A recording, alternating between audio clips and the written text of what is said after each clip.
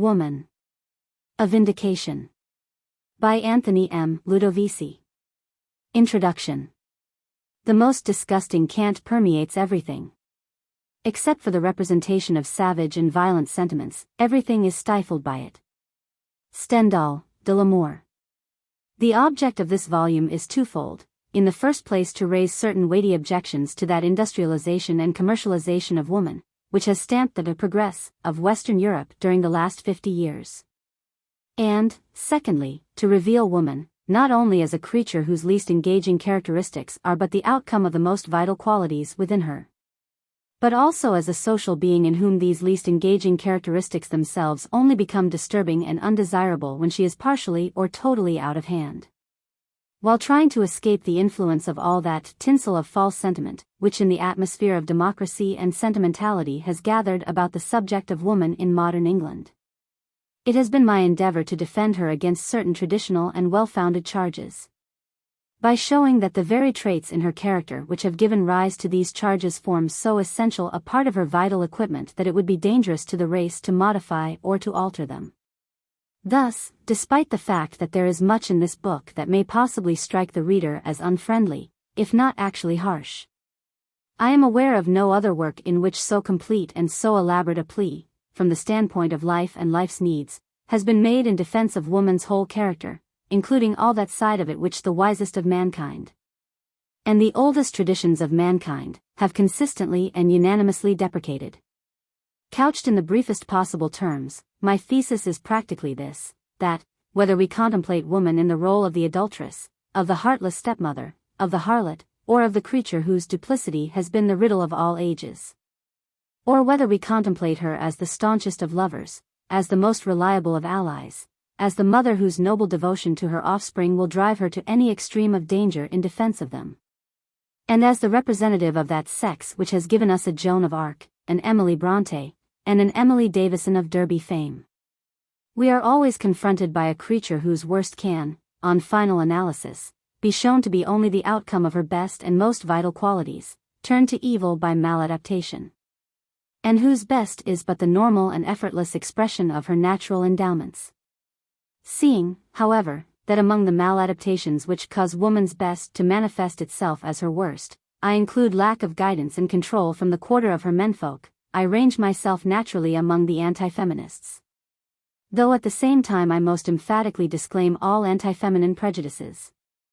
Indeed, so far from this being the case, I am a deep and passionate admirer and lover of woman. In order to love her, however, I do not find it necessary to exalt her to a plane on which all her sturdier, more vital, and more dangerous characteristics are whittled down to mere sweetness. Those to whom the love of woman depends upon so gross an idealization of her nature as to cause them to overlook or deny that wickedness in her, which is at once her greatest vital strength and her most powerful equipment as the custodian and the promoter of life, will find very little to sustain them in this love throughout the present volume. And, if in this age of safety first, they fancy that it is expedient to rear and to love only those women from whom all danger has been removed, they will find that I have endeavored to demonstrate to them the extreme peril even of this plausible ideal. As far as I know, this work represents the first radical attempt that has been made to differentiate two very definite and dissimilar types of women, the positive and the negative, and to account for their respective virtues and vices on the grounds of their peculiarities of health, tonality, vigor, and constitutional bias in favor of life. It is my belief that this is a necessary and useful differentiation, that without it there can be no clarity about woman, and that the fact that it has not been attempted by previous writers accounts for much in their work which is both unfair and untrue. It must be quite plain to everyone that in a world where so-called virtue is all too frequently the outcome of a minus rather than of a plus in vitality, it would be grossly inaccurate to class all women together. For while in the case of one woman chastity may be a great feat of discernment and self-overcoming, in the case of another whose body is less tonic and less vital, it may be the easiest of human accomplishments. All reactions are known to differ according to the vitality of the organism stimulated. To overlook tonality and vitality in any description of human beings would therefore be a most unpardonable omission. Thus, Weininger's and Schopenhauer's failure to differentiate between positive and negative women effectually invalidates, in my opinion, most of what they have said about her. While a good deal of the rest of the literature dealing with the subject of sex seems to me to fail owing to the fact that it makes no attempt to describe a standard or a norm before it proceeds to expatiate upon sex characteristics and their consequences. The fact that a classification on these broad lines does not prevent me from occasionally bringing charges which will seem severe against the very type that I most warmly recommend is in no way inconsistent with my claim that my work is a vindication. For while I show that all the charges that I myself advance are only an indictment of woman in so far as she is unguided and uncontrolled, I also defend her against many other harsh judgments which are commonly passed against her, and with which I will have nothing to do. Thus in the course of this work, the reader will find that I defend even the so-called male woman against the jibes which recently it has been the fashion to level against her. And on what grounds do I undertake her vindication? I point out that, in a nation that can boast, as England undoubtedly can, of great and worldwide masculine achievements in the past, such achievements can only have been possible because the women of the nation did not too seriously dilute the masculine qualities of the race with the element of feminine.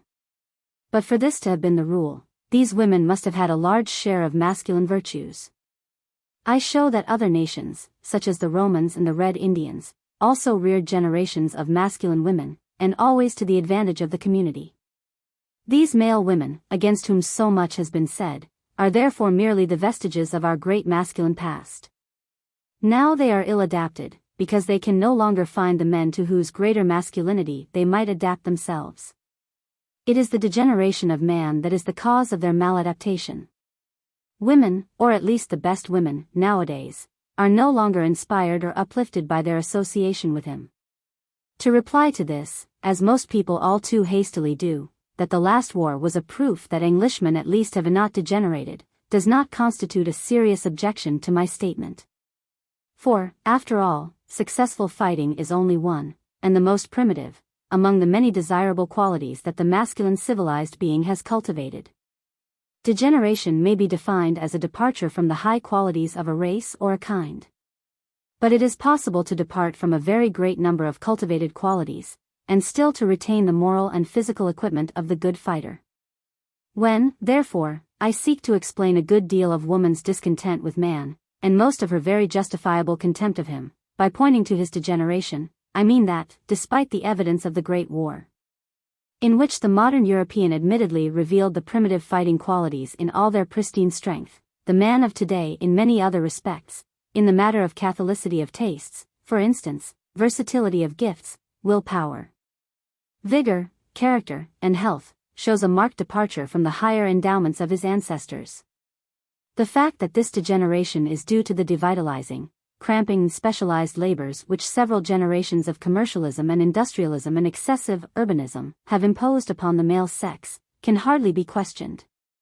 And if we are in search of an explanation of feminism, if we are anxious to discover how and why it is that women are now coming forward in large numbers to measure their strength against men in all those callings and offices which hitherto have been regarded as man's special spheres, we may be sure that the true cause of all this does not lie so much in a desirable change in woman's nature itself, as it does in an undesirable depreciation in our own general abilities, which women have been only too slow to observe. To point to the Great War in such circumstances is only cant, but like all cant, it is the outcome of a desire to spare our vanity at a moment when everything points indubitably to our humiliation. There is, however, no subject in the whole world, or at least in the whole of our English world, around which more cant has collected, than the subject of sex and the relation of the sexes. But perhaps it would be as well to make quite clear what is precisely meant by cant in this respect. With Stendhal, I am of the opinion that cant is created more by vanity than by Puritanism, or the sense of propriety. And it is because vanity is involved, that the fight against cant is so stubborn. If psychoanalysis had really assailed our vanity, instead of merely offending our sense of propriety, we should have heard much less about it. Also, we have only to think of the huge popular success of writers like Zola in order to assure ourselves that for a man's work to be hushed up and ignored, he must be guilty of a greater crime than the mere violation of the proprieties or conventions. As a rule, mankind will listen patiently when it is told of the material and not infrequently sordid animal background to some of its dearest emotions, for, after all, it is only disturbed in its prudery by such revelations. But proceed to tear away the tinsel of cant from those activities, for instance, which are alleged to be humanitarian, unselfish, or to belong to the class known as self-sacrifice. And point out how all these activities themselves invariably arise from purely egotistical emotions and desires, and mankind will immediately become both incredulous and indignant. Why is this? Obviously because a very large section of the population of the Western world find the very basis of their self-esteem in the activities enumerated. To show the egotistical root of these activities, as Hobbes, Helvetius, Stendhal, and Nietzsche consistently did, is therefore to wound these people in the very sanctuary of their vanity. And those against whom this kind of violence is attempted nowadays usually retaliate with both rancor and rage.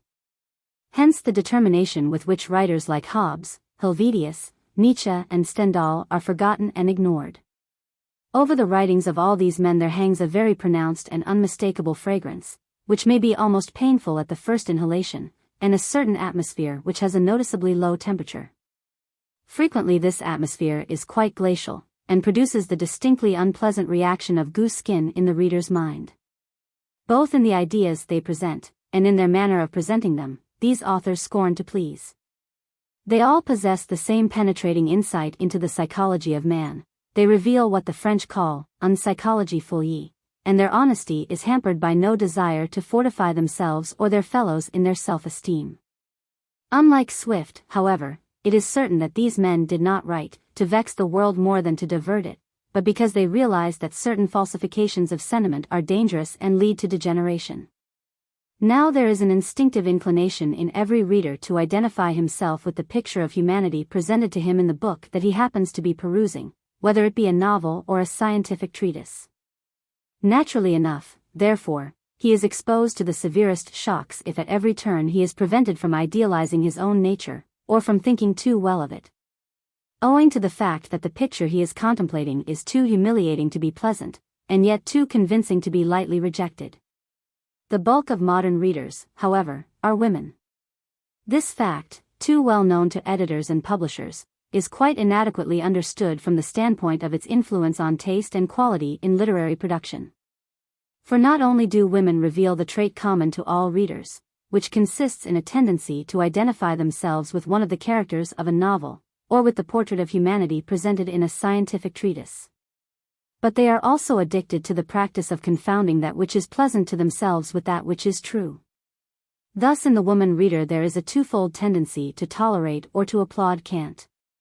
For, on the one hand, she views truth hedonistically, and, on the other, she feels deep discomfiture, either when she finds herself unable, through her false idealization of herself and her motives, to identify herself with the anti-cant portrayal of a certain heroine, Stendhal's fallacy feline, for instance, or, when she finds her reading of human nature, which is based upon her idealized reading of herself, affronted by a picture of humanity which shatters her rosy view.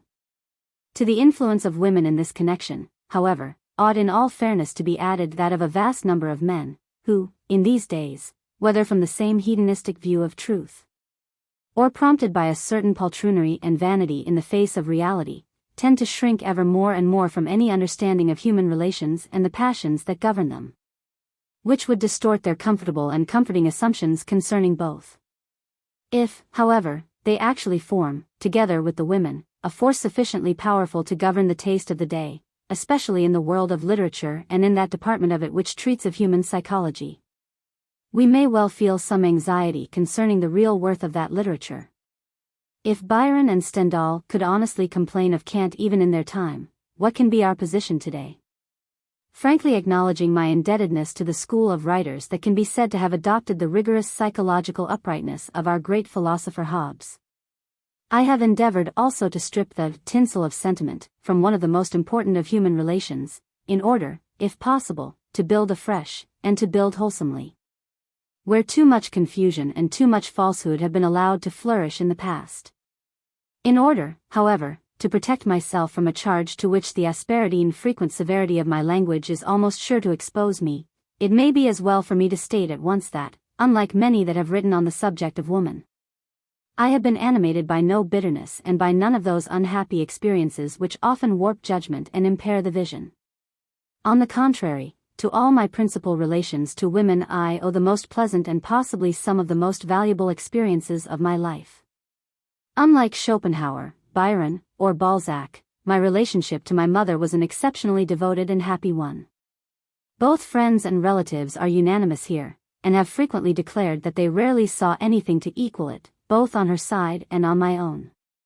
Up to the time of her death she was my best and dearest friend, and in my passionate love for her, my love for my subject may well be said to have begun. What has my relation to other women been? In this regard I can only say that, though I have spent an enormous amount of my time with women, I have never suffered the smallest wrong at the hands of any one of them. Neither have I had any experience which could possibly give me a distorted view of the sex, or a resentful attitude towards it as a whole. I have learned a tremendous deal from women, and, having not a little of the woman in me besides, and to comprise is to comprehend. I have through the usual channels of introspection been able to supplement my objective studies with a good deal of subjective information.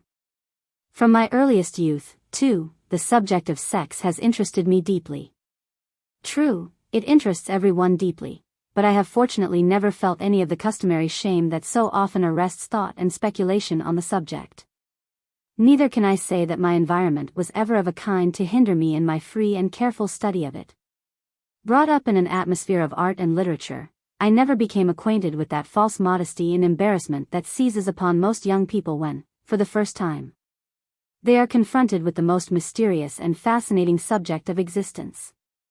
I was allowed to dwell on the question, had no reason to suppose it was wrong to do so, and even when, at the age of 10, I took my first steps in the science of physiology, a subject I used to beg all my elders to instruct me upon, and they little knew that I was anticipating, by at least 6 years, a passionate interest in the principal and most fundamental question of human relations.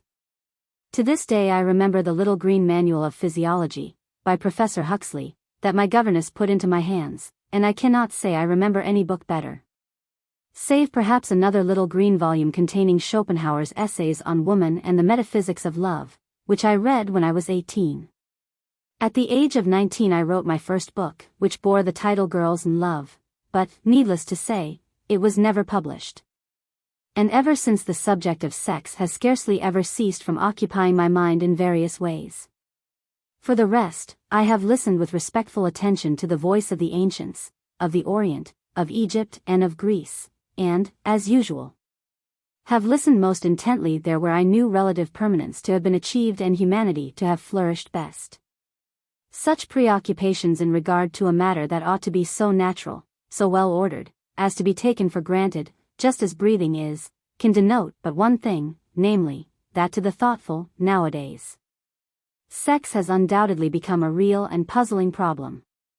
That is to say, something that is not in order, that is not properly understood, and that every one has, as it were, to face and to overcome for himself afresh, before he can carry on, and before he can allow time and age to overtake him. In the present work I have attempted to be as clear and as straightforward as is compatible with the task of handling a delicate subject delicately. I am convinced that a good deal of the dangerous silence that hangs over the vital and fundamental questions I shall sometimes have to touch upon, owes its existence for the most part to the unfortunate fact that the subject of sex, outside medical circles, has hitherto usually been confronted by only two classes of mind, the puritanically prudish, who have done their best to shelve it, and their opposite extreme, the licentious and libidinous, who have refrained from no excess or extravagance that could possibly offend and startle their opponents in the opposite camp. With neither of these classes have I any connection. I object to the licentious as wholeheartedly as to the puritanical. I protest against being suspected unjustly of a licentious turn of mind, because I venture to speak freely concerning a subject that is systematically hushed up to the peril of all. I also protest most emphatically against being suspected of puritanism because I make no attempt to conceal my loathing of certain modern aspects of the sexual relationship. Part 1. Preliminary Considerations. Chapter 1. Positiveness, the saying of, yeah, to life. 1. Sex versus death. A scheme of life that includes death as the periodic end of each generation of beings must, if it is to persist, include some form of periodic reproduction of life. Reproduction, or the reproducing of a fresh generation of beings, is thus the necessary balance of death. This sounds the merest platitude. But it is a platitude that cannot be dwelt upon too often or too carefully, if one remembers how constantly and obstinately its consequences are denied or vilified. To speak of the higher organic life on this globe as sexual, therefore, is merely to state in other words, that all higher organic life is doomed to die, and must be replaced by new life. Abolish death and you abolish the meaning and the need of sex and reproduction. Abolish sex and reproduction, and, if you cannot establish eternal higher organic life, the higher organic life of the globe must forever perish. At least for human beings and myriads of animals, death and sex are consequently counterparts. Sex with its purpose, reproduction, might be regarded as the contrivance for circumventing death, for nullifying it, for cheating it of its complete victory over life. And that is why all dreams or concepts of eternal life are, and cannot help being, tainted by a certain hostility to sex, because where eternal life is the scheme, sex drops out. Conversely, all hostility to eternal life is and cannot help being tainted by a certain positiveness, friendliness and favor towards mortal life and its ally sex, because where eternal life is an impossibility, sex is indispensable. It is for this reason that, in its depths, Christianity is more logical and more acceptable to a rational man than Mohammedanism. Christianity, accepting the concept eternal life, says, in heaven there will be no marriage or giving in marriage. It realized that you cannot eat your cake and have it. Mohammedanism, while accepting the concept eternal life, imagines an eternity of sex life into the bargain, which is an absurdity. Muhammad did not realize that you cannot eat your cake and have it. Read the Quran and you will understand how it happened that he could be guilty of this confusion of thought. Sex, then, while as a scheme it is opposed to eternal life, is nevertheless the enemy of death, the most unconquerable, crafty, resourceful and untiring enemy of death, so much so, indeed, that whereas mortal life is not nearly such a good opposite of death as is eternal life, for the dead mortal is eternally dead to this world, sex might, and in this book will be regarded as the opposite of death, the reverse of death. This point is important in any case, but it is particularly important to me in this book, because all my conclusions will be based upon it. To repeat, then, the equation reads, sex equals mortal life. No sex equals eternal life, or, in the absence of eternal life, death. From this chapter onwards, however, save in regard to the one particular question of virtue, I shall cease from considering eternal life. Because, as we see from the equation, eternal life and death come strangely as correlatives together, that is to say, for all ordinary purposes, and as far as this world is concerned, they mean the same thing, they both oppose mortal life and sex. A very significant conclusion arises from this, that in this conflict of sex and death, all those who are opposed to sex, or who call it a sin, or who associate it with guilt, or who cast odium upon it, range themselves on the side of death. While all those who stand by sex, favor it, wish to vindicate it, and claim for it a character absolutely free from all sin, guilt or odium, range themselves against death. Here Christianity is quite logical.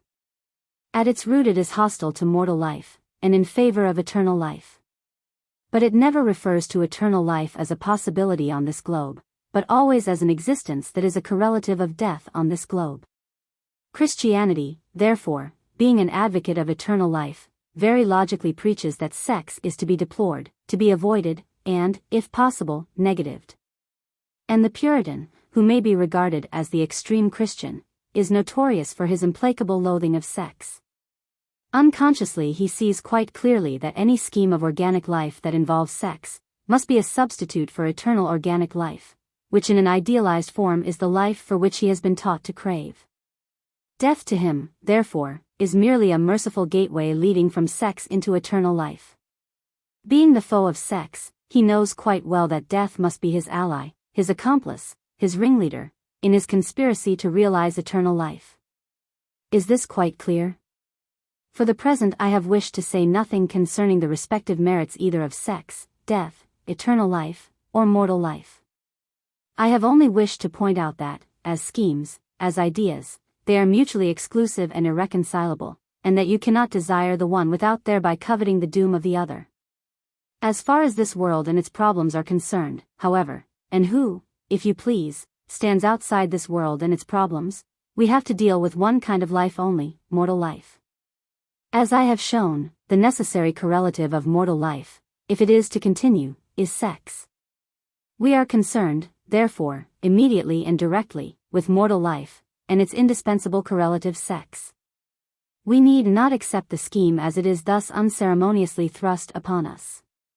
We can deny mortal life and its concomitant need, sex, by putting an end to everything at least for ourselves, through straightway committing suicide the very moment we realize that mortal life and sex are undesirable.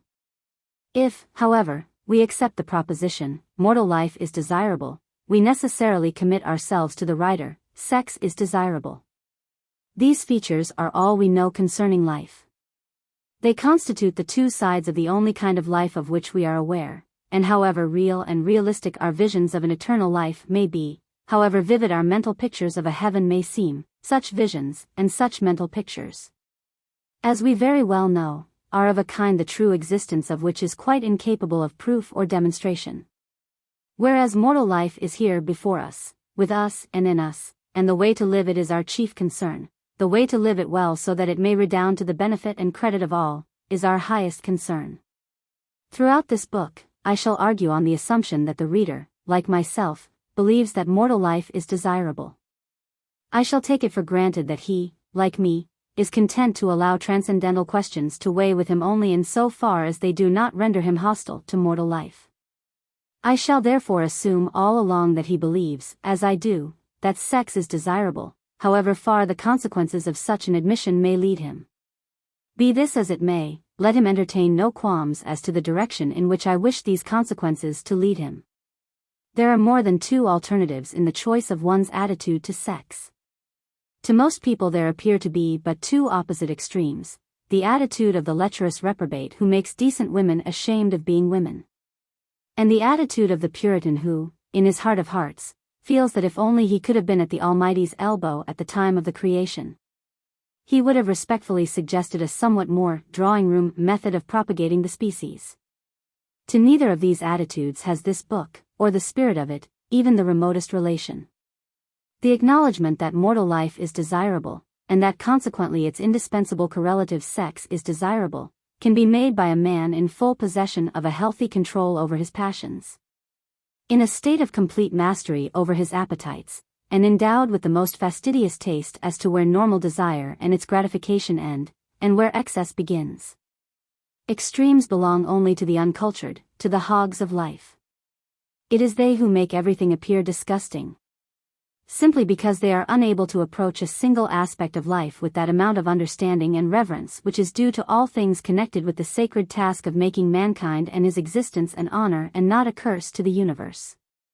To accept the proposition that mortal life is desirable and to commit one's self by so doing to its inevitable writer that sex is desirable, may lead one very far, as this book will show. But, if it lead one to a tastelessly pornographic or licentious attitude towards the most fundamental instinct of life, then one is of a nature that has no right to mortal life, much less, therefore, to its indispensable correlative sex. Without wishing to labor this point, but with a keen sense of the host of misunderstandings and prejudices that will cling like barnacles to a book of this kind, unless I make my position unmistakably clear from the start. Let me put the case a little differently by the use of another instinct of mortal life. Let me say, to accept the proposition, mortal life is desirable, is to commit one's self to its inevitable writer that eating and drinking are desirable. There is no objection to this statement as it stands. All who endorse mortal life also endorse eating and drinking. And those who attack eating and drinking, simultaneously strike at mortal life. This conclusion, however, provides absolutely no sanction for those who are sufficiently material and gross to make food and drink things of shame and of horror. No man, therefore, need fear lest by acknowledging that eating and drinking are desirable he should find himself supporting gluttony, drunkenness and bestiality of all kinds. It is, however, a strange and significant coincidence that, where we find hostility to sex, we also find a certain suspicion of all things connected with the body. The Puritans did not accept sex as desirable. At the best they held it to be a necessary evil, but we also find the Puritans hostile to eating and drinking, and not only to excessive eating and drinking. I have already shown with sufficient elaboration elsewhere what regrettable reforms in food and drink they introduced into England in the 17th century. This only supports my contention that you cannot be hostile to sex without being hostile to mortal life in general. If, therefore, you believe that the acceptance of sex is immoral, as Otto Weininger did. If you believe, as he did, that woman is the sin of man, if, moreover, you claim, as he did, that it is the Jew and the woman who are the apostles of pairing to bring guilt on mankind, if, again, you assert that sexual union is immoral, that women must really and truly and spontaneously relinquish it, that woman will exist as long as man's guilt is inexpiated, until he has really vanquished his own sexuality, that man must free himself of sex, for in that way, and that way alone, can he free woman, and, finally, this gem of negativeness, all sexuality implies degradation. If this be your position, I say, then, you must logically be hostile to mortal life, and you cannot rationally accept it. Your only course is to commit suicide. This, as we know, Otto Weininger was logical and consistent enough to do. He died by his own hand on October 4, 1903. 2. Mortal life and its consequences. Accepted. As we have seen, it is impossible to have it both ways and to remain consistent. You are at liberty, of course, to take up the Puritans, or Otto Weininger's, or St. Paul's attitude towards sex, but, by so doing, you straightway disclaim mortal life itself and reject it utterly. Let this be quite clear to you before you go any further, because a good deal depends upon this simple but profoundly significant issue. The fact that St. Paul and the Puritans did not put an end to themselves right away, as Otto Weininger was clear-headed and honest enough to do, need not disturb you. Fanatics are rarely clear-headed, and they are scarcely ever honest. It is sufficient for my purpose to point to St. Paul's and the Puritans' hostility to life in general in order to show that, although they did not reach the logical end of their journey, they were certainly well advanced along the road thither. Besides, if you study St. Paul and the Puritans, you will find, as I have done, that there is perhaps another explanation to their apparent inconsistency. A man may remain longer than he likes in a certain vicinity or apartment, if he feels it his duty, before taking his leave, to get others to accompany him thence, to persuade and exhort others to forsake the place as well. St. Paul certainly felt it his duty to act in this way, and so for that matter did Schopenhauer. For us who accept mortal life and say, yeah, to it wholeheartedly, there are certain very grave duties too. The thing to which we say, yeah, we wish to keep both clean, sweet and alluring. This world is our home, and we take a pride in it. We must make it such that we are able to take a pride in it. We recognize that mortal life includes pain as a prominent factor. But, provided that pain is practically inseparable from the best purposes of life, as, for instance, the pain of self-discipline, self-mastership, the pain of habituation to new knowledge, new arts, the pain resulting from the natural relationships to our myriads of fellows, and the pains of childbirth, we say, yeah, to it too, and with the same wholeheartedness. We do not shrink from pain, as Schopenhauer did, we do not magnify it or concentrate upon it, as he did, and condemn the whole of existence because of it. We do not call our glorious history, as the king of the animals, the martyrdom of man, as Winwood Reade did. We call our history the triumph of man. And it is because we wish to maintain it as the triumph of man that we face it with spirit and positiveness. Our duties are grave, I say. They involve everything, in fact, that can be conceived as belonging to the task of keeping that to which we say, yeah, in the highest degree worthy of our, yeah, worthy, that is to say, of our unreserved acceptance. The conduct of mortal life, therefore, is our principal concern. And for this conduct to be correct and fruitful in good things, we must be quite clear as to the shall, and the shall not, of what we should hate and what we should love, of what we should call bad, and what we should call good. Throughout this book the word good will always mean that which is favorable to the best kind of mortal life and its multiplication. If this book reveals any hate at all, it will be for that which is hostile to the best kind of life, and if it reveals any love at all, it will be for everything that is friendly to the best kind of life. This takes us far, no doubt. But not farther, I believe, than anyone should wish to go who has said, yeah, honestly and sanguinely to mortal life. For instance, in opposition to men like St. Paul, Knox, Calvin, Prynne, Schopenhauer, Otto Weininger and their like, we say that sex is good, woman is good, the flesh is good. And we heartily dislike men like St. Paul, Knox, Calvin, Prynne, Schopenhauer and Otto Weininger because their attitude shows not only hostility to woman and to sex, but also, by implication, to mortal life, to which we have said, yeah. We call good all that which actuates us and maintains us in a proper exercise of our functions, and makes mortal life desirable: appetite, desire, lust, motherhood, fertility, reproductive love, reverence for the body, prepossession in favor of health and prejudice against sickness, respect of love, of beauty and of its multiplication. We also call good the loathing of ugliness and the desire to suppress it. We therefore approve of deep suspicion towards ugliness and illness, and towards everything and everybody that attempts to give ugliness and illness fine-sounding and euphemistic names, and we cultivate a love of moderation and a loathing of excess. We call bad all that thwarts us in a proper exercise of our functions and all that makes mortal life undesirable or seem undesirable: loss of appetite or desire, the abuse of appetite or desire, as of all things. The finding of excuses or extenuating circumstances for ugliness, botchness and sickness. We also call the following bad: excess, sterility, non-reproductive love, prostitution, homosexuality, irreverence towards the body, the setting of transcendental questions before vital questions. On our side, in our advocacy of the first-named things, we have our instincts which, if they are sound, confirm us on every point. It frequently happens, however, that mortal life is so difficult, and those who preach against it are so many, so eloquent and so powerful, that we need almost an intellectual assent over and above our instinctive acceptance of it. For it is precisely in the moments of our greatest weakness, when we feel uncertain, when we have made mistakes and know that we have erred, that the preachers against life and the body, and against the fundamental instincts and desires of mortal life, will seem to be right, will seem almost to convince us that they are right. Like vultures they wait afar off till they see the body of our trust and hope in life, the corpse of our clean conscience, prostrate on the ground, and then down they swoop and devour the carrion that is their natural food. It is before such disasters happen that an intellectual assent to the deepest promptings of our instincts is the greatest need of all.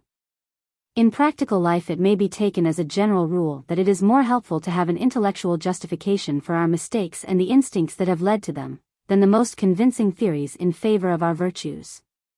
For it is innocence in the exercise of our natural functions that the preachers against mortal life and the body are most anxious to undermine, and most successful in undermining. And how often, particularly when an instinct has, so to speak, drawn in its horns, or ceased to assert itself owing to a momentary mistake, check or rebuff. Would not an intellectual justification of its vigorous reassertion help us to tide over the evil hour without our falling a prey to the opposing party, to the enemies of mortal life and the body? If, however, we bear in mind the maxim that everything is good that is favorable to the best kind of mortal life, and everything is bad that is unfavorable to the best kind of life. If, moreover, we stand bravely and firmly by the principle that mortal life is acceptable and desirable, and therefore that all it exacts for its continuance must also be acceptable and desirable, and consequently that the things of the body, beauty, charm, ardor, together with the flesh, the world, sex, woman, procreation, multiplication and good food, are for the glory, joy, and exaltation of mortal life and man. If, over and above all this, we heroically embrace pain as a necessary incidental factor in the process of living, then, I say, we have an intellectual weapon far more formidable and far more effective for the warding off of those vultures of gloom and doubt, the preachers against life and the body, than any known engine of destruction could possibly be. It is this intellectual attitude to mortal life, with all its consequences in our code of morals, our likes and dislikes, That throughout this book I shall call the positive or yes-saying attitude, while the opposite attitude of mind will be designated by the word negative. Nor shall I refer any longer in these pages to immortal life, but will speak merely of life itself, for not only is it the only kind of life that will concern me here, but also, as we know nothing about eternal life, and our only notions of life are derived entirely from what we know of mortal life and life are to all intents and purposes one and the same thing for us. And the expression, mortal life, can well fall out at this stage of the discussion. 3. The characteristics of the positive mind. Unless they are very delicate or very sick, all children are positive. They are fresh from the anvil of life.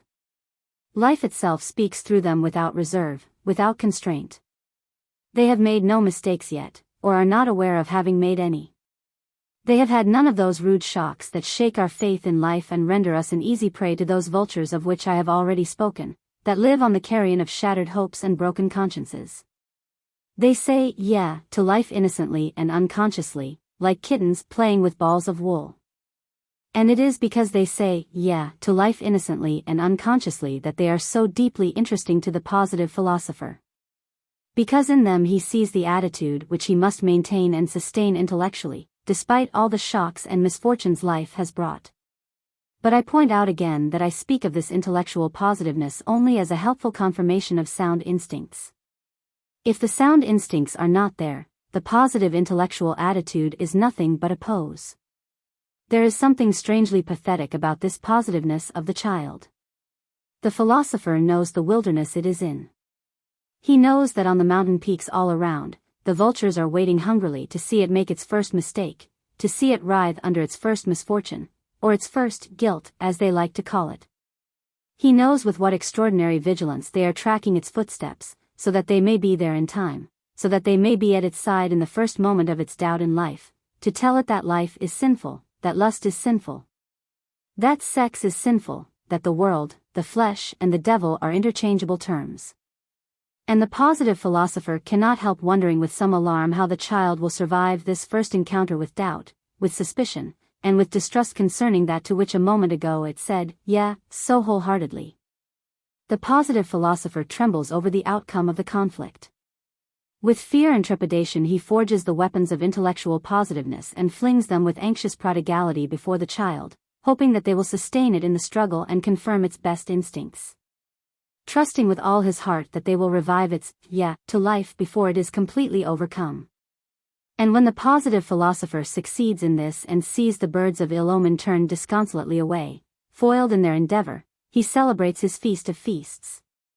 Because there is more rejoicing in his heart over one child that is saved from negativeness than over thousands that repent.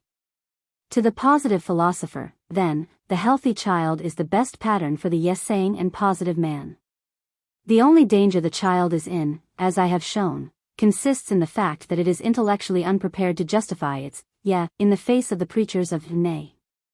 Apart from this one flaw, however, which in a universally positive world would not be felt as a disadvantage at all, because it is only in negative environments and negative ages that a conscious or intellectual confirmation of one's soundest instincts is necessary, the child, or the animal for that matter, presents the perfect example of the positive attitude towards life. The positive philosopher, therefore, learns from the child, and watches it with interest. The principal characteristic of the healthy child is, that it does not play with its primary appetites, it does not laugh about them. It cannot abide a joke about them. Watch a healthy child eat. It is absolutely serious, absorbed, concentrated, intent. A very healthy boy will even frown over his meal, just as he will frown when he eats a piece of chocolate. It is obvious from his expression that eating is no joke with him. It is one of the gravest, most pressing, most engrossing interests in life. And the same holds good of all healthy, positive adults. Watch a healthy and positive adult at his meals. He is serious to a fault. It is only when the demands of his body have been satisfied that he begins to indulge in levity. The man who habitually jokes at the beginning of a meal is past salvation. He is negative by nature and cannot be rescued. Seriousness towards the primary instinct of self-preservation is one of the principal characteristics of the healthy child. But the healthy child is not yet fully, consciously concerned about any other instinct. If, for instance, it were fully conscious of the reproductive instinct, we may be quite sure that it would take it quite seriously too, for it is serious, most serious perhaps, even when it is playing. In spite of all the apparent lightheartedness of the healthy child, which is all that superficial people can see in it. In spite of the ease with which it turns from sleep to wakefulness, from tears to laughter, and vice versa, there is a profundity, a sobriety, a solidity about its seriousness that nothing can affect. It takes its own body, itself, the world, and life tremendously seriously. It takes its wants and its desires seriously. It takes its loves and its hates seriously. Little children can be homicidal in their loathing of other children. They can be heroic in their devotion. Those who always depict children with a smile on their chubby faces, and hopping about on one leg, know nothing about them. They know nothing of the imperturbable gravity of the child, and of positiveness generally. To watch the face of an elderly, negative spinster when a really healthy boy loses his temper, is to witness in one human countenance the whole history of the long conflict between those vultures of which I have spoken and the artless yesayer to life. Later on, if he is carefully handled, this boy will take his love seriously. He will cling to the girl he chooses in a manner that will make that same spinster marvel at his determination, and he will be as fierce and as serious in his desire for the woman of his choice as he once was over his games, over his hates, and over his meals. Laughter is not nearly such a common characteristic of healthy positive life as the superficial imagine, more particularly noisy laughter. In every mixed party where much loud laughter or shrill laughter is heard, there is sure to be a good deal, not of gaiety, not of wanton spirits, but of nervous irascibility, sexual excitation, and particularly sexual abstinence, exasperation and negativeness. He who travels the world over ascertains this curious fact, that loud, shrill laughter is essentially the social noise of puritanical countries. Positive people take too serious an attitude to life, to themselves, to each other, and particularly to members of the opposite sex, constantly to vent what they feel in an idle cackle or giggle. They laugh, but their hilarity is short, violent, and apparently effective, because it seems to relieve them for longer periods than does the laughter of negative people. One of the chief characteristics of the positive mind, then, is the gravity, the solemn interest, with which it confronts life itself, the body that holds it, and everything vital, including sex. Behold the healthy child, and you have an automaton guided absolutely by a positive mind. To retain this positive mind throughout one's youth and adulthood is the greatest triumph, particularly nowadays, that anyone can achieve. He who achieves it may well laugh, he has a right to laugh. For he has mastered the most redoubtable foe a man can encounter, the powerful false values that are now seeking to prevail everywhere, and over the victims of which the vultures are muttering their thanksgiving. The only positive form of laughter is the expression of a consciousness of acquired power.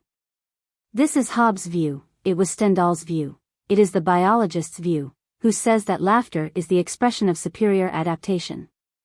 Another characteristic of the positive mind is its forgetfulness in regard to the things that incapacitate it for taking a lively interest in life.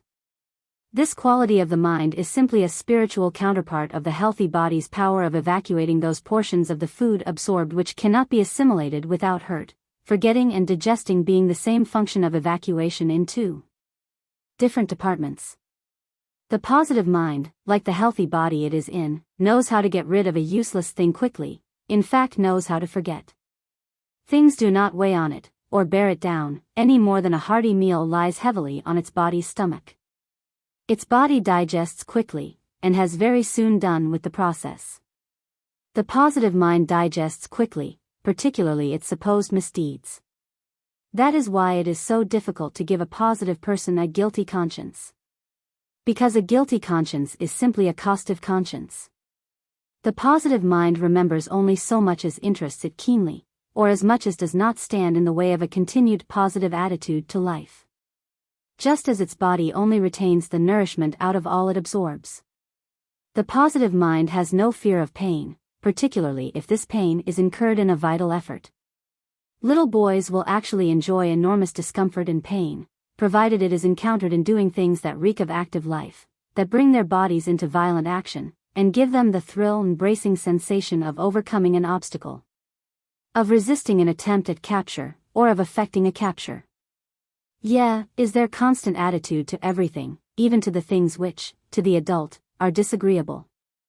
I remember on one occasion, when I was walking home from a friend's house in the pouring rain, I met that same friend's two little sons returning at a perfectly leisurely pace from school. I had an umbrella, they had not.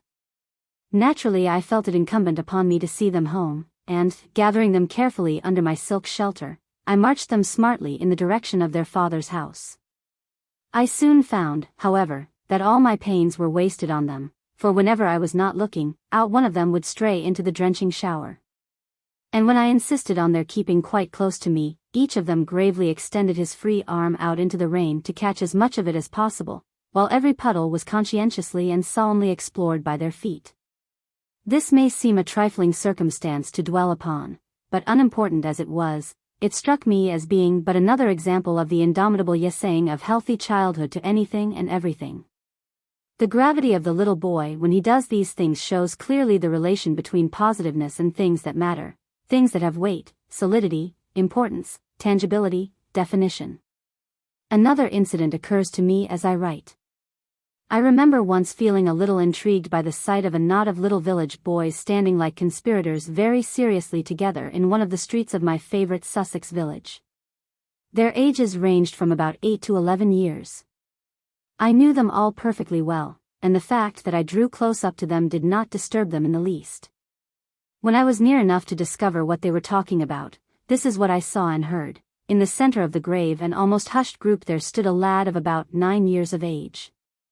He was exhibiting his dirty hands proudly and almost arrogantly to his friends, and the latter were listening with rapt attention to his harangue.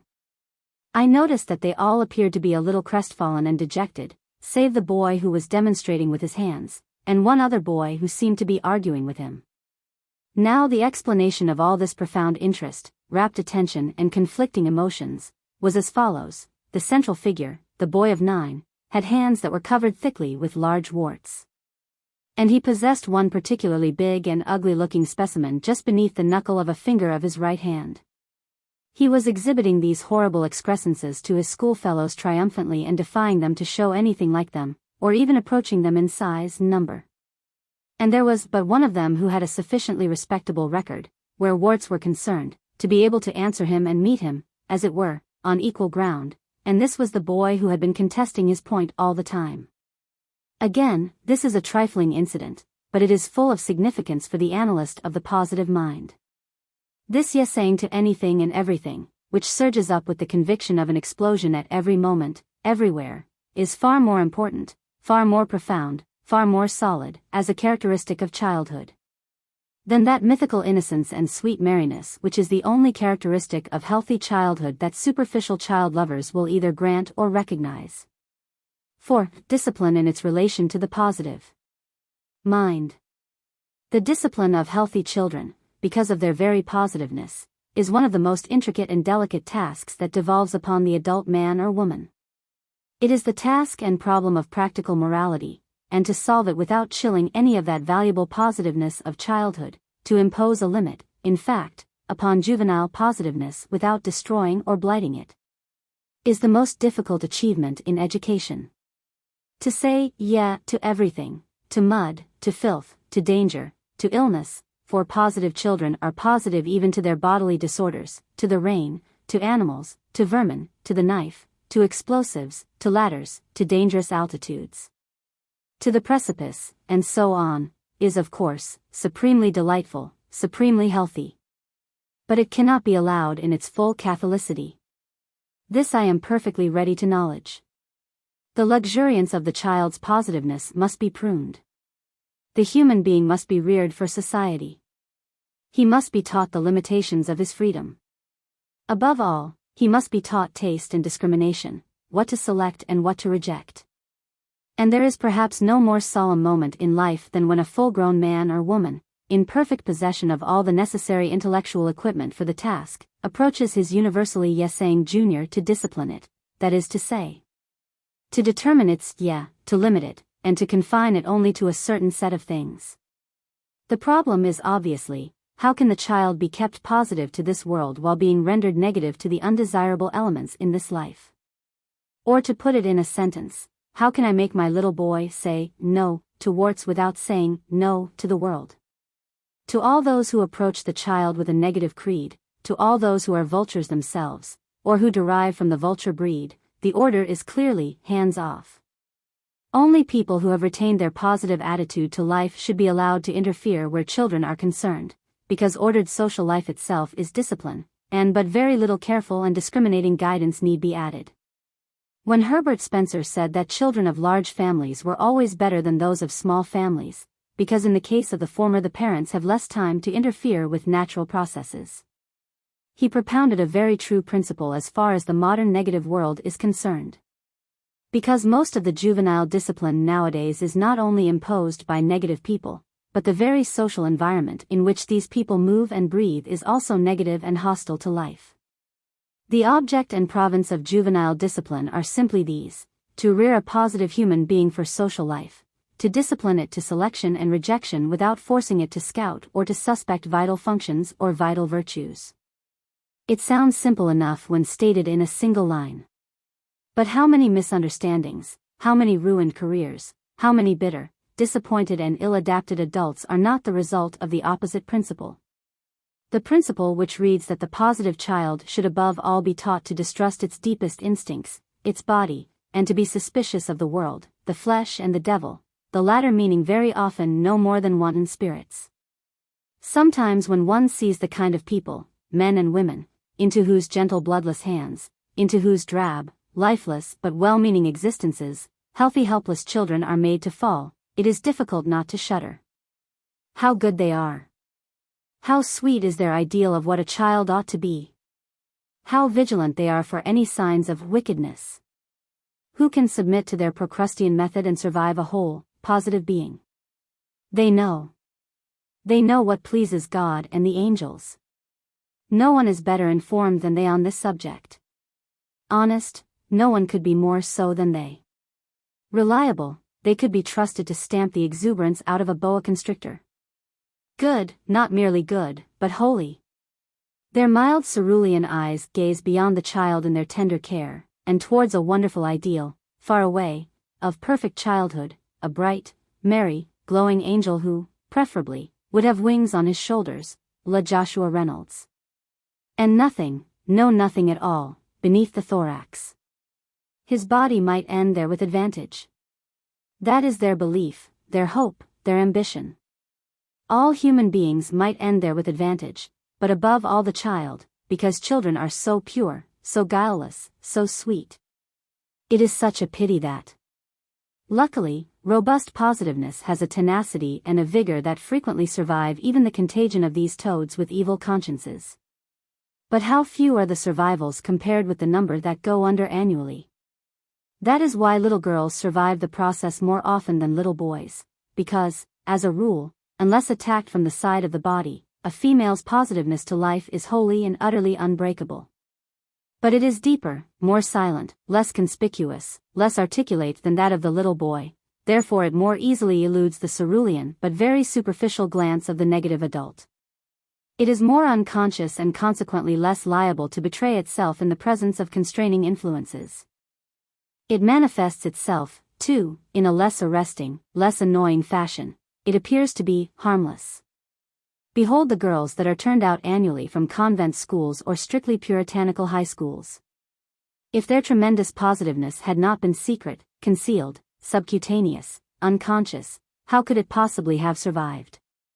Again and again I have heard the negative adult deny a passionate positive temperament in a little girl, when I saw it clearly. It is this mistake, this inability to detect a trait that is deep enough to be very far below the surface, that is alone responsible for the salvation of thousands of girls today. Modern man is not only less positive generally than woman, but the modicum of positiveness he possesses is also more apparent, less resisting, more self-assertive, more conscious and therefore less secret.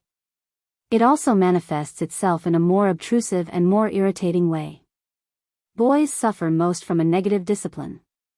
Men are suffering most physically and mentally from our negative age. Women only suffer from the indirect results of the age, that is to say, from the deterioration it causes in their men. Footnotes. See Street Matthew, chapter 22. Verse 30, For in the resurrection they neither marry, nor are given in marriage, but are as the angels of God in heaven.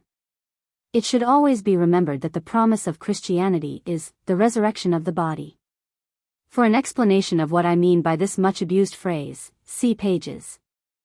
See My Defense of Aristocracy, Constable, chapter 5. See Sex and Character, Heinemann, 1906. Ibid, p. Ibid, p. Ibid, p. Ibid, p. Ibid, p. Ibid, p. Opsit, p.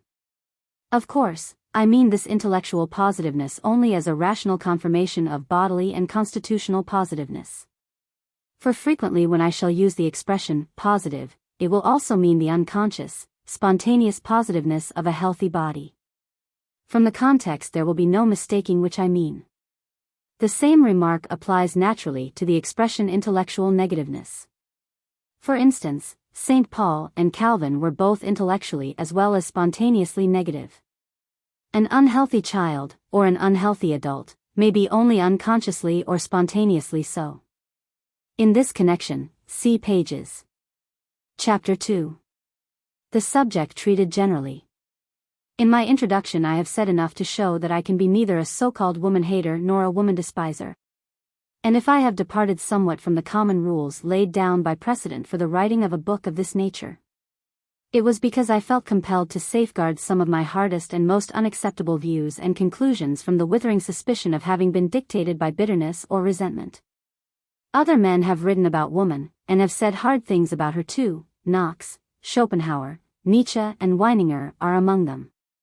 Neither Knox, Schopenhauer or Nietzsche, however, started life with such a large fund of prepossession in her favor. Neither Knox, Schopenhauer or Nietzsche can be said to have been free, as I am, from those bitter experiences and shocks that distort one's vision and destroy one's focus. If I appear to say things that are hard, therefore let it be plainly understood at this stage in my work, that I do so only because I wish to speak frankly and clearly about my subject. And that in view of the muddled and maudlin misunderstandings that now hang like a stifling mist over the female sex, it is impossible to dissipate errors or to take up a clear and definite stand at all, without occasionally seeming hard, unrelenting, metallic. Any flash may be taken for a flash of steel, particularly when one is in a fog. My intention in writing this book was to save woman from the cruel misconceptions that are steadily undermining her body and her character. And although there is much in my work that will try the patience and the endurance of many of my readers, particularly men and unhealthy women, I could not possibly eliminate a single one of the more provocative passages without failing in what I feel to be my duty to my undertaking. I maintain that woman is now miserable, wretched, desperate. I am not one of those who are certain that present woman is a product of man's own fashioning. If she were, she would not be miserable, because, step by step, as man has advanced, or declined, she too would have changed, and thus remained his adapted and contented mate. But there is something essentially idiosyncratic in woman, something that makes her an individual, unalterable and forever fixed, something that nothing can fashion. You can make her miserable, you can make her sick, you cannot change her. I would go further and say, that all women from Pekin to London and Lisbon are the same. They are only a little more happy or healthy, or a little more miserable and ill, according as to whether their men do or do not understand how to treat them. Disbelieving utterly, as I do, in the theory that modern woman is as man has made her, I mean apart from her wretchedness or sickness, of course, I cannot uphold the view that woman has any destiny to work out for herself. She has no true womanhood that has yet to be sought and found while we leave her alone. We cannot leave her alone. The moment we leave her alone she ceases to be true woman. Where, then, could she go alone to seek and find her true womanhood? All those who speak of a true womanhood to be sought and found away from us and from the children we give her, would do both woman and the world a kindness, a great and inestimable kindness, in henceforward forever holding their tongues on the subject of woman. We try to soothe our consciences, we try to slur over our social mistakes, we sneakingly pretend to ignore the fact that our social life is wrong. And we, and even some women themselves, preach the accursed doctrine that there is a true womanhood to be sought and found in women alone, by women alone, for women alone. We have not, cannot, will not, do our duty by women, and we assuage their blind and often unconscious misery by this damnable falsehood which thousands of them in their trustfulness believe. We tell them that somewhere in the far away, in the never-never land, not in the backwoods of superior Bunkum, there is a true woman, a hybrid of a misunderstood Joan of Arc and a glacier. She is alone glorying in her true womanhood. No man has fashioned her. She has no fashioning, or fashion either, for that matter, and she simply sits and exults in her manless, childless, splendid independence. Towards this ideal we bid our sisters strive, nay, some of our sisters themselves bid their sisters strive, and we have not enough decency left to blush at our perfidy, at our blackguardly deception. The problem is out of hand. Its difficulties have proved too much for us, otherwise we could not have the barefaced duplicity to settle it in this transparently farcical manner. What should we think of a cattle farmer, who, on discovering that he had not enough pasture land for all his sheep, taught the pastureless ones, when they had grown thin and wan for want of their proper food, that there was a true sheephood somewhere, a lofty ideal, a sheephood that could go without pasture land and without grass altogether. A sheephood that was self-contained and self-reliant, independent and indisputable, and that they were to go in search of that true sheephood, and if necessary grow thinner and less attractive every day in their search for it?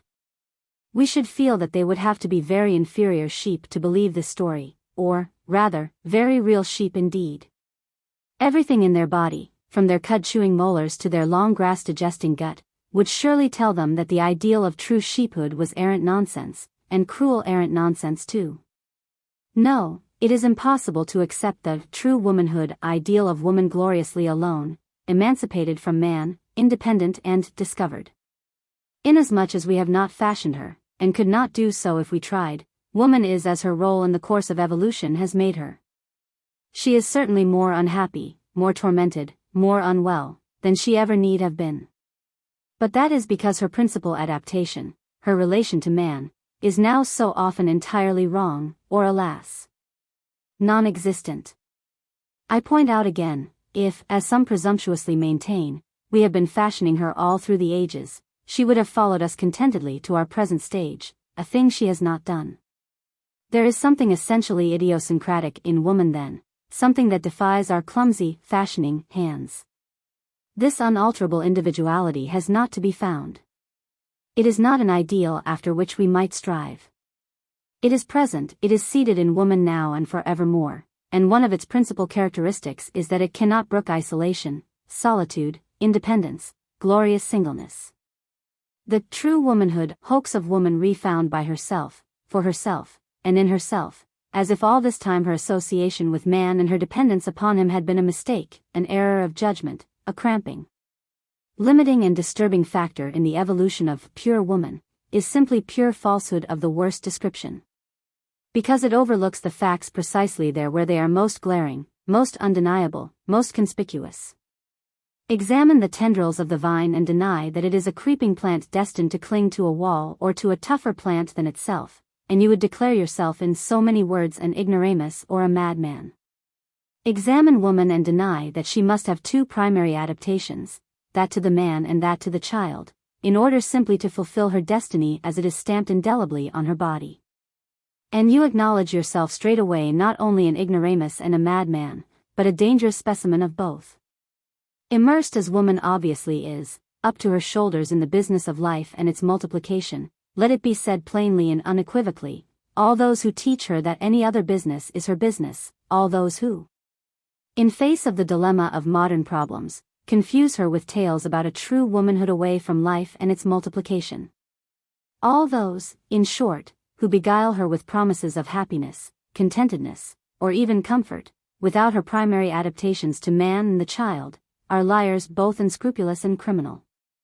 And here I have touched upon what I claim to be idiosyncratic and perfectly individual in woman, her deep and almost whole-bodied concern with life and its multiplication. Above all the other functional differences and similarities between the sexes, this fundamental trait must prevail as a permanent and ineradicable characteristic of woman, and it is the bedrock on which we must build, and from which we must set out. If we wish to arrive at a clear and untainted image of woman as distinct from man. When, moreover, one remembers that this principal characteristic of hers is the seed and generating force of all her will, her leading instincts and her virtues.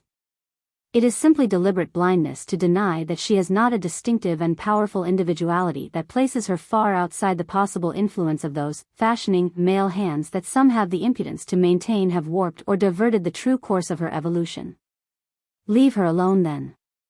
Leave her to work out her own salvation, and like Nora in Ibsen's Doll's House, to venture single-handed in search of that true womanhood which according to some theorists has yet to be found, and has never yet been allowed a free development. And what happens? She ceases from being a true woman at her very first step into the wilderness of isolation. She denies her principal characteristic, her distinctive individuality, by the very act of desertion constituted by her flight into so-called freedom and autonomy. For the only power that rules woman with an iron hand, the only power that molds her destiny and actuates her behavior and aspirations, she can never desert, and that is a power far more inexorable and irresistible than the power of man. It is the power of life itself, with which she is much more deeply, secretly and thoroughly in touch than we are, or could ever hope to be. We are an amputation from life, to which we return only at odd intervals, as it were to pay tribute. She is life's uninterrupted stream that receives this tribute. I repeat, therefore, that while we have the power to make woman miserable and ill, a power which for the last 250 years in England we have exercised with ever-increasing folly, we have no more right to boast that we have molded or directed her evolution than we have a right to boast of having shaped the stars and the moon. And those women who allow us this boast and who accuse us of having arrested their development, whatever that may mean, or of having distorted their true individuality, fall with treacherous perfidy to their sex. Into the ranks of woman's worst enemies. How have we made woman miserable and ill? Let me explain what misery and illness means. Put a mole to live upon a concrete floor, lay a frog in a parched sandy plain, and confine the agile cat to a space only just large enough to allow it to lash its tail. And you will have succeeded so thoroughly in thwarting the primary instincts of these three animals, the subterranean life of the mole, for which its large forelegs and its whole body crave. The amphibious life of the frog after which its webbed feet and nimble limbs hanker, and the stalking, hunting and prowling lust of the cat to which all its magnificent body is so superbly adjusted, that you will have made them utterly and desperately miserable and probably ill as well. What have you done? You have deprived them of their primary adaptations. The same holds good of woman. Millions of women today are hopelessly irrevocably deprived of their primary adaptations, and even those who are given their primary adaptations, so frequently receive them in a form that is inadequate and unsatisfying, effete and inferior. That even among the married women of our day there is a depth of disappointment, disillusionment, and vague dissatisfaction that makes some of them even more miserable than their single sisters. The latter, at least, are still able to hope against hope, a wonderful power in women. The others can only await the end, knowing the worst and knowing that everything is hopeless. How do we men absolve ourselves from the blame of this? For it is certainly we who mold society and ourselves, even if we do not mold women. How do we try to evade, escape, circumvent the main issue? We have the effrontery to teach women the doctrine that since we fail them both in quantity and quality, there is a life away from us and the children they could have from us that is worth living. We do not scruple to tell them that they can be happy, content, comfortable, without the surroundings to which they are primarily adapted. We abet and promote a process by which millions of our women deliberately turn their backs upon their primary adaptations, and spring to our side like neuters in the arena of our active life, our besotting duties, our drudgery. But not content with undermining their health and their happiness by denying the just privilege of their primary adaptations, we undermine their spirits by casting them like convicts into the wheels of the very machine that has already reduced us to such pale shadows of our former selves, such faint echoes of manhood, that they were rightly growing dissatisfied with us. But not only that, we taught them that they could find happiness in this independence, in this single-handed struggle, happiness.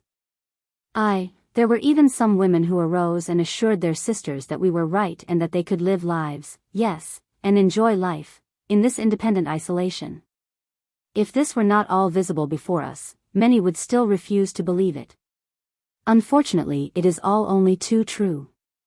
This incredible farce is our present-day existence, our age. We have actually not refrained from telling young girls that they can live a life away from their principal adaptations. Only recently, for instance, when the 1921 census revealed that there were approximately 2 million more women than men in Great Britain, that is to say, 2,000. Women who on the monogamous principle could not be expected to find mates, several prominent people wrote to the papers protesting indignantly that these women were not superfluous, and arguing that there was enough work in the world for all the women. These people wrote as if the whole question were an economic one, and that, provided the 2 million unmated women could only make themselves self-supporting in their singleness, the difficulties of the case would be entirely overcome. But this attitude towards the question was ridiculously unsympathetic. For, if the only object in life were to become self-supporting by means of work, one would not require to be either a man or a woman. A neuter, after the style of the worker bee, would be all that one required to resemble. But the attitude of these prominent people was unfortunately worse than unsympathetic, it was insulting and dishonest. For, to tell a body of 2 million women that they need not despair, that even if they could find no mates, there would be work enough for them in order to render them self-supporting, was to assume, without inquiry, that they were neuters. Or that they were capable of leading satisfactory lives as neuters. It was at least tantamount to assuming that they would be content in leading the lives of neuters, an assumption insulting both to their physical as well as to their mental development, and one which, having not a fact to support it, was entirely dishonest. Apart from all this, however, it amounted to a vulgar narrowing down of all earthly aspirations and desires, to the economic struggle, to success in the task of finding sustenance. The Holy Catholic Church was more honest in this, and more practical than we are. It told all those women for whom society failed to provide their principal adaptations, that they could find comfort, occupation, and even a high purpose, by entering the church. But it was frank enough to add, if you do so you must turn your back forever upon those things for which you were built, those things to which your whole body was ingeniously and artfully adjusted and contrived. And even when the system broke down, as it frequently did, at least where life was illicitly found in the convent or the monastery, it was found and enjoyed secretly, under the respectable auspices of a powerful institution. And not on the streets of big cities where the fruits are nothing but distress, disgrace, and disease. But behind all this unwillingness to recognize or admit that woman cannot really be adapted, which is simply a biological way of saying she cannot be really happy or well, without fulfilling the destiny that her role in the process of evolution, and not man, stamped indelibly upon her body from the start, is the very same insidious and devastating force that has made her unhappy in other directions, that has reduced her men, for instance, to nincompoops. I refer to Puritanism. Puritanism, always so hostile to sex, would fondly like one to believe that sex is no longer one of the first considerations of life, even for women.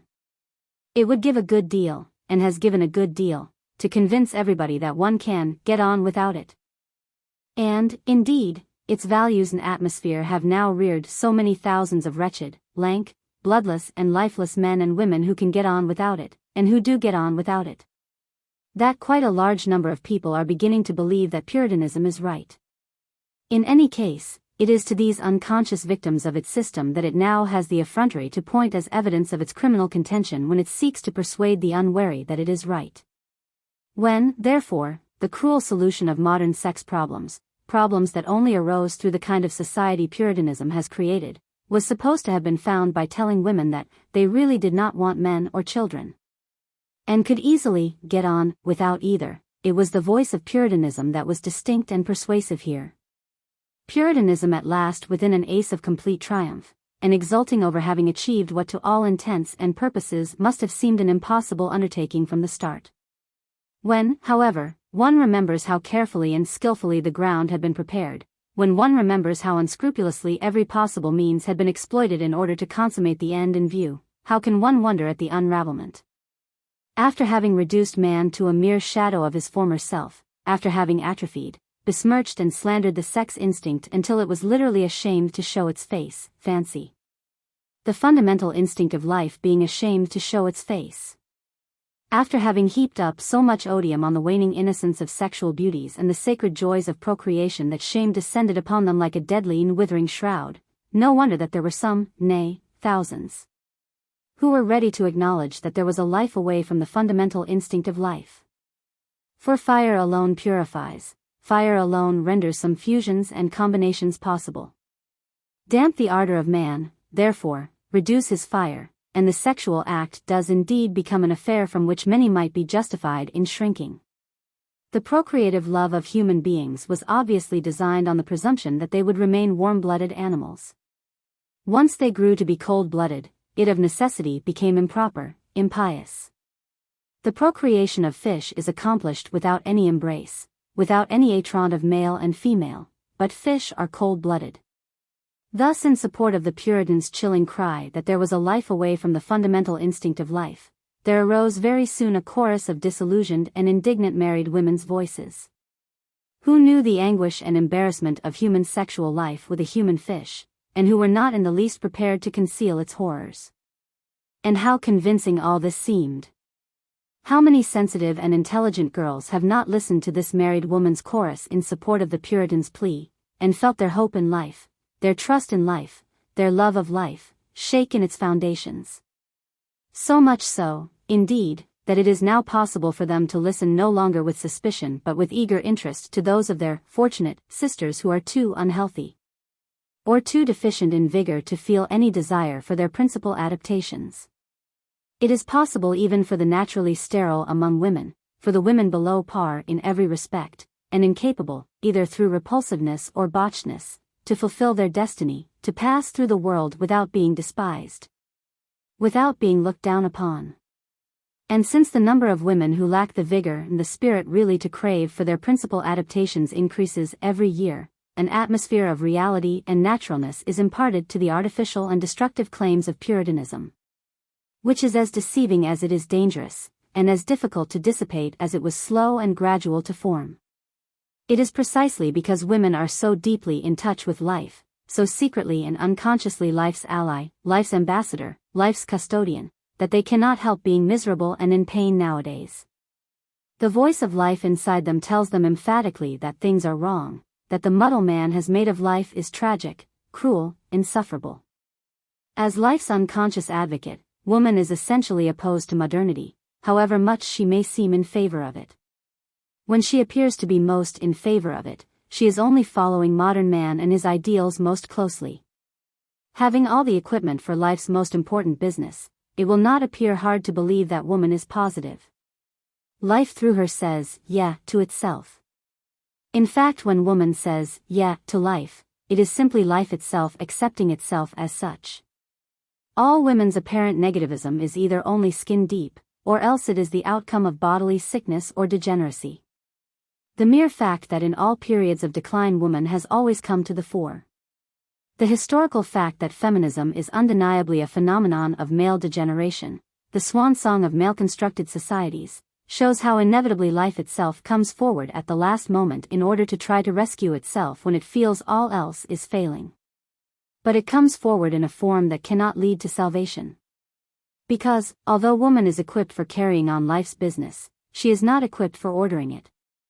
You cannot be a thing in above it, or out of it, at the same time. The part is not greater than the whole. And, as woman is immersed in life, she has not the duality of vision that is necessary for placing and ordering life. She knows, because she feels, when life is going to pieces.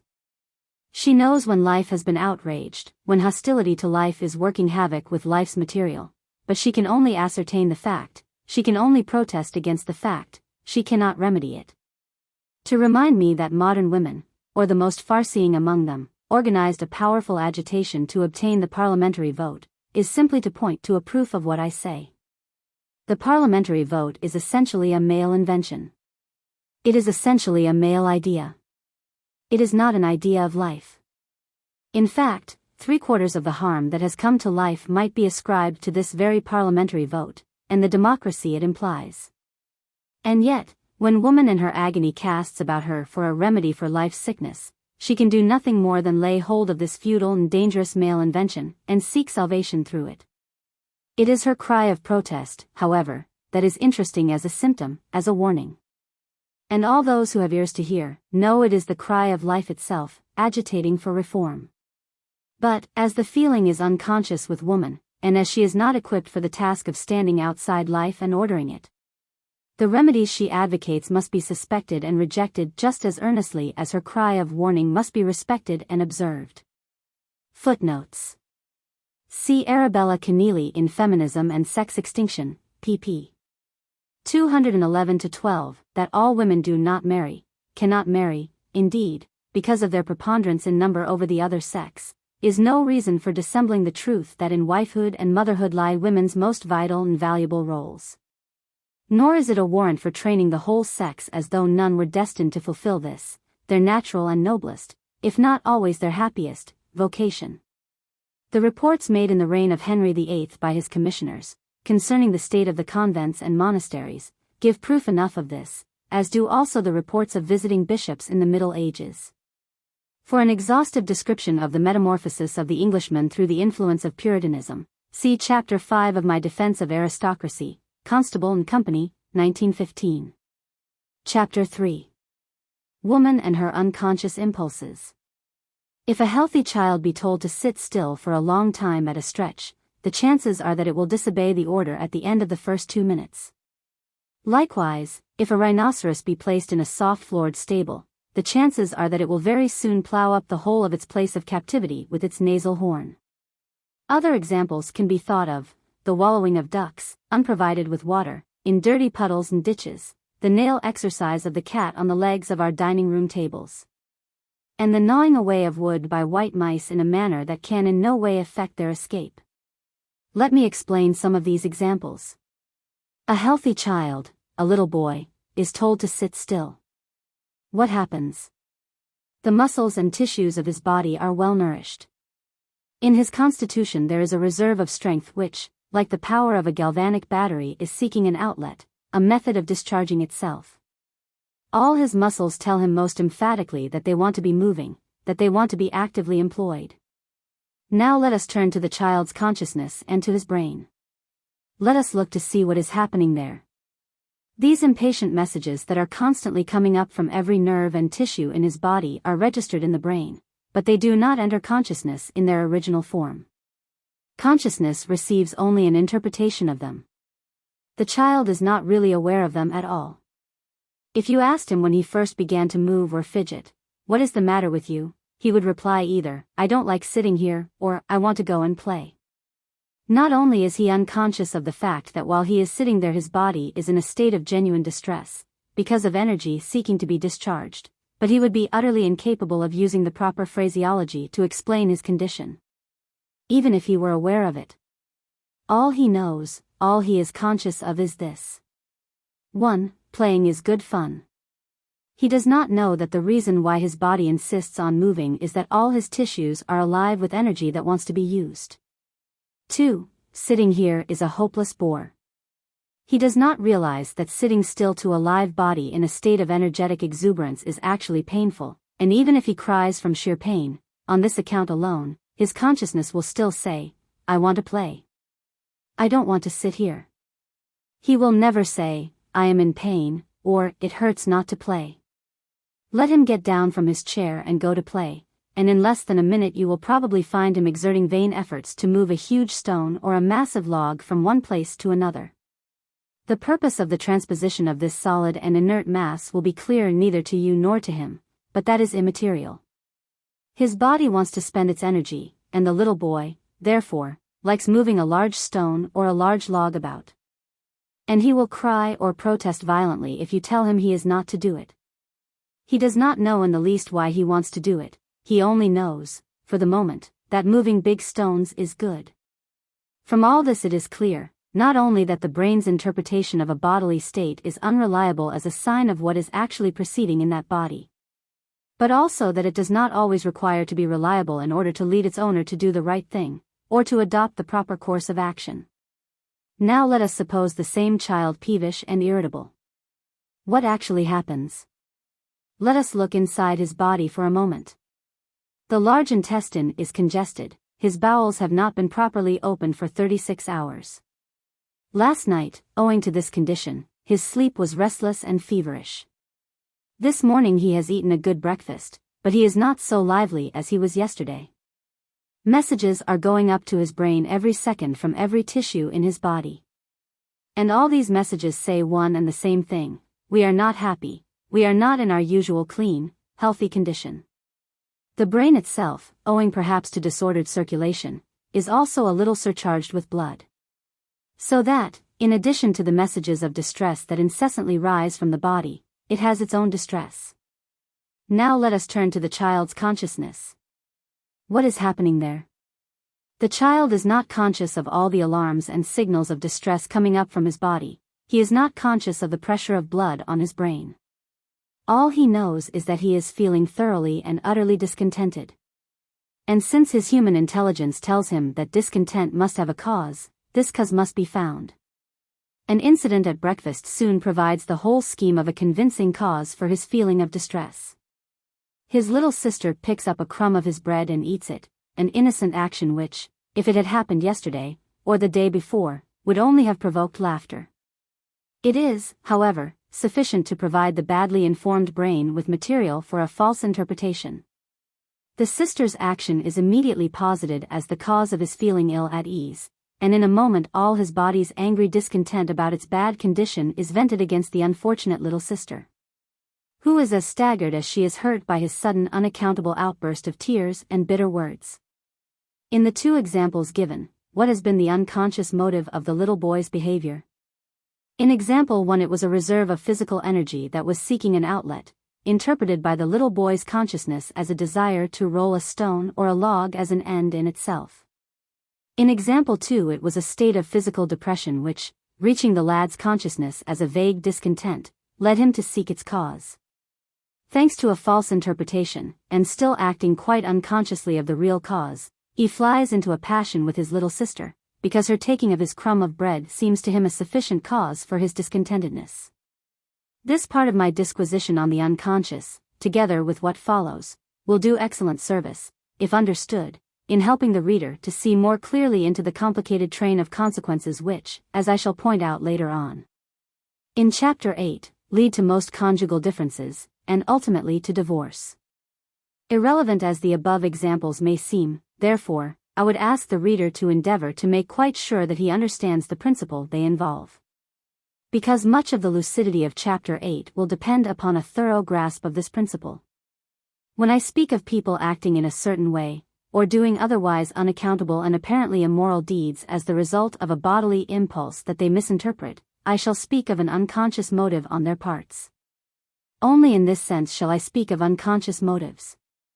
The correlation of bodily equipment and motive or desire, therefore, must always be kept very carefully in mind if we are to comprehend the behavior of our fellows, and of the lower animals. An animal that has a horn on its nose, like the rhinoceros, will have a concomitant desire to use it. Its motive for using it may be quite unconscious, but that does not matter. The little kitten does not hate you, or desire to hurt you when it uses its claws on your hands. It has a bodily part, well supplied with intricate mechanism and nerves, and it is more than it can do not to use that part.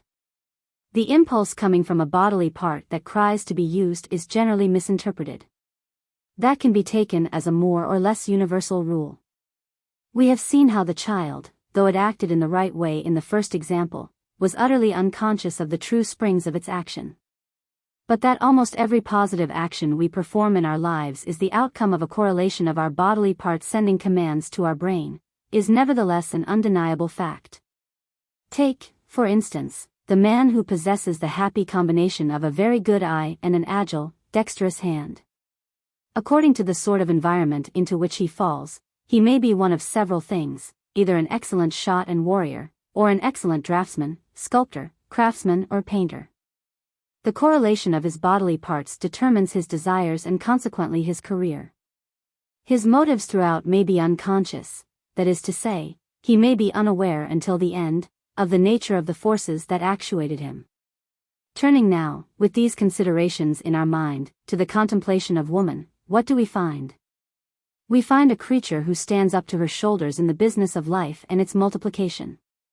Artfully contrived and richly equipped for this business, and with the whole of her trunk and its nervous system intricately organized for it, so that even in her limbs and the skin upon them, so that even in her face and the hair on her head one can detect reverberations, as it were, of the mighty and momentous forces that irradiate her being, woman cannot evade the common fate of all creatures, and cannot help being guided in her conduct rigidly by the correlation of her bodily parts, any more than all other creatures can. But her actions and the unconscious motives behind them will be all the more inevitable, for having such an elaborate, such a purposeful, and such a deep-seated mechanism as their generator. Woman's positiveness to life, therefore, only amounts to her saying, yeah, to her bodily impulses, and this she cannot help doing without entertaining thoughts of self-destruction. And her, yeah, to life is more determined, more unswerving, more unrelenting than man's, in proportion as she is more thoroughly organized and equipped than he is for life's business. Her, yeah, to life cannot be changed to nay, because she is utterly unconscious of it, and is therefore powerless to change it. She may in a moment of bottomless despair say, nay, to herself, when a sufficient number of people, or a sufficiently important one of many people, has said, nay, to her. But even then, she is not saying, nay, to life, but, nay, to the thought of living an empty life, or no life. Woman may ultimately marry, but she is already wed when she is born. She is wed to life. Life is her taskmaster, and life is her lord. I shall show very soon how she unconsciously acknowledges this sway, sacrifices herself to it, and immolates herself before it, even commits adultery for it, lies for it, murders and thieves for it, and sometimes kills herself for it. What is man in the presence of this formidable engine of life's purpose? Merely a means that woman unconsciously exploits while she consciously imagines that she loves him. What are her children? Children are the object of her eternally unconscious gratitude, because they are the product of her healthy functioning, the instruments on which she has played off the whole gamut of her sensibilities and sensations. The hierarchy then reads, 1. Life, 2. Woman, 3. Man. For the present this will do. To understand woman, then, we must first of all think of her as a creature who is constantly being actuated by the readiness and desire her bodily equipment feels, to be used, to be made to function, to exercise its powers. But we must always remember that she is not aware of the nature of this actuating force, that it is always the unconscious motive of her actions. We know it must be so, we know it is so, but we also know that she does not know it. All her will, all her conduct, all her crimes or great deeds, if she perpetrate any, must be ascribed to the actuating force of her bodily equipment. But she will always be aware only of other motives for her conduct, and her mind will invariably misinterpret the causes of it. Let me go over the ground I have just covered, in a slightly different way, in order that I may be quite sure of being understood. All those who have already thoroughly grasped my point can skip this passage. If we examine the relation of instinct to will, what do we find it to be? An instinct may be understood as a predisposition implanted in a living creature to act in a certain way prior to experience, or as a bias in favor of a certain line of conduct before any knowledge of that line of conduct or its consequences has been brought clearly to the conscious mind by individual experiment. An infant, for instance, has no experience of food and its relation to the body, it has no experience of anything. But it has a predisposition to suck, which is the outcome of its bodily condition and ancestral history at a certain period of its life. And, as far as its early months are concerned, a child may be said to have an indomitable will to be suckled or to suck. It will cry violently if this proclivity be not indulged. Its tears and cries will immediately subside if it has its way. How does instinct become implanted in a living creature? Instinct may have two origins. 1. A racial origin, by which I mean that it is the outcome of an ancestral habit, and constitutes a predisposition to perform certain actions in a certain way, because of the incalculable number of times that the ancestors in the same line of descent have performed them in that way. As an example of this, take the circling movements of the dog before he lies down. The movements have no purpose now, because the domestic dog no longer lives in tall grass. But it is reminiscent of his ancestors' behavior for ages, and in this sense may be called an instinctive action of racial memory. The dog's will is bent on performing this unnecessary and now perfectly empty formality, simply because his ancestors performed it so often in his line of descent. 2. A bodily origin, by which I mean that an instinct is the natural outcome of a certain correlation of organs, bodily parts, or weapons, and the possession of which in itself is sufficient to suggest and to enforce a certain mode of conduct in their possessor. As an example of this, take the butting or tossing proclivities of the goat and bull respectively, the clawing of the cat, the burrowing of the mole, etc., etc. All these activities are the outcome of the possession of certain organs or bodily parts, that insist upon being used, that cause the animal to feel ill-adapted and miserable if they cannot function. What, then, is will? All will is obviously the power of the instinct that determines conduct for the moment, for a given period, or, as in some cases, for a lifetime. The will of an animal, therefore, is inseparable from the instincts to which either his racial memory or his bodily parts give rise. For he will do whatever his most powerful instinct, for the time being, bids him do. Let us now turn to man. With Reidmer, let me posit the three fundamental instincts of man as 1. The self-preservative instinct, 2. The reproductive instinct, 3. The social instinct. According to his nature, man has one of these instincts stronger or weaker than the other two, and this strength or weakness determines his character, his choice of paths in life and of conduct in life. Imagine the self-preservative instinct superior in power to the other two, and, like all ambitious men bent only on self-aggrandizement, he will scout both woman and society at all points where either of these threatens to make him pay too heavy a toll. Suppose that his reproductive instinct is the most powerful, as was the case with Mark Antony, and he will be ready to sacrifice society and himself for the woman he loves.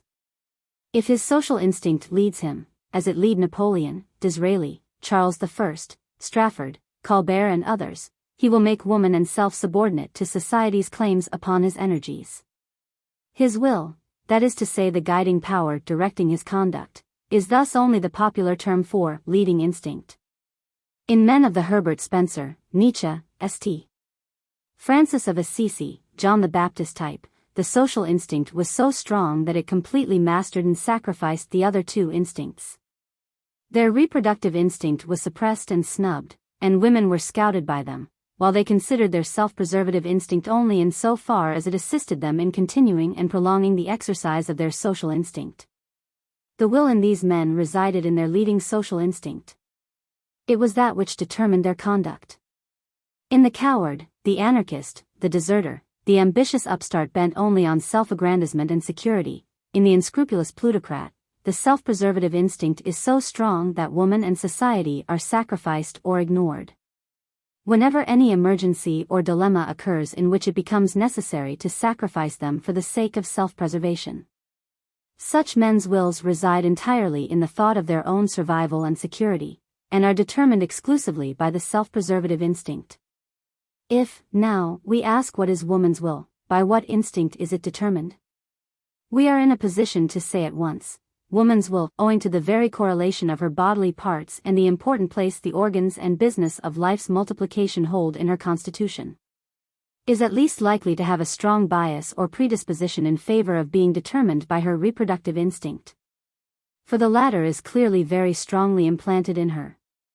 The two sources from which alone instinct can arise, and from which this particular instinct can draw its strength, are present within her. They are undeniably her idiosyncrasy, and they are, 1. Racial memory, her women ancestors for millions of generations, with the same organs as she possesses, having performed all the functions of conception, parturition, and the rearing of children more or less successfully, otherwise she herself would not be there, and, 2. The correlation of bodily parts, her body having the full equipment for reproduction, which must crave the exercise of its functions and suggest its use, if that equipment be healthy and well-formed. You may suggest that the same holds good of man. As a matter of fact, it does not. Because in man there is some doubt, some uncertainty as to the bias, as to the prejudice, suggested by his bodily parts. If in man the organs concerned with life's multiplication held the same predominant place as they do in woman, the same would certainly hold good of him. But it is obvious that this is not the case. The case is rather the reverse. It is because of woman's elaborate and extensive equipment precisely for the business of life's multiplication, that we are justified in suspecting that her will is likely to reside in this equipment. Or rather in the instinct that springs and takes its strength from it.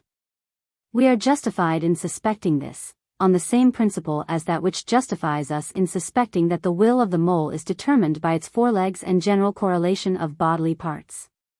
Provided she be healthy and well-formed, then woman's will cannot help being determined by the paramount equipment of sex in her body, from which arises the reproductive instinct.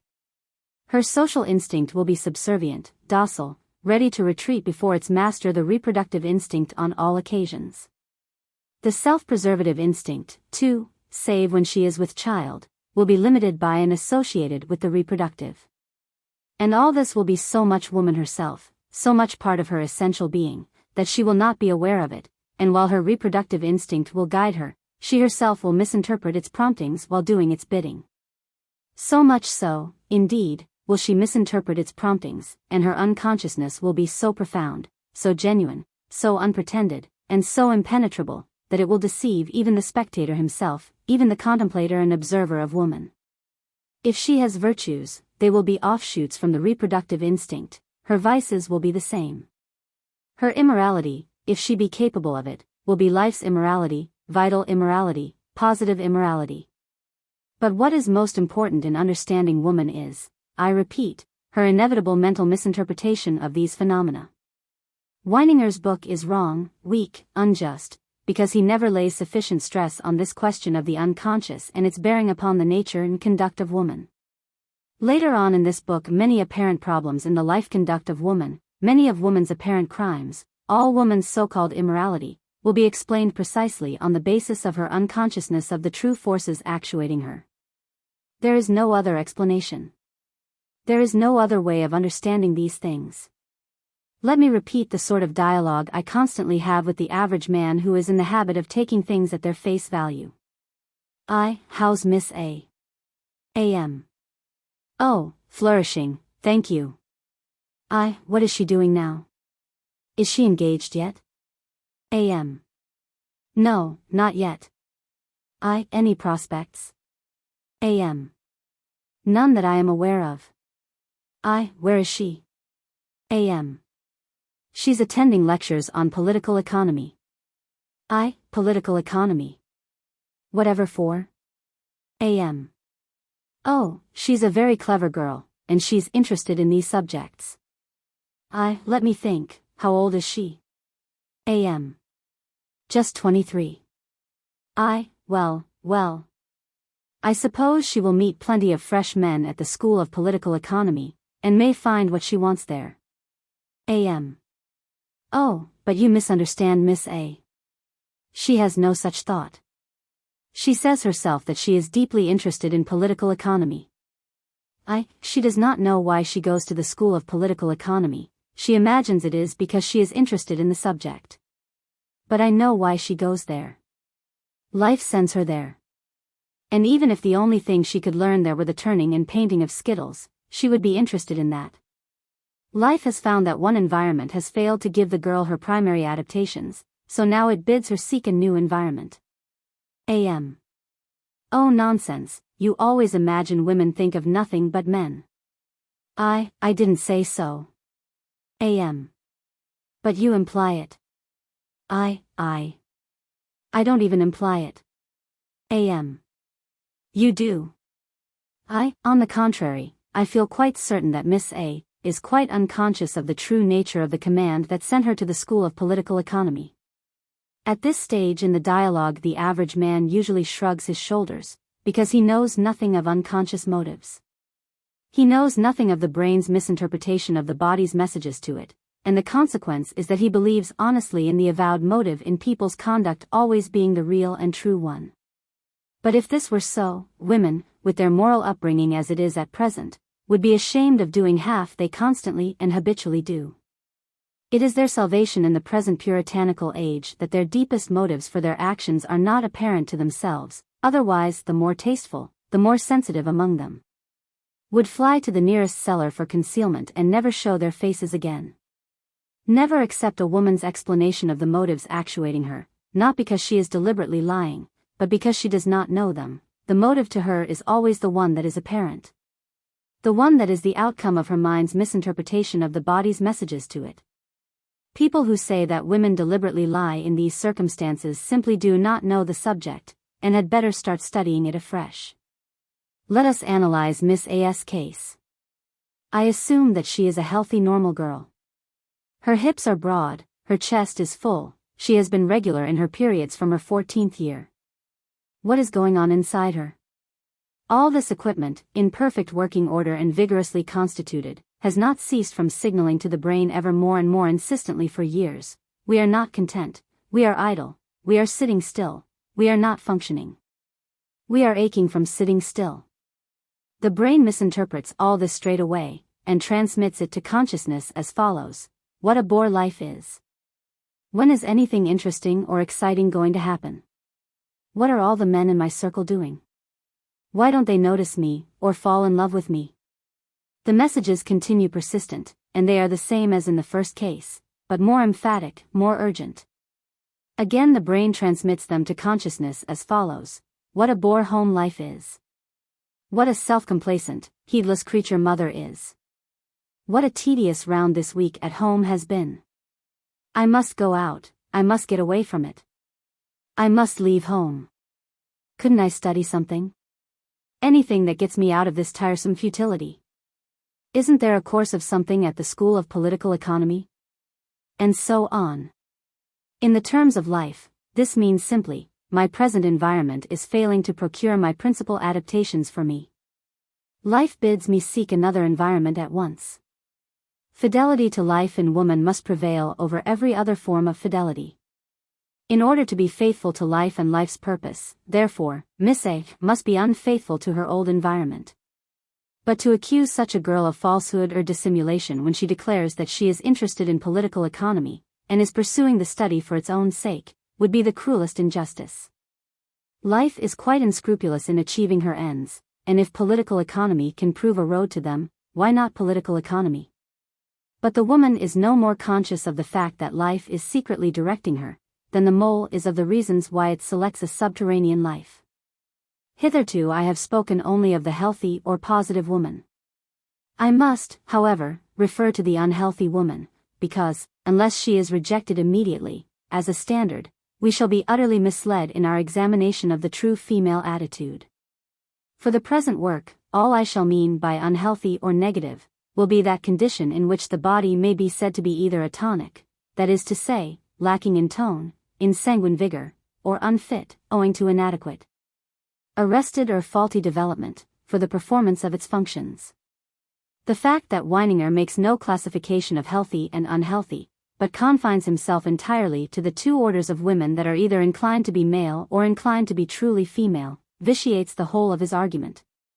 Unless I take into consideration whether a woman is properly equipped not only with the mechanism but also with the tonality of the mechanism for her functions, how can I proceed to postulate that she is either male or female in her physical bias? We know that the impulse to use an organ normally arises in the organ itself in a state of health. And that the instincts of a creature have only the two sources, racial memory and a correlation of organs, from which they can possibly draw their strength. Suppress the more powerful of these two sources, the organic impulse, and you cannot help reducing, depressing, or even totally eliminating the instinct. An unhealthy woman, in my sense, therefore, will approach maleness in any case, whether she have male elements in her or not, to recall Weininger. Because with the decline in vigor of her reproductive instincts consequent upon the atonic condition of her reproductive organs, the voice of other instincts will make themselves heard. And she will be less of a woman the more her other instincts dare to measure themselves against her reproductive instinct.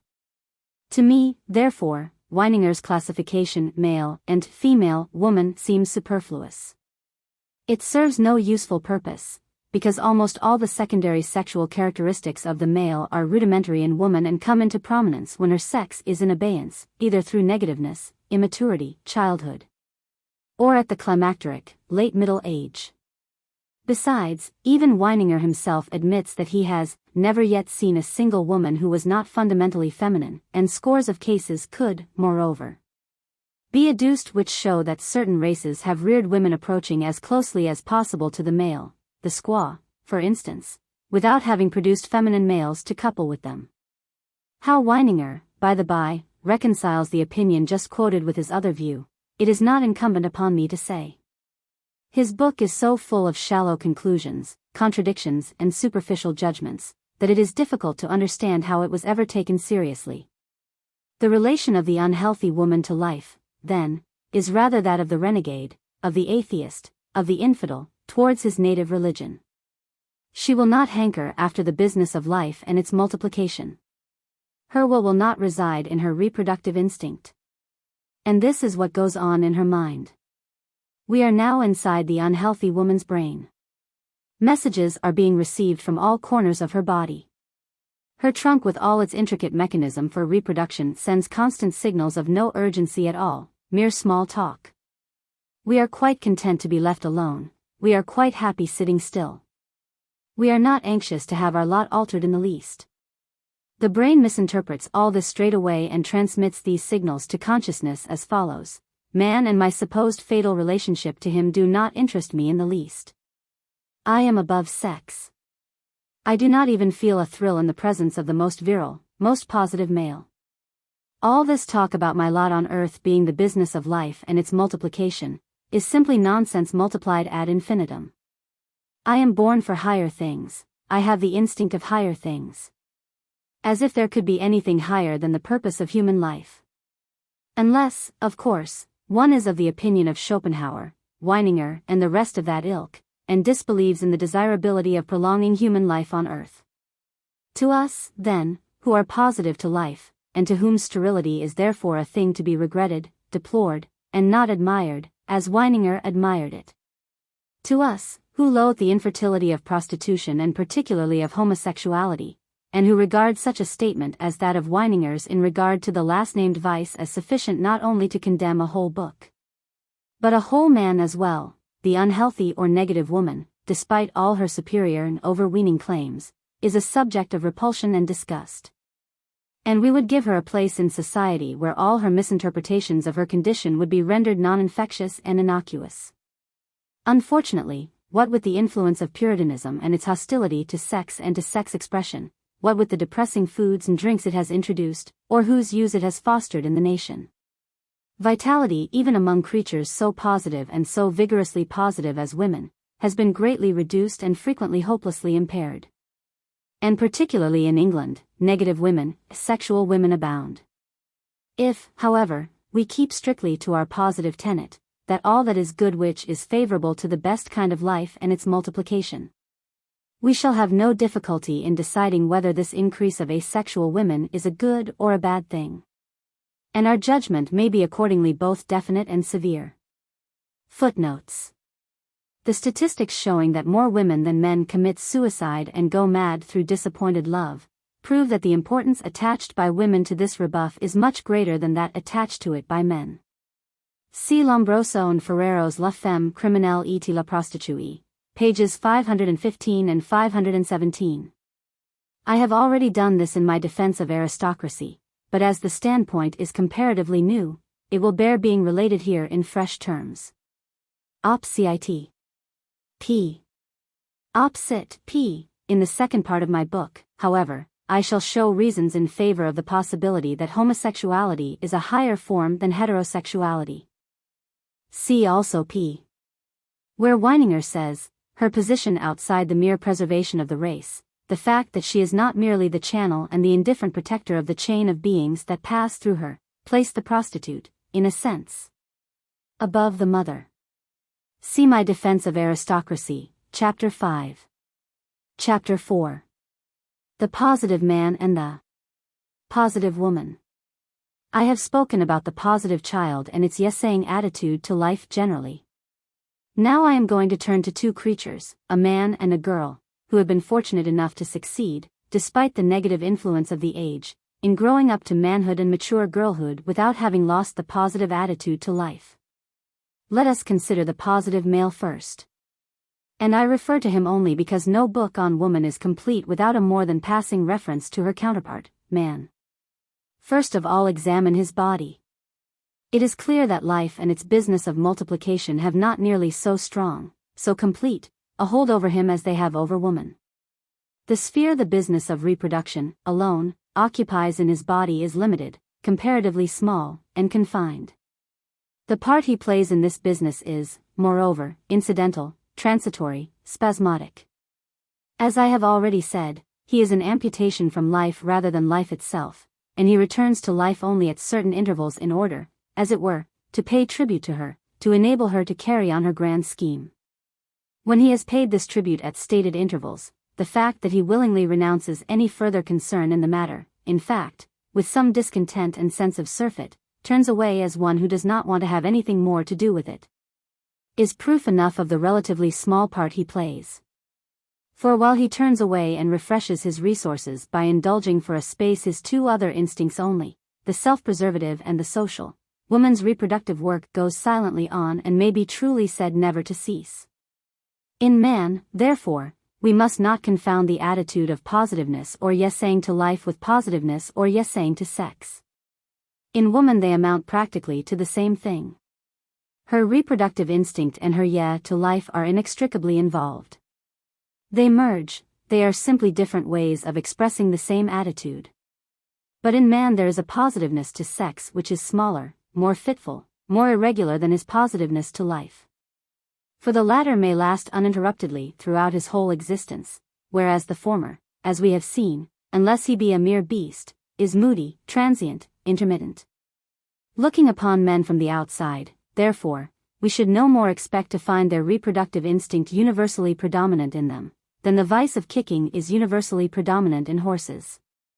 We should readily acknowledge that a certain supernormal sexuality might exist in men of the Mark Antony type, in which the reproductive instinct prevailed over all others. But we should be forced to conclude that as a general rule there would be every chance, even in the healthiest and most normal man, either of the self-preservative or of the social instinct obtaining the upper hand. And this indeed is what we find constantly occurs in real life, at least sufficiently often for us to recognize that the reproductive or sexual obsession in man is more or less an exception, or an abnormality. From the correlation of his bodily parts, then, we cannot deduce a predominance of the reproductive instinct in man. What do we know of his racial memory? What have his ancestors done and been doing all these years? If we can posit anything absolutely certain about them, it is this, that they have been almost incessantly concerned with the mastering of life, and the organization of man's life as a social being. Nothing is more certain than that. Nothing can be read more clearly in the pages of history. Whereas the reproductive instinct has formed but a recurring leitmotif of man's life, his social instinct, with all that it entailed in the mastery of nature and the concomitant organization of man's life, as a social being, has constituted the unremitting and endless harmony of his existence. Whereas, therefore, a woman cannot be positive without being paramountly sexual, a man who would be paramountly sexual would be negative to a most important part of his being, his relationship to nature, to the mastery of nature, and therefore to the ordering and organization of life, including himself as a social being. A paramountly sexual man, therefore, is as hostile to life as the asexual woman, and just as useless. When a positive man faces life with his social instinct keenly sharpened, his ordering mind becomes creative and his creation is society. He feels himself above nature and bends it to his will, which is governed by his social instinct. The stylobate of the ancient Greek temple, the elevation above the ground of the foundation of the Château de Versailles, these things are but instances of the unconscious tokens man has given all through his career as a rational being. Of his feeling of difference, of distance, from rude uncultured life. When he faces woman, he also faces life pure and simple, and in exactly the same spirit. But here his body obtains the mastery, and the creation is the child. Nature and woman, being both different forms of life unordered and unarranged, yield to man's ordering mastery. They understand it and follow it, always provided it understands them. For, obviously, the gardener who sought to turn the rose tree upside down, the cattle farmer who sought to make the sheep carnivorous, or the social gardener who sought to convert woman into a sort of non-productive asexual worker, might certainly come within an ace of success, but would be equally certain of having consummated the wretchedness if not the death both of the rose tree, the sheep and woman respectively. But when nature is understood, it yields cheerfully and eagerly to man's ordering power, although it does so dumbly and inarticulately. Woman, on the other hand, who is simply nature, life itself, become articulate, does so admiringly, cheerfully, happily and consciously. The positive man, therefore, is positive to three things: society, self-preservation, and woman. He cannot be wholly positive if he lack any one of these attitudes, and those men who have maintained all these attitudes with dignity and creative success have been the only truly great men of history. Others are simply specialists, cripples, deformities or nonentities. Of course, for a man to be positive to woman, it is not necessary that he should actually have had a child from her. Circumstances may have been hostile to this consummating proof of his sexuality. This is only documentary proof, so to speak, and its absence does not necessarily argue against his having maintained a strictly positive attitude towards her and sex all his life. We must always remember, too, that the complicated and wearing responsibility that man has always cheerfully undertaken, of ordering life and mastering nature, is an arduous and very onerous business. And that those men who have fulfilled their obligations to their social instinct most scrupulously and honestly have frequently come to their journey's end without having been able to cast more than a glance of hearty encouragement and tender affection at the women they passed on the road, however positive may have been their feelings towards them. When we see a whole regiment, or 2 or 3 regiments, present arms, or slope arms simultaneously, so that the glint on their rifles seems like one flash that illuminates the whole multitude in the same second of time. When we see one policeman suddenly make a clear channel through the congested traffic of Cheapside, in order that a fire engine may dash through to perform its work of rescue. Or when we watch the rhythmic and regular movements of a corps de ballet, keeping strict time with a well-conducted orchestra. A mysterious thrill passes through us, a magic breath of cool air seems to lap the lower regions of our spine, and for some reason which we do not stop to analyze, we feel uplifted, exalted. In mystic and glowing fusion with something deep and distant, buried far away in the history of our race. What is this mysterious thrill, this cold shiver? It is intensely pleasurable. It is the only purely non-sexual thrill that in any way approaches the sexual thrill.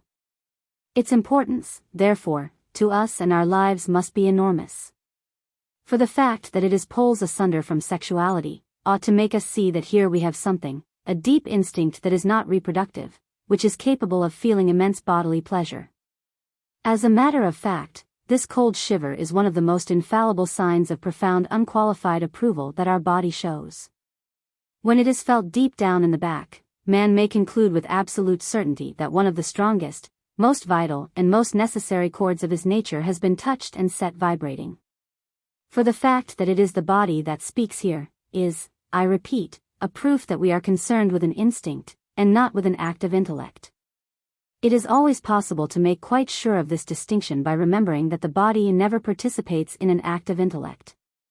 When the intellect apprehends anything, the body, remembering its superior rank, and its superior age, remains coldly distant and unaffected. For the intellect, as Schopenhauer rightly observed, is the servant of the body, and not vice versa. And the body does not share either its servant's triumphs or pleasures. Conversely, when the body apprehends something by means of its instincts, its servant, the intellect, is all agog, intensely interested, watchful and helpful. The intellect stands by, and is ready to seek ways and means by which the body may speedily be guided to the object of its longing or to the consummation of its desire, no matter what the instinct be that is providing the momentum. All bodily thrills, then, are very important.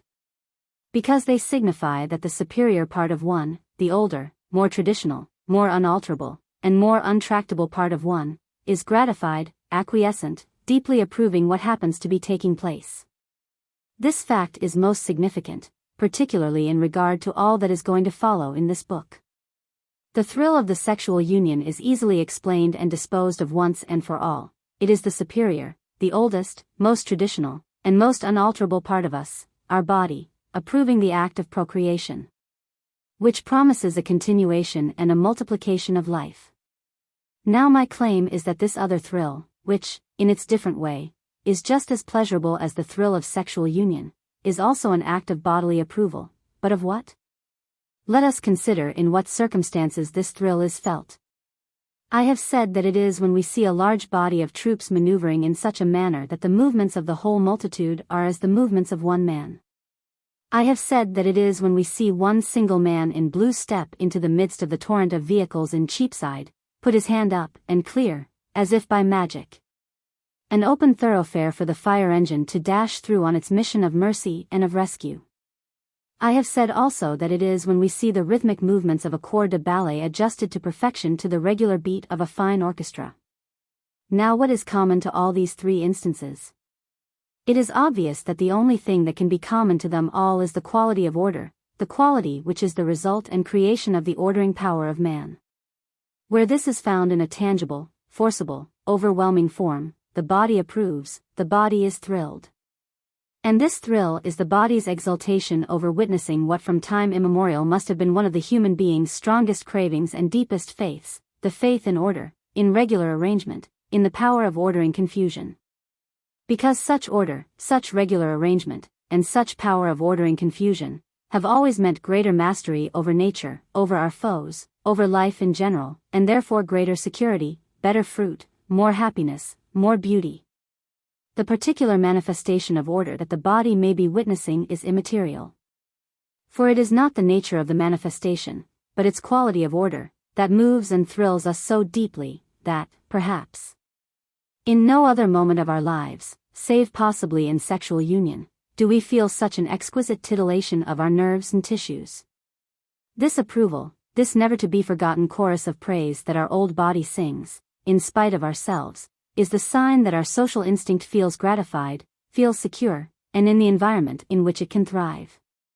For it is our social instinct that knows how to appreciate the value of order, how important order is, and how great were those who first created order out of chaos. I do not know whether women get this cold shiver down their backs at the sight of order. I believe they do. In fact, I am sure they must, because, to the extent to which they feel positive to man and to the child, they must feel positive to the order that makes men and children possible and safe acquisitions. Woman's respect for man, her whole attitude of awe towards him, must of necessity fall to pieces when the order which it is his duty to life to establish by means of his social instinct either collapses, or proves in any way inadequate. Because, although woman is constantly seeking to lure man to specialize in his reproductive instinct, she never respects the man whom she thus succeeds in forcing to betray his other trusts. And knows perfectly well, unconsciously, that only that man who remains positive both to his social and his reproductive instinct, is of any use to the world and ultimately to her and her child. For man to fail in the exercise of his social instinct brings him into just as bad repute with decent women as when he fails in his reproductive instinct. Women realize that he cannot be wholly positive to life without the exercise of both. And although they may make a mad and delirious rush into voluptuous pastimes with the man of degenerate social instincts, as they are doing at present. For instance, the more far-seeing among them, the more sensitive and apprehensive of their sex, will have a sense of insecurity and dissatisfaction which will make them look anxiously around and wonder whether all is well with life and the world. This is not the place to discuss the woman's suffrage movement, but the above adumbrates my view of the deepest causes that underlay this most interesting, most significant and most symptomatic agitation of recent years. It was by no means the most frivolous, the most superficial, and the most pretentious women who were militants in this movement. All frivolous, superficial and pretentious women nowadays are to be found only shoulder to shoulder with degenerate man wherever and whenever he is, enjoying himself, and whiling away his empty existence in a whirl of still more empty pleasure. For the present I must proceed with the consideration of man's social instinct in its relation to woman. In addition to the task of imposing order on chaos and of creating the foundations of civilized society, it is the social instinct of man that has always been responsible for the contriving of all codes of morality, however diverse, however conflicting. It is the social instinct in lesser men that keeps them moral. For immorality is, in the first place, a crime against society. Social life, and all healthy human life is social life, cannot flourish unless it is well ordered. Unless, that is to say, it follows certain well-chosen rules of conduct, diet, amusement and the like. Where man's social instinct begins to decline, therefore, he is not only ceasing from being positive to social life, but he is actually immoral. Of all this the best women, the most sensitive women, are vaguely, unconsciously aware. As the custodians of life, they cannot respect, or feel confidence in, men whose social instincts are declining. By immorality I do not mean that limited, foolishly narrow-minded notion of the Puritans, which confines itself to the condemnation of all sexual pleasure. The Puritans themselves were immoral in my sense, because they were hostile to life. St. Paul himself was immoral, in my sense, because, being a celibate, and as good as a monk himself, he said to the Corinthians, "It is good for a man not to touch a woman. For I would that all men were even as I myself. I say, therefore, to the unmarried and widows, it is good for them if they abide even as I." St. Paul was indeed very immoral in my sense. Because when he cast about him for a reason to justify the holy and sacred union of matrimony, the only one he could find was that it alleviated a man's lust.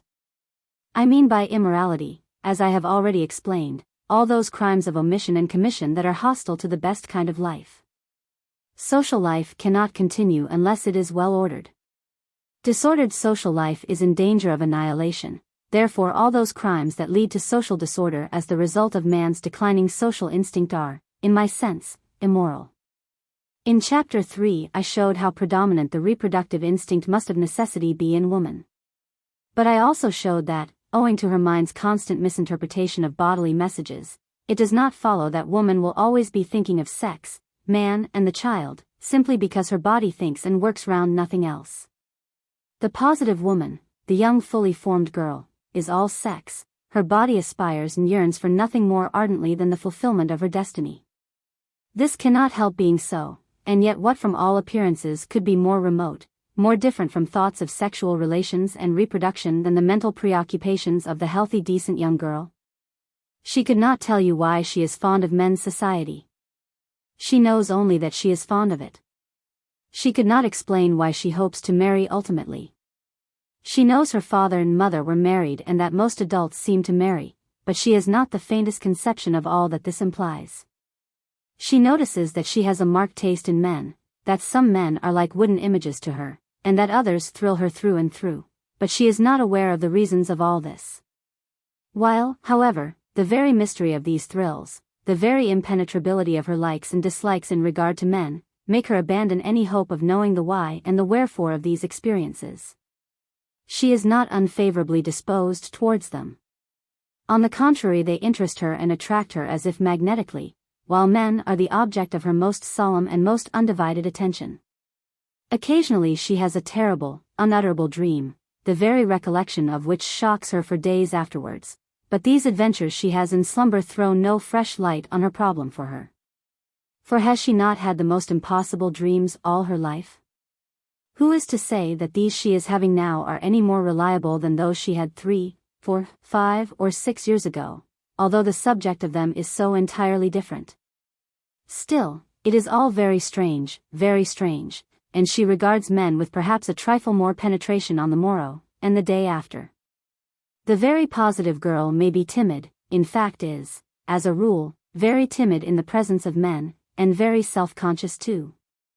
Her body is aware that in this environment it can find its consummation, it would like to find its consummation, and it is therefore all tense and braced with excitement, an excitement that the girl herself does not quite understand.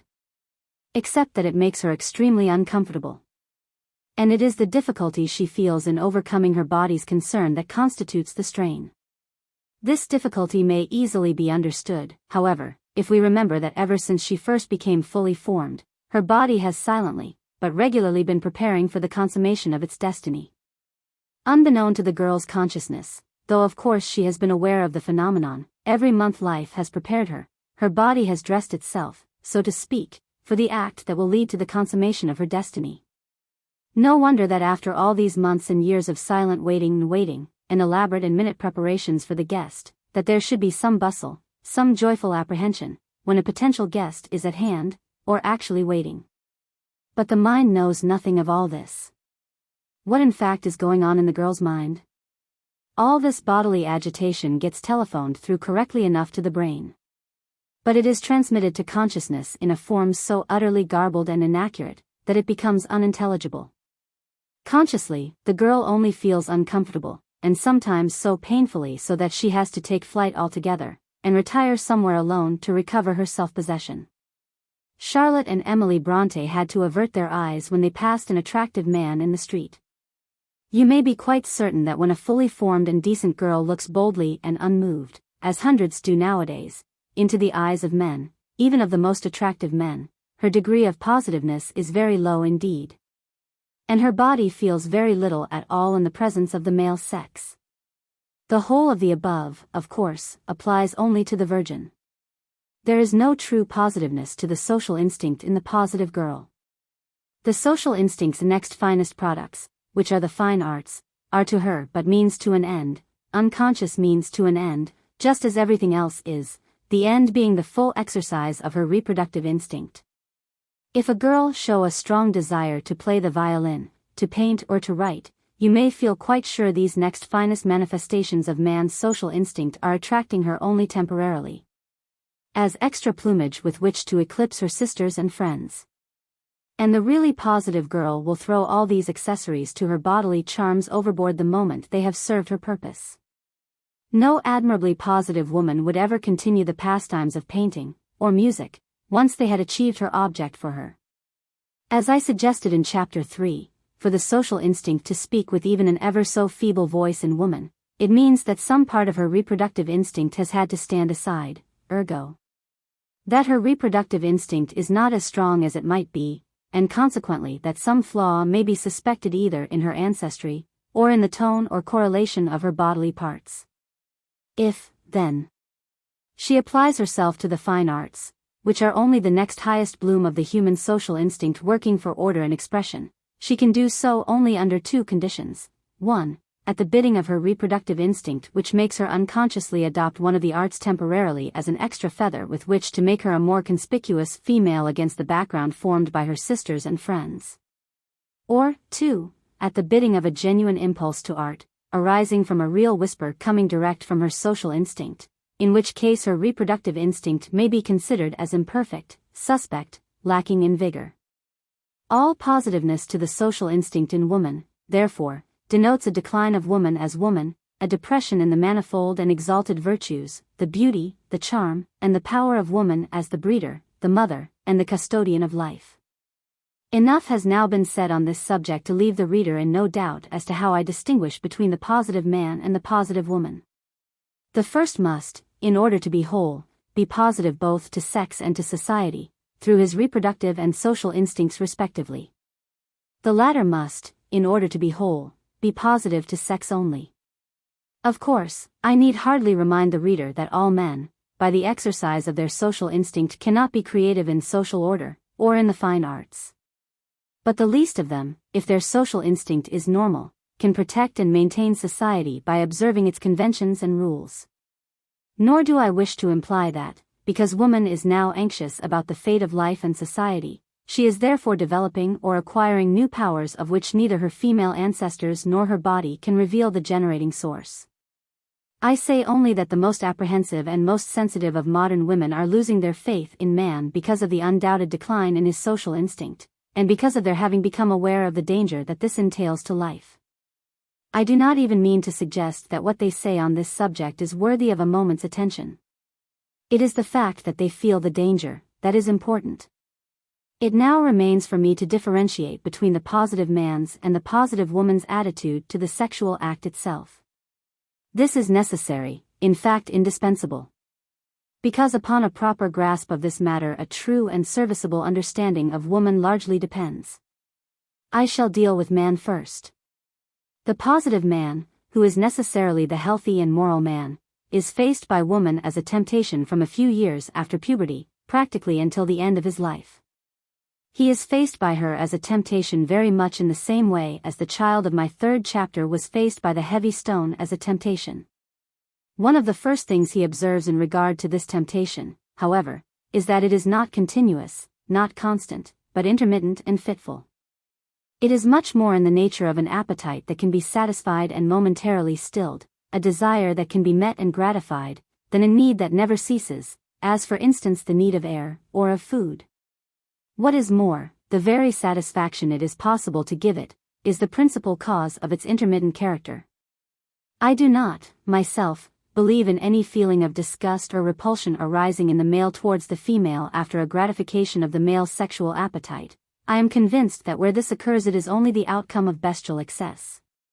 But I am certain that the appetite of the male, his desire, undoubtedly can and does remain quiescent for a space after its gratification, that it is possible for him during that quiescent period to act and live in a way which is absolutely, to all intents and purposes, asexual, or indistinguishable from the asexual life.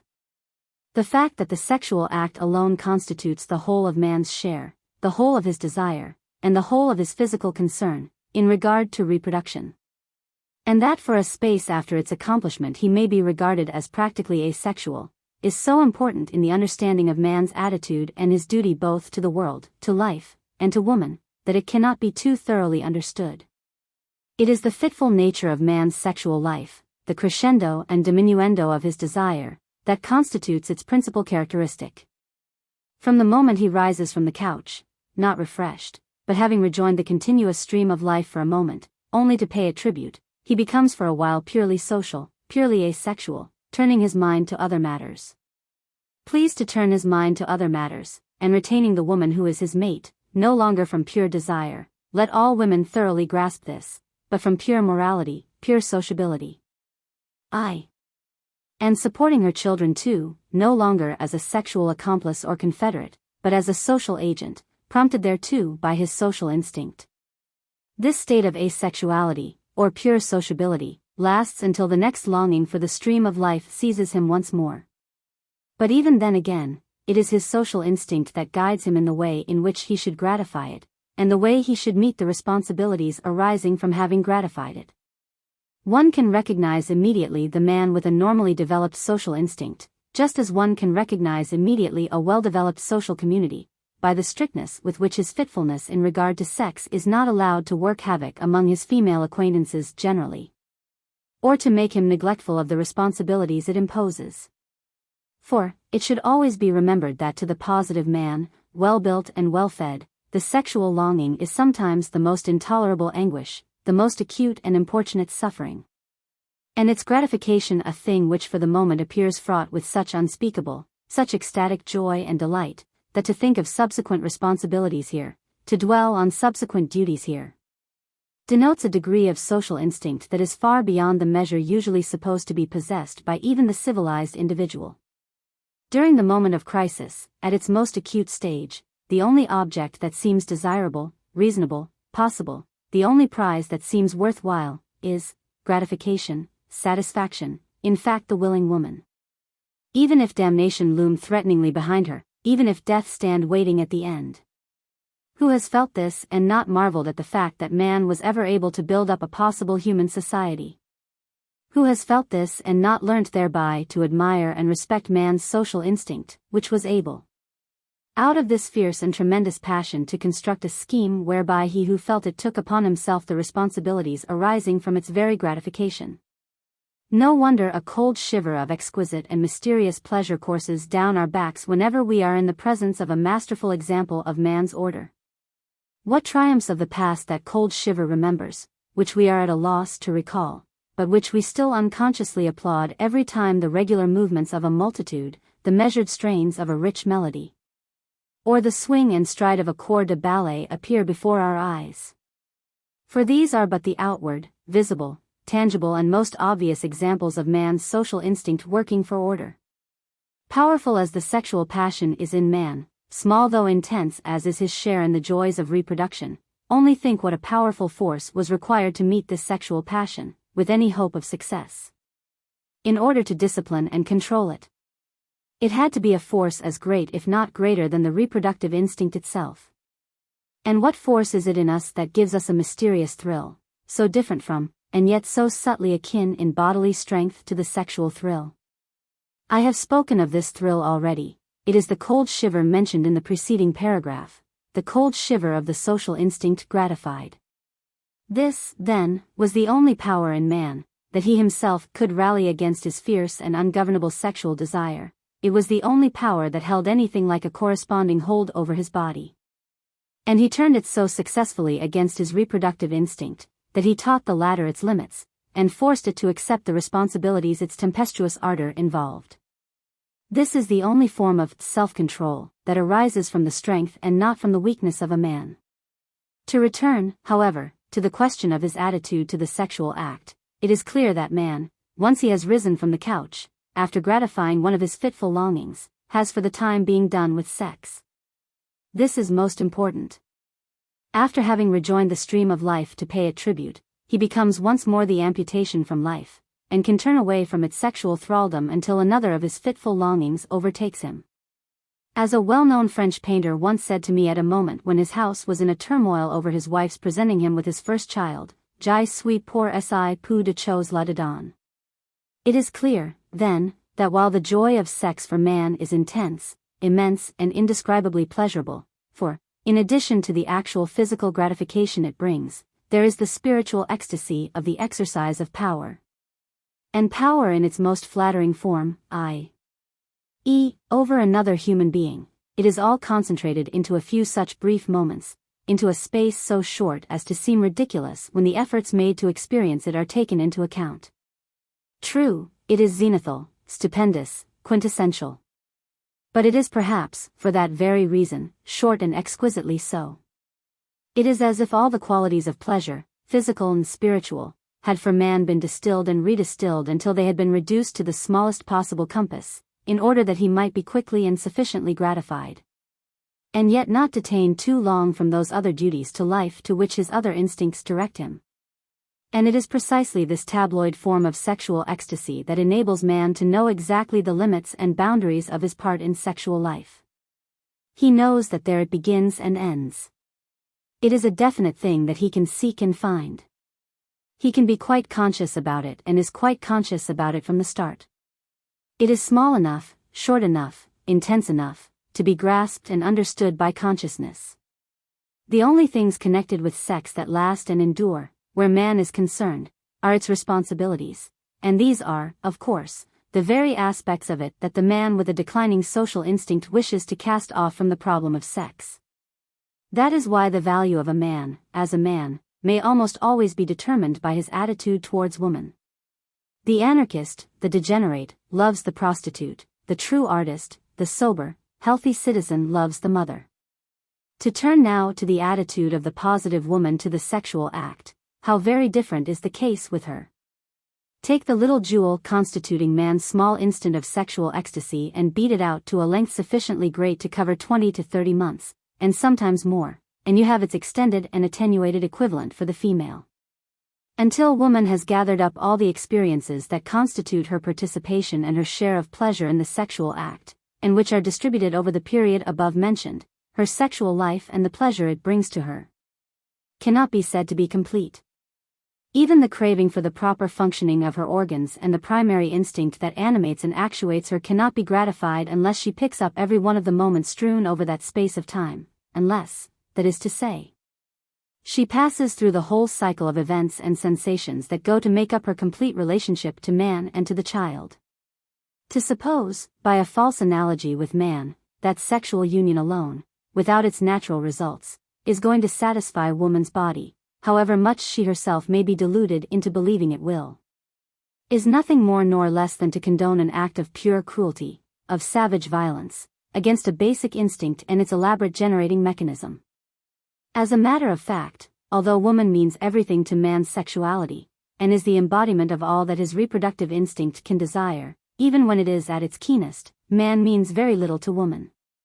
He is, after all, no more than the sparking plug that sets an elaborate process going, and the brief moment in which his share in her business is accomplished, and the incomplete pleasure it affords her, are ridiculously insignificant when compared with the importance he himself would fain attach to them.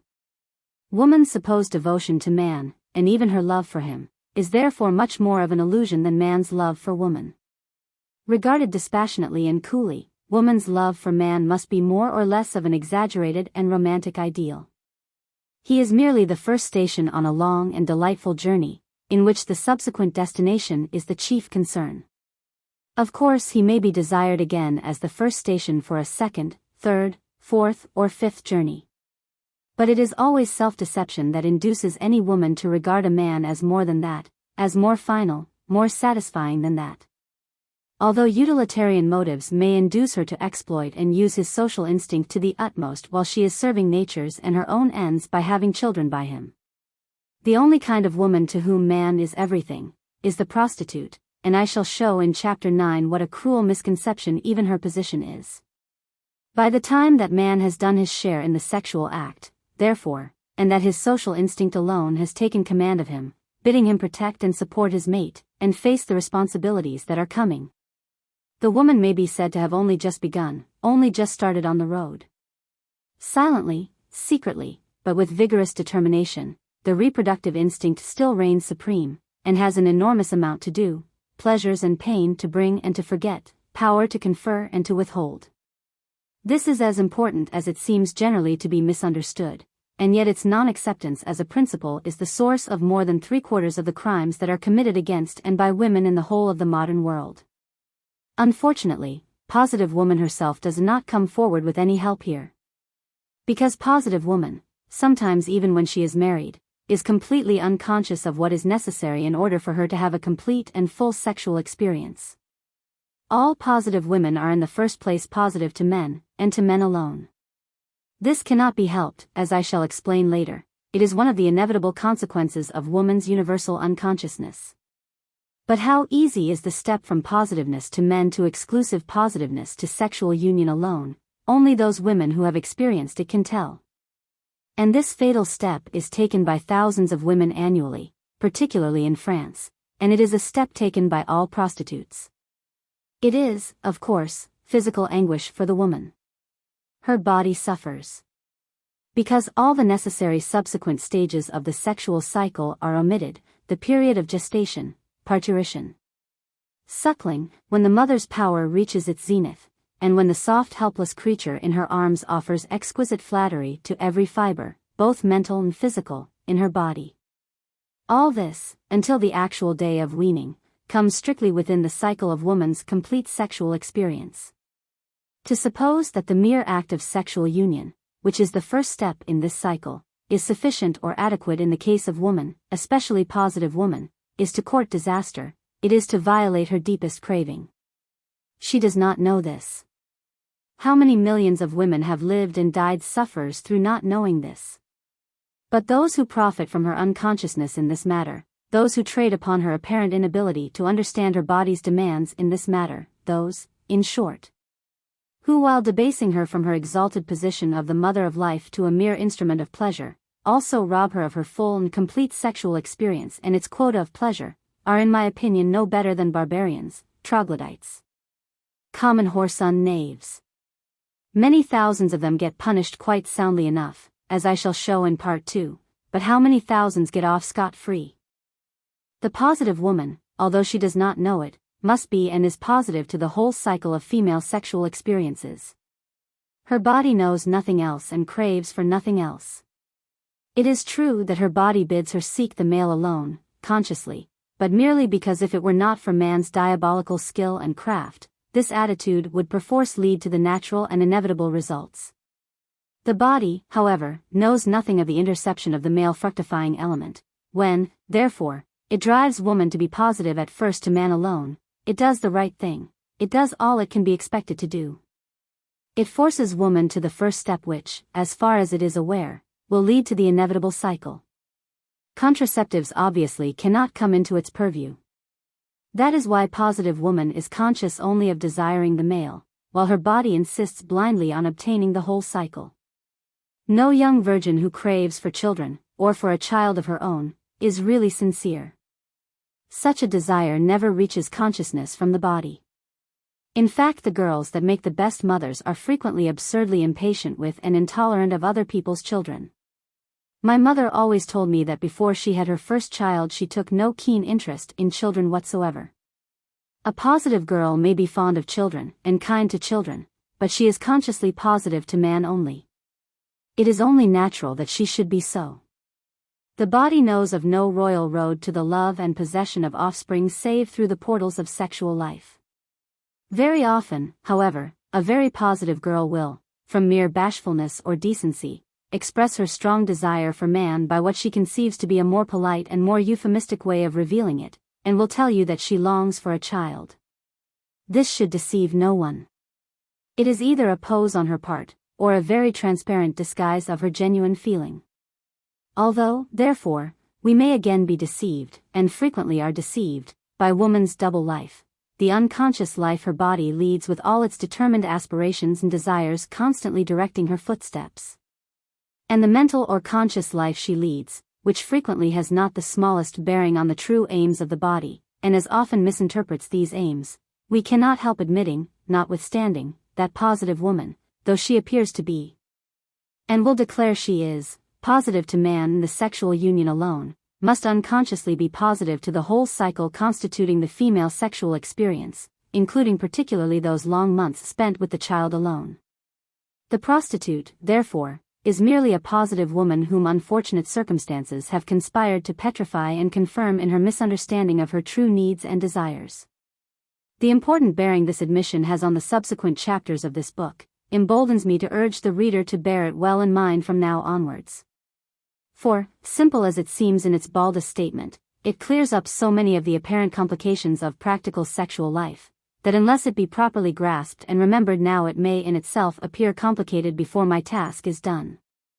I have but one more remark to make on positive woman's attitude to the sexual act, and with it I shall draw this necessary but delicate discussion to a close. After admitting that she, or rather her body, pronounces it, alone, inadequate, insufficient, why do I assume that though she consciously craves for it alone, she unconsciously craves for the whole cycle? As I have pointed out, it is possible for man to recognize the limits, the full extent of his momentary participation in the business of procreation. It is short, intense, tangible. But think of the host of accidents, unexpected joys and pains that may attend an experience lasting 18 to 20 months. How could that possibly be grasped by the body, let alone the mind, as a definite desire? Prophetic power would have to enter into consciousness as well as into the body, in order to distill from this panorama of events anything so delicate and unequivocal as a desire for a pleasurable experience. It is impossible for the young girl consciously to desire all the events of these fateful 18 to 20 months, however much her body may insist upon having them, and complain and murmur if it does not get them. Personally, I am convinced, from my knowledge of the healthy, well-built and positive mothers I have known, that once the joys of these 18 to 20 months have been experienced, they are consciously desired again. As, however, such mothers are, as a rule, not very communicative concerning the precise nature and degree of these joys, but secretly hug them all through their lives as something precious and private that elevates them and differentiates them from the rest of mankind, a girl can scarcely be expected to know about them second-hand. Nor can she be blamed for not finding out about them. Have you ever injured or harmed, even by accident, a child that its mother had reared at the breast? Have you ever experienced the fierce love that immediately flashes out of the mother in the form of the heartiest and most unjust indignation at your unintentional trespass? If you know all this, like myself, you can entertain no doubts concerning the untold joys that woman's life, alone with the child, can and often does bring her. To regard her relationship to man, without its natural consequences, as her sexual consummation, or even as her sexual pleasure, is, therefore, simply the most crass and most hopeless form of primitive barbarism. It is true that, in order to rule man and to get a hold over him, also with the view of providing herself with an ever-ready means for creating in him a guilty conscience about her, woman, in Europe at least, has grossly misrepresented her attitude to motherhood, and by concealing its joys and exaggerating its pains as much as possible, has at last succeeded in making maternity appear a sort of voluntary self-martyrdom. It should never be forgotten, however, that with stupid and ill-informed men, woman finds it easy to obtain power and mastery in this manner, for, if her man be foolish enough to believe her, it is the best means she has for cowing him.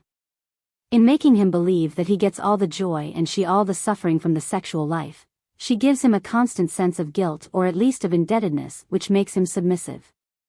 But the whole attitude is of course pure misrepresentation and fraud. For the very idea that the performance of a natural function should be so painful as to amount to an act of self-sacrifice, is obvious nonsense. Certainly, when disease or malformation is present, as it is now in the majority of cases, maternity is nothing less than a torment.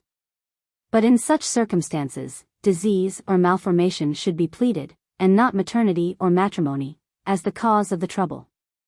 A man coupled to a wife who moans and groans over maternity should realize that he has been guilty of a fundamental mistake in taste, that he has chosen an inferior woman, and should blame himself, his upbringing, and his general notions about life, for the trouble maternity brings into his household. But he should not let himself be persuaded that because his inferior woman suffers over a perfectly normal function, that therefore all maternity is self-sacrifice and unselfishness. There could not be a grosser misunderstanding. Only the sick or badly formed woman has any honest right to complain of motherhood, but she has no right to motherhood at all. Motherhood is only unselfish, therefore, when it is unpleasant, i.e., when abnormal conditions prevail. And those English philosophers who derive altruism from the maternal instinct are guilty of taking the abnormal as the norm for the basis of their values. Healthy, honest women will confess that they thoroughly enjoy every moment of motherhood. But inasmuch as today it is the fashion to speak of self-sacrifice in regard to these functions, they will only admit in secret, and with the feeling that they are making a guilty admission, that they have enjoyed them. It has become the custom in modern Europe, and particularly in England, to represent women as performing some mysterious personal sacrifice in marriage. In all modern novels and plays this view of women is taken for granted. But it is only another of the sentimental myths created by modern Western women for their own ends. Where it is true, it ought to be a subject of shame, as showing marked physiological inferiority. And where it is not true, it is never anything more than a hoax for exercising moral power over a foolish husband. For thousands of men nowadays are convinced that whether a woman be healthy or unhealthy, well or badly formed, there is something sweetly and edifyingly unselfish about motherhood. Western civilization has not produced a greater lie, or a more pernicious lie than this, for it makes abnormality a virtue, and physiological inferiority a claim upon our admiration. Unfortunately, the number of women today who really do suffer from maternity shows such a large annual increase, and men's taste in women is so much vitiated by ignorance and false values, that the morbid association of self-sacrifice with motherhood is now regarded as almost inevitable, and doctors who thrive on it are the first to proclaim it as a necessary and even natural association. Footnotes. I feel I must offer some explanation here in regard to the precise relationship of the social instinct to order.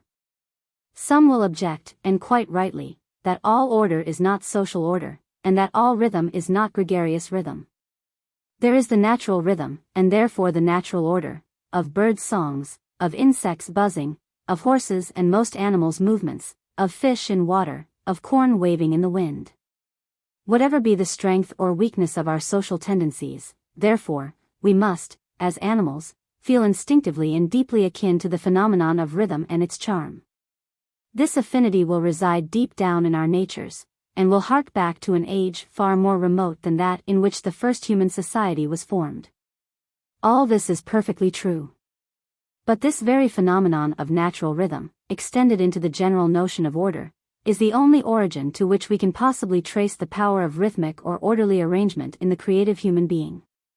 Extended into the notion of order and applied creatively by a superior human being to nature, whereby chaos becomes arrangement, and confusion is unraveled, this rhythm constitutes the birth not only of all human society, but of each separate civilization that has ever existed. In this way I conceive of the social instinct having, as a product of natural rhythm and order, engulfed and absorbed the source of its existence, in the human kind, and established itself in humanity as the developed and highly extended form of that source. 1 Corinthians 7. 1. Ibid. 7. 7. Ibid. 7. 8. Ibid. 7. 9. But if they cannot contain, let them marry, for it is better to marry than to burn. For the connection between man's social instinct and the arts, see my introduction to the letters of a post-impressionist, Constable and Company, 1912. I know of only one woman who has recognized this and given man full credit for his self-mastery in regard to the consequences of his sexual lust. See Arabella Keneally, Op. Cit., pages 178-9. The passages are too long to be quoted, but they should be read by all those who may be tempted to conclude that my views, as expressed above, have been prompted by masculine bias alone. See Sir Amroth E. Wright, M.D., F.R.S. The Unexpurgated Case Against Woman Suffrage, where the author hints at how much under civilization has been done for women by man. See also pages. The part played by his self-preservative instinct in all this will be disclosed in another chapter. See Chapter 5, pages. C.F. Weininger, Op. Cit. Where the author, disagreeing with me, says, "Great men have always preferred women of the prostitute type." It is true that 18 pages farther on he contradicts himself by saying of the prostitute, "She is the mate of the worst sort of men." But this single example, taken from among the many equally amazing contradictions in this book, only tends to show its extraordinary futility. And yet most of the modern books on sex questions, particularly those written by women, take this false analogy for granted. Chapter 5. Virgin Love in the Positive Man and the Positive Girl.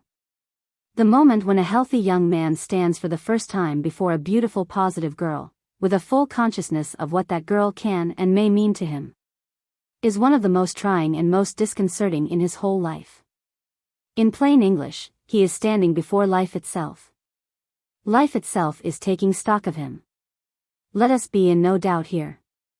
His eyes may wander, dazed, over the bewildering spectacle before him, his eyelids may quiver. He may not understand what his feelings are, or why he feels so numb and speechless, and breathes so deeply. But he is well aware that an iron fate has suddenly seized him like a vice, and is holding him spellbound before an examiner, who is far more relentless than any he has hitherto encountered at school or college. And now turn your eyes on life itself. Look at the girl. Provided that he is not watching her too closely, her eyes are scanning every inch of his body, with a penetration, an attention, a fierce criticism, that is allowing no detail to escape, no indication of virile potency to go unnoticed. Her hands may be cold, even moist with emotion, but life in her is neither cold nor moist, it is at white heat, working its hardest and deciding for her whether it shall be aye or nay. The very speed with which this decision is often made proves how concentrated, how unrelaxing the scrutiny must be. And however hard the work that has to be done, it is all over and frequently quite brilliantly dispatched in a few seconds, a minute at the most. Aye or nay? No wonder the youth feels embarrassed. Such an examination by life itself is hard to bear. The verdict, too, if it be favorable, is gratifying. The approval of a positive, healthy, well-built girl is a certificate of potency, because it is not only life's approval of one of its own products. It is healthy life acquiescing in one of its essential means to multiplication. To feel pleased in such circumstances is perfectly justifiable, to feel satisfied here is nothing but becoming. But there is another side to the picture, and I state it now, while we are discussing this particular situation.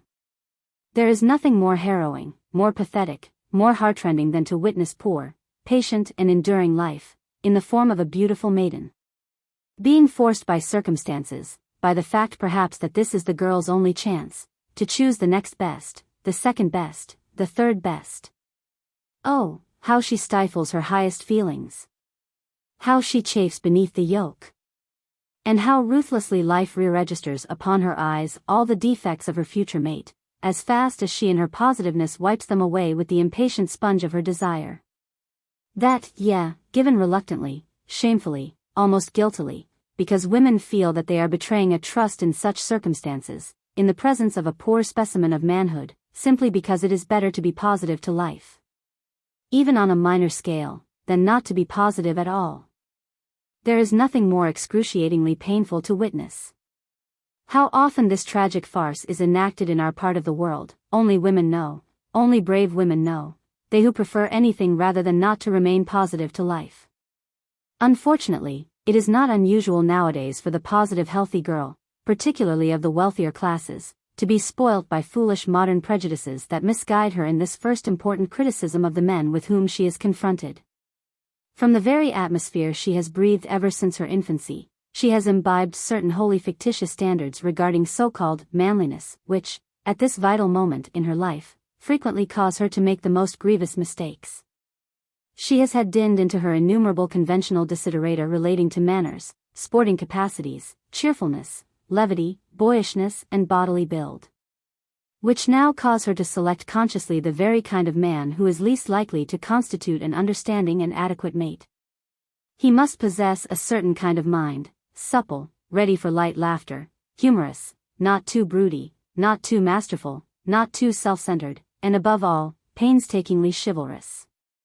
He must have had his spirit, if not broken, at least curbed by the public school system.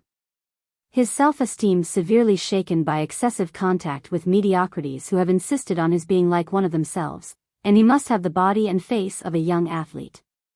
He must be capable of being trusted alone with her on rambles in the country, at games, on short excursions. He must not take himself or his claims or his thoughts too seriously, and the sine qua non is that he must be capable of idealizing woman, of looking up to her, of feeling a lump in his throat at the thought of her purity, her devotion, her heroism as a mother, her condescension as a possible mate to himself, and her ladyhood. All these attributes the spoilt positive girl of our wealthier classes has been taught to seek and select among the young men that are paraded before her.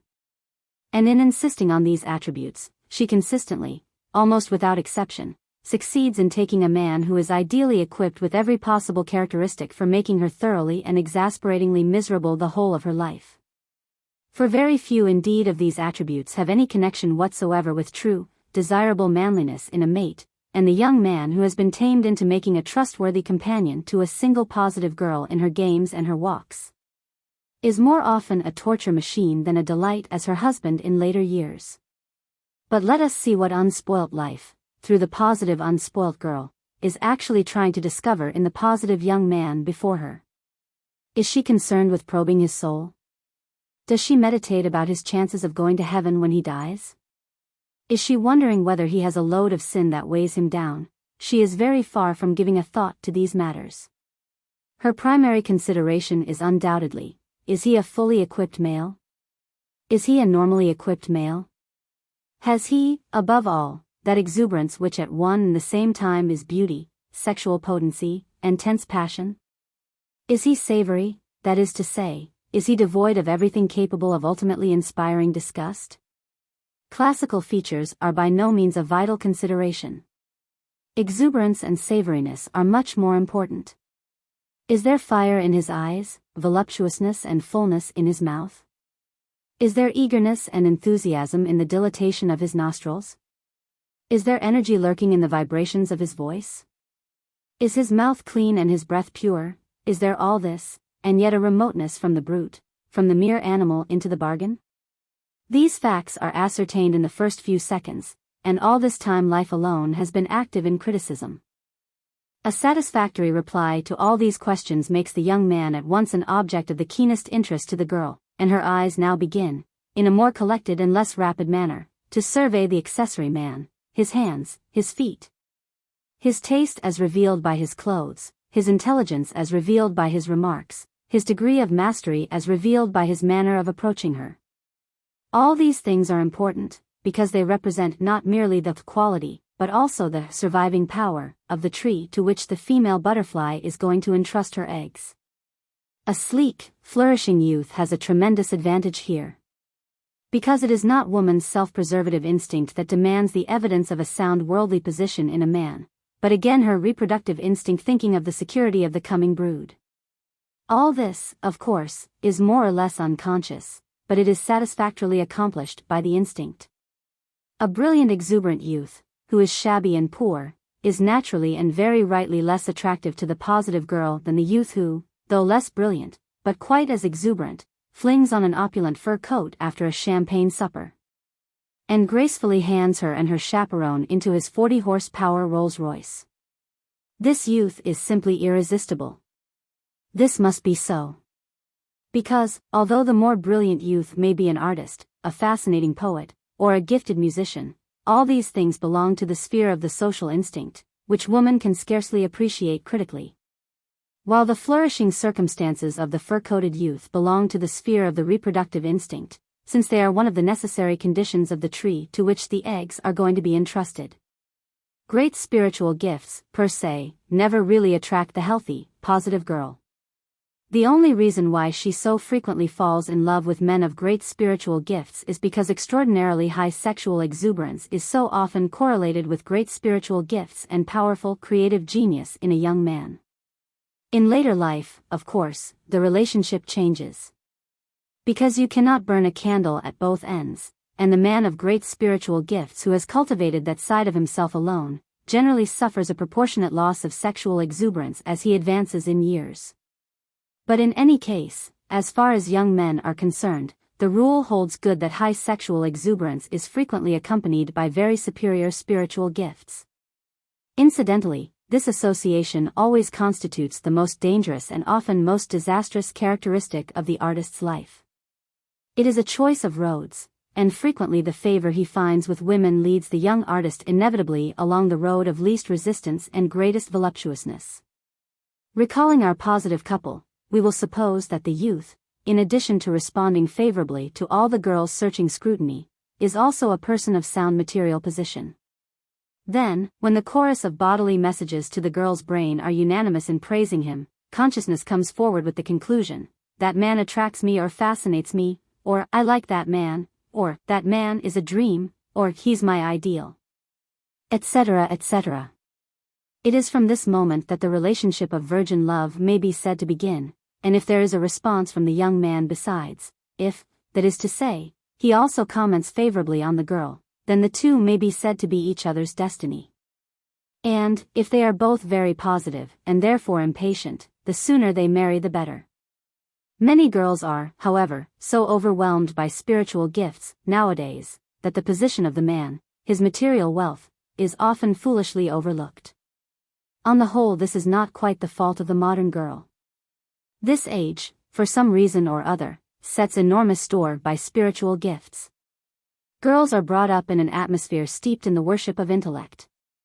Clever, this is the most coveted adjective. Is he clever? Is she clever? Very often the most unhappy marriages are consummated precisely owing to the absurdly exaggerated value that is attached to cleverness.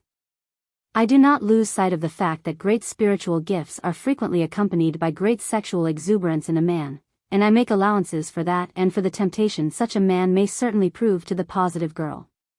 But his spiritual gifts ought not to be allowed to weigh against his poverty if he be poor, or his inferiority as an animal, if he have bad teeth, an undersized and weak frame, a delicate constitution, or foul breath. Only girls, of course, whose minds have been perverted in this matter, make the mistake of taking a poor clever man, or an unappetizing clever man, in preference to a duller though wealthier or more appetizing suitor. For the instinct of the female when unperverted is to find not only a secure support for her offspring, but also a mate whom it will at least not disgust her to embrace. And, after all, what does this spiritual fascination amount to for women, apart from its occasional correlation with high sexual exuberance? If you ask yourself what it is you tire of first in life, if you inquire to which kind of phenomenon you can relevantly apply the expression, hackneyed, when you have seen or heard it once too often, what is your inevitable reply? The word hackneyed can be used relevantly only in regard to products of the spirit. A song, however beautiful, repeated too often becomes a bore. A picture seen too often begins to pall. It is only because we scarcely ever notice with deep attention the pictures on our walls, that we can endure them. In time, they form part of the general scheme of decoration. The finest poem read too frequently becomes insufferably wearisome. And who can read even the best novel more than 3 times? I confess I have read Wuthering Heights 3 times, but I doubt whether I could perform the feat a 4th time. All these things, however, are of the spirit, products of spiritual gifts. It would not sound strange or irrelevant to apply the epithet, hackneyed, to any one of them, provided that their charms had been impressed upon us once too often. This fact alone should make us suspicious of the spirit as a phenomenon possessing lasting powers of attraction. There are, however, other things to which the expression, hackneyed, could not be relevantly applied. What should we think or say, for instance, of a visitor, who rising suddenly in the middle of one of our tea parties, exclaimed quite gravely that she refused to take another piece of bread and butter for the rest of her life. Because bread and butter was hackneyed. We should all be astonished, not to say alarmed. We should suspect her of something a little more serious than mere eccentricity. But, as a matter of fact, nobody in his senses, however professedly devoted to the spirit he might be, would ever dream of saying bread and butter is hackneyed. It is a thing of the body, and provided the body remains healthy and exuberant, the pleasures it provides are never hackneyed. Given a fair appetite and a healthy digestion, and bread and butter will remain a joy forever. Unlike the spirit, therefore, which however exuberant and however healthy, wearies and fatigues if it be called upon to appreciate the same spirit, or the same product of another spirit too often. The body can enjoy bread and butter for 80 years and 10 without ever feeling that it is hackneyed. This alone ought to make all admirers of brains in men pause before they allow themselves to be so completely dazzled by mere spiritual brilliance, as to forget other things. What other things? Material position, and that quality which all eminently desirable men have in common with good bread and butter. I refer to savoriness. I know of one very sad case that happened in my own circle. A well-educated but misguided Swedish girl who, while being no fool herself, had the modern exaggerated love for brains, happened to meet a man in Ireland who, though brilliant to the point of genius, was as unappetizing, as unsavory as the form of man can possibly be. I confess to having sat in that man's company frequently myself, and having reveled in the easy and fluent flow of his exuberant wit. There was virtuosity not only in his speech but also in the thoughts behind his speech. When he met the girl in question, she too came under the spell of his extraordinary intelligence. And, forgetting the rule about the spirit, and forgetting the quality of good bread and butter, for he was so unsavory that one could not approach him without becoming aware of the fact with one's nostrils, not to speak of one's eyes, she worshipped and married him.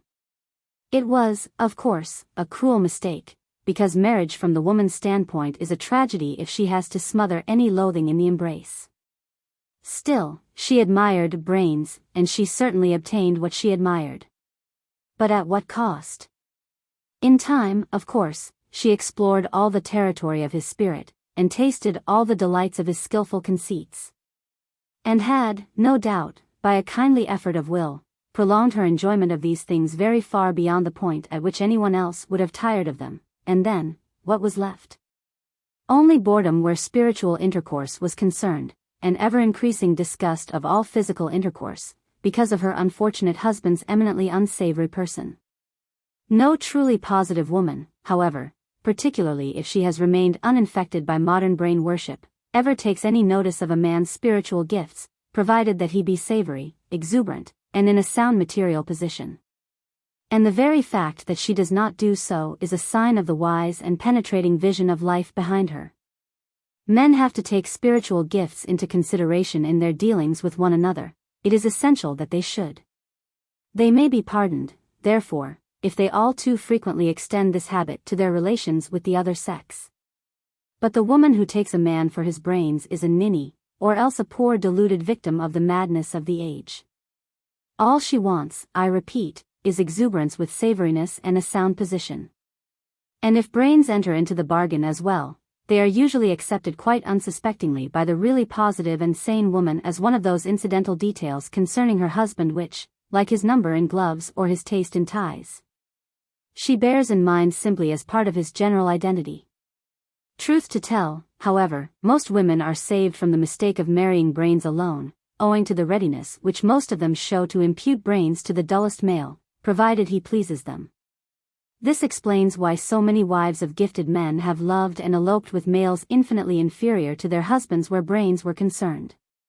It also explains why so many wives of gifted men, who have been faithful, have been bitterly unhappy in their fidelity.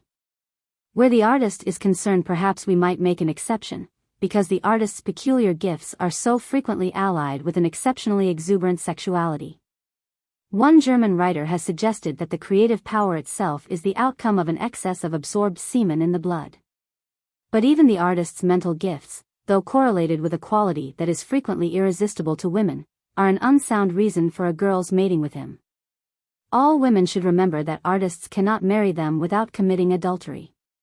For, if woman is wed to life before she marries, the artist is certainly wed to his particular muse. All this the positive girl knows more or less instinctively, because life in her knows every word of it. It is only when she has become infected with the stupid modern worship of brains that her conscious bias sometimes overrides her better bodily feelings. But to return to our positive couple, the condition of mutual attraction in which they now find themselves is one of tremendous fascination, because it constitutes an enhancement of the feeling of power, and a deepening of the feeling of surrender. So intense is this feeling of power and of slavery at the same time. So exquisite is the scale of emotions that run from the bottom note of absolute subjection to a human being to the top note of supreme sovereignty over a human being, so that the girl bids and her bidding is done.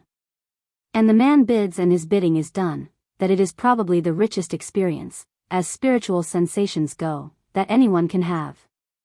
While it is being undergone, the self-preservative instinct of both parties is entirely suspended.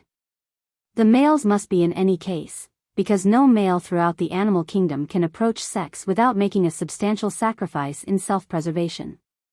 He cannot join the stream of life without paying a tribute, and this to begin with is hostile to his self-preservative instinct inasmuch as it reduces his surviving power for the time being. But there is this fact in addition: his social instinct cannot face the responsibilities of a wife and her offspring unless his self-preservative instinct is prepared to make a good many reluctant concessions.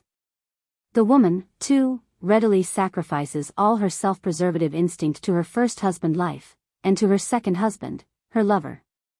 In fact, to speak with levity, but with some profound truth as well, in every respectable love marriage, the legal husband is the dupe or breadwinning agent who keeps the girl while she does her first mate, life's business. Childbirth is not always successful even in the most healthy communities, and a woman's reproductive instinct often has to clap its hand on the mouth of her self-preservative instinct before she can consent to having a second child. With the self-preservative instincts both of the man and the girl in abeyance, then, we have what is always a dramatic situation. We have a situation in which neither the man nor the girl cares what happens provided that each can get the other.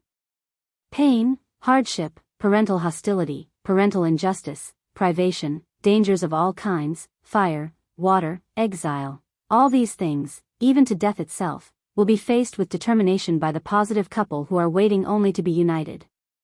If only they help a step forward, or put an end forever to all doubt and misgivings. How often in the history of our race have not a chaste and positive couple, kept apart by unfavorable circumstances and in the midst of appalling difficulties, whispered to each other passionately, "One long embrace from you and I should be content to die." This shows that the self-preservative instinct is as good as dead in such cases. Dead in the woman, because when her reproductive instinct is meaning business, nothing else can live beside it.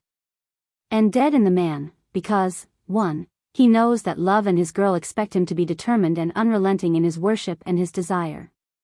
And, 2, because his very positiveness itself makes him set the multiplication of life higher than his own existence for the time being. Moreover, when the girl and the man insist upon an attitude of complete and unreserved unselfishness in each other, they are simply betraying the fact that they expect the self-preservative instinct in each other to be for the time being in a state of suspended animation. This is a proof of what they understand by love. As a matter of fact, it is a proof only of the circumstance that the reproductive instinct is expected for the moment to become all-powerful or to suppress every other feeling. When this state is reached, if the girl has no vigilant protector or guardian, and the man is not strongly endowed with social instinct, the result is usually and inevitably seduction, particularly if the man shows some mastery in sex. And some understanding of it too. And, indeed, when one considers the forces that are active here. When, moreover, one considers the temptations that are elevated here to the nth power, the wonder is not that seduction occasionally occurs among positive couples, but that it does not always occur, that it is not the rule. Only man's social instinct can prevent it. Only man's social instinct remains, and is strong enough to prevent it. Do not, however, let us confound the social instinct of the positive man, which is strong enough to stand up to his reproductive instinct, to control it, and to make it wait and consider responsibilities, with the so-called self-control of the negative young man, who could love his negative girl for half a century without ever desiring more than to squeeze her pale thin hand, while she feels exactly the same about him. Of course, in countries like France, where positiveness on both sides is at such a high pitch of intensity that it actually fills the atmosphere of every room and makes every mixed company electric. And also where the social instinct of men is declining more and more every year, the only possible check on wholesale seductions is a vigilant and inexorable protector or guardian, who watches over the jeune fille de famille, until she is married. And does so with such unabating zeal that it can truly be said that a respectable French girl is always being watched. As a matter of fact, if the same custom of vigilant supervision of the young girl does not prevail in England, it is a bad rather than a good sign. It is a bad sign for the following reasons. 1. It is waived either because it is a generally recognized thing that the Englishman's social instinct is of a higher order than the Frenchman's, which is not the case. Or, 2. Because it is a generally recognized fact that the Englishman is safer, i.e. less inflammable, i.e. less exuberant sexually, i.e. less positive than the Frenchman, which is the case. I think it would be hard to prove that the social instinct of the Englishman is of a higher kind than that of the Frenchman. There is nothing to show that there is more order in England than in France, more social harmony, more mastery of social problems. There are absolutely no grounds whatever for assuming that there is less social misery in England than in France, less social muddle, less social strife. Nor if we go to the next highest products of the social instinct, which are represented by the sense of order manifesting itself in artistic productions, can we say that there is more art, or a higher kind of art, in England than in France. In fact, if we draw these comparisons at all, we must in fairness conclude that if there is any difference, that difference is undoubtedly to the advantage of the Frenchman. But for the sake of this discussion it is sufficient for me to assume that the social instincts of the Frenchman and Englishman respectively are about equal. Well, then, if this is so, it must be some other circumstance that accounts for the enormous freedom allowed in this country to the girl turned 16, in her intercourse with men of her own generation and older. There can be no doubt that, in the first place, the English girl is generally a little less positive to life and therefore to man than the French girl. This accounts for a good deal. There can be no doubt either that there is a very much larger sprinkling of negative girls in England than in France, girls, that is to say, who are happy and content as spinsters, or whose passions are so tepid as to enable them to endure platonic relations with men, and to resist men quite successfully for interminable periods. A few facts alone, apart from the evidence that can be gathered first-hand by all those who know France and England well, will be sufficient to prove this. In 1910, although France had for many years admitted women to the hospitals, to the bar and to the chemist's dispensary, there were out of a total of 13,000 French doctors only 83 women. There were only 2 women barristers, one in Paris and one at Toulouse, and there were only 3 women chemists, one in Paris and 2 at Montpellier. To take the profession of the bar alone, think how very many more women barristers we should have in England in the space of 5 years if the bar had been open to women. To point to economic pressure here, and to say that the English girl is more hard-pressed than the French girl, would be entirely false.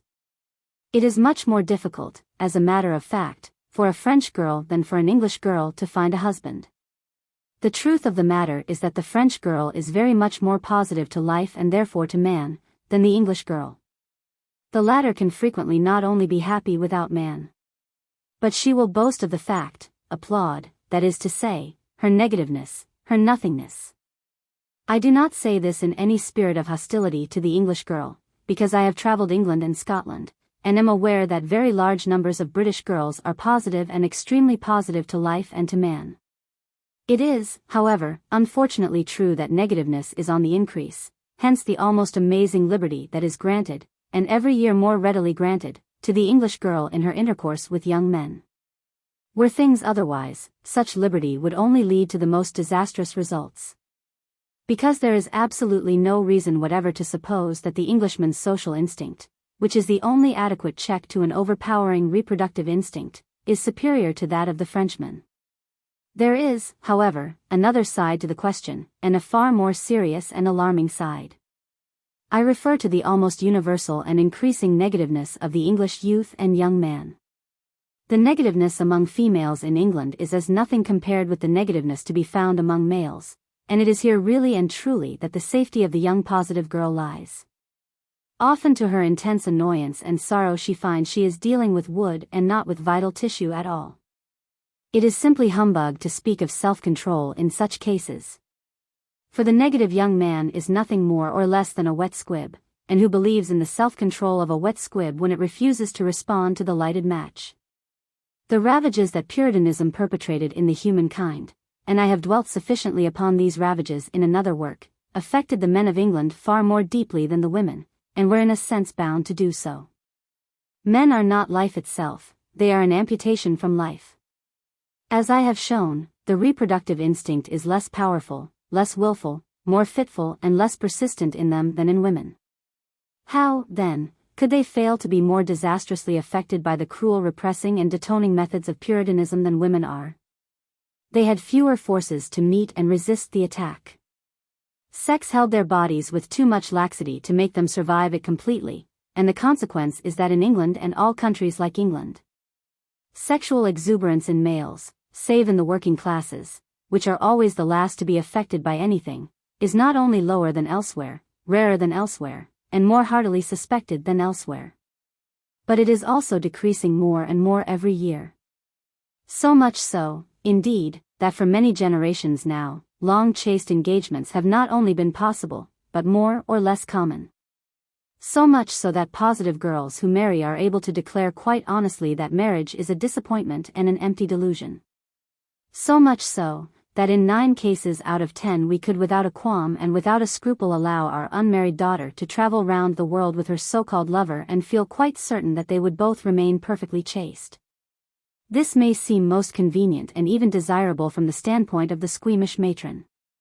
But would it not be ever so much better from the point of view of life if it were impossible, and if we were forced to exercise a vigilance at least equal if not greater than that of the French chaperone over the young couple?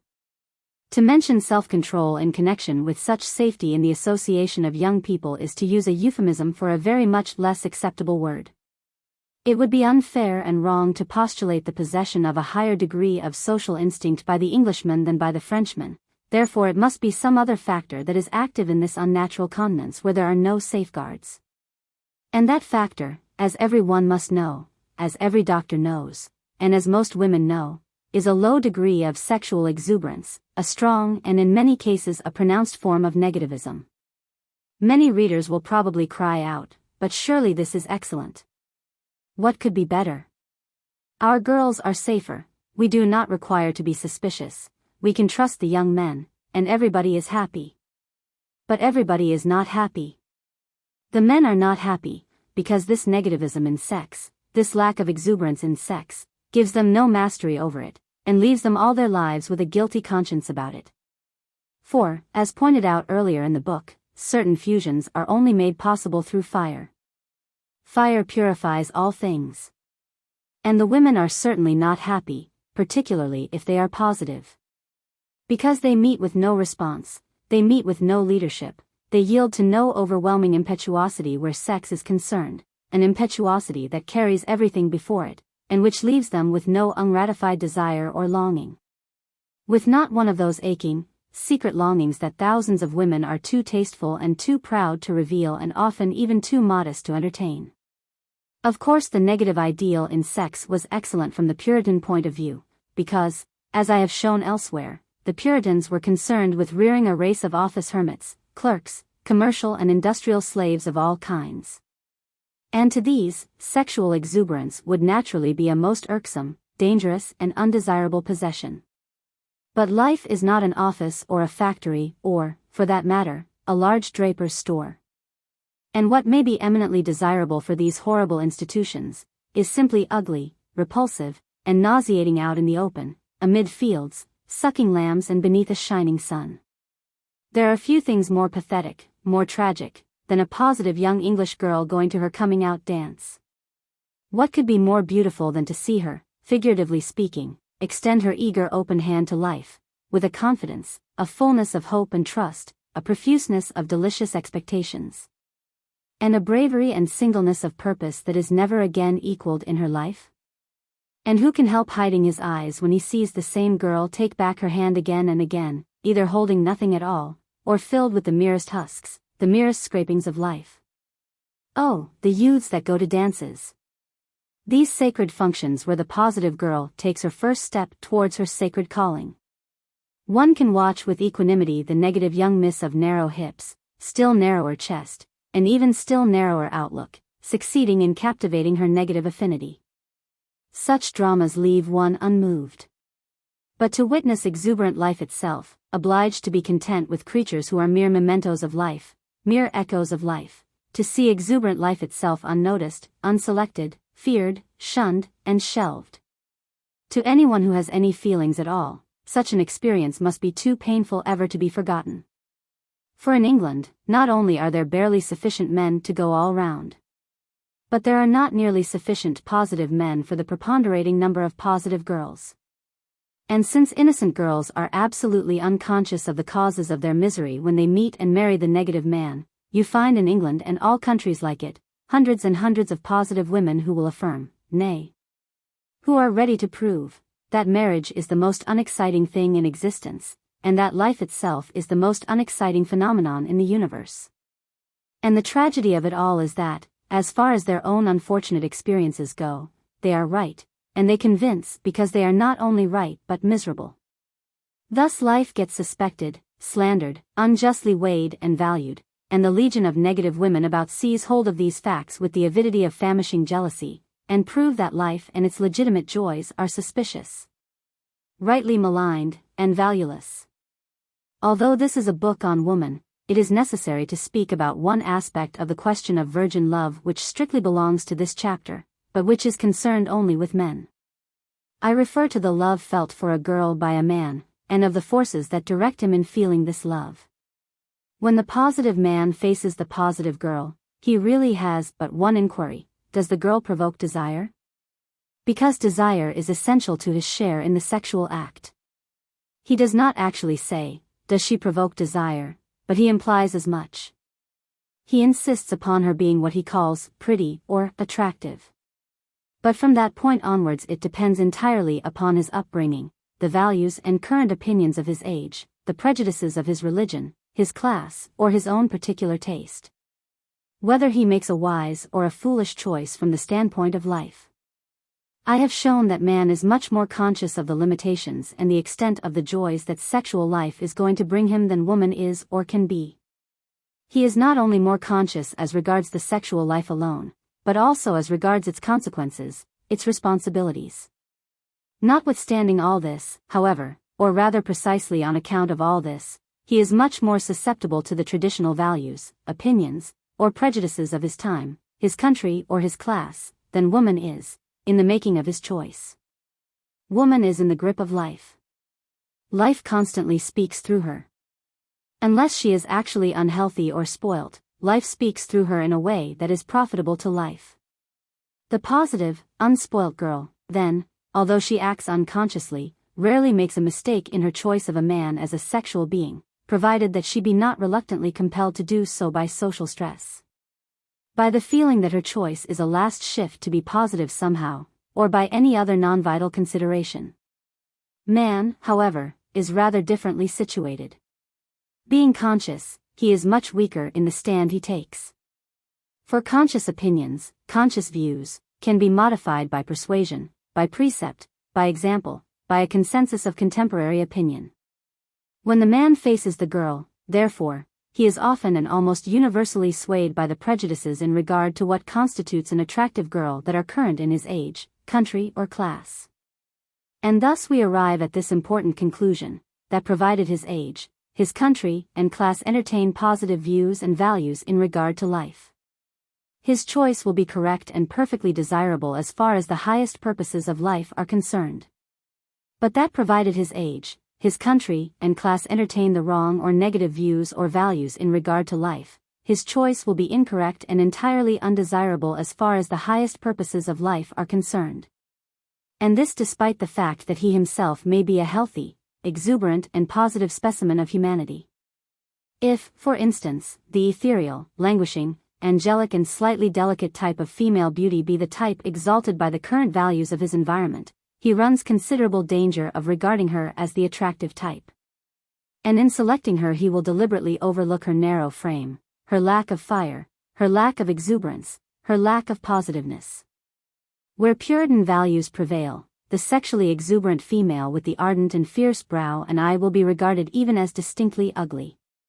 It will not surprise some people to hear, therefore, that in France the angelic, passive, and meek expression of most Englishmen's wives is regarded as strangely incompatible with the frequently robust, self-assertive, exuberant appearance of the Englishmen themselves. Purity is indeed exhaled by such women, but not the purity that all positive people understand as purity.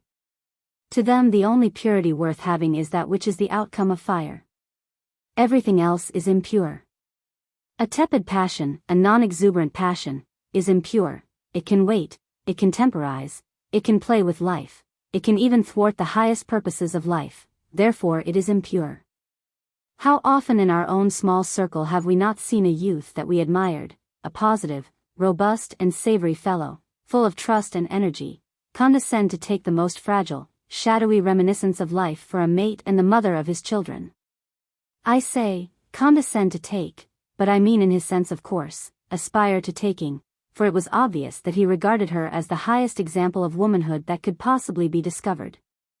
To this extent was he prevailed upon by the puritanical prejudices of his age.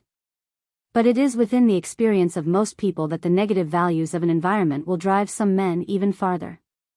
There are a few who will not even stop at deformities, sickness, disease. I know of 2 such cases, one man who fell in love with a consumptive girl, knowing her to be consumptive, and another who loved and married a girl with hip disease. Both of these men were acting in a manner utterly hostile to the highest purposes of life. Their love actually denied, balked and frustrated the highest purposes of life. They were, in my sense, therefore, utterly impure, immoral, criminal. But from the point of view of their age, their class, their religion and their country, what was there, in sooth, to show them that they were wrong? Had they not heard from their earliest childhood onwards, that the soul was everything and that the body did not matter? Had they not had it dinned into them at every turn along their life's path, that a pure soul can make up for any physical defect, even foul breath? Had they not learned to regard brains as better than brawn? And who had ever told them when they were children and when they were quite ready to despise sickness, deformity, or botchness generally, that their instincts in this respect were quite right and proper? Who had explained to them that things that are unclean, as the good, honest Old Testament has it, should be avoided? There is no science of physiognomy and of human selection today. It will be objected, of course, that no possible elaboration of such a science could ever induce young people to fall in love with the proper mates. My reply to that is, let it be tried. When our young folk tell us that they have fallen in love at first sight, we know that they must have followed some principles of physiognomy and selection. However adventitiously these may have been acquired, they constitute the only guide obtainable. But are these principles any the better for having been acquired by chance, and very often from false and unreliable sources? They must have acquired their principles from some source. Is it better that they should have picked them up, as it were, on life's way, than that they should have been taught them? It is not a difficult matter to educate the taste of children on certain broad lines. The fact is not that these guiding lines are lacking today, on the contrary, they abound, but that they are based on no understanding of essentials and are as a rule not regulated by a deep concern for health and high vitality. And since you can teach mankind the points of a good horse or a good dog, it is surely a little bold to deny that you can teach it the points of a desirable mate. At least you can lay down certain very distinct principles regarding the mate to be avoided. But not even that is attempted nowadays. The danger at present is that a young man, despite his proper instincts in this matter, may be wrongly influenced by the values and prejudices of his age, his country and his class, so that willy-nilly he goes astray. And inclines in a negative direction when all the time his instincts are positive. In regard to sex and the choice of the positive woman, the Englishman particularly, therefore, more especially of the wealthier middle classes, wants re-educating, re-instructing in the values of positive life. And it is to him, more than to woman, for, after all, he is the chooser, that the chapters of this book are addressed. Footnotes. Always from the standpoint of sexual potency be it remembered. See also pages and In 1911 there were 477 women doctors in England, 382 of whom were unmarried. See also pages and see A Defense of Aristocracy, Chapter 5. It will occur to some that I ought perhaps to have referred to the fact that English law is more severe against illicit relations than is the law of France. This is true. But, after all, English law applies only to girls under a certain age, and is by no means repressive of illicit relations after that age. A Defense of Aristocracy, Chapter 5. Speaking of the prevalence of this type of girl at present, Arabella Keneally says, Op. Cit. So devitalized and neurasthenic are many of our pretty young girls that their flower-like faces, topping over tall and undeveloped bodies, suggest delicate blossoms crowning long attenuated, sapless stems. Neither faces nor bodies are vitalized and athrill with powers rooted in healthful organs, vivified by healthful functions, and instinct with warm, iron-rich, magnetic blood. They show that making for beauty which is inherent in the woman traits, but which, in latter-day girls, owing to defective constitutional vigor or to educational, social or industrial exhaustion, has been able to realize itself only in sickly and weed-like development. Even the fiction they read did not help them to the correct attitude in this. Does Lord Lytton ever express any horror at his hero and heroine, who were both consumptive, falling in love with each other in Pilgrims on the Rhine?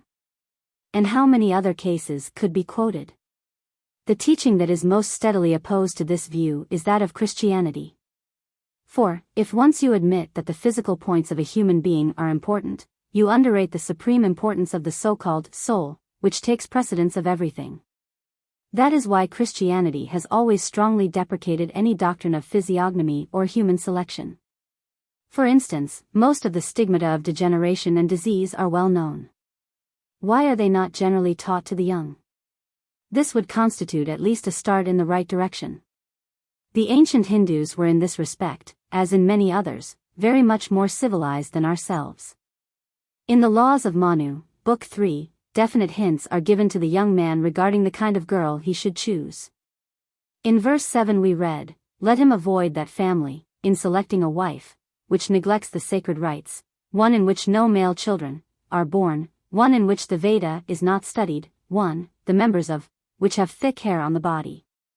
Those which are subject to hemorrhoids, phthisis, weakness of digestion, epilepsy, or white or black leprosy.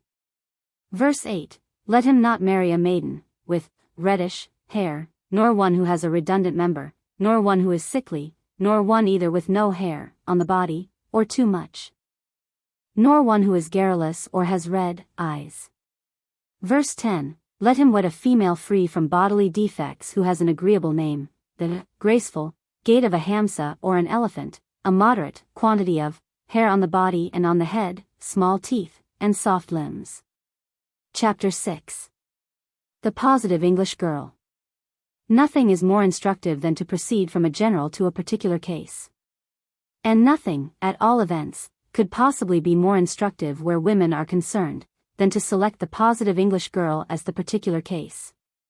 Because it is in her heart that the conflict between the sound promptings of the body, and the unsound external promptings of the modern world rages most fiercely and most dramatically. It is in her heart that the issue of the conflict has its most momentous and far-reaching consequences. To a heart overflowing with human sympathy, there is something infinitely wistful and pathetic in the appearance of this apparently careless and blooming maiden.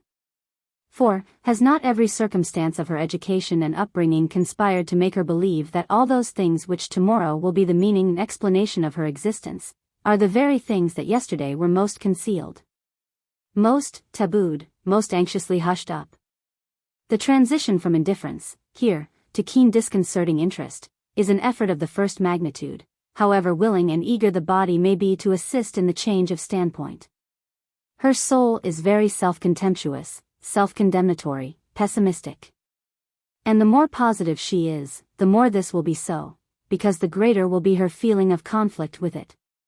She feels she must be wrong, and her soul and the world right.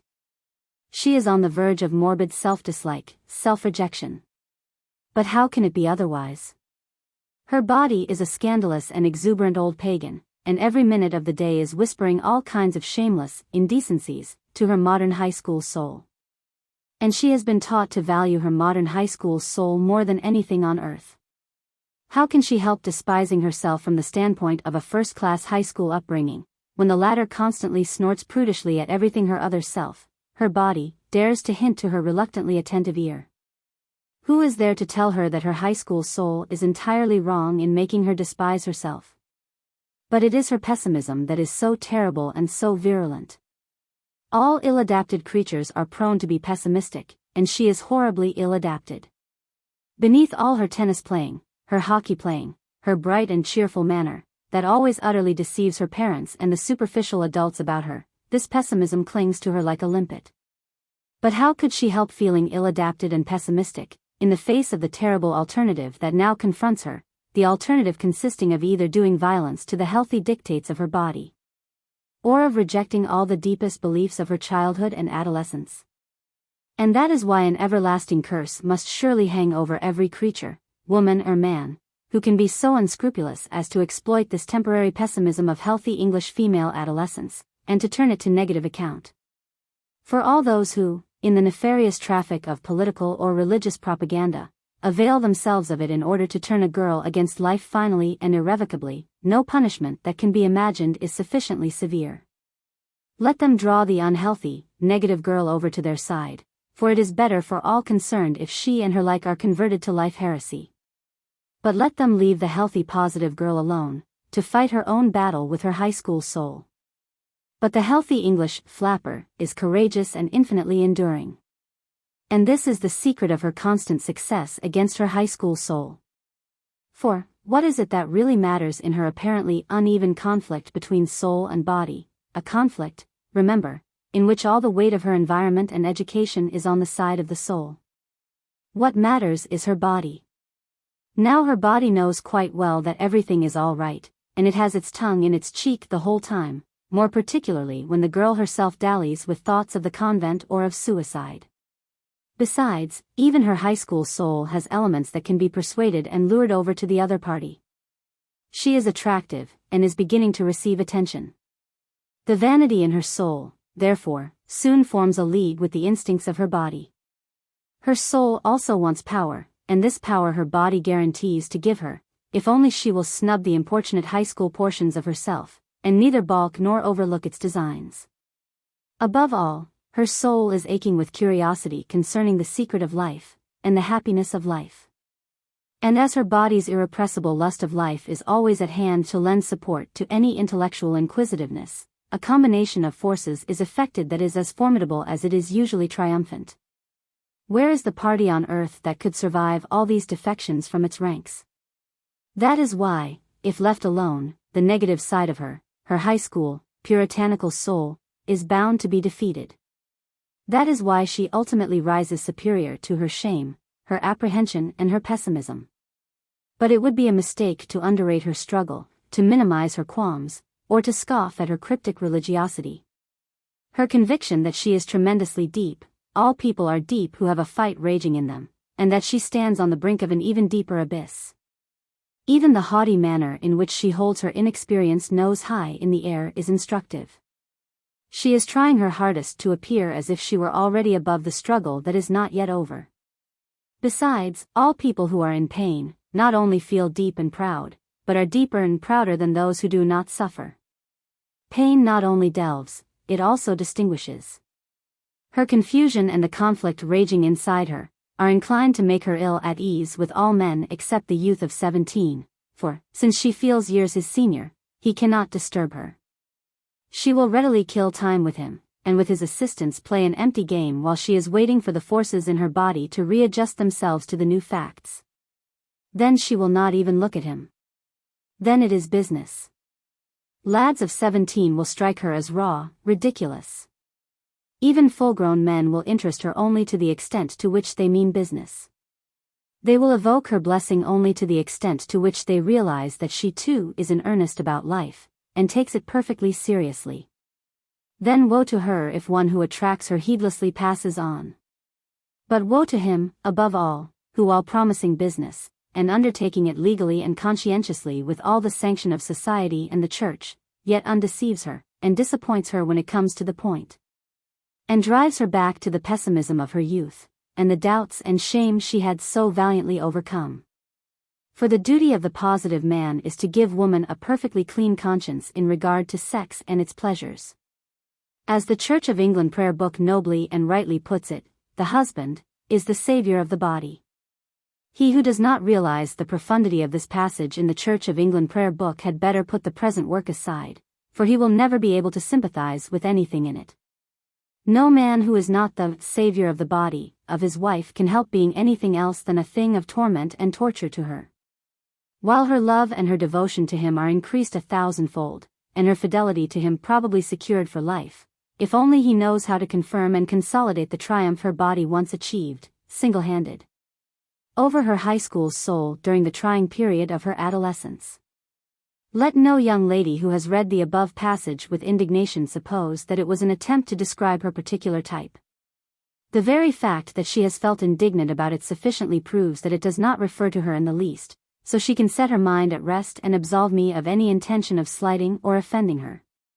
If, however, she has read the words with a feeling of passionate anger at the thought that all I have said truly applies to her, though no longer now, alas, no longer at her present stage in life.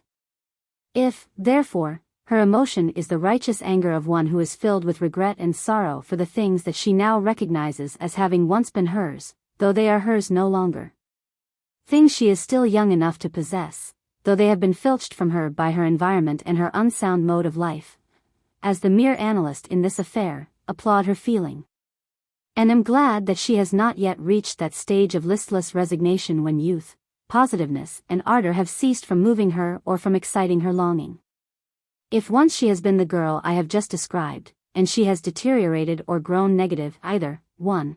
Through a too prolonged and too exhausting wait, and a period too protracted of absolute abstinence, or, 2. Through unwholesome living, or, which is worst of all, 3. Through marrying a man who has not proved the savior of her body, then I, too, join my anger to hers, and am perhaps even more angry than she.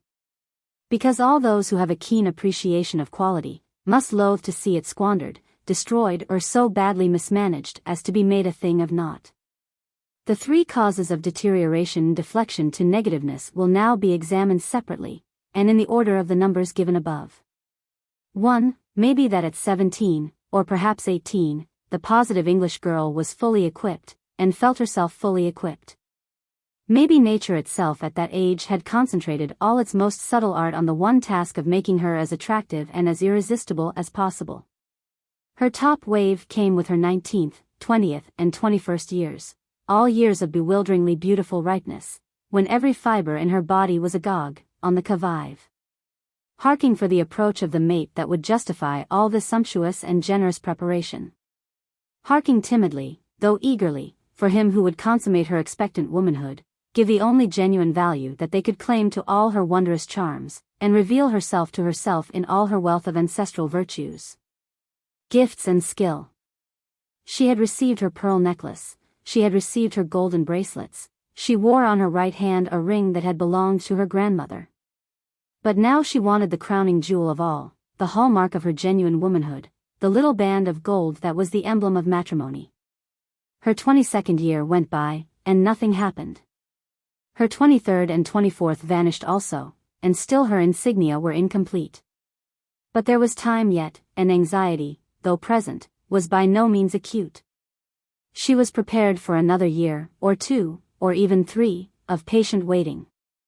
Since, however, it is impossible even for nature herself to stand forever on the tiptoe of anticipation. Since it is too much to expect of anything or anybody, that weariness will not ultimately supervene if a wait is prolonged unduly, or if nothing ever comes to repay an all too lavish outlay of beauty and its promise of joys untasted. It is, alas, a not uncommon occurrence, however ready the girl herself may be to continue waiting and watching, for nature itself to feel so bitterly snubbed that it withdraws, as it were, from its position of proud and unstinting impresario, and wanders off elsewhere to spread its ornaments and charms over another and perhaps more fortunate subject. This stage in the positive English girl's career is not apparent to the outsider, nor is it immediately apparent to the girl herself. All she knows is that she does not feel quite as well as she used to feel. She does not sleep so well, eat so well, or resist fatigue so well. She is not conscious, yet, that her looks are no longer so startlingly attractive as they were 3 or 4 years ago. But there is a shade of difference of which even she herself is aware on certain days. Her face is beginning to acquire definition. Her features do not melt into one another with the same indefinite sweep of downy cuticle. While the tone has also begun to decline in her bigger organs, and they are losing the braced, tense, healthy readiness they possessed at the beginning of the wait.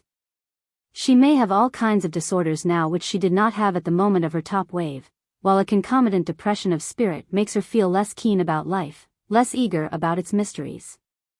There is even a threat of anemia, the result of occasional costiveness, its frequent correlative leukorrhea, and a general lack of tone in her whole system. A neglected organ avenges itself, a neglected body avenges itself. Her whole spirit wishes to avenge itself, for, like a flower, she needed the sun, in her case the sun of love, and she is visibly withering without it. With the third and final stage, all the symptoms become acute, before dying away completely only to leave the body a mere husk of unrealized and now undesired possibilities. Discontent, unconscious or conscious, together with all kinds of troublesome, though not dangerous, disorders, gradually reduce her body and her spirit, and thus undermine her positiveness. Her temper is irascible.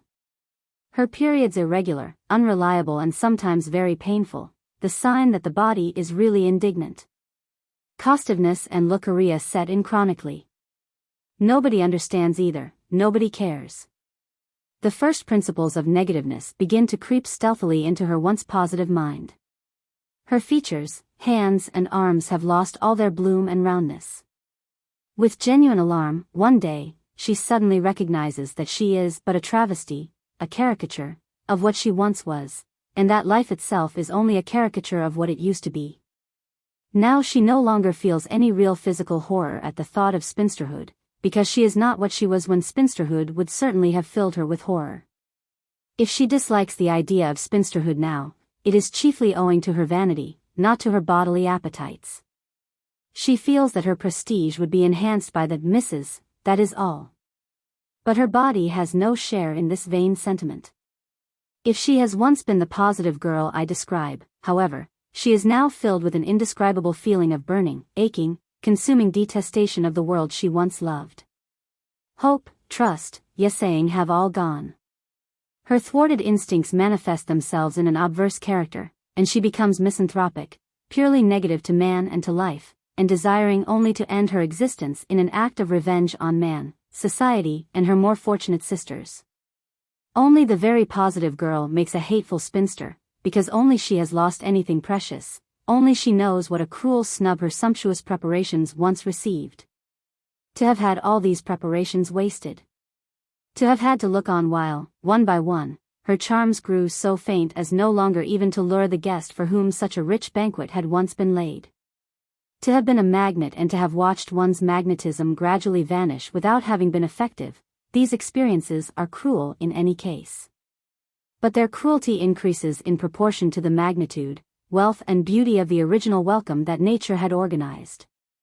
The negative girl, to whom an atonic state of the body, irregular and painful periods, have been an ever-present and familiar condition since her earliest puberty, or the negative girl who, while suffering from none of these disorders, is yet insufficiently vigorous or sound in organic equipment to render the thwarting of her reproductive instinct a state of suffering and bitter disillusionment, may make a perfectly cheerful, engaging, companionable and even thoroughly good-natured old maid. It is an interesting fact that in France, where positiveness among girls is ever so much more general than in England, the old maid is universally unbearable, and is proverbially known to be so. 2. But there are other agencies at work in modern society for reducing the positive English girl to negativeness, besides the unfortunate and often inevitable circumstances of an all too long wait. For, in England, there is extraordinarily little care taken of the female body.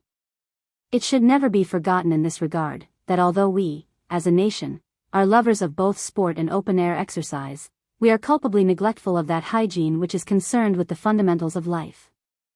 Genuine and gentle reverence for the body, particularly for the young female body, is startlingly rare in England. Fundamentals are not faced, they are, if possible, avoided. And frequently owing to a deliberate refusal to recognize the needs and fragility of an equipment that is vital, elaborate and easily disordered, girls are as much as possible handled and treated like boys of their own age. Positive girls, particularly, who are well-built and vigorous, whose correlation of bodily parts is as near perfect as it is possible for the organs of modern people to be, have very few difficulties in early puberty. They are regular, they feel little or no inconvenience from the attending phenomena of puberty.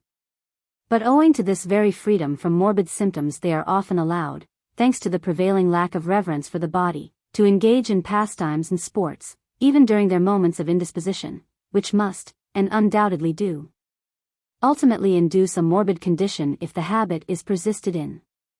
Let me explain. To begin with, the very fact that anxious and almost fearful silence and secrecy are made to hang over all the manifestations of puberty in girls is in itself an inducement for the young female to desire to behave during her moments of indisposition as much as possible like her schoolmates who are not indisposed. When, therefore, in addition to this desire, she feels and is known to feel no very marked discomfort at such moments, there is apparently nothing to prevent her from going a long walk or joining in a game of tennis, netball or even hockey with the rest of her friends, at a moment when violent exercise of all kinds ought to be most carefully avoided. In girls' high schools and later on at college, such breaches of reverence towards the body are not only of constant occurrence, they may be said to be the rule where the positive girl is concerned, unless, of course, her parents have been wise enough to insist specially upon the proper precautions being observed. In the end, however, long as the period of successful resistance may be, the body must suffer from this violence, and the toll paid is then both severe and heavy. Another very dangerous custom is that of having recreation and games directly after a meal. There is nothing objectionable in sports for girls, provided they are not too violent. On the contrary, games keep them out in the open air and exercise their bodies. But it is a risky thing, in view of the subsequent cost to the whole body and spirit, to give the alimentary canal in girls the slightest possible excuse for getting out of order. An exercise after a meal, particularly when such exercise is violent, is a potent factor in bringing about indigestion, costiveness, and all their concomitant disorders. This notwithstanding, it is not uncommon. In fact, it is an almost regular practice for girls in high schools and at college, often with the consent of their parents if these happen to know, to rush out directly after lunch to a game of hockey or tennis, or what not, and to engage in the most violent exercise and movements in the course of their play. This is the most unscrupulous vandalism, for, even if they are not indisposed at the time, the evil effects of such excessive activity directly after a meal are notorious. In the end, costiveness must occur, not as a temporary affection, but alas, as a chronic habit, and the custom of correcting this tendency by means of constant purgation only aggravates the trouble. Now, constipation is in itself a bad thing. It lowers spirit, it gives rise to nervous trouble, causes auto-intoxication that saps energy and interferes with sound sleep. It also acts as a poison on the red corpuscles of the blood and reduces their number, and thus fosters the development of anemia. But this is not all. For with constipation there is always serious infection of the lower colon, and a general loss of tone in that organ. The gravity of this condition in women cannot, however, be overrated, because the surrounding and adjacent parts are so vital and so important, that no risk that can possibly imperil their health and vigor ought ever to be run. Much less therefore courted and chosen. How long it takes for an infected and atonic colon to affect the neighboring organs, it is impossible to say. But that the atonic condition can and does spread from the original seat of the trouble to other parts is unquestioned, particularly when anemia has reduced their resisting power, and the results are always of the worst possible nature. Very quickly, if it is not already present, that worst and most insidious of maladies, leukorrhea, makes its first appearance, and then a vicious circle is formed which it is extremely difficult to break. This does not pretend to be a medical work. But the consequences and symptoms of this disease, leukorrhea, are so far-reaching and generally so much ignored, that it seems imperative to speak out quite openly on the subject. All through this book, the relations of the spirit to the body is considered as being so close, so intimate.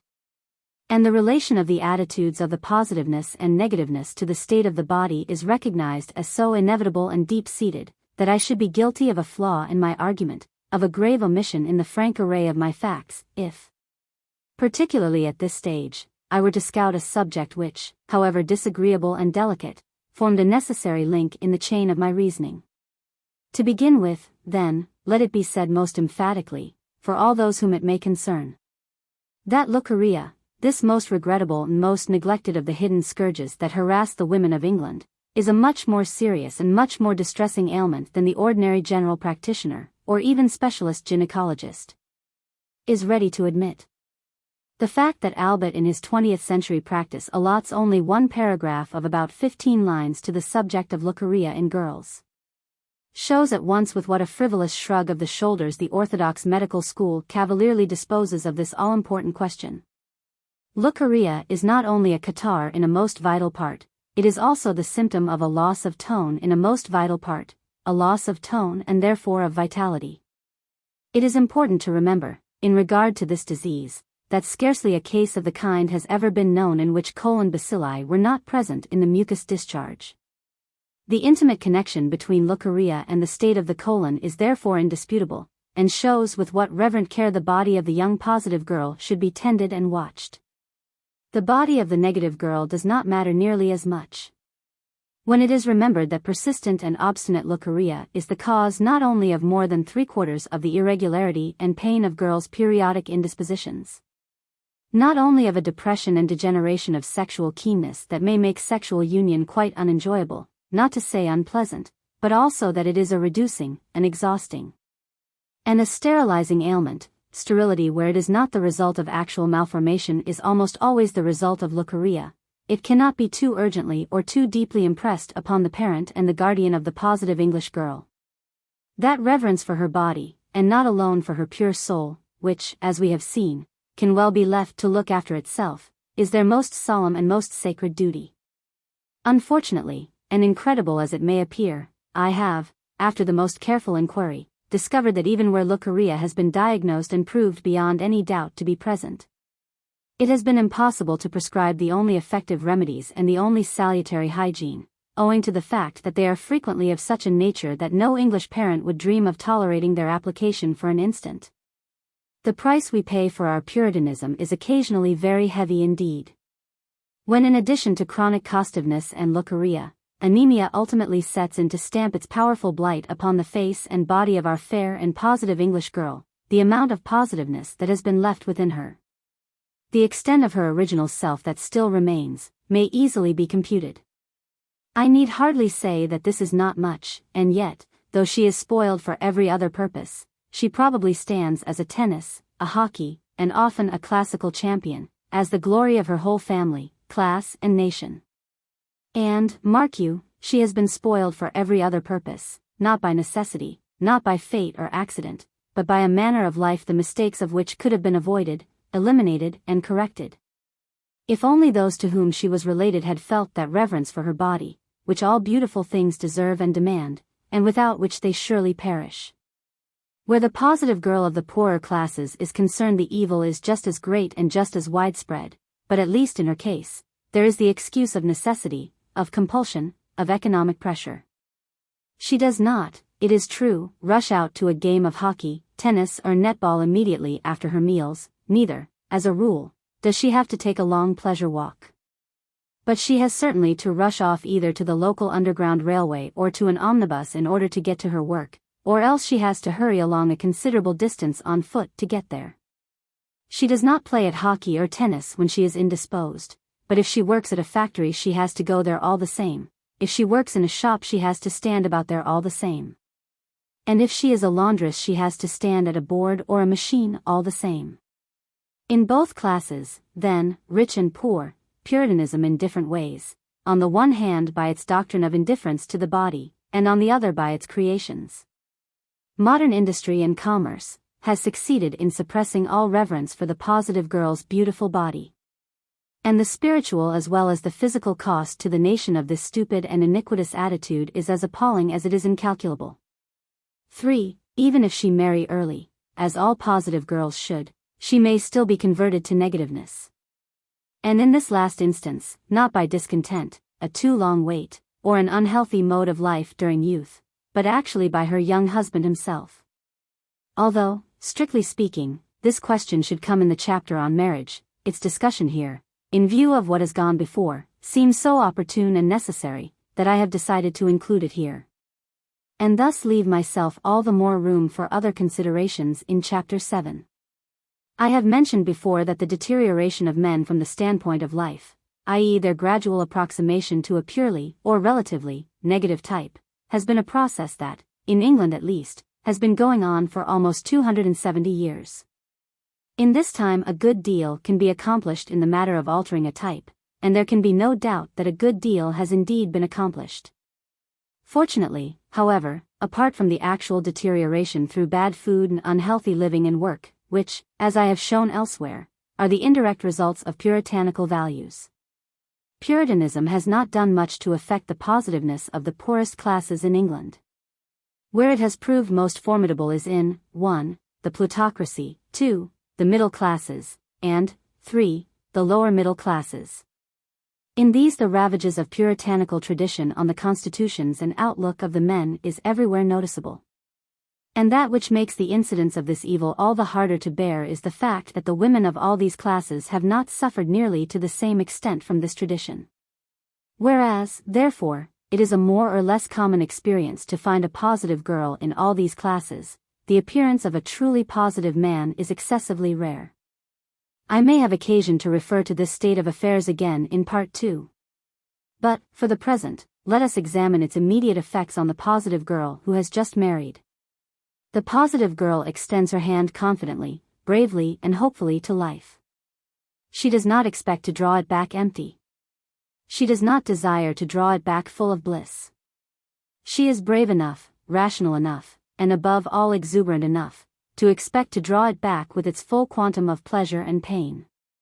She wants life, and what though life means some pain, willy-nilly she will have it notwithstanding, and her heart whispers, damn the consequences. But there is something she does expect, something she has a right to expect. And that is that her husband himself should be her guide, her mentor and initiator. From time immemorial it is his sex that has been prehensile. Throughout the higher animal kingdom, prehension in the sex act is the exclusive attribute of the male. He often has the organs for it, and he almost always has the superior strength for it, even when his strength is not required for other purposes. But just think what prehension means. It involves initiation, it means taking the first steps. It is certainly tantamount to setting the tone, the manner, the order of an encounter. Traditionally, then, for millions of years the male has had his particular role, the role of prehension, with all its correlative virtues and qualities.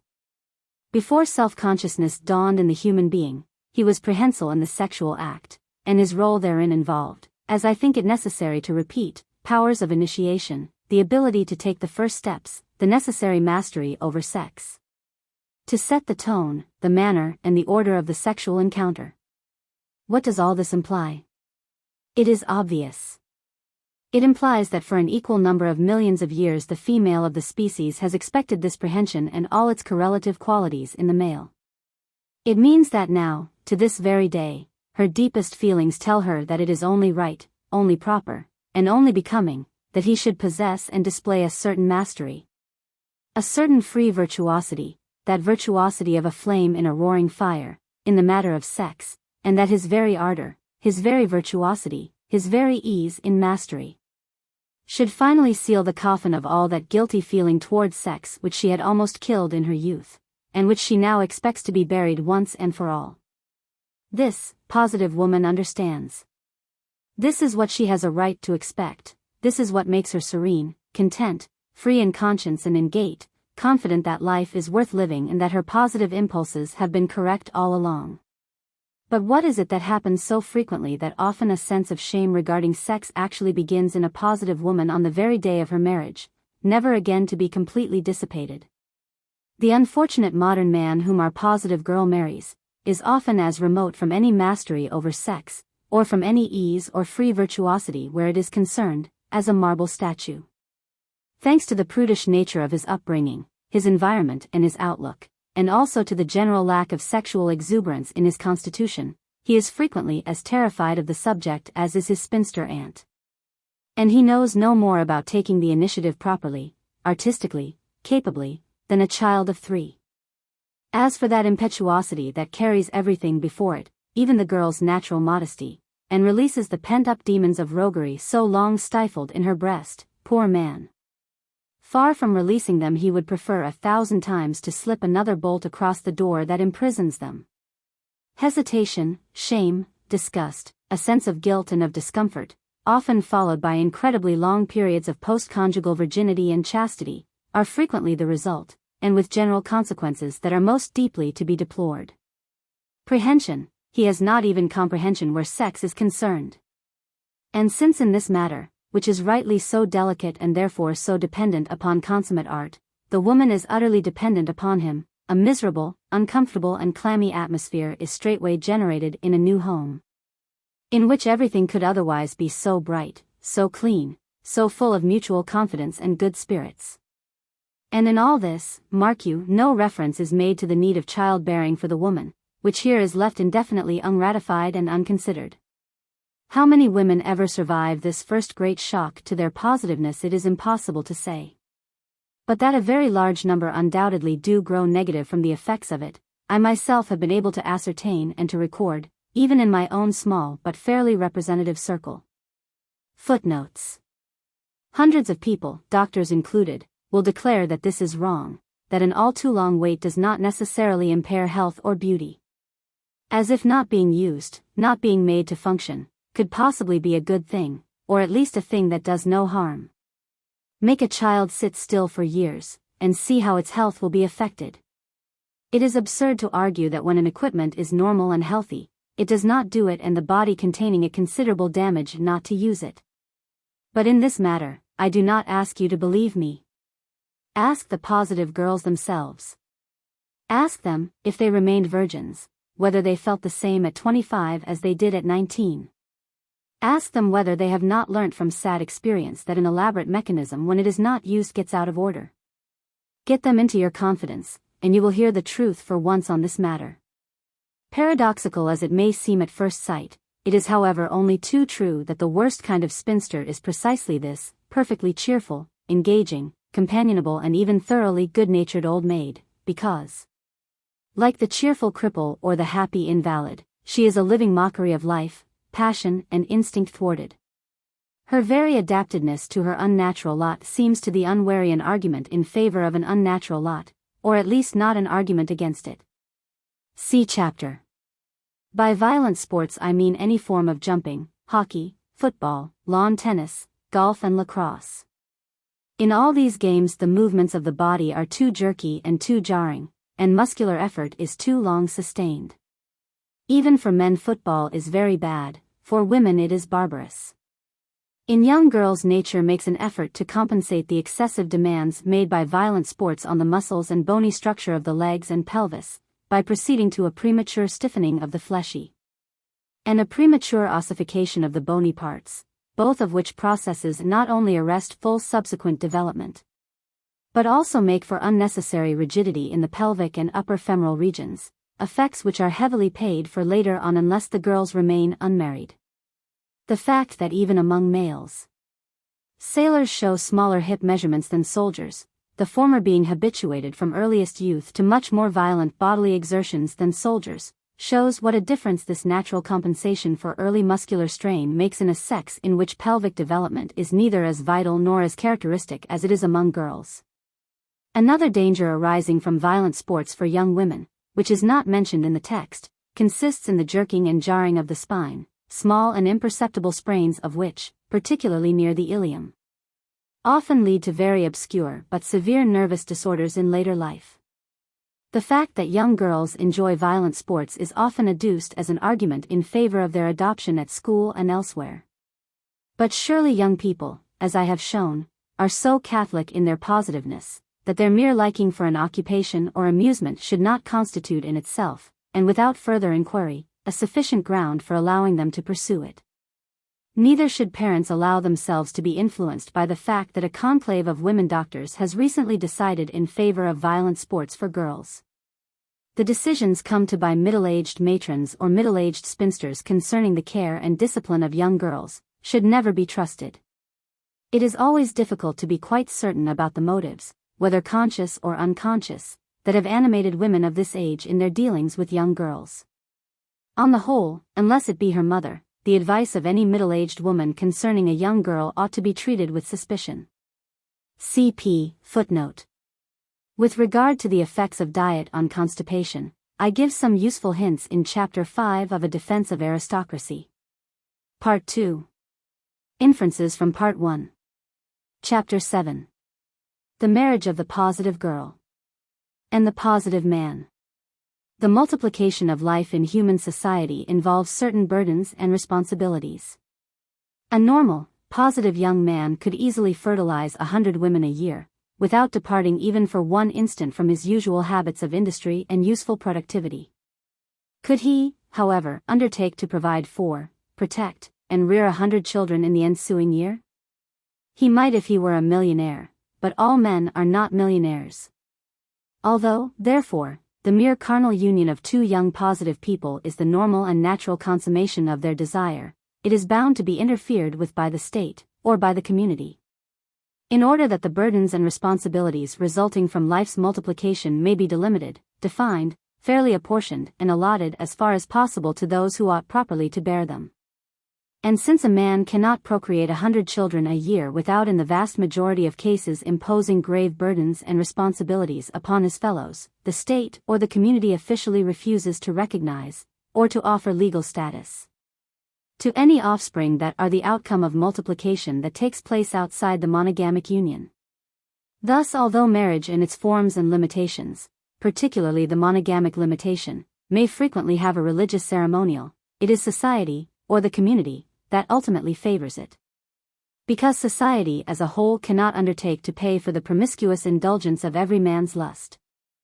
Hence, despite the fact that the carnal union of our positive couple is all that the multiplication of life requires, and all that the conscious or unconscious desire of the two young people demands, the state interposes its jurisdiction and declares that the multiplication of life that will follow the union, in fact the union itself, will only be legally recognized provided that it take place along certain specified lines. Thus marriage is not a natural state, nor is it even the logical outcome of the love of a positive couple. It is an artificially imposed condition devised for the purpose of safeguarding the community. And, being unnatural and gratuitously imposed upon the simple relationship that nature requires, it complicates that relationship, and necessarily possesses all the disadvantages that any unnatural solution of a natural problem must involve. It might be thought that if it is so very unnatural the positive couple would instinctively rebel against it. Not so. How many of them are aware even that it is not a natural law?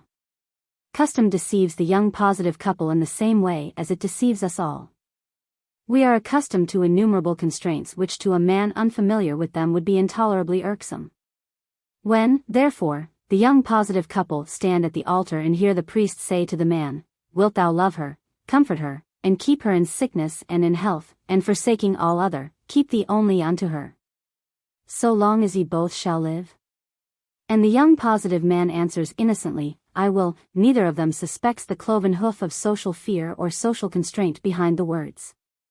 They imagine not only that the question is a perfectly normal one, implying a normal condition, but they also imagine that this implied condition itself, that of lifelong love, is a possible and generally acceptable proposition. They are not even led to suppose that it is an ideal difficult to realize, otherwise the man would not be invited to take such an enormously difficult vow with so little preparation and warning. To answer the priest's question honestly, that is to say, with a full knowledge of the terms of the vow and with a perfect conviction that he is ready to fulfill them, a young positive man would require to be in possession of knowledge regarding himself and the future which he can hardly be expected to possess. For a man to say on March 20, 1922, that, if he lives so long, he will entertain the same aesthetic or moral or political sentiments on March 20, 1952, as those he holds on the day he makes the vow, would be daring, or to say the least, presumptuous, as implying a claim to a gift of prophecy. But for a man to say of a sentiment in which passion enters as an important factor, that he will hold it 30 years hence, he must either be quite ignorant of what he is being asked to declare, or a prophet capable of accurately reading the future. Or else he must be the most unprincipled blackguard that ever lived, and prepared to take any vow in order to obtain his immediate needs. Now, since it would be unfair to assume that the majority of the young men who answer, "I will," to that question are blackguards. Since, moreover, it would be unscientific to suppose that any of them are gifted with the superhuman power of prophecy, we can only conclude that they are completely ignorant of what it means. They are completely ignorant of the whole significance of the marriage rite, and it is their ignorance, coupled with the fact of the force of custom, that enables them to accept the unnatural imposition of the state-ordered marriage as if it were a natural condition.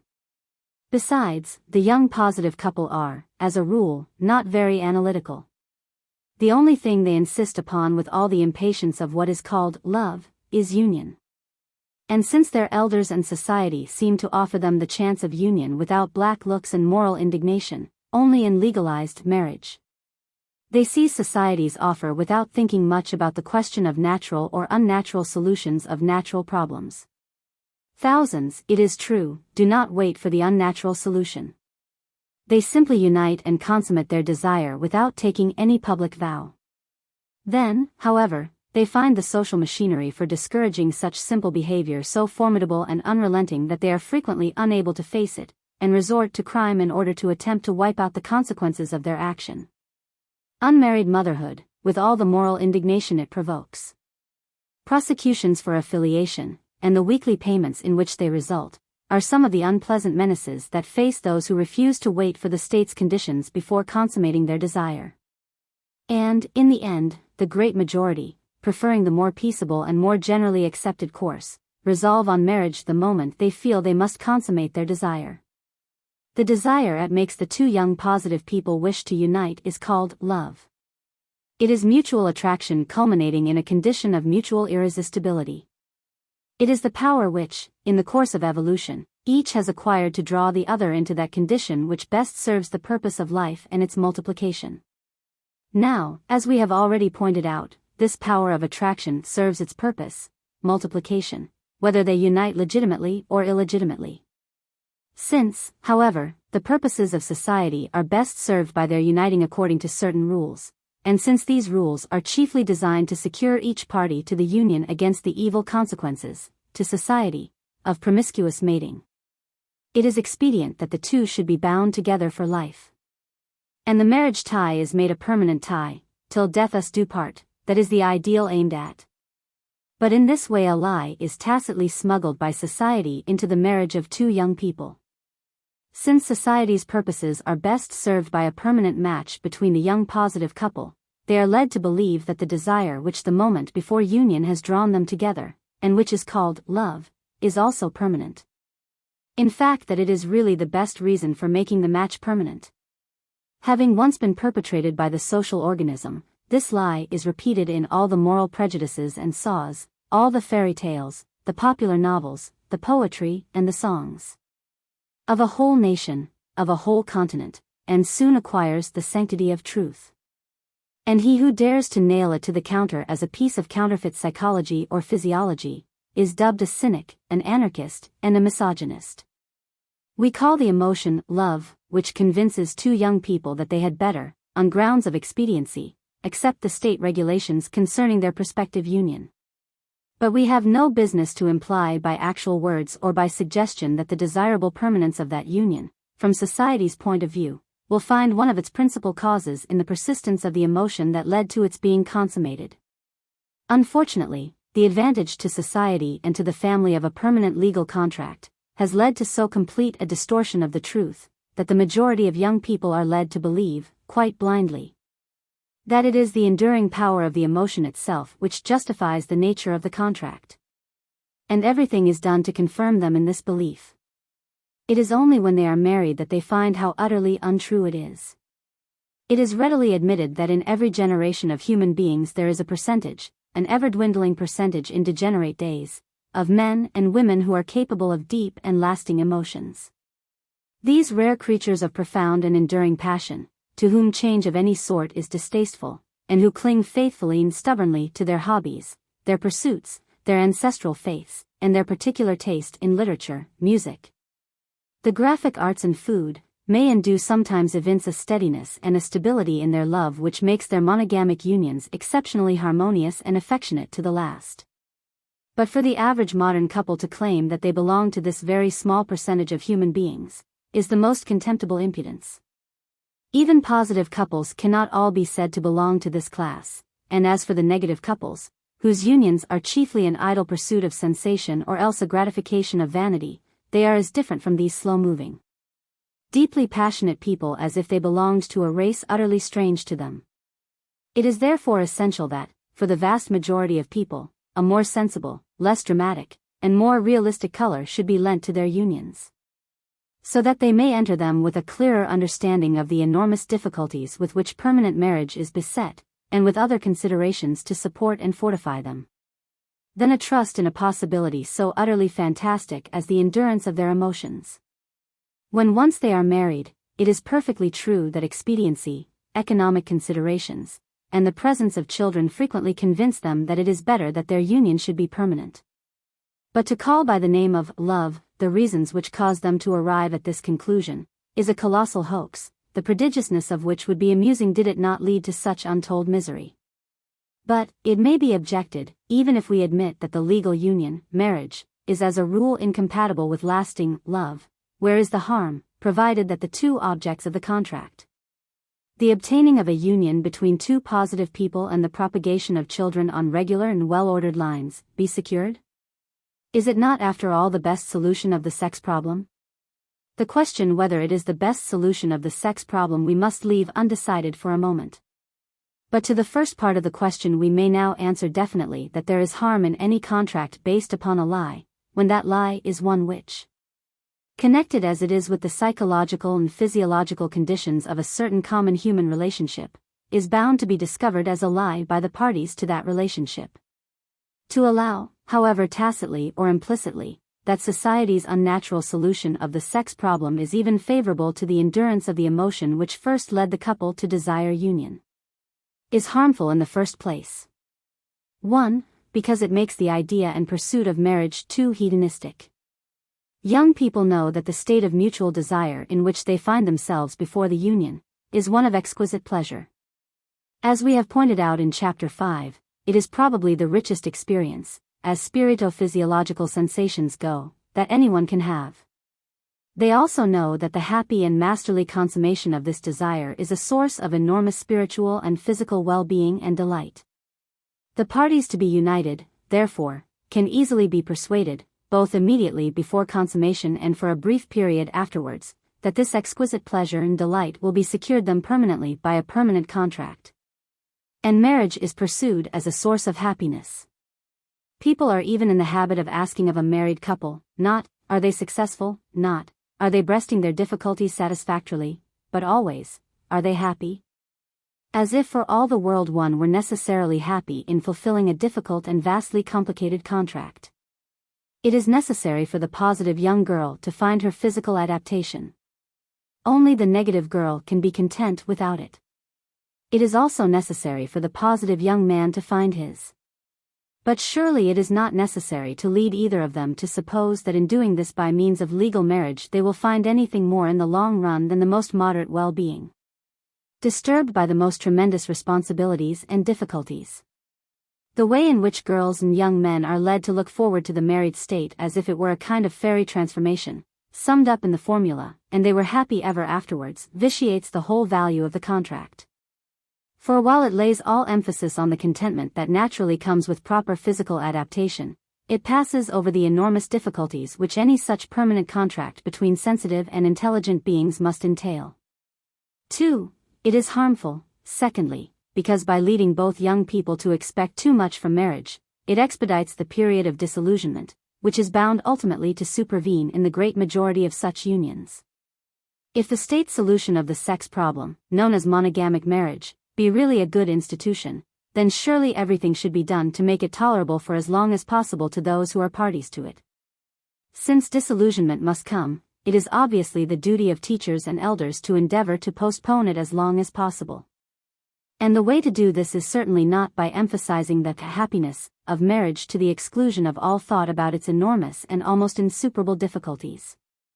A salutary reform in this respect would consist in leading young people to accept the state's solution of the sex problem in a more sober mood, with a more grave concern about the future, with a greater insight into the utility of marriage, and with less precipitancy than is shown at present. They would realize that while union was what they desired, legal marriage was the least unsatisfactory way for all concerned of meeting that desire for union. But that it was only a clumsy way of securing their sexual adaptation, and held no necessary promise of any greater happiness than they could expect from any other system of constraints. It might be objected that, in this case, young people would not marry. The reply to this objection is that they would if their desire for normal adult adaptation were strong enough, but that they would be likely to fulfill the contract all the more satisfactorily by realizing from the start its utility, its limitations, its very doubtful promise, and its artificial nature. 3. It is harmful, thirdly, because, by confusing marriage with the pursuit of happiness, grave considerations are likely to be overlooked. Let me give a concrete instance. It may be in the best interests of a farmer's son, who intends to adopt his parents' calling, to marry a rural maiden, accustomed to the problems of a farm, and familiar with all the valuable traditions of the countryside. In fact, from the standpoint of the state also, it may be best for him to select his bride from among the female population of his village or locality. For by so doing, in addition to acquiring a useful mate, his children will inherit rural virtues from both sides, and are more likely to become good and efficient farmers in their turn. But if, by a false association of happiness with marriage, he fancies that he will have what is known as a better time, with an urban typist of smart appearance, with small bird's claw hands and expensive tastes, he is likely to overlook the gravity of the purpose of marriage in order to gratify his hedonistic lust. This accounts also for the destruction of many of our aristocratic houses by mésalliances with chorus girls and American and Jewish heiresses. If the utterly hedonistic bias were only removed from marriage, such stupid and wanton outrages against good blood might be prevented. For since the alleged happiness of a permanent association like legal marriage is in 9 cases out of 10 pure illusion, it should not be allowed to override a man's duty to himself and to his children. One of the principal rewards of the legal marriage is the means it gives a man of preserving his family virtues and tradition, and since this is best achieved by choosing a girl from his own kind and set, the supposed pursuit of happiness can only act as a disturbing element, which could be condoned only if it were not so entirely illusory. Of course, the mésalliance as a social evil has a puritanical root as well, which ought perhaps to be mentioned here. The Puritans were not so utterly and incurably stupid as to deny the existence of bodily pleasure. They knew perfectly well that the joys of sex were very real joys. By insisting, however, upon these joys being sought only in fast wedlock, they threw a burden upon marriage which it was hardly designed to bear. They converted it by one stroke into a source of joy, that is to say, into the unique source for a certain kind of joy, into a symbol of pleasure and happiness of a certain kind. By so doing, however, a false association grew up in the minds of men regarding marriage, which has resulted in the scions of some of our best houses seeking happiness and pleasure in matrimony by marrying women whose blood necessarily diluted or destroyed their stock qualities. Had the stupid Puritan prejudice not existed, they might have found pleasure with these inferior females without marrying them, and thereby saved their family line with someone who, though perhaps less garish and less vulgarly amusing, was at least capable of giving them children true to their traditional stock quality. The advantages of the legal monogamic match are chiefly social. They have very little to do with happiness, and most of them redound to the benefit of law and order. They are a. The creation of a compact unit known and recognized as the family, in which responsibility for the fruits of the union fall on the two parents, and in which the financial responsibility in the great majority of families falls upon the more free, physically, of the two parents, the male. The state is by this means secured against the obligation of having to rear the innumerable host of children that would result from promiscuous parenthood where the father could not be traced. b. The creation of a unit with which it is easy for the law to deal, because in it human duties are simplified down to the 3 relations, spouse, parent, child, each of which has its status in the law. All converging towards the head of the unit, who can be made answerable to the law for his unit. c. The creation of a definite and stable environment for the early and tenderest years of the nation's youngest inhabitants, where, in the majority of cases at least, they may be assured the care and the supervision and the schooling of those who are by nature best equipped for discharging the duties of protectors and tutors with love and tenderness, with natural pride in their work, and above all without demanding payment for their services. d. The creation of a natural center of interest for the female and the male, but particularly for the former, after the first bloom of youth and attractiveness has fled, so that each may claim, as by right, a place in a home in which their presence is earnestly desired, at least by the majority, the children. e. The creation of a microcosm, a part and counterpart of the nation as a whole, reduced to its smallest compass, in which the traditional character of a people becomes imparted to its children, in which the virtues and aspirations of a nation are inculcated by precept and example upon its youngest members, and in which these form the first strong attachments which, increasing with age, ultimately identify them, and act as the first moral check upon their conduct. f. The creation of a center in which the child has a chance to develop family or stock qualities quietly, slowly, and unhindered, because it is sheltered, or partly so, from the influence of antagonistic or competing mob or universal characteristics. g. The creation of relationships, that of spouse to spouse, parent to child to child, and child to parent, in which the growth of many virtues useful to society are fostered and cultivated, a sense of responsibility, self-respect, fidelity, early associations of devotion and gratitude, the sense of traditional continuity which gives rise to the feeling of dignity, honor, obligation, and individual rights, claims and duties.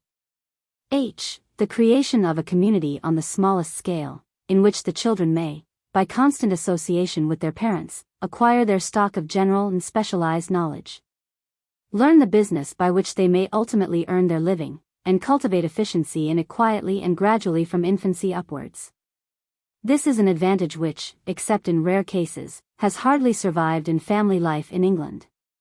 Now, attractive as these advantages may appear to the legislator, or legislators of a people, and cogent as they may make the argument for monogamic marriage, it will be seen that they contain little that will necessarily secure the conjugal happiness of the two young people whose actions and movements they are designed to limit and to constrain. They consist chiefly of duties which, while not necessarily unpleasant, give rise to no small amount of anxiety and misgiving, and certainly lend a graver accent to matrimony than is usually imparted to it by that promise of light-hearted enjoyment upon which most stress is laid by the traditional literature, poetry, and public sentiment of all Anglo-Saxon people. On the other hand, it would be idle to deny that if the aspects of monogamous marriage that they represent were more frequently emphasized and brought to the attention of both young and old, the number of happy marriages might certainly be very much increased. For as I have shown, it is the hedonistic view of marriage, or that picture of it that dwells immoderately upon its supposed unfailing gift of happiness, that has done most in modern civilized societies to undermine its value as a working and workable institution. Its plain utility is smothered under too much sentiment and false doctrine. This result has been brought about largely by Christianity, which has persistently endeavored to teach the highfalutin nonsense of matrimony as principally a union of souls. But added to Christian influence in Anglo-Saxon countries, at least, there has also been the detrimental overlay of romantic obsessions, which has made a realistic view of primitive and natural needs almost impossible.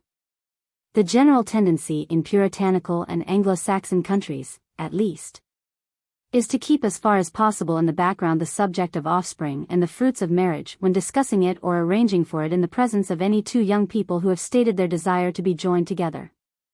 It is not considered decent to refer to this, its most important side.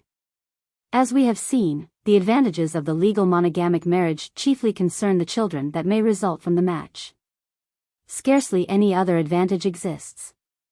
It is folly, therefore, not to make the subject of offspring one of the most important in all deliberations relating to matrimony. It is true that in the Book of Common Prayer the first reason given for the joining of a man and woman together in holy matrimony is for the procreation of children. But there are many people who dislike this passage in the marriage service. And all those who have attended marriage ceremonies often will be able to testify to the frequency with which it is rapidly slurred over in order to give the least possible offense. Now this is the most pernicious nonsense that could ever have been devised for destroying the value of the legal monogamic marriage. For if proper stress were laid upon the consequences of the union, the children, it would not only check the hedonistic attitude towards marriage as an institution, but would also make young people more serious in the matter of choosing their mates and more critical of themselves in regard to their readiness for marriage. Am I one who can grant myself the privilege of contributing fresh people to the world? Am I sufficiently desirable? Is it at all desirable that I should reproduce myself in a second, third, or fourth edition? But how can these questions be asked in an atmosphere ere the offspring of a marriage is the last consideration to be thought of? How can they be expected to be asked in an atmosphere where love is supposed to justify any match, however horrible? In regard to the mate, too, who nowadays selects her with that serious criticism which gazes through the optics of the next generation and envisages their best interests. How can the average man assume this attitude, when all the stress in matrimony is laid upon the love match, upon the union of two souls? As far as possible, everyone tries to forget the other matter in contemplating a girl and her betrothed. People shrug their shoulders and say, if children come, they come, and there's an end of it. They prefer to regard the couple from that standpoint. Christianity has so far succeeded in establishing a false atmosphere of a union of souls around this most fundamental of all relationships, that of the betrothed couple, that it is possible now to meet people who entertain the most solemn determination to marry, and yet who have hardly one single feature in their minds or bodies that would render their repetition or recurrence on earth in any way desirable. The whole attitude of Christianity towards the joining of male and female together, however, is so unrealistic on the one hand, and so base on the other, that it is not astonishing that after 2,000 years of Christian teaching we have well-nigh reached matrimonial chaos in Europe, and all countries like Europe. Marriage should be regarded as the sacred garden of the next generation. All the exalted emotions that possess an artist at his work, all the solemn misgivings that beset a responsible man when he feels he is determining the future of man, ought to surge in the breast of him who contemplates matrimony. To feel that emotion which the modern world calls love may excuse a man for forming an illicit union, but, alone, it does not justify him in concluding so grave a contract as marriage. The disadvantages of the monogamic marriage are chiefly confined to its effects upon the individual, and are of a nature that the state can, as a rule, afford to ignore and to waive. I shall only point to one disadvantage that deeply concerns the state, see objection H, and that is so serious that it should be examined and removed instantly. The disadvantages are the following. A. Monogamic marriage presupposes a possibility which is the very reverse of natural and human, one in fact which, through the optics of life, does not even amount to a probability, and that is that two people of different sexes can be united for life without needing or craving for that same variety and respite which in all other departments of their lives they regard as the most essential factor of well-being. This is the great lie underlying the state's tacit assurance that its solution of the sex problem is for the benefit of the individual. Every child suspects, every adult knows, how difficult friendship is, how hard it becomes to keep up that enthusiasm and eager interest in the relationship of friends, which alone makes companionship a refreshment and a pleasure. And everyone feels that there is a natural prudence in sound friendship which, founded on good taste, points distinctly to a moderate frequentation of a friend at all times when that enthusiasm and eager interest show signs of declining too seriously. So that it might truthfully be said in a paradox, that friendship can be maintained only by judicious separations, and that the duration of these separations is determined by the barometric level, so to speak, of the friendship felt at certain periods. No one who has attained to adult years can fail to have realized the value of change to the body. Variations in diet, occupation and environment act as a stimulus not only to the senses but also to the tissues. They brace and invigorate the system. Life, like beauty, has even been defined as repetition with a certain modicum of variation. Moreover, every human being, child, adult, savage or sage knows the fatal consequences of complete and exhaustive exploration, how it cloys, how it surfeits, how it nauseates. The very constitution of man as a sentient being necessitates such consequences. The repetition of a stimulus reduces the force of its appeal owing to the very tendency to habituation to which all of us as adaptable creatures are prone. We react eagerly and quickly at first, the thousandth time we hardly lift an eyelid. Now, in the face of all these facts of common and everyday experience, it would seem both absurd and indefensible to claim that any two people, whether of the same or of different sexes, could hope to spend many years together, not to mention a lifetime, without ultimately falling the prey to indifference, if not dislike.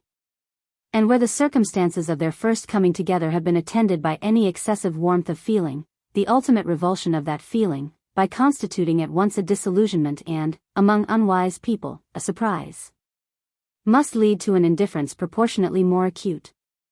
Unlike the mere association of friends, in which two people may work together, share the same interests, enjoy the same games, or suffer the same hardships, pleasures, and difficulties, the married couple are united chiefly by a physical bond which has its basis in an act of passion, an act of desire, an act of power. But passion is largely a matter of surplus strength, violent stimulation, and the lust of possession, all of which are steadily worn down by a steady drain on surplus strength, b. the supervention of gradual callousness through the repetition of similar stimuli, and c. the consciousness of holding definitely, or rather indefinitely, the object originally coveted. Desire also, by being gratified, is stilled. The best cure, in fact, for desire is precisely gratification. But a cure is hardly what is anticipated by the usual love match. With regard to the act of power, which, despite civilization, still accounts for more than half the savor of the sexual relationship, that is surely seriously impaired by the law itself, which enjoins cohabitation as a duty upon the parties to a marriage contract. Thus the indefinite continuance of the emotion which first led a couple to unite, and the protraction sine die of the delights of the early consummation of their desire, are bound, as it were, with mathematical certainty to become impossible. But this makes the relationship exceedingly difficult, and one which, far from constituting a promise of happiness, is very much more likely to develop into an absolute guarantee of incessant and most tiresome differences. To reply to these objections that there is a love that transcends all these difficulties, may sound pleasant and charming and good-natured, but it is hardly candid. For as I have pointed out above, the possibility of the existence of this rare kind of love does not justify us in making marriage a lie for the bulk of mankind. b. Furthermore, monogamic marriage makes no allowance for the fact that human courtship and the subsequent union of the sexes to which it leads, partakes essentially of the nature of an adventure. In fact, to a large number of people in these dull and ordered days it is the only adventure of their lives. In many of its aspects it is reminiscent of the qualities of the chase, and it would be unscientific not to allow for this smack of venery in the preliminaries which precede venery. That mutual attraction which ultimately leads to mutual capitulation is full of the excitement, the doubt, the anxiety, and the final triumph of the huntsman. When the quarry is a positive virgin and her pursuer a positive man, even the fascination of fear is added, fear of the intensity of the passion awakened, to complete the similitude of the experience to the circumstances of the chase. Beside this, however, the steady humdrum routine of married life can at best only be a flat parody, particularly married life in modern civilization, witnessed, as it is, by innumerable stuffy relatives, marred by imperfect health, supported by tired and irascible nerves, and depressed by the consciousness that it must last a lifetime. Nor can it be said that the divine gifts of imagination and artistic creativeness tend to mitigate the solemn boredom and exasperation that overtake the parties to such a legal union. On the contrary, they but enhance its horrors. Behold the unhappy married lives of most men of genius, Dickens, Carlyle, Byron, and the philosophic Socrates. c. The monogamic marriage based on the modern idea of love, which should, by the by, be spelt love, to differentiate it from the nobler idea called by the same name, in addition to leading to bitter disillusionment, has in its very first condition, this sentiment, love, the seeds of its most potent corrosive. For it is impossible nowadays to conceive of love without contempt. Indeed, an innuendo of contempt is essential before love can be possible. This is easily seen if we reflect upon what love is. It is, in its present acceptation, a very wild, a very torrential sentiment. From the man who says he loves her, the girl exacts little less than single-minded adoration. She expects him to say she is the best girl in the world for him, and she insists on his believing it.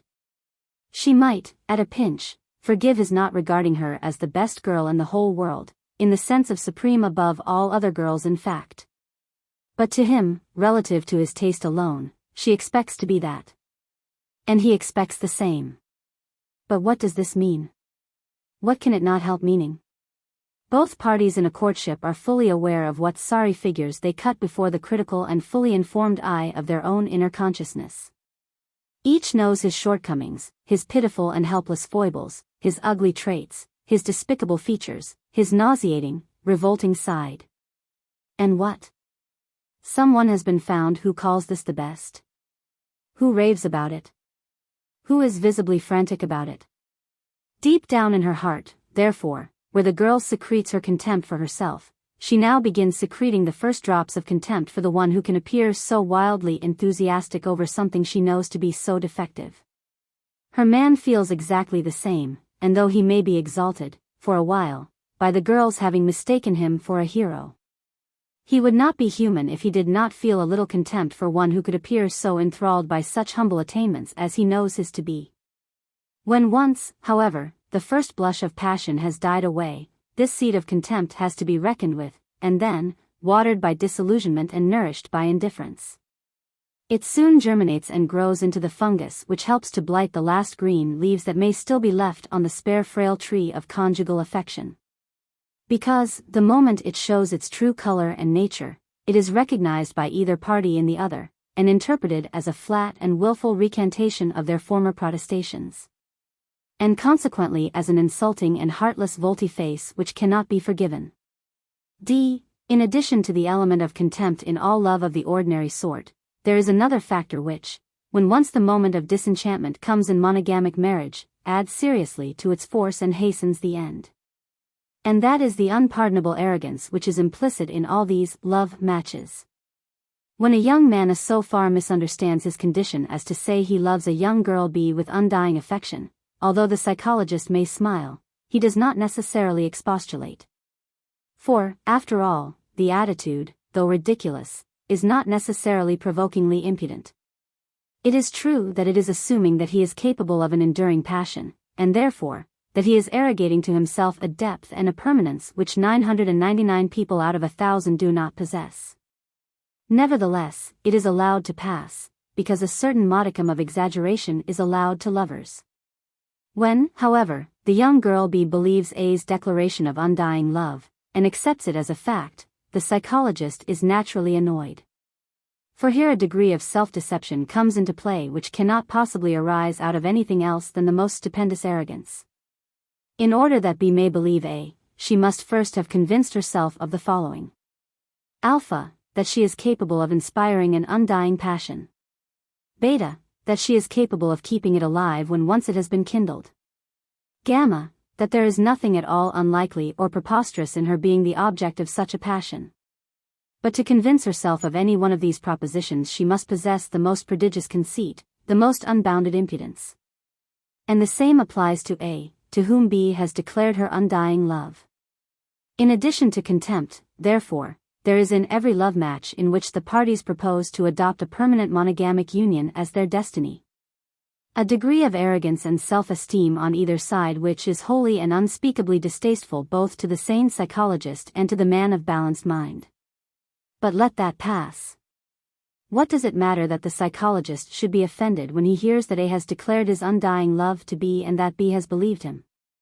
Yes, but unfortunately the arrogance that B shows in listening with patience and even credulity to such a declaration as A's, does not end merely in giving offense to the psychologist.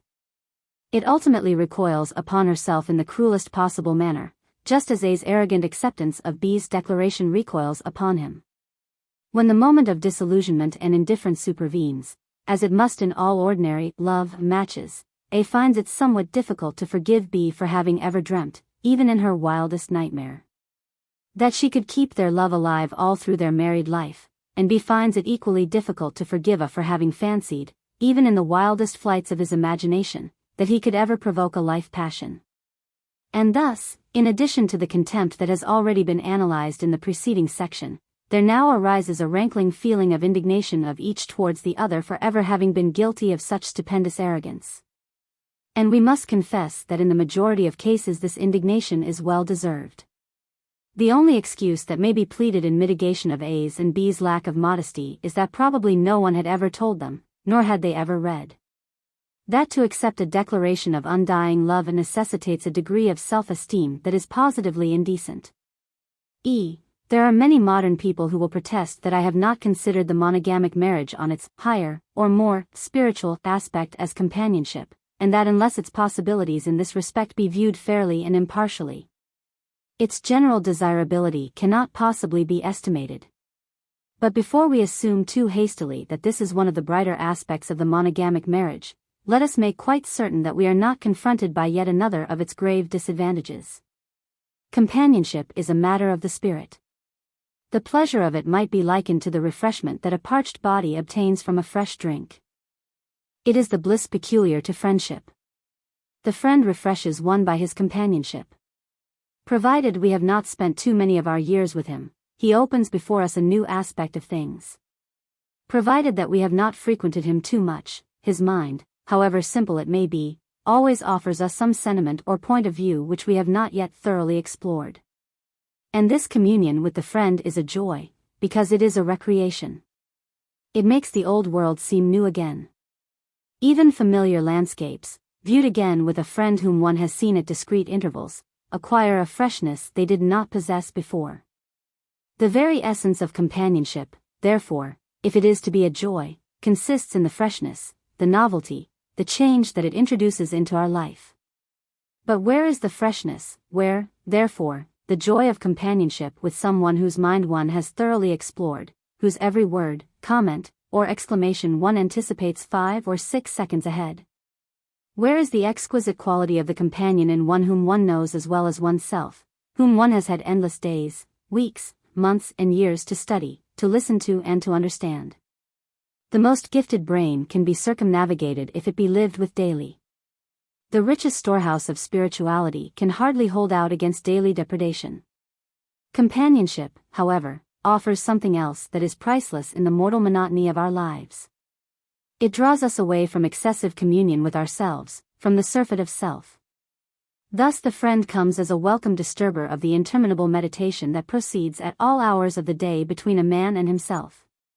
But the mate who is always with you is so much a part of yourself, so intimately known to you, that nothing she can say is sufficiently arresting to disturb any meditation.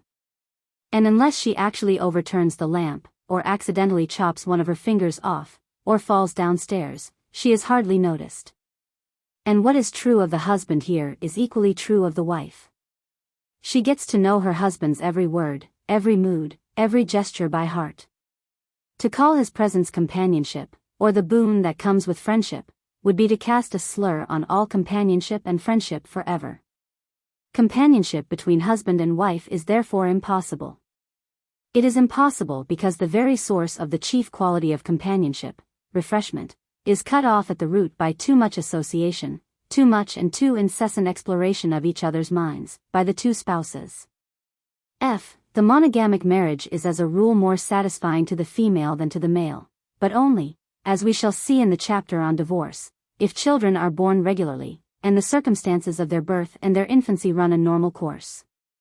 The reason of this is that since the positive healthy woman finds her complete sexual experience only by means of the coitus, plus the period of gestation, plus parturition, and plus the months of lactation, she finds, as a rule, in the course of a married life in which she brings forth children regularly and in normal circumstances, all that her body can possibly expect from an adapted sexual life. The act of fertilization, which, as we have already seen in a former chapter, is only the sparking plug that starts the huge cycle that culminates in the weaning, is such a trifling incident in her sexual experience that very soon her husband begins to assume in her eyes the importance which, as a matter of fact, he enjoys relative to the huge cycle itself. And if she happens no longer to feel that enthusiasm for him which she felt as a fiancée, she can endure the disillusionment with equanimity and sweetness because she is now aware that, after all said and done, he does not really matter to her nearly as much as she once rather foolishly imagined. Promoting and expediting the drop in a woman's affection for her husband must also be reckoned not only the natural surfeit and indifference that comes with excessive familiarity, but also the presence of the children themselves. For while they act as a consolation to the woman for the declining affection of the pair, they also operate as a powerful reducer of that affection in herself. The unconscious longing for fertilization that has long been drawing her to her husband and forcing her to transfigure his very common and ordinary personality into something exceptional, naturally abates as fast as children are born, because, as an unconscious longing, it gets gratified and therefore stifled. And thus children, far from being the alleged bonds uniting couples, may become the most potent wedges driving them asunder. The extraordinary number of loving childless couples in which the woman's devotion remains unabated may be accounted for in this way. Policy, as a rule, bids her treat him with consideration the outward signs of devotion as the breadwinner, as the father of her children, and as a person who, since he is destined to be her constant companion, it is merely ordinary good sense to humor and to please. But provided that she have children from him at regular intervals, she is not much troubled by the pronounced drop in her affection and regard for him. To the man, on the other hand, to whom, as we have seen, the sparking plug incident constitutes a complete sexual experience, and whose sexual life therefore begins and ends with this spasmodic desire for woman and the brief relation with her to which it leads, this falling off in affection and desire is a matter of very grave concern, because he has no bodily consolation. He may love his children, he may delight in their company, and he may be wholly interested in his home, but the bearing and nursing of his children constitutes no bodily experience to him. And in life it is the demands of the body that are most important and most importunate when they are not obeyed. For his body to enjoy its necessary, satisfactory experience, slight and brief as it is essential that some desire, some passion, in fact some of the feeling he felt for his wife as a fiancée, should remain. It is necessary that he should still look upon the act as one of passion, desire, and power. But as we have seen, the act has been deprived of most of its passion, desire, and power by the inevitable consequences of the state monogamic marriage. Its beauties have literally been worn away. It has lost its savor and its strength by having been systemataized, timetabled, protected, ordered, and above all, repeated too often, without that certain modicum of variety which is the essential element in all life. Generally speaking, then, it may be argued with justice that, where conditions are normal and children are born regularly, monogamic marriage can be tolerated quite well by women, but not by men. For when once the elements constituting the joy of cohabitation have been robbed from the man's share, as in 999 marriages out of 1,000 they must, the relationship, though still endurable to the positive healthy female, to whom the act of fertilization, and raison de plus her husband, is of such minor importance, becomes intolerable to the healthy positive male. And unless he is prepared to face a life in which every week is a long drawn-out torture to his body, he cannot remain faithful to his spouse. In its general attitude towards and understanding of monogamic marriage, therefore, this age, in addition to smuggling the lie of happiness into the contract, also completely distorts the true relation to the union of the woman on the one hand, and the man on the other. By a false and entirely gratuitous analogy, it supposes that the man's position can be and is as tolerable as that of the childbearing female. It is useless to object that thousands of married men today remain faithful to their wives, and yet cannot be said to be among those rare geniuses in love for whom alone the monogamic marriage is suitable. In the first place it may be asked, how many of those thousands are really healthy positive men, sexually exuberant and virile? It is simple enough to be a Puritan if one is below par. But how many faithful husbands are truly normal, in the sense of their bodies insisting upon leading a satisfactory sexual life? It would be unfair to omit to mention among these objections to the modern monogamic marriage, those that arise more particularly from the woman's standpoint in a match with a man who is both positive and healthy. At the risk of repeating statements already made, the reader must be reminded here that when either party to a matrimonial match is negative or unhealthy, the union ceases from being one to which mere objections can be raised. It then becomes actually impossible.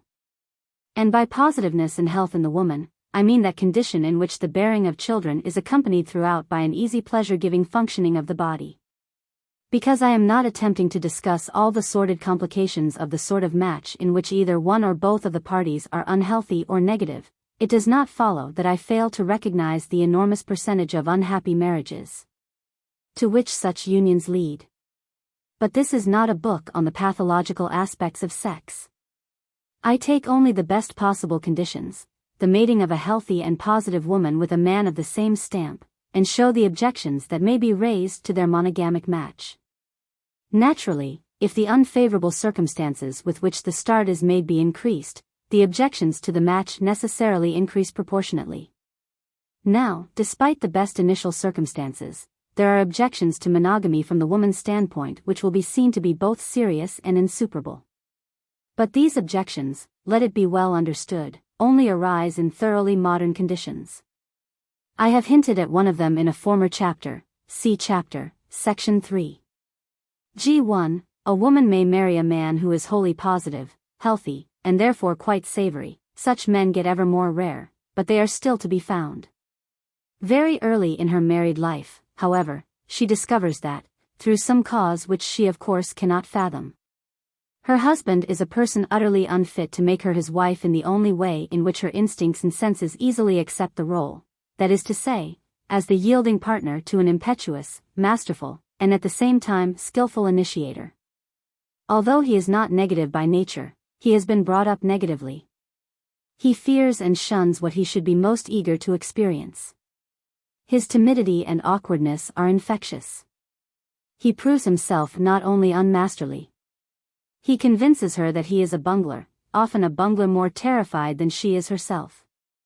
A relationship which should have been but a means of raising their courting happiness to ecstasy becomes instead either frigid and frightened post-marital virginity for weeks after marriage, which proves disastrous to their love and ruinous to their nerves.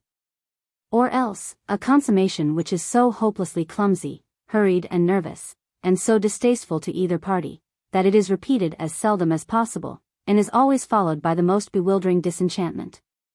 I have previously explained that to the decent girl the act of consummation seems acceptable and right only if purified by fire. She does not need to be in the least influenced by puritanical prejudices in order to hold this attitude. It is the natural outcome of her instincts, as they have been formed throughout the ages.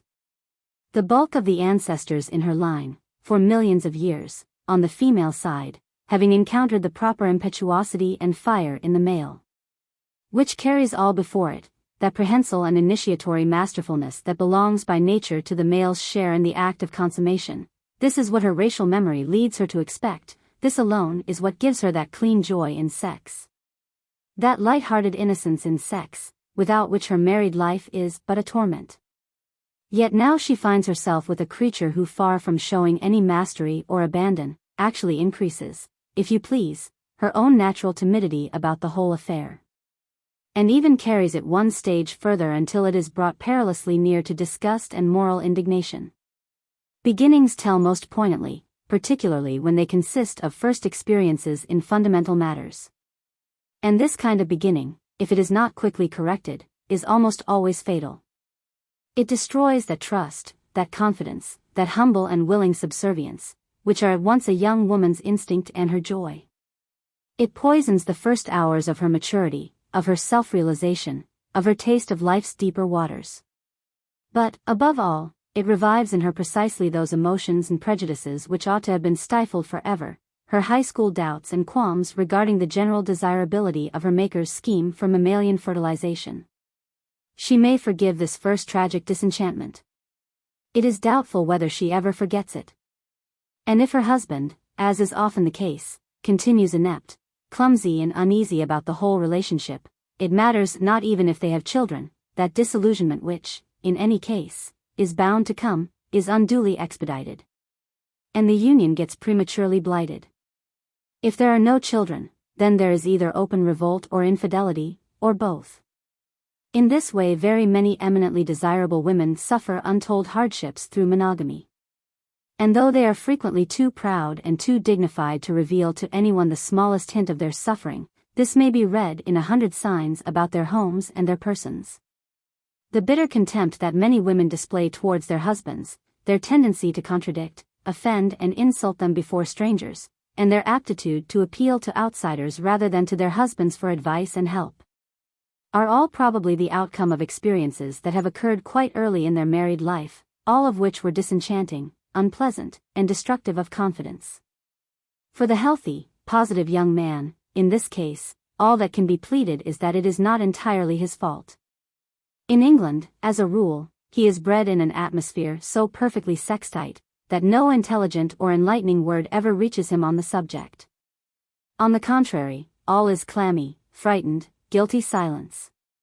On reaching maturity, if he be sensitive, the ordinary means of acquiring practical experience in the matter will probably strike him as too sordid, too commercial, too completely lifted out of the atmosphere of romance and adventure in which his mind has always pictured ideal sexual experiences.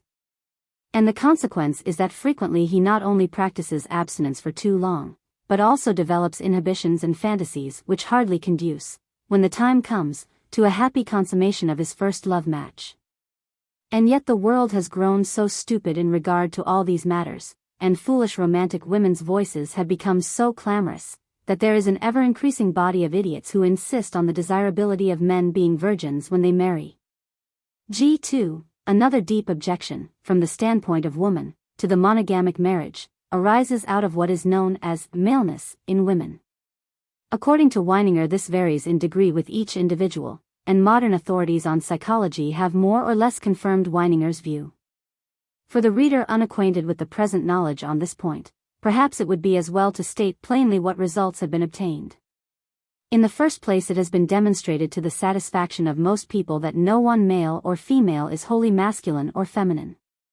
The stage of hermaphroditism through which all human beings are supposed to pass in their early fetal development is never apparently quite overcome, and the fully developed fetus, as also the perfectly developed child, retains in its constitution vestiges of a sex to which its outward and primary sexual characteristics do not belong.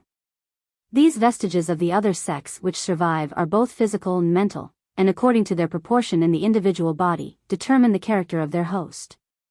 Thus a child who is to all outward appearance a boy may yet possess elements according to which he is actually 25 or 30 or only 10% female.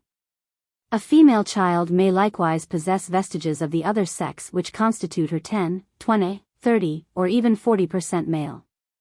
Although, therefore, all men have a preponderancy of male elements, and all women a preponderancy of female elements, each may possess a more or less heavy percentage of the elements of the other.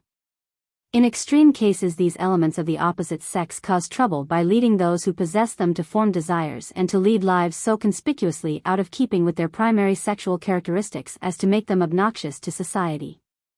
But it should be remembered that this degree of morbidity is rare, and that as a general rule the modicum of maleness in the female and femaleness in the male has no such disturbing results if the other elements proper to the sex of the primary reproductive organs in each individual find their normal adaptation. Thus the maleness in the female has a tendency to manifest itself, more especially when her sexuality is not fully developed or not actively engaged. Little girls, for instance, are notoriously sadistic, sadism being a derivative of the male reproductive instinct, as are also many spinsters and some old women. Femaleness in the male, on the other hand, tends to manifest itself particularly in cases where the male reproductive instinct has been stifled, or unhinged, or when his spirit has been ruthlessly broken. Now it may be as well for the reader to know that the attitude of the modern world is to fall down in a state of acquiescence before this important fact of sex, without attempting to inquire whether the importance with which it looms on the horizon of our lives is not precisely due to the attitude of prostrate acceptance with which it is met. Particularly in England is the phenomenon of mixed elements noticeable, so much so that foreigners call attention to it as something exceptional. But it is only noticeable in this marked degree in England because, like all other manifestations of sex in this country, it is ill-adapted. A well-adapted sexual proclivity does not cry aloud and call attention to itself in this way. Humbly as they may acquiesce in it, however, it is customary for people in this country to speak disparagingly of the male woman, of her who flaunts manly attire, affects a walking stick, hunts like a man, and is always the last to be drawn away from a drain or other refuge in which some unfortunate fox or other hunted animal has run for safety. I know of a case where such a woman constantly waits until long after dark in order to catch or kill the fox that has thus hoped to save its life. Unconscious sadism. Now it is all very well to inveigh against the existence of such viragos, and to describe as morbid their manifestation of male sexual characteristics, but, as a matter of fact, there is as a rule nothing really morbid in their constitutions. And in any case, an attitude of humble acquiescence before them, as if they were an imposition from Providence, which must be suffered willy-nilly, is hardly the best way of modifying either the disagreeable character of their proclivities or tastes, or the evil to which these proclivities and tastes undoubtedly lead. I realize that in making this statement I am at variance with practically every authority on the subject. But it is because in no authority on the subject have I found a suggestion of what I am about to say, that I venture to trust my own judgment, and provisionally to adhere to it until such time as the authority who opposes it makes allowances for all I am going to advance in defense of these so-called male women. In the first place, then, it may be pointed out that it would be absurd to complain that a race is breeding women with manly traits in their character, if the desideratum of that race is avowedly to breed people of highly virile propensities. The mating of highly virile males with women devoid of all trace of virility would surely only lead to a depreciation of the stock. For the males, by having their seed diluted by elements utterly unlike them, could not hope to be the fathers of boys in any way worthy of them. The rearing of women with strong male characteristics is, in fact, always an advantage to a race that wishes to produce a fine virile manhood, for the dangerous diluent, effeminine, to coin a new word for a new notion, is thus reduced to a minimum. Among the ancient Celts, Teutons and Slavs, than which few races have been more virile, women, when necessary, used to fight side by side with their men. It is said of the virile Similkameen Indians, that the women were nearly as good hunters as the men. The whole race survived only by means of hunting. It was therefore an advantage for the females to approximate to the men in their skill. By this means a double strain of hunting virtues descended to the offspring, thus leading to ever greater and greater refinement and specialization of instinct and judgment. From the reading of the biographies of great men also we are in a position to determine to what extent the quality which today is opprobriously referred to as female masculinity was present in their mothers. Think of Schopenhauer, Byron, and, above all, of King Alfred the Great, to whose mother history declares the monarch owed everything. She could hardly have reared so manly a king, had she not herself possessed some innate knowledge of manliness and masculine virtue. This manliness of women, therefore, far from being a disaster, is rather a desirable trait, if a particularly virile race of men is required. And since the existence of women with pronounced male characteristics cannot possibly be a novelty in this world, it is far more likely that the outcry against them, which is modern, is due to modern conditions, than that they are truly and intrinsically undesirable. But, argue the man and woman of taste, the masculine woman in our society is surely disagreeable. I agree. But while I shall now endeavor to explain why she is, or has become, disagreeable, I should like to repeat that she is by no means the only example of a disagreeable sex phenomenon in our midst.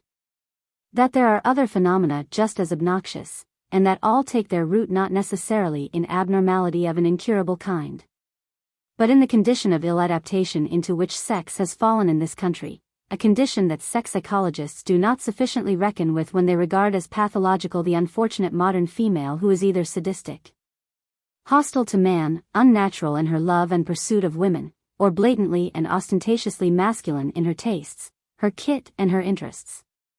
The maleness of women, considered from the standpoint of marriage, which is the only standpoint relevant to this chapter, can be deprecated only when it renders impossible, or more than usually difficult, the cohesion of that valuable unit in society known as the family. As this is not a work on the pathology of sex, I cannot deal with cases of genuine physical and mental aberration in which a woman is so intensely masculine that motherhood is quite out of the question. I can only deal with those cases where male elements are present in sufficient quantities in the female to avert serious dilution of virile qualities in a stock. Now in such cases marriage is not only possible, but can be quite successful, or at least as successful as any marriage can be from the standpoint of the individual, provided that the female elements in the woman find complete and happy adaptation, and the male elements in her are prevented from guiding her conduct and her judgment at the cost of the female elements. If the male elements in her are not prevented from guiding her conduct and her judgment, the evil result will be twofold. 1. She will develop her masculine proclivities at the cost of her female or maternal side. And 2. She will come into early and bitter conflict with her husband. Either one of these evil results is sufficient to upset the balance of the unit known as the family. What kind of man, then, is likely to be the best mate of the woman with pronounced masculine elements in her constitution? The problem is to make her masculine elements recessive in favor of her female elements. It amounts to this, then: in what circumstances is a woman likely to abandon her masculine elements as a weapon in the struggle of life? In what circumstances is she likely to realize their uselessness to her? Only, it may be said, when she has found them utterly useless, only when she has learned to despise them. But when does this occur? It always occurs where the masculine elements belonging to the woman have in a sharp conflict, or by gradual experience covering innumerable small incidents, discovered superior, overwhelmingly superior, masculine elements in the mate. It may never come to a conflict. The superiority of the male elements in the husband may become impressed upon her by repeated lessons, by small daily occurrences, that teach her in spite of herself to trust his masculinity more than hers. When this point is achieved, her masculine elements rapidly become recessive, and thenceforward give no further trouble, nay, they may cease to manifest themselves altogether.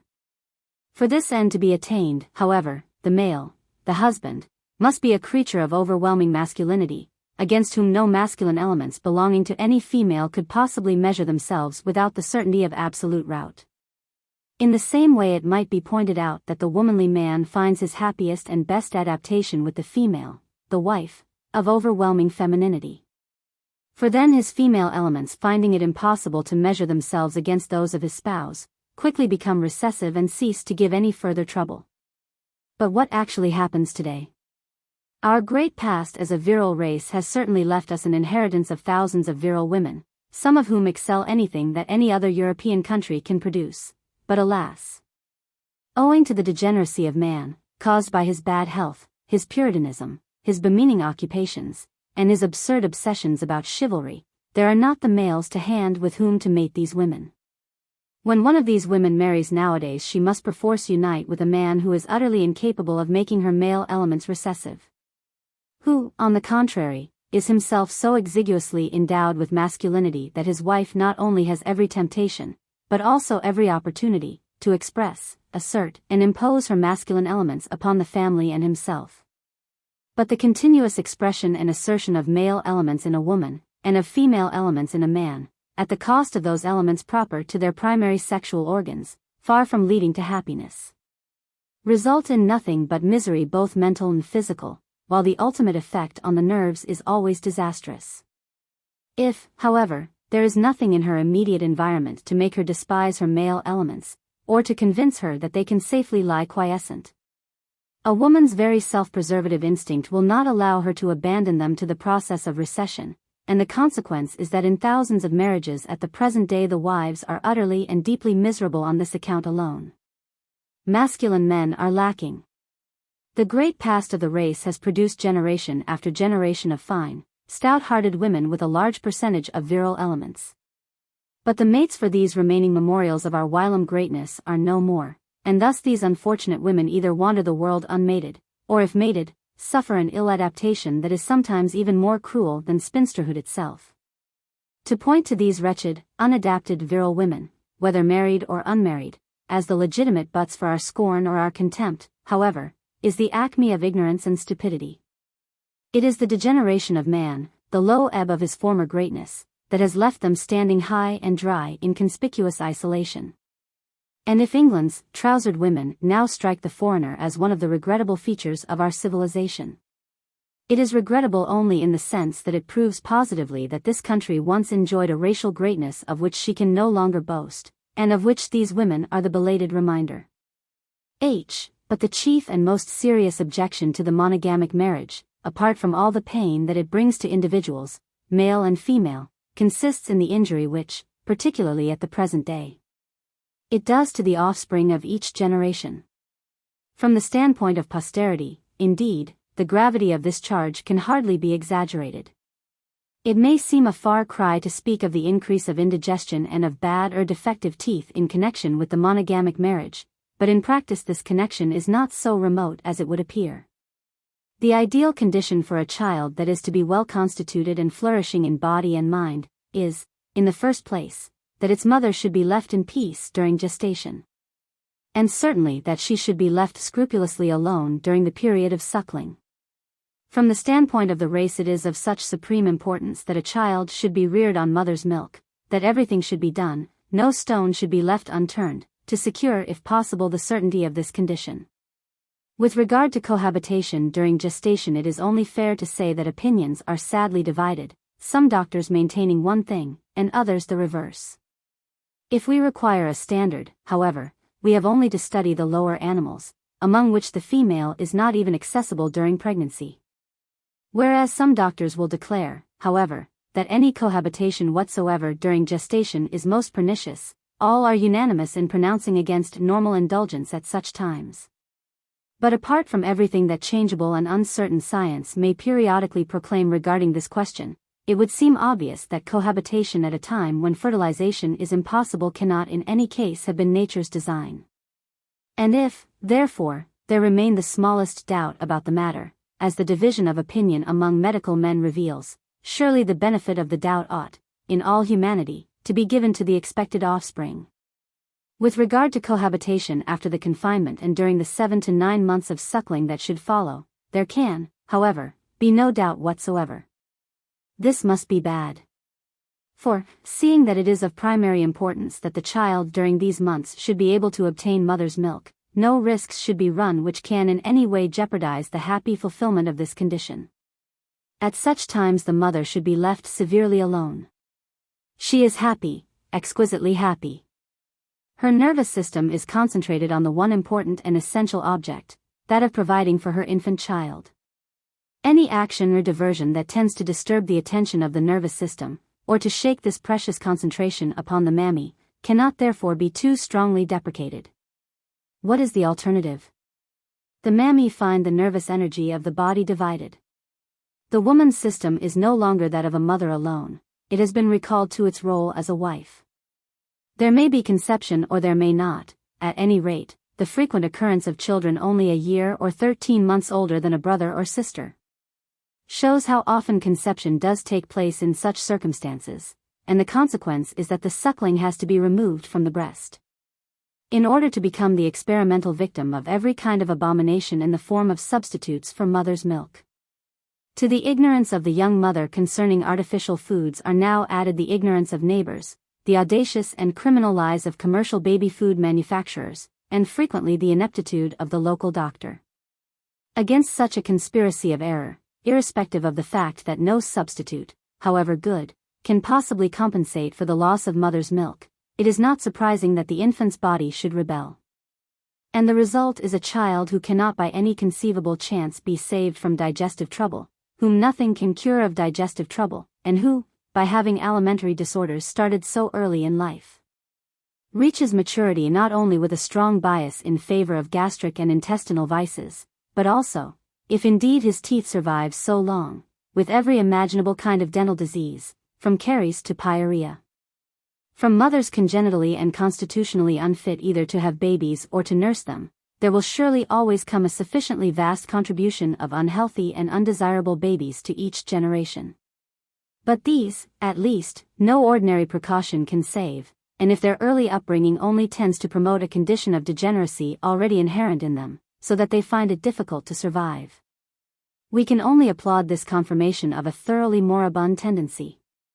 But in the case of healthy, positive women, admirably fitted to fulfill all the functions of motherhood efficiently and pleasurably, anything that interferes with this healthy functioning amounts to a national and racial calamity. And it is to these I refer when I emphasize the immense danger of cohabitation during the nursing period.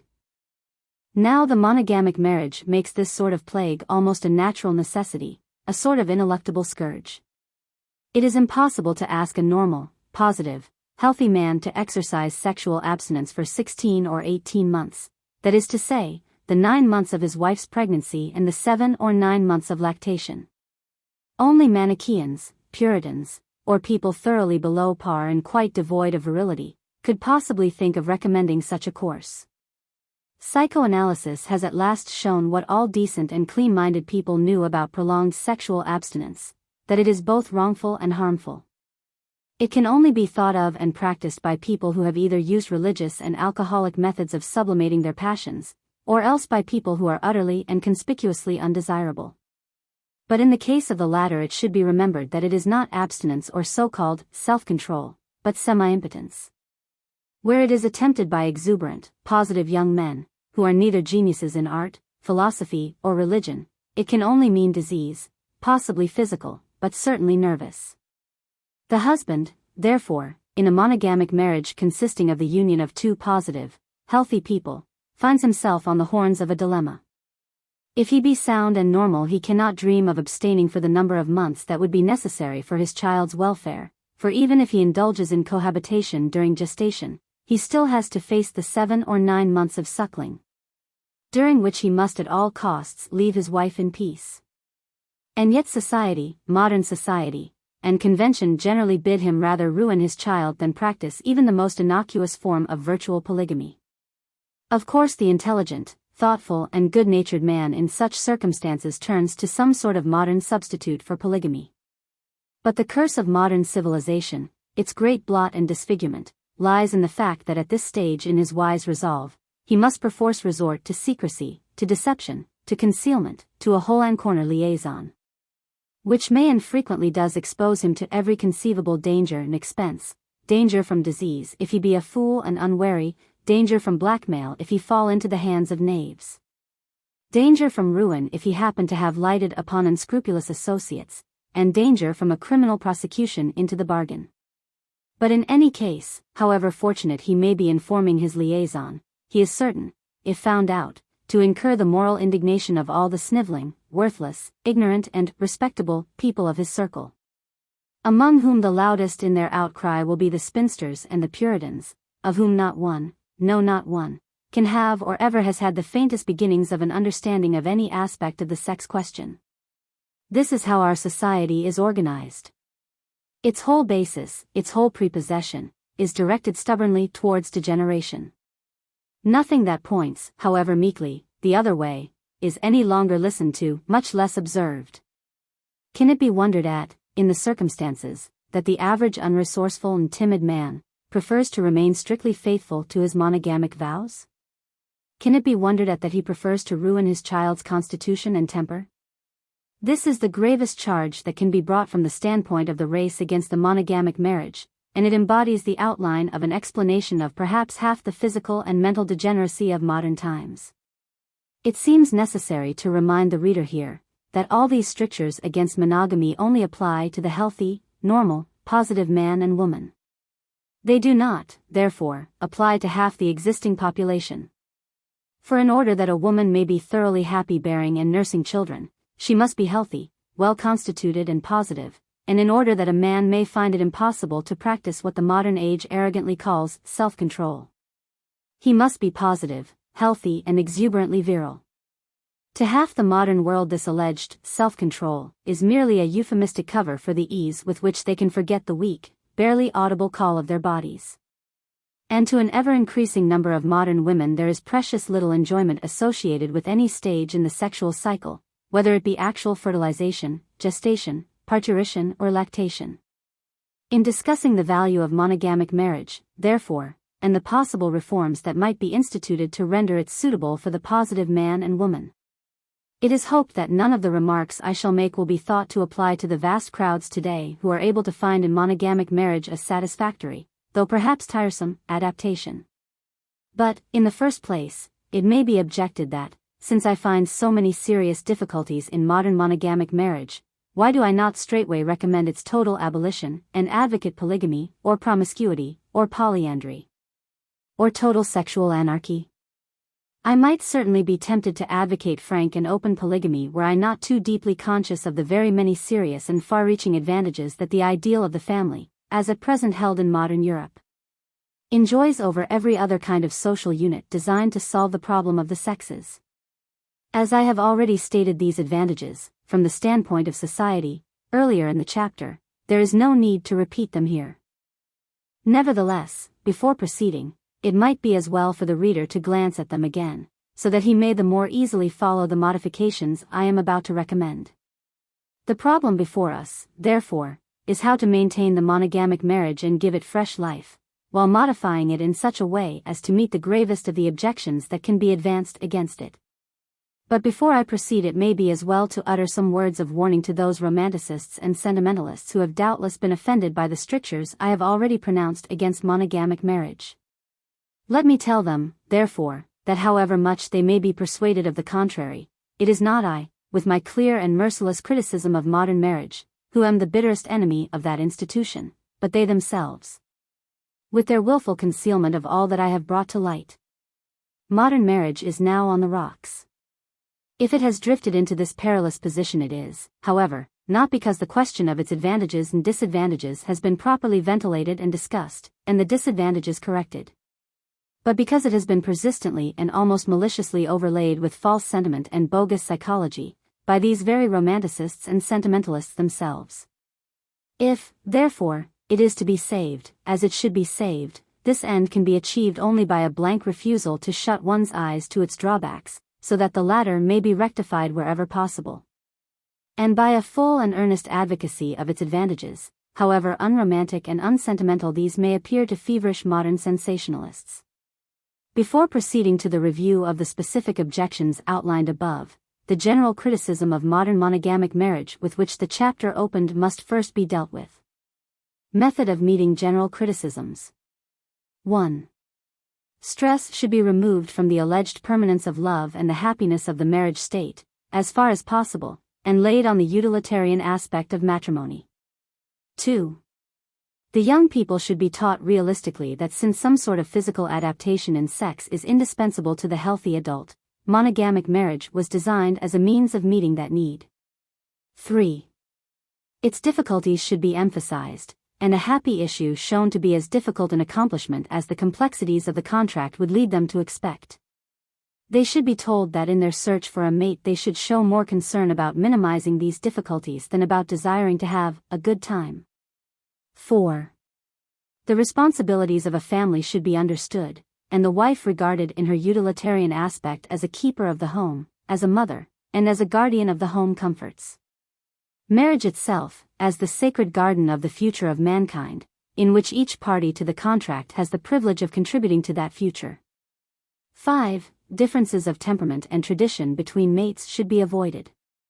Since ill health forbids our marrying into our own families, the ideal match, the young must not forget that in going beyond their families for a mate in order to contradict certain hereditary taints, such as gout, or consumption, or cancer, or any other constitutional vice, they need not therefore contradict the virtues and abilities that their particular family line has cultivated. For this leads to decline, and to the procreation of children who have no character and no ability. They should seek, as far as possible, their like in a strange family. The policy of avoiding family taints in too near relations should not be extended into a policy of seeking opposites. 6. If by chance the expected disenchantment does not supervene in a form intolerably acute, when marriage has been taught on these lines, and the two young people discover that they do not necessarily become surfeited of each other with years, then at least the surprise would be pleasant, and not as it always is today, the sudden unpleasant realization of complete disillusionment. Method of meeting specific objections. A1. People should be taught quite early how changeable they are. They should be persuaded of the frangibility of their resolutions, vows, and promises, and they should learn how deeply they are wedded to variety before ever they celebrate their final and most fateful wedding. 2. They should be taught that it is only the exceptions among mankind that have that genius for love which can endure for a lifetime.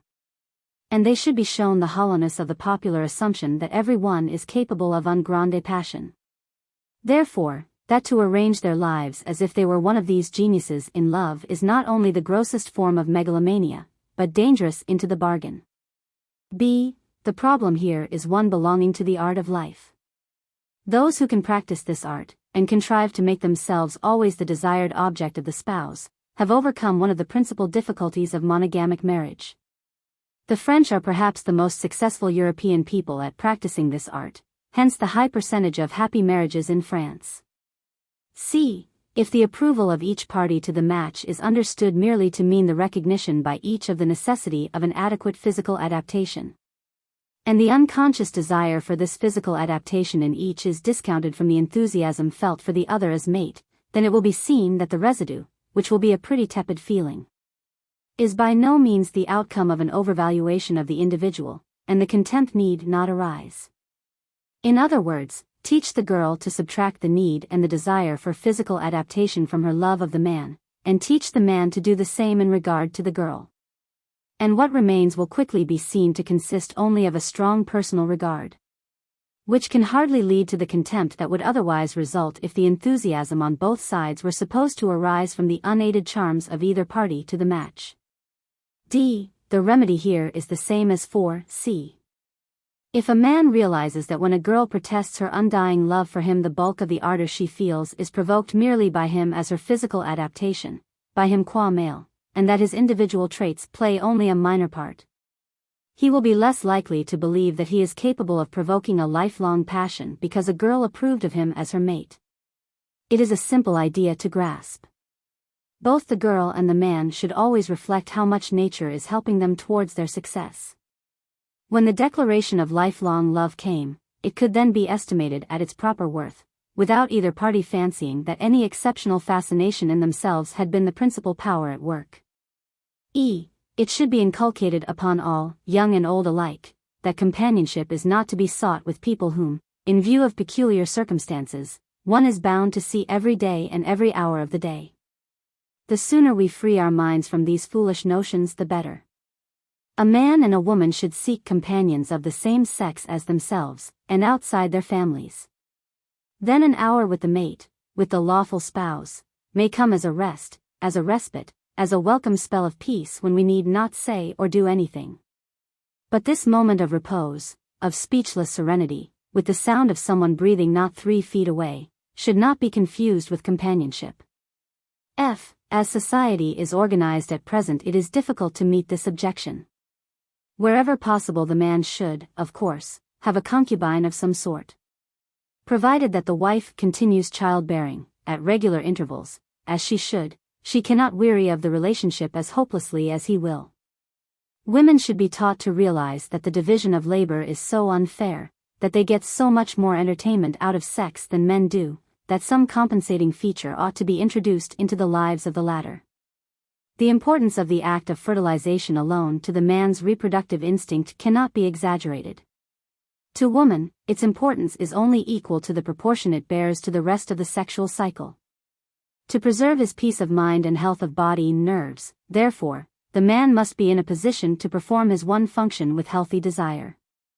The children he had from his concubine, if any there were, would not necessarily rank in law with the children of his first wife. G1. In order to meet this objection, it is imperative that we should institute some sort of tasteful method of initiation into sex for young men. Let the girls be initiated by their proper and natural initiators, their husbands. Anything else is simply modern nonsense, but men should be properly and carefully initiated before marriage, away from the dangers of commercial prostitution. This school of initiation, however formed, would also serve, as it did with the Greeks, as a means of preventing the evils of total sexual abstinence among the young men who have to wait a long time for marriage. The general ideal in modern England is that the eligible young man should be what is called clean-minded. It cannot be disputed that clean-mindedness is a very desirable and very rare quality.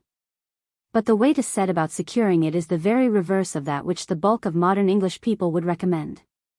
They would say, let the young man practice rigorous sexual abstinence before marriage, let him go in for sport and exercise, self-control.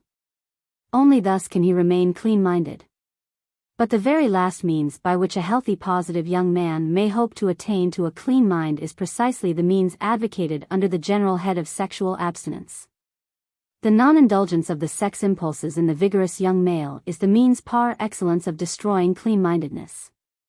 Sexual abstinence, even when accompanied by energetic exercise and indulgence in sports, by chaining in the desires and wishes arising from the young man's reproductive instincts, causes them to become ramping demons.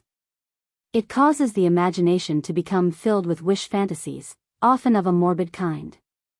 It fills the mind with obsessions, always obscene and frequently revolting, and if not quickly relieved must undermine the whole of a young man's healthy mental and physical attitude towards a normal sexual life.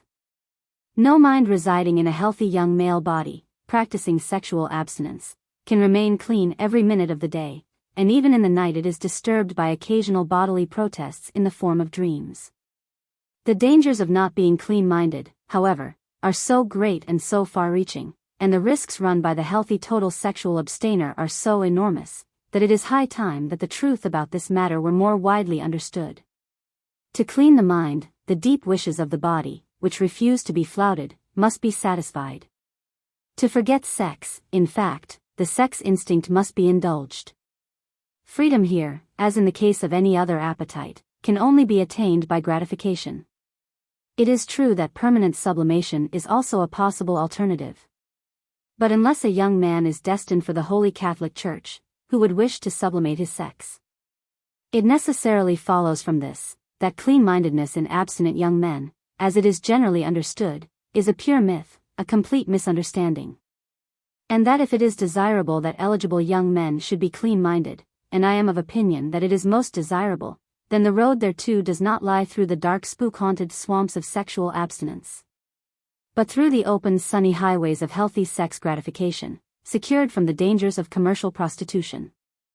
G2. This objection can only be met by the Herculean undertaking of rearing a type of manhood richer in masculine traits of mind and character, and possessed of more exuberant virility, a type, that is to say, by the side of which virile women would immediately feel the inadequacy of their male elements and would not be tempted to use them as weapons. By this means alone can the male elements in the finest women be made recessive. At present the idea of the manly man is foolishly limited to one who loves sports of all kinds, who believes in open-air life, and who, while having a sense of humor, also wears about him an air of breezy modesty. By this modesty is meant a disinclination to make any special claims for himself. But all women quickly discover the ease with which they become mistress of the fate of such a man, and it is curious that, in spite of the thousands of cases of such subjection on the part of this type of man in English marriages, he still continues to pass as the manly man. The man of will, the man of character, the man who wishes to administer his own life and the lives of those dependent upon him, because he is conscious of being fit for the responsibility, and repeatedly proves this fitness, is being born in ever smaller numbers every year. It is the system of education in England that is at fault. It produces a womanly will-less creature, with heavier muscles than the average woman, but with less grit and less bite in him, with less pride and less jealous love of responsible action and mastery than the average girl has who is his partner at golf. If this seems like calumny or exaggeration, let the reader watch the career of any one of these alleged manly men of England, from his school years to his 10th or 11th year of marriage. And if in every case they do not behold a creature who has long abandoned all self-direction, not to speak of direction of dependence, I invite him to close this book at this point as the most unspeakable nonsense. With such a man, woman's male elements cannot possibly be made recessive. But it should not be imagined that she is any happier on that account. On the contrary, both wisdom and compassion would seem to unite in advocating the return in ever larger numbers of exuberantly virile men, if only for the sake of securing happier and fuller lives to the bulk of modern women. Regarding, as I do, this objection as so serious as to constitute the chief and most fundamental objection to monogamic marriage, I can see no possibility of making the institution sound unless something be done to meet it. We cannot hope that things will right themselves with an evil like this at the root of our national life. Suppressing the sale of commercial products fraudulently declared to be equal to mother's milk is not enough. Self-control is the counsel for wax figures. To be offended by a frankly polygamic solution and yet to feel that no stigma attaches to women unable to suckle their babies, and to be conscious of no indignation at the horrors of the present state of monogamy with prostitution, is wanton and brutal hypocrisy. Those who are guilty of this hypocrisy have wished to run the world too long. I have now examined the monogamic marriage of the positive man and the positive woman in all its more important aspects. Wisdom would seem, at all costs, to advocate the salvage of monogamic marriage from the wreckage of modern society. But before marriage can be saved and handed on as a valuable institution to the new age, it must be reformed and established on a sounder basis. To continue along our present lines, without correcting our attitude towards marriage and some of the most rigorous customs that govern it, is simply to steer our course headlong back into sexual promiscuity, anarchy, and chaos. No reform of modern marriage, or of the ideas that cluster about it, can possibly achieve any good, however, which does not satisfactorily meet every one of the objections I have advanced against it. To proceed, as we are now proceeding, by making the dissolution of marriage easier, is only one step farther in the direction of barbaric promiscuity. No readjustment can avail that does not go to the root of the problems involved. And although it may certainly be legitimate to inquire whether, at this late hour in our torrential degeneration, it is worth while making any reforms in anything, it does not alter the fact that if marriage is to be saved, all the objections to it that have been raised in this chapter will require to be fairly and seriously faced. Since, however, the sex question is so fundamental as to be almost of primary importance.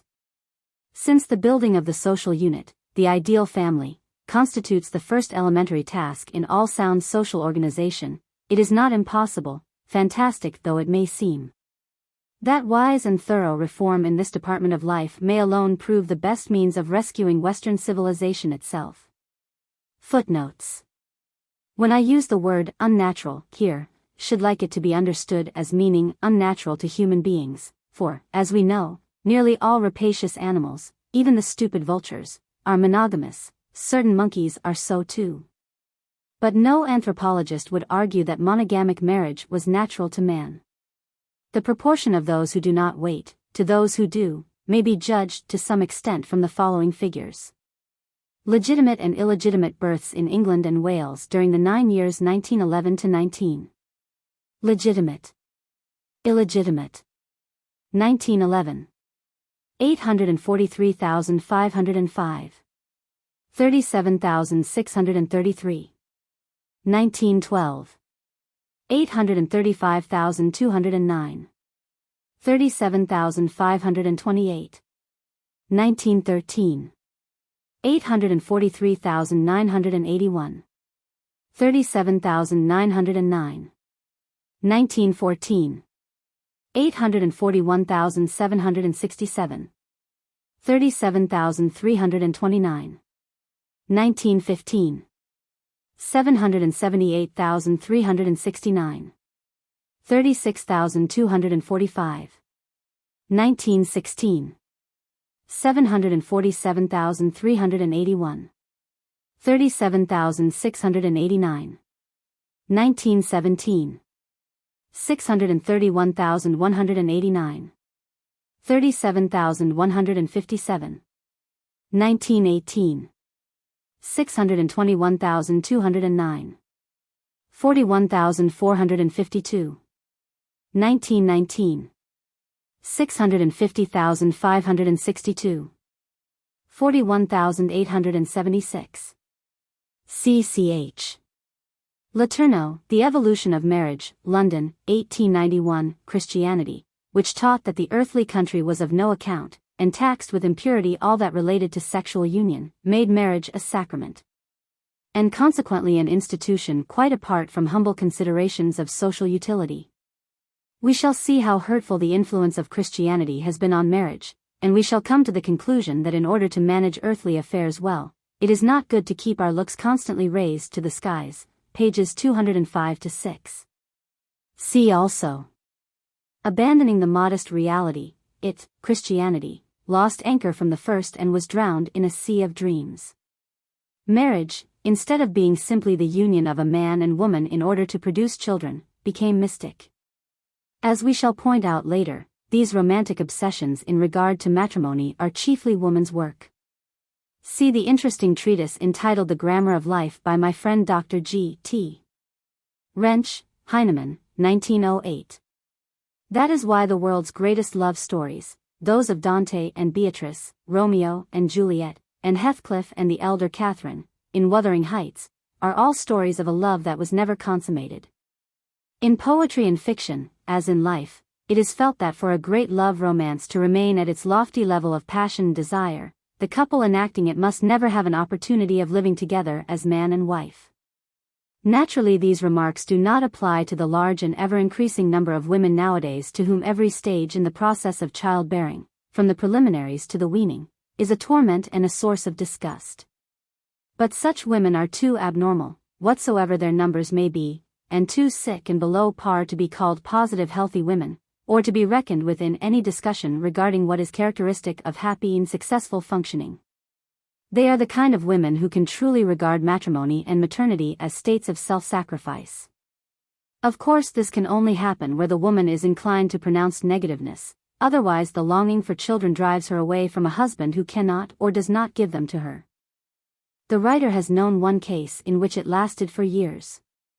Sometimes, in extreme cases, where the girl is too decent to be sacrificed for a lifetime, there is a nullity suit, and the man produces doctors who declare that he is perfectly normal. Of course he is perfectly normal. What is wrong about him is the whole of his upbringing and the effects of absurdly puritanical notions about sex, acting upon a peculiarly sensitive nature. For such men are usually extremely desirable and acutely sensitive. They cannot, however, overcome the ridiculous prejudices that prevailed regarding sex in the atmosphere in which they have been reared. It should be noted that this does not apply to working-class women.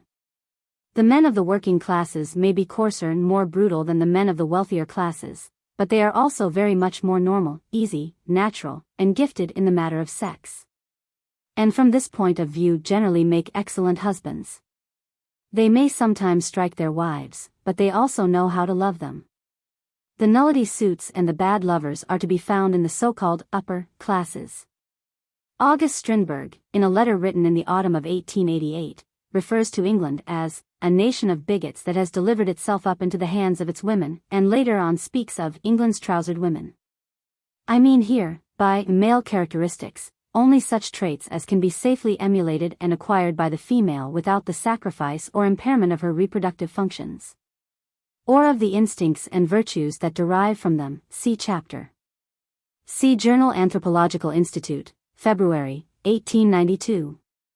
See also Bancroft, quoting Heim, Native Races, Volume I. Where a North American Indian chief of some nomadic tribe, speaking of the women, said, "There is no such thing as traveling any considerable distance in this country without their assistance." Evidently here too it was an advantage to the race for the women to be as nearly masculine in their characters as possible. Australian women, like Cuban women, used to fight beside their men and were very formidable. The former, when on the march, are said to have hardly troubled to halt for so slight a performance as childbirth. The newly born infant was wrapped in skins, and the mother marched on with the rest. I shall deal with other standpoints in the chapter on the old maid.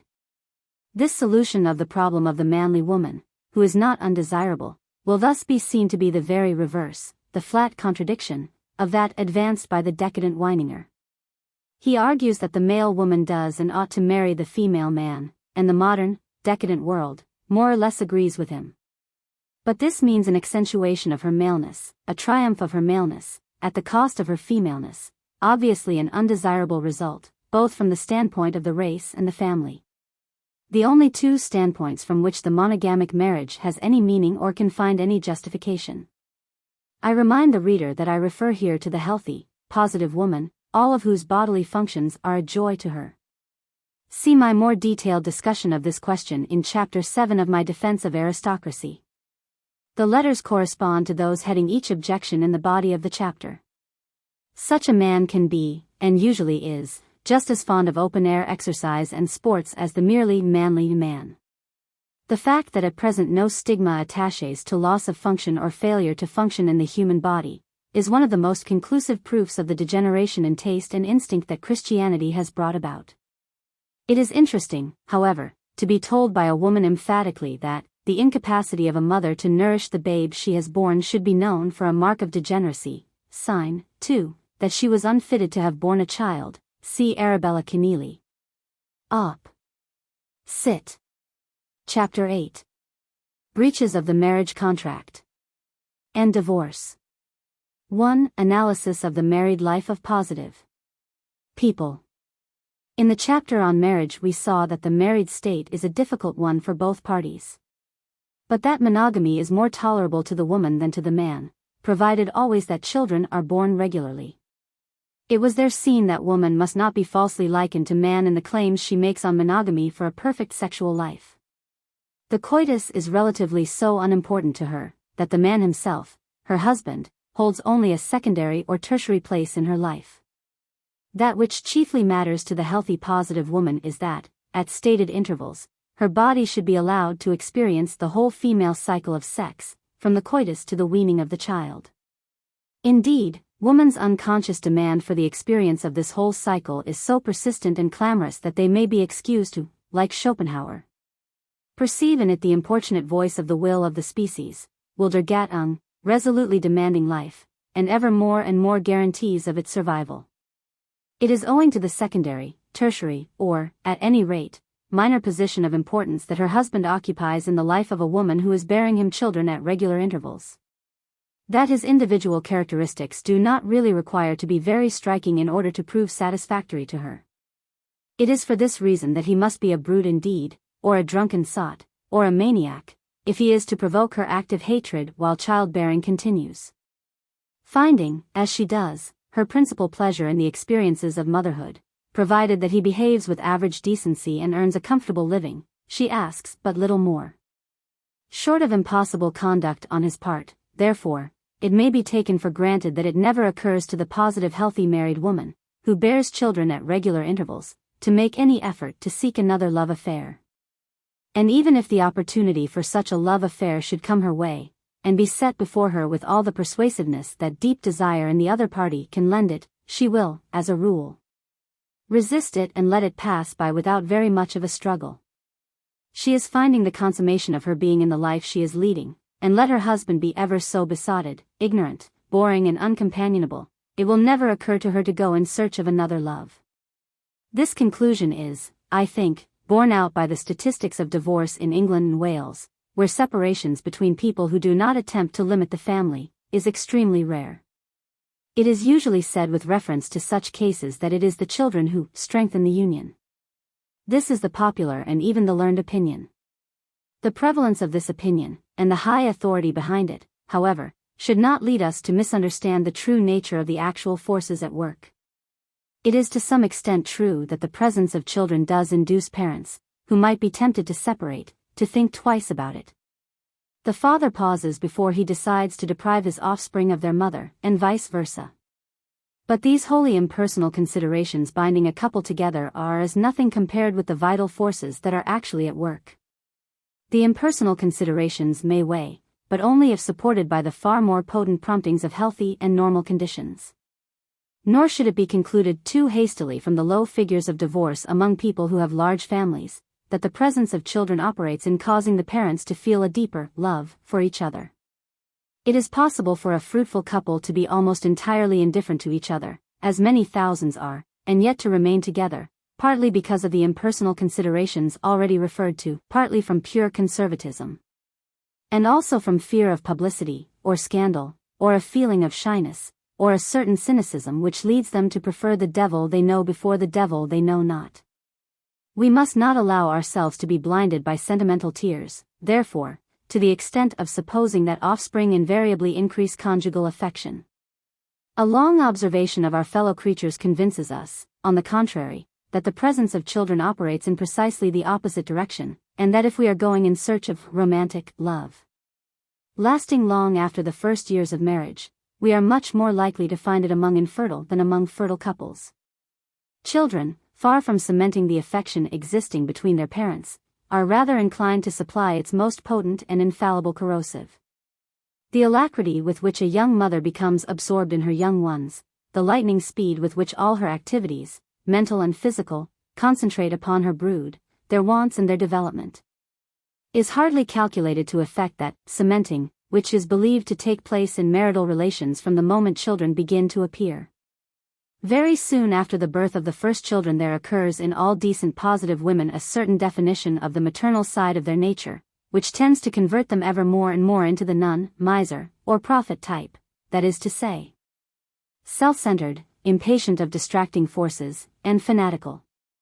They listen to matters foreign to the nursery and their children, as if they had been wakened out of a dream or roused from some thrilling meditation. A certain vagueness comes over them in regard to all matters and not strictly domestic, which, while it may please the wise and understanding husband, as furnishing a conclusive proof of their perfect femininity, nevertheless can hardly fail to inform him that his rank in the household has suffered noticeable degradation. When he speaks concerning topics which interest him, he is no longer listened to with the same attention, not to mention eagerness.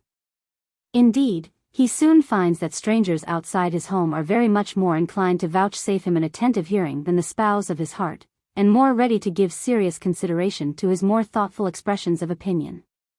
Now, it requires all the philosophy and understanding in the world, particularly to the man who may cherish certain ideals about marriage as companionship, to accept this secondary position in the home of his own creating, without a feeling of resentment or mortification.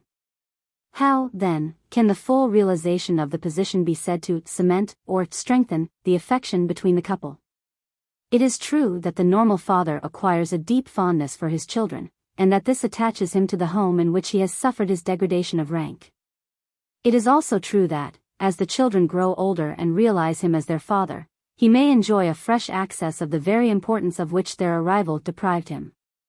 But, while all these facts are readily admitted, they can hardly be used to prove that the presence of children strengthens the union between the parents as lovers. That has been shaken once and for all beyond any hope of recovery.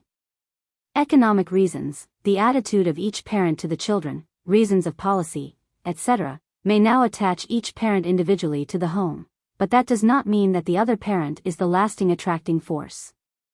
Later on, when the children grow old enough to discriminate or to draw comparisons, and the original dependence, which makes filial affection so fanatical, is beginning to wane, certain members of the growing brood may, and frequently do, exhibit preferences for one parent or the other, preferences which 9 times out of 10 are reciprocated.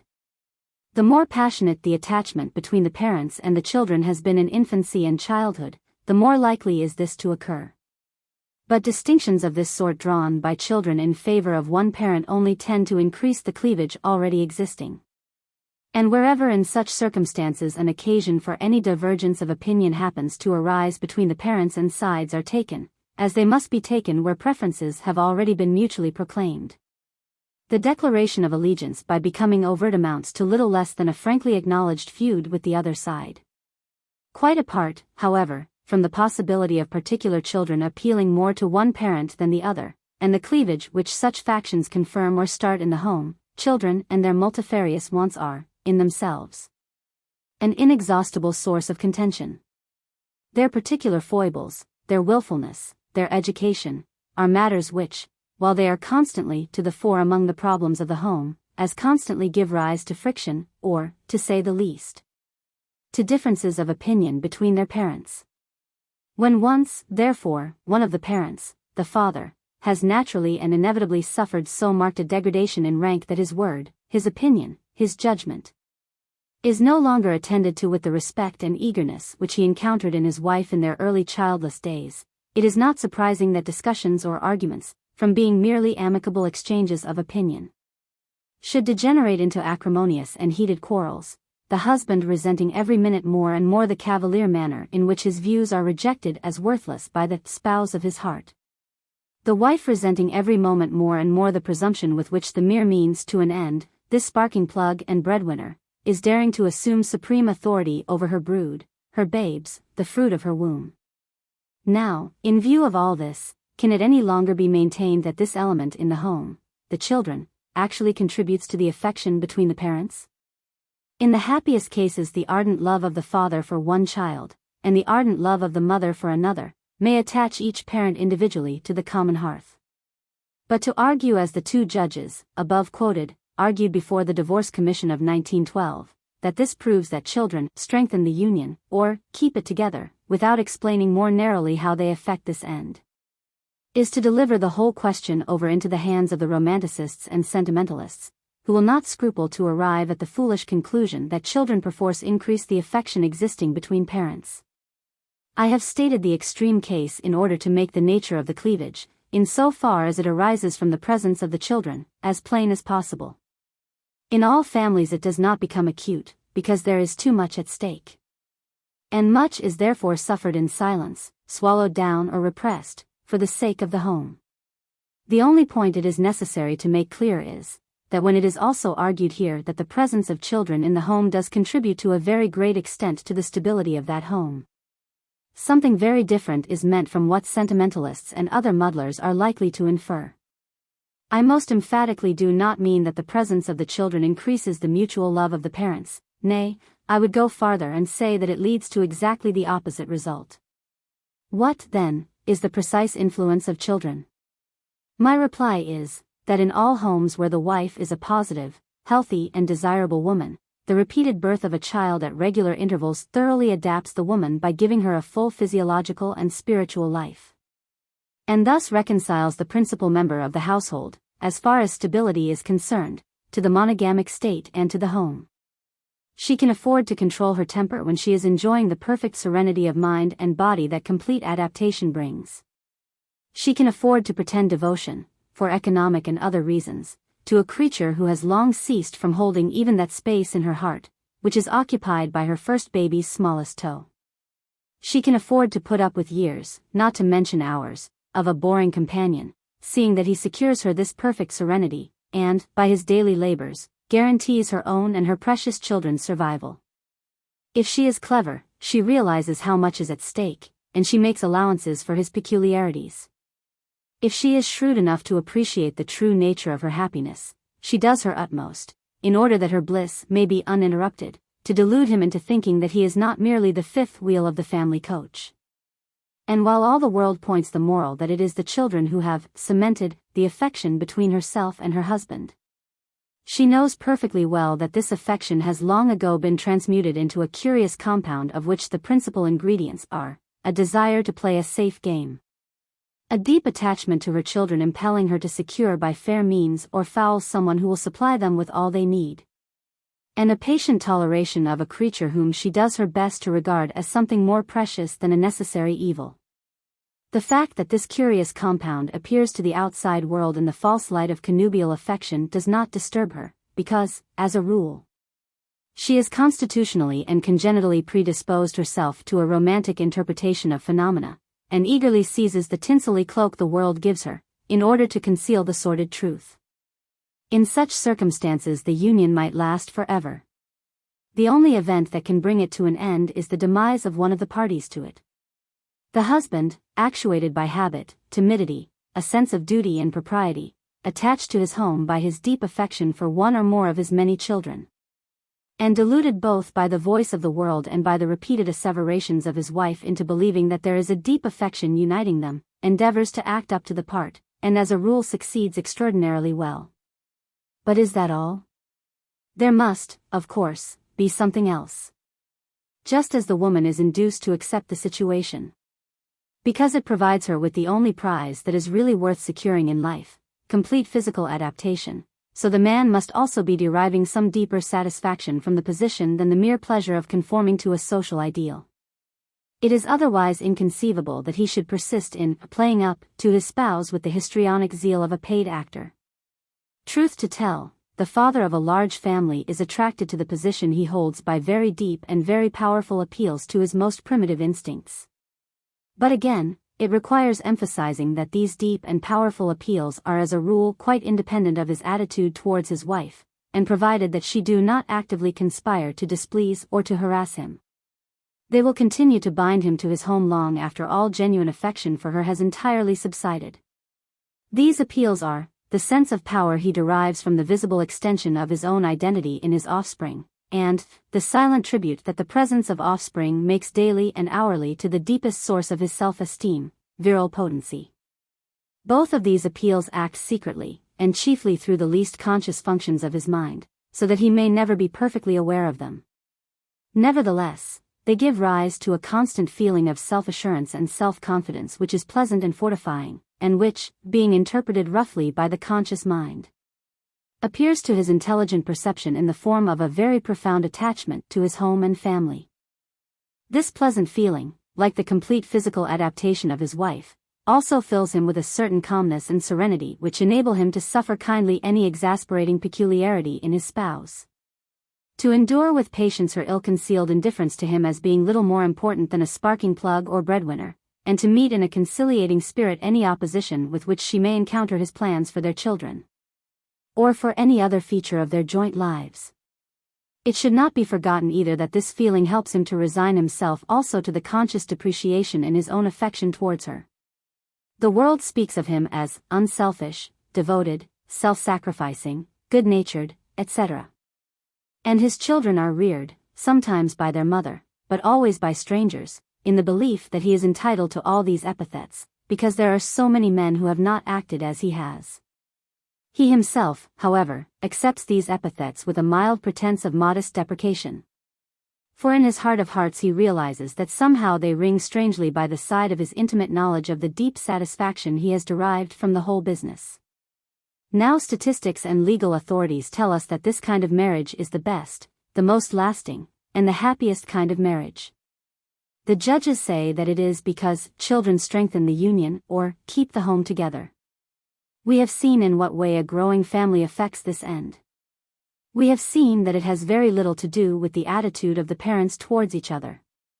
Now we have to discover how it is that, according to statistics, divorces are more frequent where there are only 1, 2, or 3 children, and where childbirth may be said to have stopped. 2. Unhappiness in the home of the positive couple. In another chapter the positive woman has been called the custodian of life.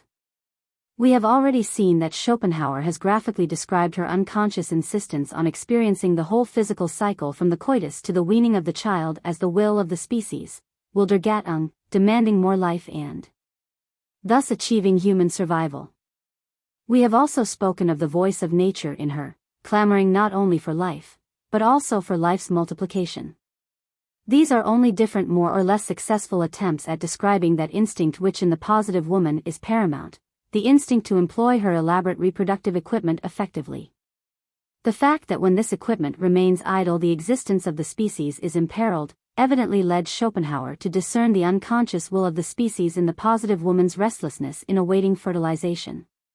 But we should always be careful in using these descriptions of woman, to remember that in her the end, which is the multiplication of life, is quite unrealized by her conscious mind. She acts in a way that brings about the multiplication of life. Her instincts impel her to achieve that end, but she is not intelligently concerned with anything so remote as the will of the species or its preservation. She is much more concerned with her own personal wishes, her own personal notion of pleasure, and her own sensations. When once these are gratified, the fact that the demands of the species are also satisfied is, as far as woman is concerned, merely a happy coincidence, in which she can have but an academic interest. Nevertheless, in judging of her conduct, and in drawing moral conclusions from it, we must be careful to allow her the full benefit of the view that, in acting as she does, she is securing the survival of the species in ultimate fact. More than 9/10 of the abuse to which women have been subjected throughout the ages has been due precisely to man's omission to allow her the full benefit of this view. The gratification of woman's passions serves her own end, inasmuch as it affords her pleasure, yes, but it also serves the purpose of the race. That is the fundamental fact to remember. In another chapter one have described how life itself is woman's hardest taskmaster, and that her first impulse in all circumstances is to be faithful to this taskmaster, even at the cost of infidelity to human pledges. A. Adultery of the positive spouse through absence of the mate. Long absences of husbands, therefore, during wars, transoceanic voyages, explorations, etc., should always be viewed in the light of a rebuff to woman's hardest taskmaster. The prolonged absence of the male imposes idleness on the female's reproductive organs, and, since the best women are primarily faithful to life itself, and only secondarily so to their mates, it must follow that in all cases in which husbands are absent for long periods, that the call of life in positive women becomes too imperious to be ignored. Hence the thousands of wives who were unfaithful to their husbands during the last war, both in England and on the continent. Ignorant, pious people, and even experienced divorce court judges expressed their horror at the thought that while their men were nobly risking their lives in defense of king and country, these women in their thousands calmly sought fertilization elsewhere. But a woman's character as a woman would be almost forfeited if she did not act in this way. Where else would you have her transfer her allegiance?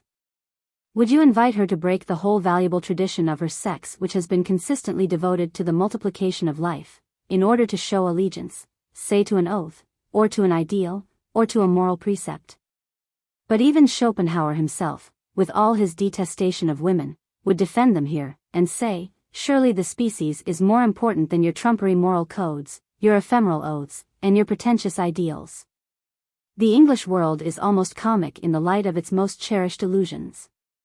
It does not base its outlook upon the unalterable laws of life, consequently it is constantly receiving the rudest shocks and the most unpleasant surprises. The fact that so many thousands of women in England and Wales were unfaithful to their husbands during the war came as a shock to the dear puritanical and ignorant old ladies, chiefly unmarried, that rule public opinion in England. Had they ever dreamt, or had they ever been told, that the best women, the most desirable women, must be unfaithful to their husbands when, through what cause soever, the latter are forcing them to be unfaithful to life itself? They might have shown less righteous indignation and more understanding when the women of the country in their legions turned adulteresses in wartime. As it was, the phenomenon was quite unexpected, and proved a most terrible blow to the national conscience. For it was realized only too shrewdly that if thousands of these women were ultimately found out, many more thousands must have escaped the discovery, and thus the character of the nation seemed to have suffered very severe deterioration. Truth to tell, the parties to blame were not the women at all, but the hopelessly vain men who were the correspondents in the actions, and who understood so little of female psychology that they interpreted these adulteresses' fidelity to life and its multiplication, as a preference, if you please, for themselves before their legal spouses. Not knowing of the positive woman's inveterate fidelity to life, they arrogantly imagined that their personal and irresistible attractions were the cause of these adulteresses' infidelity to their husbands. These men, were the people against whom the world ought to have inveighed. For the man who is capable of so misunderstanding the human female as to flatter himself that it is his personal attractions that are seducing her, when all the time it is the will of the species, neglected by her absent husband, that is impelling her to go in search of fertilization elsewhere, is not worth the rope with which he ought to be hanged. The mistake, as a mistake, is all the more monstrous, seeing that it is the outcome of maniacal vanity. For no man who was not too much elated by a woman's attention to retain calm reflection, could ever be such a fool as to imagine that his triumph over her husband was due to his own personal charm. There is no need, however, to labor the question any longer, if once the true nature of woman be properly grasped. For then it is seen immediately that, in the best and most vital women, fidelity to life must take precedence of fidelity to the mate, to a pledge, to an oath, to a vow, to a custom, or to anything else. Would the reader perhaps have it otherwise? Would he have a race of women reared? We are unfortunately not so very far from the attainment of this ideal today, to whom the claims of life are secondary, women, that is to say, who are so constituted that they could hesitate between life's call and some trumpery human convention. Would he have women so constituted that their self-preservative instinct is more powerful than their reproductive? Because that is what it amounts to. A woman who, when confronted by life's call, can calmly discriminate between that and her own safety, her own future, her own smug ease, and can proceed to select the latter in preference to the former, is not a desirable woman in the best sense. For she cannot be trusted to do the right thing for the species in all circumstances. The spark of vitality in her does not glow with sufficient ardor to compel her to serve life's interests before her own. She is the kind of woman that is rapidly coming into power in all classes above the working class, but hers is a bad character, not a good character, for a woman to possess. No, we want to keep the best women as they are. We do not want to tame the life out of them. But since we cannot have it both ways, if we insist on women remaining desirable, that is to say, faithful primarily to life itself, we must breed a race of men who understand them, and who in the absence of their fellows on wars or expeditions can see what is happening when young wives make eyes at them. Any man who in such circumstances imagines he is irresistible and falls in with the woman's designs through sheer vanity, deserves a punishment very much more severe than being mulcted in damages.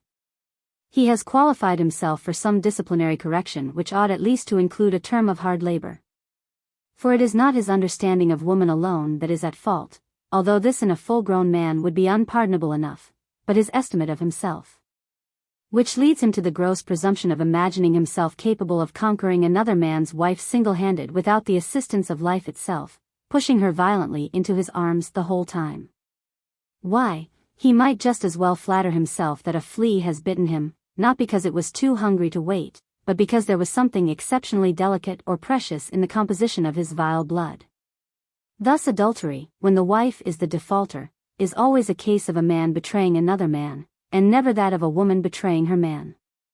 Woman, if she is the right sort, remains throughout faithful to life. Only if she betrays life does she cease to be desirable. Continuing our consideration of the positive couple, we must now examine the forces which operate in causing a woman to be unfaithful to her husband while yet living and cohabiting with him in apparent peace and happiness. b. Adultery of the positive spouse through impotence of the male or through childlessness.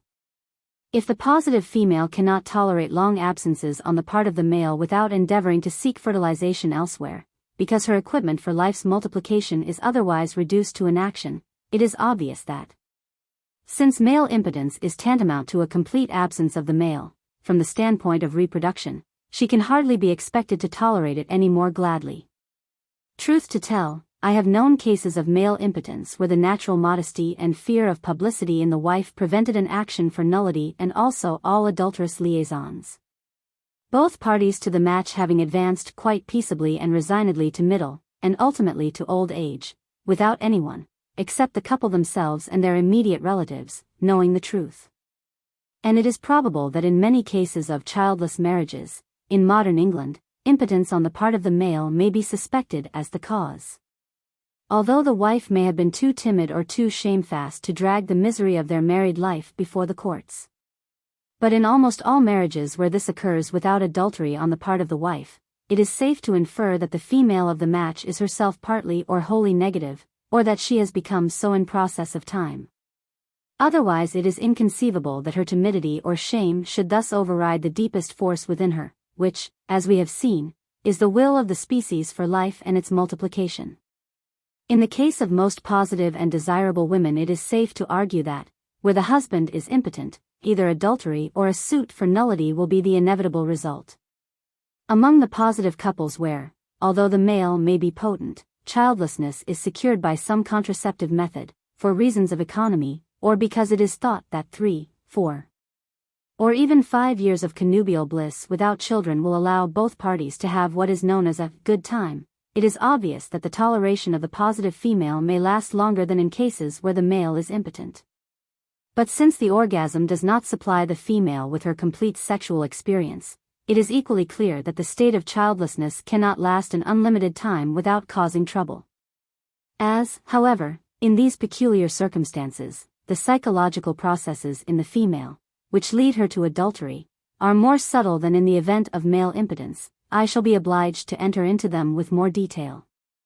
When the male is impotent, the positive woman knows that this is so, and she consciously realizes the need of seeking fertilization elsewhere, lest she remain childless for the rest of her life. This alternative is presented plainly to her consciousness and there is no doubt about it. In the case of the couple using contraceptives while cohabiting affectionately together, however, the female is not conscious of a desire to seek fertilization elsewhere. Not realizing clearly that, in fact, her life is equivalent, but for the repeated orgasms, to that of the married woman whose male is impotent, she has no conscious motive or warrant for seeking fertilization outside her home. Very few women indeed know that the orgasm forms such an insignificant part of their sexual experience as to leave their bodies completely unsatisfied and disappointed. It follows, therefore, that if her love for her husband be very deep and guileless, she may continue living with him for years without taking any notice of other men. If her positiveness persist, however, despite the deleterious influence of the contraceptive habit, and she and her husband still continue to pursue their policy of childlessness, She will eventually find that other men do begin to interest her a good deal, although this interest at first will appear to herself as entirely involuntary and innocent. It will begin to show itself by a certain childish eagerness to see her husband's friends, to meet them at bridge, at golf, or at tennis. She may suggest dancing lessons, or regular attendances at public and private entertainments, where she can meet and talk with other men. All this time her affection for her husband will continue as strong as ever, and she will not be conscious of his having declined in her esteem by one iota. If the men she meets at this period in her married life happen to be men of the world, they will note the eager interest with which she looks at them, laughs at their clumsiest sallies, and applauds their most trifling manifestations of intellect. And they will be on their guard and remain punctiliously formal. If, on the other hand, they belong to the modern herd of arrogant, overdressed townsmen, whose only mainspring is vanity, and who find in the favor of a poor starved female body the highest flattery that their stupid, fatuous lives can offer them, they will fancy that this young wife's eager attention when they speak, and her delirious laughter when they attempt to be witty, constitute a tribute to their intellect and wit. They will flatter themselves that the little woman has been captivated by them. And from that time onward the little woman in question will be in great danger. Now let us try to ascertain precisely what has occurred in the body of the young wife in question, in order that we may follow and understand her conduct. We will suppose she has been married 3 or 4 years, and all this time has been living in perfect concord with her husband. Occasional differences there have been, of course, but they have been unimportant. They have all turned, as is customary in English houses, upon the ridiculous words, selfish and unselfish. When the young wife has wanted her way against her man she has endeavored to make him yield by giving him a guilty conscience over the matter, and calling his opposition selfish. And when at last he has yielded, she has declared both to his face and to the world, that he was the most unselfish of husbands. Likewise the man, when he has wanted to exert some leverage upon his wife's mind, has warned her that resistance on her part would be selfish, and upon her yielding has admitted that she was unselfish. But apart from these foolish verbal quibbles around the utterly fantastic antithesis, selfish and unselfish, they have had no quarrels. Meanwhile, however, although the husband's sexual experience has been complete, his wife's has been of the most fragmentary order. Her reproductive organs and functions, though repeatedly stimulated as if their important business were about to begin, have been robbed each time of the natural sequel to that stimulation. Despite hundreds of alarms and starts, the complete cycle has never been experienced.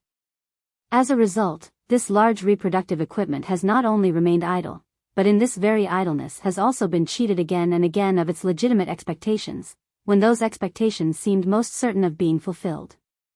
These repeated rebuffs, together with the continued inactivity of this important mechanism, has not been suffered with impunity. Gradually, as the idleness came to be felt more and more acutely, and the sense of physiological disappointment became insistent, vague messages were sent up through the young wife's subconsciousness to her brain.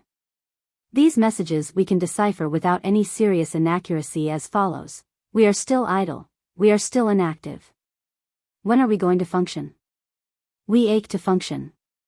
It must not be supposed, however, that these messages are deciphered as accurately as this by the woman's conscious mind. She is vaguely conscious of the importunate calls from her dissatisfied reproductive equipment. But she is aware of them only as dissatisfaction. Whence they hail, what they mean, she has not the slightest idea. If you told her that they amounted to protests from her inactive reproductive equipment, she would probably feel so utterly outraged that she would never speak to you or see you again. She would need to be a psychologist herself to interpret them accurately. Now it is when this vague feeling of dissatisfaction first becomes insistent in her conscious mind that she proceeds to act upon it in the manner already described, cp. Quite unsuspecting, her husband falls in eagerly with her plans. Truth to tell, any such marked change in a young married woman is a very serious sign. But the husband, knowing nothing of these matters, and concluding after a review of the last 3 years that he has perhaps invited his wife to lead too dull a life, acquiesces with alacrity in her schemes. Now if we suppose that the new regime, with its constant round of gaiety and variety, has lasted a further 6 months or a year, and still nothing has happened, that is to say, the young wife's reproductive equipment is still inactive, a second and more dangerous phase very rapidly sets in. The young woman suddenly finds one morning or evening that she is unaccountably exasperated by the way her husband fingers his tie while he talks to her or to a friend, or by his habit of knocking his pipe out against the iron of the grate, or by his manner of clearing his throat, or by any other peculiarity which, 24 hours previously, she was not even aware of having noticed particularly. At first she is a little alarmed and suppresses her feeling of irritation. She feels that it is unfriendly, and that he does not deserve a rebuke for something so ridiculously trifling. Very soon, however, after she has continued to note the exasperating peculiarity for 4 or 5 days, her irritation begins to choke her, and she feels she must express it. The next time she observes him doing the fatal thing, therefore, she snaps sharply at him with a "Don't, Harry, you fidget me with that constant noise." Or, "Don't, Harry, you always finger your tie in that ridiculous manner when you are talking, why do you do it," etc. She has not the faintest suspicion that this irritation and exasperation over a trifling aspect of her husband's behavior is only a surface ripple of a very much deeper and more bitter exasperation, down somewhere in her body. And the young husband, who is even less conscious of the matter than she is, turns to her in a manner utterly dumbfounded, and wonders what on earth can have happened. He sees that she is serious. He has noted the strain of bitterness in her rebuke and its threatening note of anger, and, if he is a man of spirit, he points out to her that if she is out of sorts she had better go to bed, but that it is absurd for her to start now. After 4 years of marriage, rebuking him for something he has done regularly every day of their married life. This discussion may end in a serious quarrel, the first serious quarrel in which words very much more stinging than selfish and unselfish are used freely for the first time, and both may retire to bed utterly bewildered by what has happened. It is about this time that the young wife shows the eagerness described above in her attitude towards other men. These men may be, and usually are, 100 times plainer, prosier and less potent than her husband, but this does not disturb her. She looks into their faces as if in their countenances alone she expected to find a spark of intelligence or manliness. Her husband's superior witticisms fall flat, while at the grossest pun from his friends she contorts herself with laughter. She organizes games, picnics, excursions, and even summer holidays, in which some of her husband's friends always contribute their share to the entertainment. Quiet lanes in Devonshire alone with her husband are no longer her ideal. She wants to organize a jolly party for the holidays, and learn to dive and swim with the other girls and young men of the party. It is usually at this juncture that some prize fool of a man comes forward, who, in his superlative vanity and his crass ignorance of the true state of affairs, sets all the young woman's restless eagerness, and particularly her attentiveness to himself, down to the credit of his own irresistible charm. This sums up the psychology of all correspondents. They are fatuously vain, they are criminally ignorant of female psychology, and they eagerly place to the credit account of their wit, their good looks, their intelligence, and their virility. A so-called conquest in which the part they have played is no more than that of an old horse's leg that is taken into a stagnant pond to catch hungry leeches with. At all events, if such a dangerous fool happens to be in the neighborhood at such a juncture, and the young wife is thrown much into his company, the chances are that, encouraged by his eager acceptation of a situation in which his personal characteristics count for nothing, she is likely to imagine herself both loved and in love. And then nothing can save her from matrimonial ruin. Her blind maneuvers will have achieved what her reproductive equipment most ardently desired. They will have removed her from a male who abused without satisfying this equipment, and will have thrown her into the arms of a man who, though possibly inferior to her husband in every respect, as she herself would have realized had her reproductive organs been content, or at any rate not so very much superior to him to justify all this fuss, was at least holding out to her reproductive equipment a fresh promise of fertilization.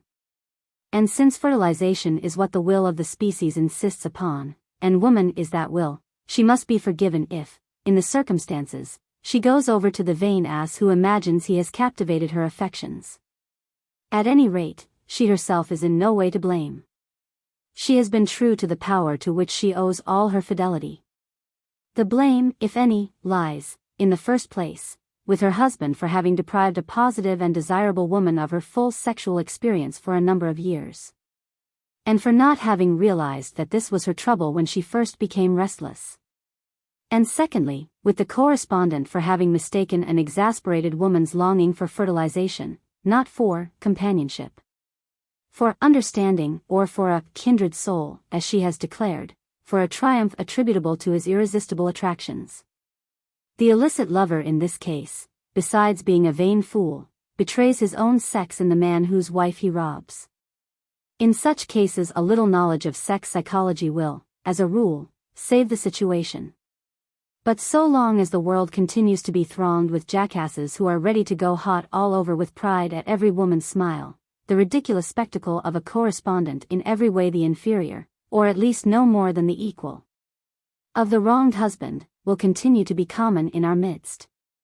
The strange part of the whole affair is that the young wife's notion of promised bliss with the correspondent is based entirely upon her unconscious or bodily hope that fertilization is now sure to follow.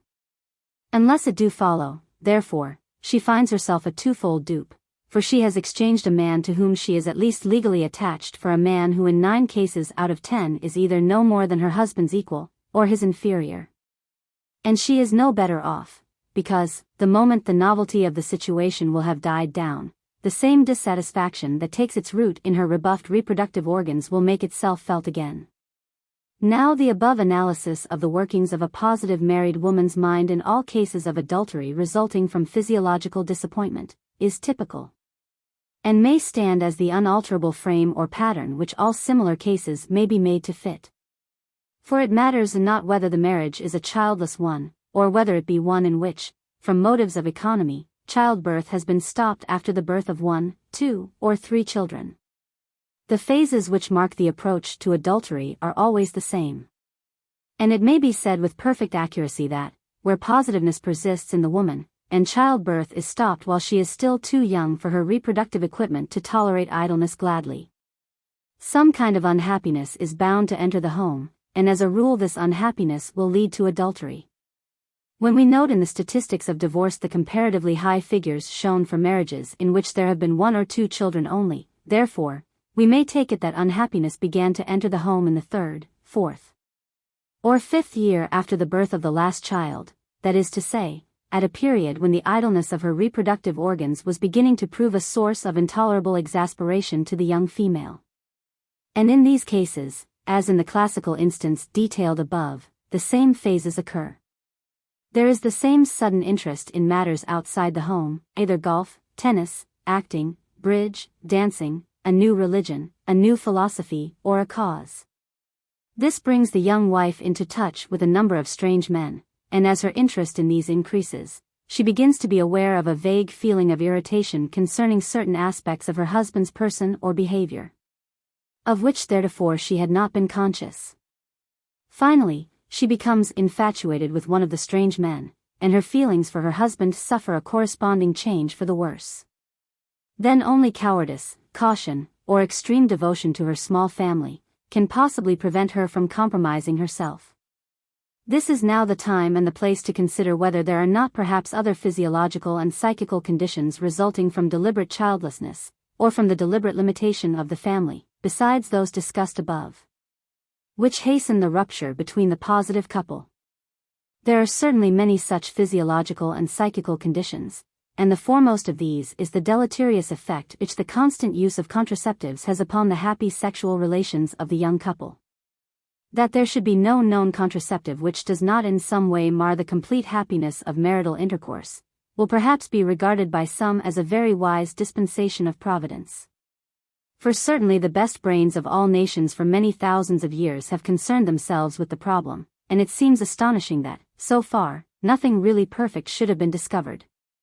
But at all events this fact goes a considerable way towards making the marriage bed of people who deliberately limit the family at least a breeding place of very serious trouble. Secondly, the very fact that childlessness as an end is incessantly present to the minds of the young couple, whether they have had no children at all, or only 1, 2, or 3, during the cohabitation, constitutes in itself an influence which in time is certain to destroy the savor of their relations at a pace commensurate with their positiveness. The reduction of any human function to the plane of sensationalism alone has this strange result that, in the end, the very sensations it provides tend to decline in intensity. It is as if sensation alone were an insufficient psychical foundation to support the whole arch of any permanent human interest or effort, and that where it is not correlated with the feelings of power or purposefulness, it tends to crumble and to perish. The woman in such cases suffers even more quickly than the man, because in her the physiological disappointment sings in chorus with the psychical disillusionment. But in the man too ultimate anesthesia is inevitable. For, sooner or later, the fact that the natural consequences of his act, offspring, are not forthcoming, will begin to tell on his self-esteem and his sense of power. With which elements more than half the savor of sexual relations must certainly have been associated by his ancestors. A further psychological factor must be reckoned with, which has its share in bringing about matrimonial difficulties in the state of deliberate childlessness, or of the limitation of the family. And that is the feeling of aimlessness that ultimately supervenes, when any two people associate together without any further object in life than that of eating, drinking, or making merry. This is not due to the fact that eating, drinking, and making merry are in themselves bad, as the Puritans would have us believe, but that they are at least monotonous if unrelieved by any other interests. Life, as we have seen, is repetition with a modicum of variation, and so is happiness. Nothing that can introduce variety into the home of the young couple, therefore, ought to be eschewed, for fear lest that lack of variety should be realized which causes life to lose its interest and its savor. Now children are obviously a constant source of variety in the home. Each child, in its turn, gives the home a different aspect, a different outlook, a different responsibility. Children, moreover, give the family unit a superior aim and purpose, which increases in importance with the number of the offspring.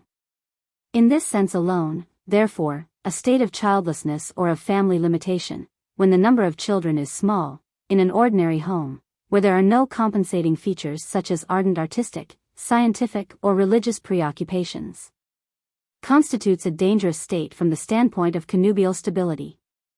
Before concluding this discussion of the positive couple in relation to divorce, which we propose to do with an examination of the statistics, it will now be necessary to consider the circumstances under which the positive man himself becomes unfaithful.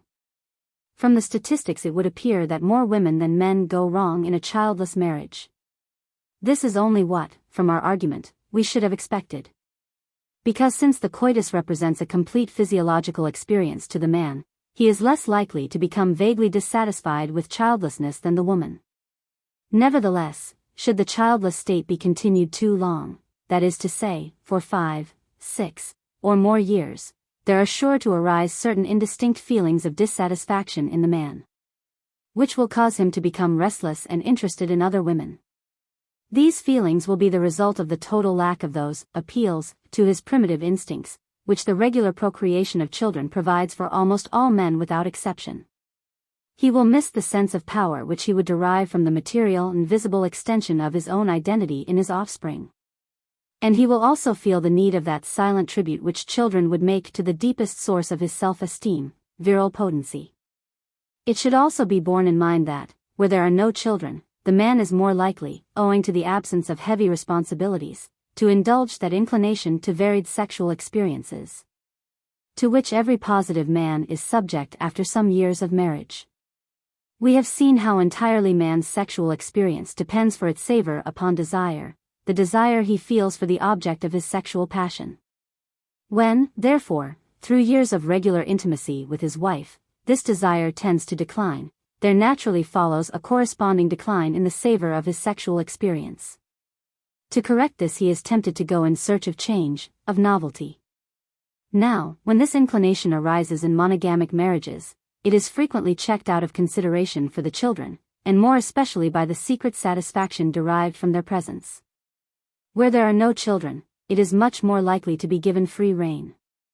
Another factor which ought to be given due weight in the sexual psychology of man, is his love of protecting and patronizing. The wife who gives him a number of children not only makes a strong appeal to this love in her own person but also in the persons of her offspring. He becomes, figuratively, a huge buttress supporting the dependent members of his family, and this gratifies the self-esteem of the average simple-minded man, and in innumerable cases induces him not only to accept the burden, but also to love it deeply and passionately for giving him such a delightful and constant sense of real importance. Finally, in the conduct of the man of high ethical development, there will enter the factor of moral ideals. When once he feels his family about him, he will be conscious of certain duties, certain obligations, which will preclude all idea, all velleity, of not abiding by his original pledges. This man will be able to live till the end of his days with a woman, however much his feelings may have changed towards her, and still give the world the impression of being a most dutiful and most devoted husband. Temptation, sexual passion, the desire for variety, will simply not enter within his purview. The moment an irregular thought occurs to his mind, it will be, as it were, switched off. It should, however, be remembered that when such men are positive by nature, they will usually be found to practice in their leisure hours some kind of sport, hard walking, cycling, golf, writing, or industry, carpentry, true of thousands of Englishmen today. Woodcutting, e.g. Gladstone and the ex-emperor of Germany, stamp collecting and numismatics, true of thousands of modern Englishmen, or religious activity, Christian, spiritualistic or other propaganda, in which much of their sex becomes absorbed. In Chart I have given figures covering a period of 21 years, from 1899 to 1919 inclusive, for England and Wales. And the most important conclusions to be drawn from them at a glance are the following. A. The preponderance of divorces which occur as the result of husbands' petitions over those which occur as the result of wives' petitions. Bearing in mind the more insistent impulse to variety in sexual experience which harasses the male throughout life. This preponderance of husbands' petitions only tends to show the extreme difficulty with which women can tolerate either the premature cessation of childbirth or no childbirth at all. For although it may be argued that in order to obtain a divorce the woman must charge her husband with something more than the mere indulgence of his craving for variety, and therefore that proportions are misleading from this point of view. It should also be remembered that, where there has been a transference of affection with adultery on the male's part, desertion would necessarily follow, and therefore supply the minimum grounds for the woman's petition. Chart I. A number of children at time of filing petition of divorce. Number of children. 1899, 1900, 1901, 1902, 1903, 1904, 1905, 1906, 1907, 1908, 1909. H. W. H. W. H. W. H. W. H. W. H. W. H. W. H. W. H. W. H. W. H. W. No children. 147. 156. 166. 185. 170. 147. 167. 161. 182. 235.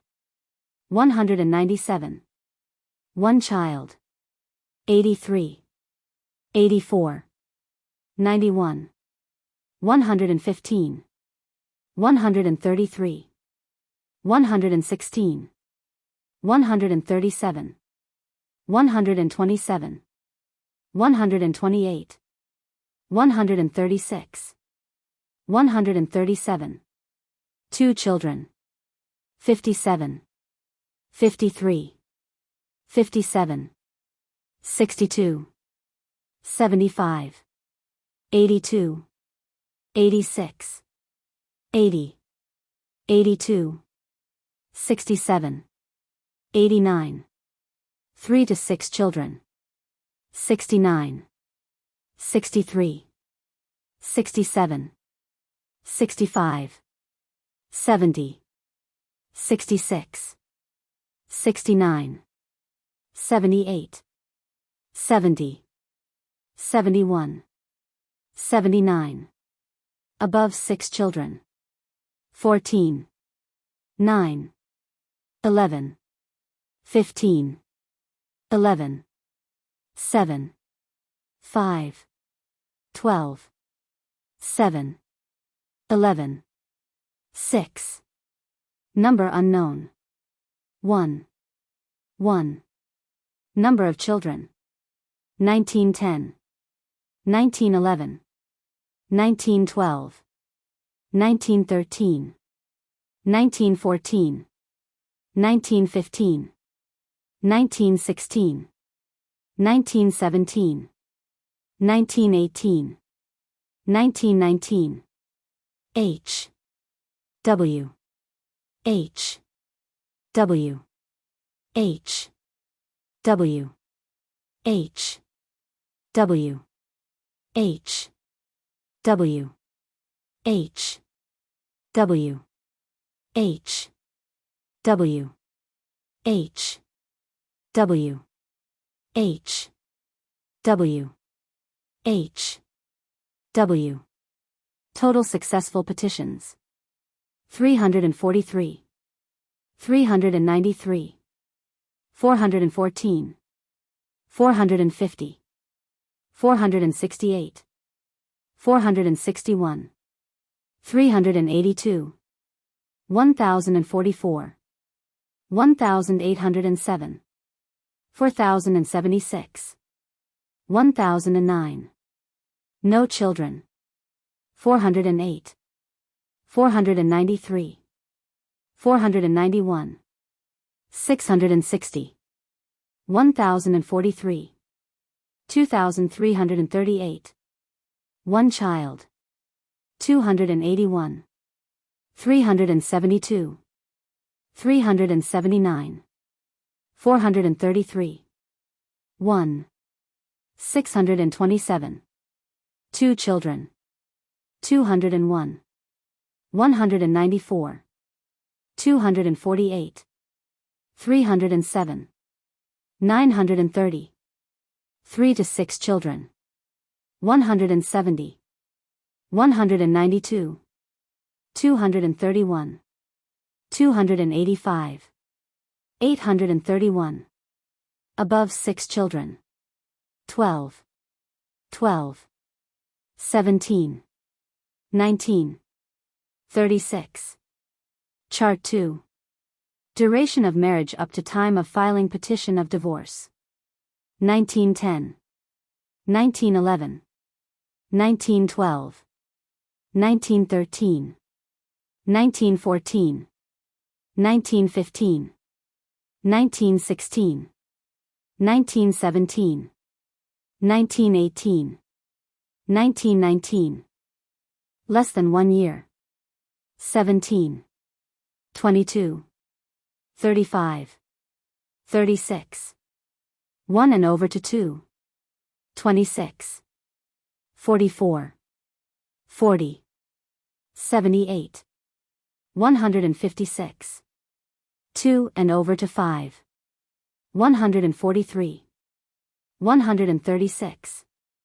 130. 274. 1171. 5 and over to 10. 353. 427. 371. 482. 1947. 10 and over to 20. 418. 481. 618. 667. 2. 008. Above 20. 119. 146. 194. 177. 405.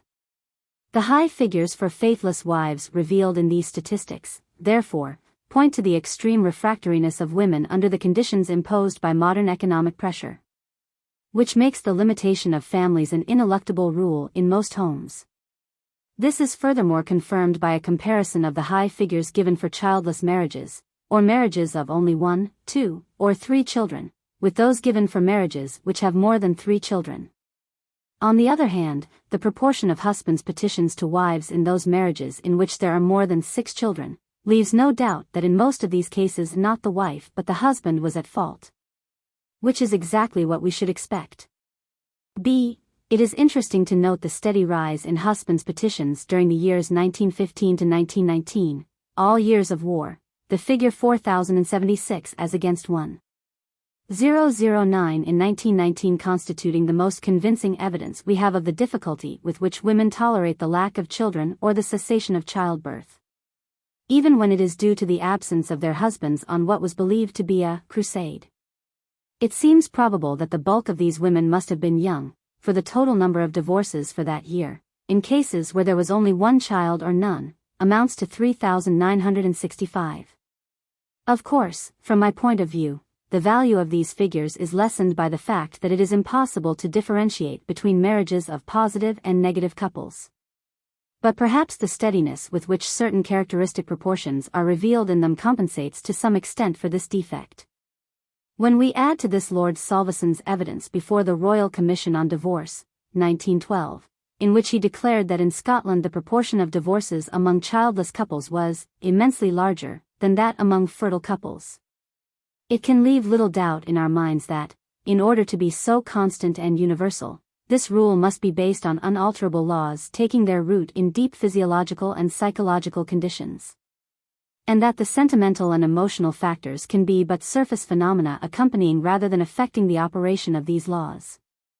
For, if we have been right in arguing that the presence of children does not operate as a strengthener of the union by cementing the love of married couples, but by meeting certain instinctive needs in their physical and mental constitution, it is clear that the sentimental elements in the union are the most insignificant, hence their inability to tide large numbers of positive couples over the periods of physiological and psychical stress which childlessness or the limitation of the family imposes. c. When we turn to Chart 2 and examine the figures given for the duration of the marriage up to the time when the petition was filed, for the years 1910 to 1919, we also note a fact that does not surprise us. And that is the immeasurably higher figures given for the 4 years lying between the 5th and the 10th years of marriage, than for all other periods. It is precisely during these 4 years that those two disturbing forces which do most to mar modern marriages are most likely to begin to operate, viz. a. The irascibility of the wife as the result of the cessation of childbirth. This irascibility showing itself in a decreasing satisfaction with her home and her husband, and an increasing interest in outside amusements and occupations, and in other men. b. The loss of desire for his wife, in the husband, which causes him to seek other sexual experiences. With regard to a. It is obvious that during the 6th, 7th, 8th, and 9th years of marriage, most couples who are attempting to limit their families will have ceased from procreating. They will have had from 1 to 3 children, and will have decided to have no more. The wife will therefore tend to become increasingly impatient with her lot, and ultimately make a confidant of some idiot of a man, who will interpret her marked attentions as a proof of his irresistible charm. And the two will end in what the world is pleased to call falling in love. With regard to b. 6, 7, 8 or 9 years is a long period over which to extend the average man's desire for fresh sexual experience. And in the event of a cessation of childbirth, which means the use of contraceptives, always unfavorable to happy marital relations, it is during these last years of his first decade of married life that he is most likely to feel the ardent desire for a change. The two factors, A and B, conspiring together soon force the couple asunder, if they are positive, brave, and intolerant of conventions and rules, hence, I believe, the high figures for the period in question. Chart 3. Divorces according to professions. Agriculture. Mining. Manufactures. Navigation and fishing. Inland transport. Trade. Domestic service. Professionally employed. Unspecified occupations. 26. 168. 42. 13. 87. 19. 172. 29. 10. 110. 22.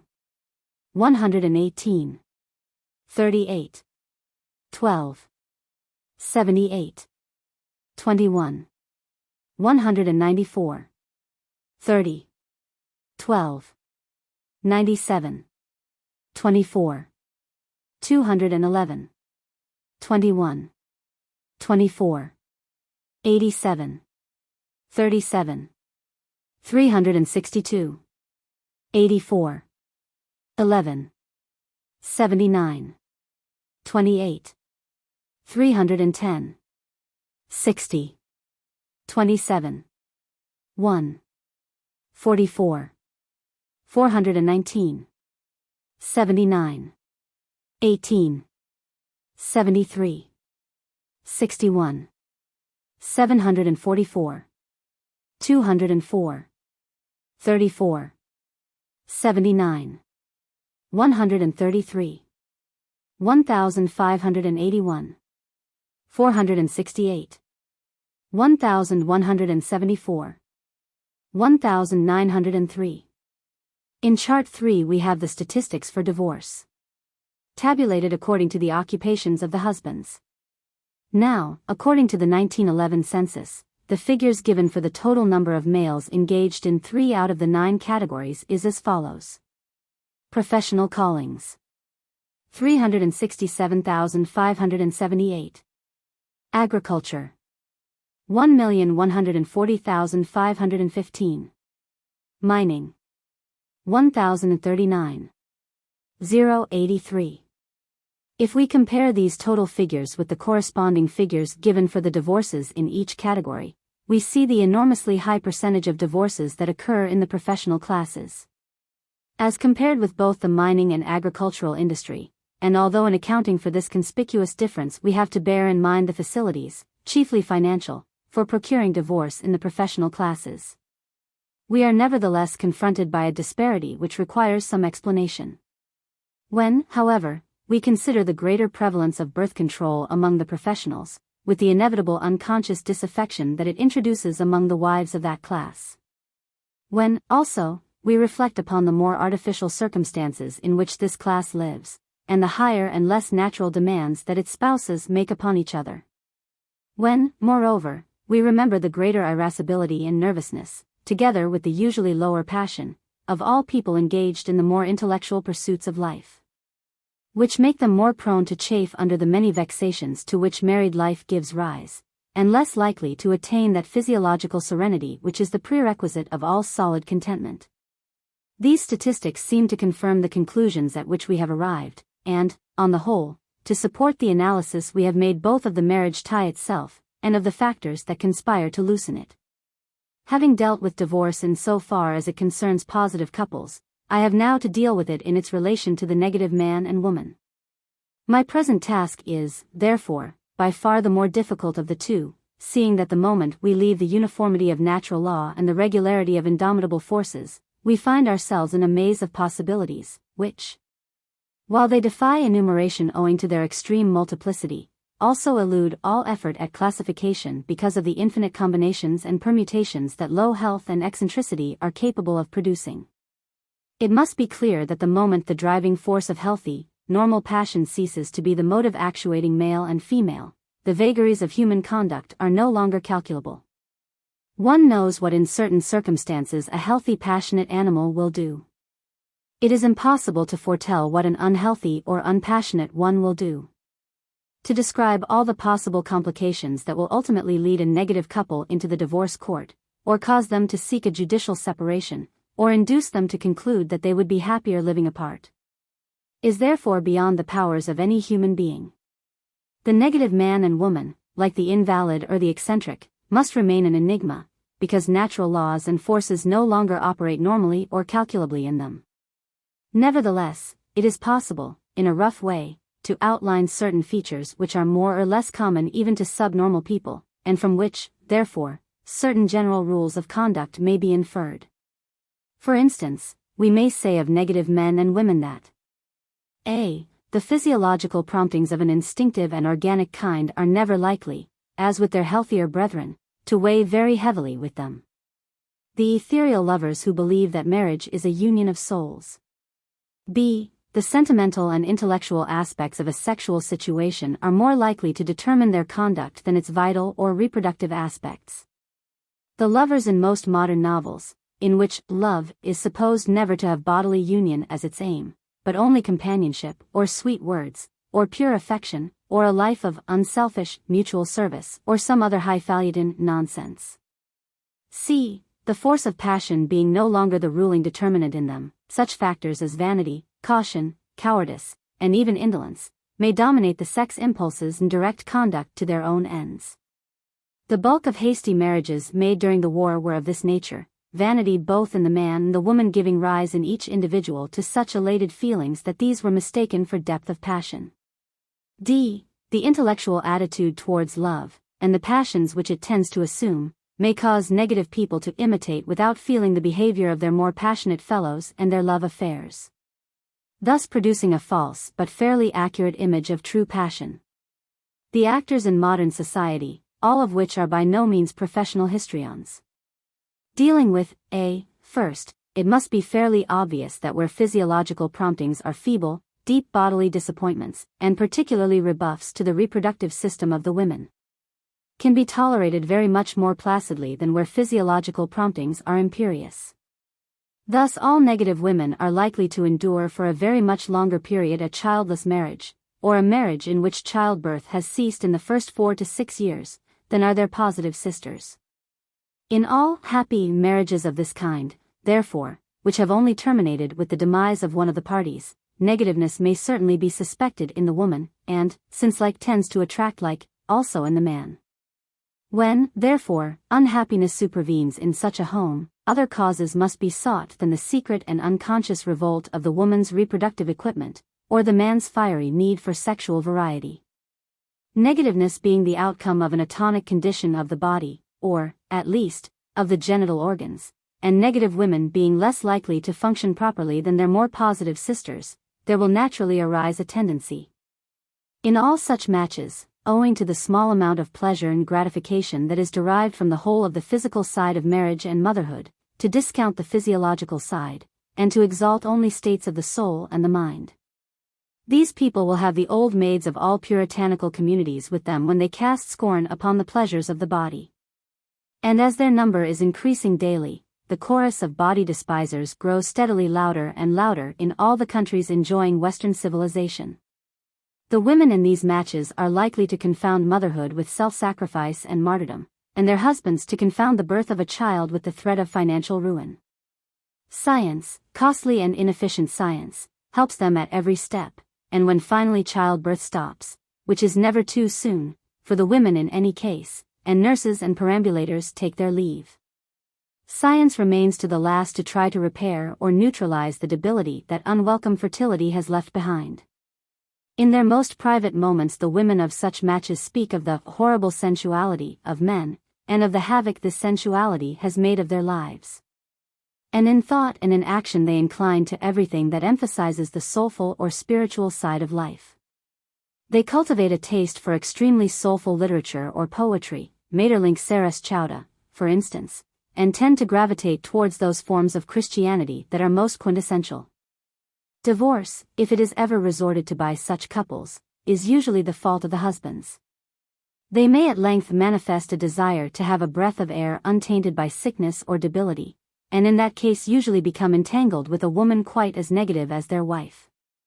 The women hardly ever go further than to cultivate an apparently ardent but platonic attachment to some poet, musician, or other artist, to whom they write long soulful letters, full of hints about a non-physical kind of bliss in love, which they have longed all their lives to experience. But in a large majority of cases, negative couples of precisely this kind tend to finish their days more or less tiresomely together, each bewailing the fact that such a white elephant as the body ever became associated with the more exalted, spiritual side of man.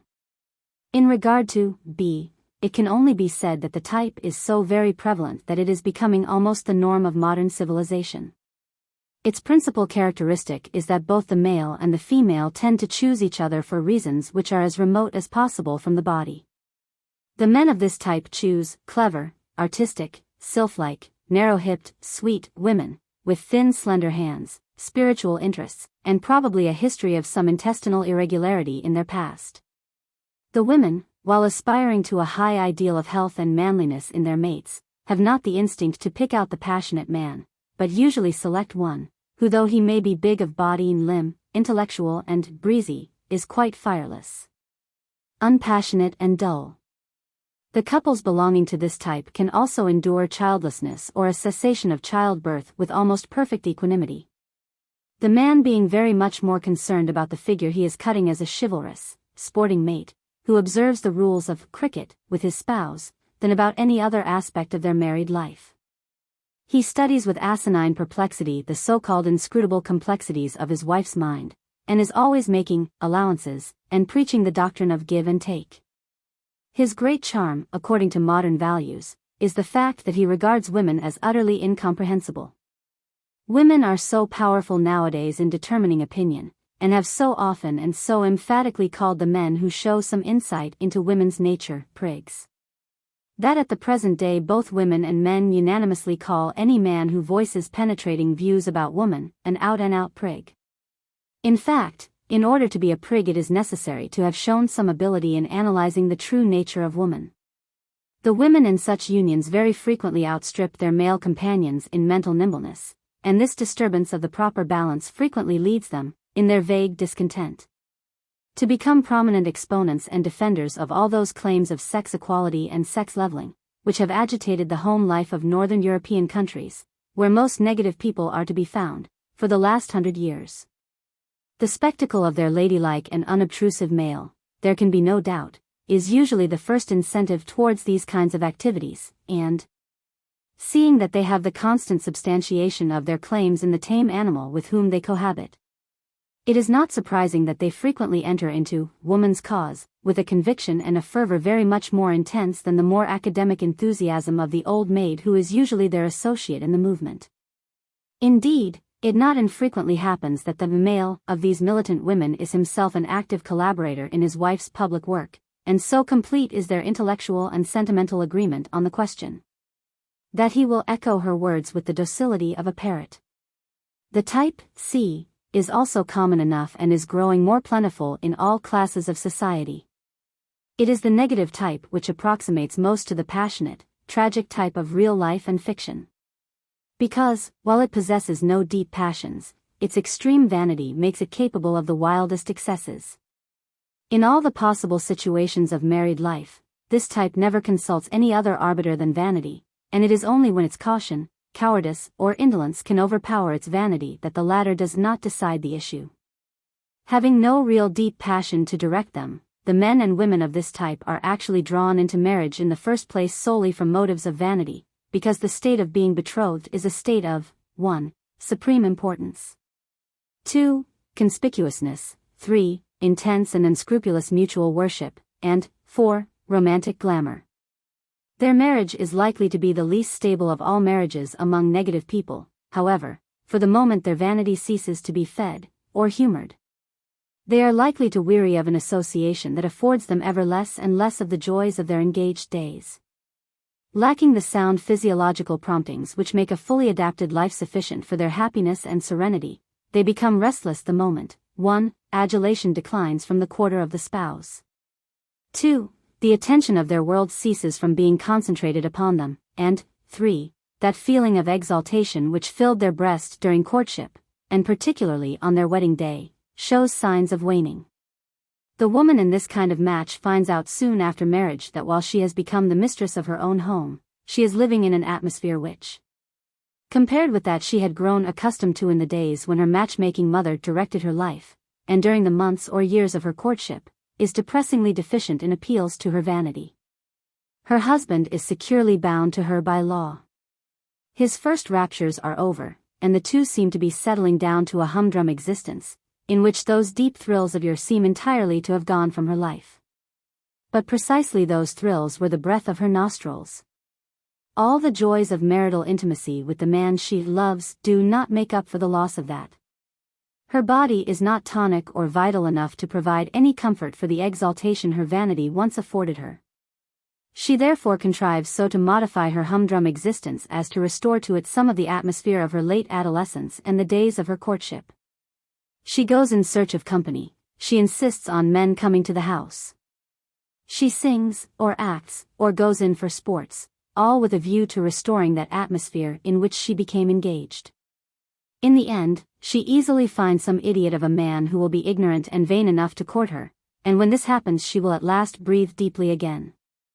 These courtships which the vain negative woman contrives to bring about, in order to feed her vanity, may or may not lead to adultery. Frequently they do, because, although she is certainly not actuated by passion in contriving them, she may by chance light upon a paramour who is passionate, and then, in order to prolong the farce, she finds she must yield to his importunities. Indeed, unless she do yield, the whole of the realistic nature of the love affair, which she has done her best to impart to the experience, will be destroyed. Thus, despite her lack of real passion, this kind of vain adulteress frequently finds herself in the divorce court, with the most damning evidence against her, when all the time she has never desired the illicit consummation. What was necessary, nay, essential, to her, was the breath of adulation, not the final embrace of the procreator. She wanted a life that was a long courtship, because courtship is the time when vanity receives its strongest appeals. As, however, she could hardly simulate un grande passion without actually appearing desirous of the consummation, her first marriage is ruined. Very frequently indeed these women do not allow the consummating step to be taken. Not being at all disposed to it physically, their caution, their cowardice, and their indolence easily get the upper hand, and they ultimately disappoint their expectant lover. But as a rule this happens only when they have squeezed him dry of every possible flattering epithet and attention. But, the reader will object, as far as behavior and results are concerned, where is the difference here between the negative woman acting on the impulse of vanity, and the positive woman acting on the impulse of passion? To judge from the evidence heard in the divorce court, the difference is admittedly slight. There is the same dissatisfaction with the home and the mate, leading to the same longing for amusements and activities of all kinds which promise a chance of variety. In actual practice, however, the differences are marked. The positive woman goes about the business with more solemn, even sullen determination. She does not smile, laugh, and frivol about it as the negative woman does. The latter betrays her immediate aim, which is the satisfaction of vanity, by her extreme enjoyment of every step along her irregular path. She enjoys the mere means to an end, which supply the gratification that her vanity needs. The former, having only the end in view, accepts the means as a necessary preliminary, but these means obviously leave her much more unmoved than they do her negative sister. Thus negative women are notoriously what the French call grimaciers. They proclaim their true nature by the perpetual grin that distorts their features throughout the whole period in which they receive attentions from their worshipper. Deep passion does not grin in this way. It is either too deeply stirred, or it is too shy, to make an open exhibition of its feelings. Besides, it is greatly agitated and anxious about the issue. The vain, negative woman, moreover, is always conscious of an observing public when she is in the company of her admirer. And her triumphant glances at onlookers in such circumstances are a sort of challenge to them to contemplate her in the full intensity of her joy.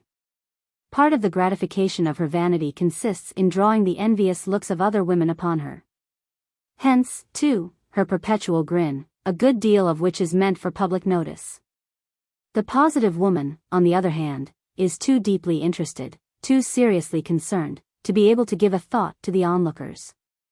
She may even shun the crowd. In her, everything is subordinated to the principal end she has in view. The vain, negative woman, moreover, because she does not really desire the man who happens to be worshipping her, will brook no breach of manners, of chivalry, of steady worship from him. She is constantly on the alert and vigilant. She keeps him up to the mark, and will quickly rap his knuckles if the incense he is burning at the altar of her self-esteem is the least bit stale, or burns with only a moderate fury, or is swung with any sign of diminished zeal. The passionate woman, on the other hand, will bear anything from the man she really desires, except absence. The vain woman's hatred is roused, not by a refusal to cohabit with her, but by a noticeable lameness in her worshipper's flattering fluency. She hates those who wound her vanity, not those who cheat her will to life and its multiplication. She will become homicidal only if she is made to look small or ridiculous, not if she is left sterile. She loathes situations in which she cannot make a display of her bliss. The positive woman, on the other hand, longs for privacy and secrecy, and forgives nothing less easily than a lack of virile ardor in her male pursuer. He may be silent to the point of dumbness, inarticulate to the point of being unable to apologize when he spills his soup over her dress at table.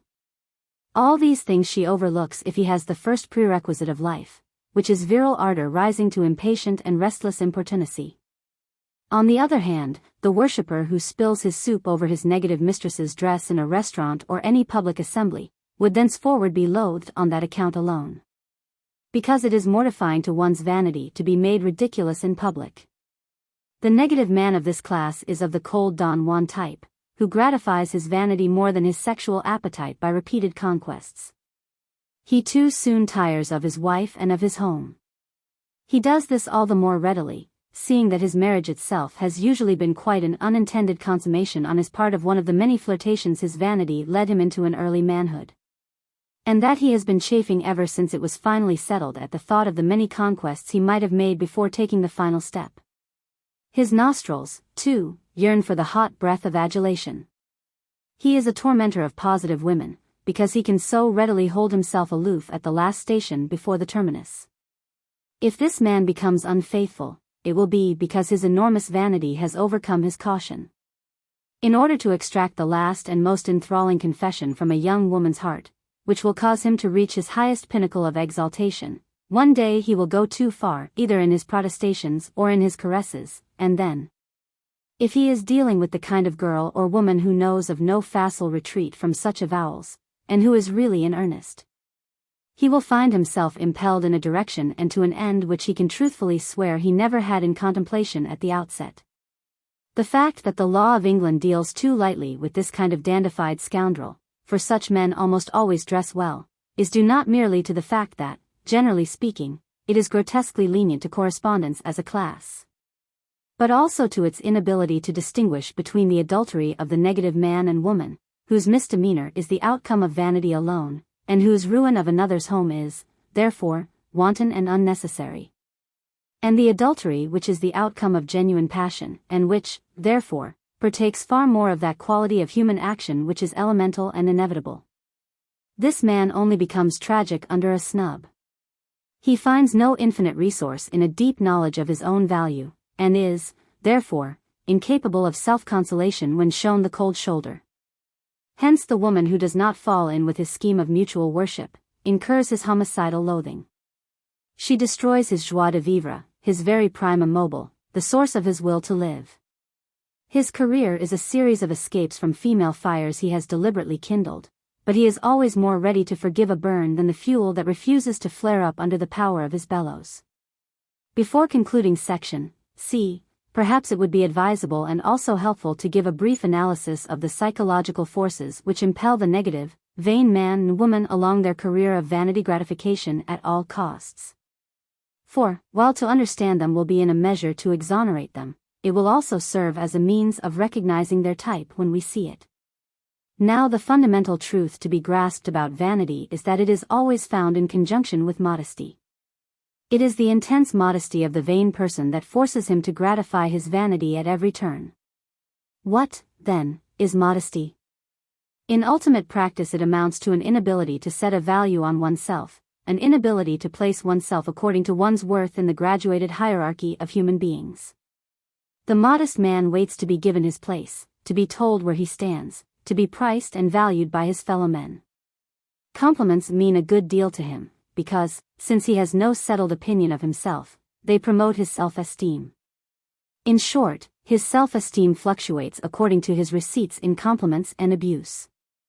And since his good spirits depend largely upon his self-esteem, his spirits may also be said to fluctuate according to these receipts. Unlike his proud brother, he does not hold a good or poor opinion of himself because of an inner conviction of his worth, which is settled. He holds it because he has been modest enough to wait for the world to give it to him. But this makes him entirely dependent upon his fellow men for his knowledge of his worth, and consequently for the condition of his spirits.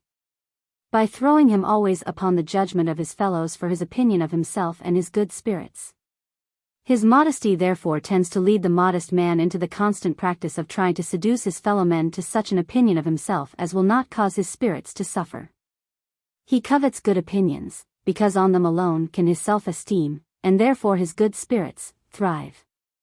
In order to enjoy that comfortable feeling of satisfaction which promoted self-esteem affords, he is constantly tempted to persuade his fellow men into giving it to him. This makes him amenable, and what the modern world calls lovable, because he glows under compliments, and becomes pliable and susceptible to influence. And by the side of him his proud and flexible brother appears to the modern world as cold and inaccessible. The vain man asks, "What did so-and-so say of me?" or "What did so-and-so think of me?" And according to the answer he receives he is either happy or depressed. The proud man does not care what so-and-so thinks of him. He is not concerned with public opinion. He knows his own good and bad points, and no views about himself, entertained by his fellows, can modify that knowledge one way or the other. Consequently he is not always busy trying to seduce his circle of relatives, friends, and acquaintances into a good opinion of him. This makes him stiff, independent, unamenable, and dignified, in fact, everything that the modern world is least able to tolerate with patience. The modest man lives in his neighbor's views of himself. He depends on them for his self-esteem, and therefore for his joie de vivre. On these views he measures his worth. It is only human, therefore, that he should be anxious to make them as favorable as possible. Now it is this constant effort to make these views as favorable as possible, and the pleasure he feels over the success of his efforts, that constitute the characteristic known as vanity, for which the modest man is notorious. It is obvious that when no other deeper motives interfere, as in the case of all those people whom I call negative, and whose physiological or bodily promptings are hardly audible, vanity very soon becomes the only mainspring of action. It constitutes the only tribunal before which life's alternatives are drawn for examination, and, according to whether vanity promises to be gratified or not by a certain course, that course is adopted or rejected. When I say, therefore, that these vain, modest and negative people approximate nearest to the passionate, tragic type, it will readily be seen why this must be so. For to snub or to withhold your good opinion from the vain man or woman, is not only an offense in itself, it also deprives that man or woman of self-esteem for the time being. They depend on your good opinion of them for their good opinion of themselves. Not to give them your good opinion is, therefore, tantamount to destroying their joie de vivre for the time being. It amounts to depriving them of their mainspring, which is gratified vanity. But this is as good as killing them. Until they can find someone, or think of someone, who can cancel out your poor opinion of them, by a more exalted opinion, they are, therefore, desperate. They hate with a homicidal hatred. Vain people never forgive anyone who has mortified their vanity, and this makes them tragic. Tragedy among vain negative people is always to be traced to wounded vanity, and never to passion.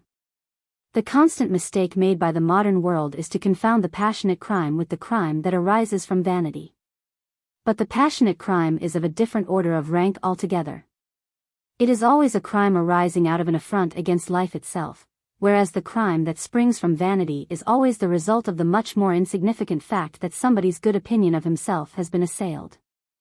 In Class D, we also have a very large and growing section of the population, particularly among the middle classes. It consists of people, not unlike the former, but who know exactly what real passion does, and how it does it, and who proceed to ape it in every momentous incident of their lives. They are negative and therefore have no genuine promptings from passion, but they read and observe a good deal, and they emulate their passionate fellows with a pertinacity worthy of a better purpose. They will fall in love, marry, commit adultery, divorce, and even commit murder, provided that they can convince themselves that each successive step has been taken in the grand style. And, as they proceed through their various metamorphoses, they watch themselves with the double interest of participators and spectators of a great drama. Of the whole negative class it may be said that they are radically unstable in marriage, because they are not actuated by any natural passion or impulse, and therefore do not become wedded to any environment ere their instincts find perfect adaptation.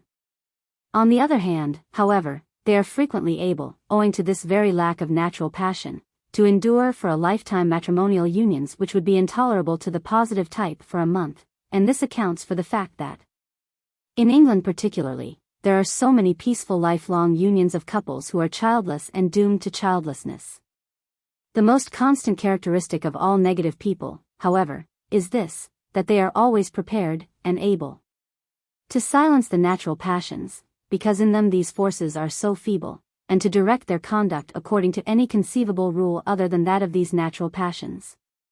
Thus opportunism, vanity, an eye to the main chance, love of display, histrionic tastes, indolence, caution, cowardice, each one of these factors may at different moments direct their lives.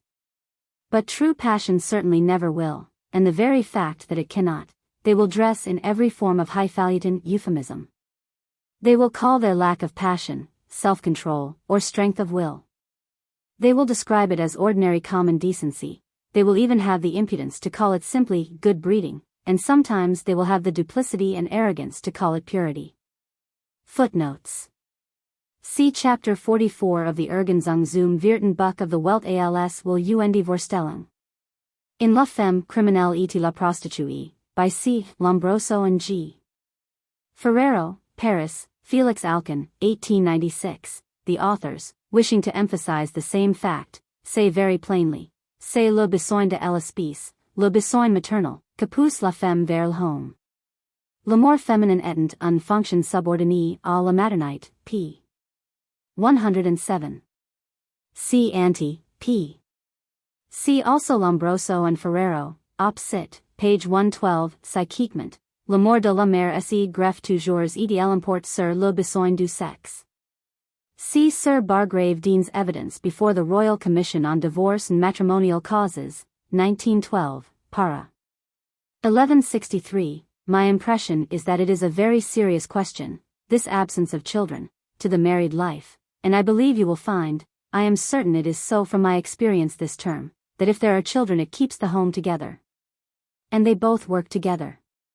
Lord Salveson, Judge of Court of Sessions, Scotland, speaking before the same commission, and discussing the statistics as to childless and fruitful marriages, said, I draw this inference.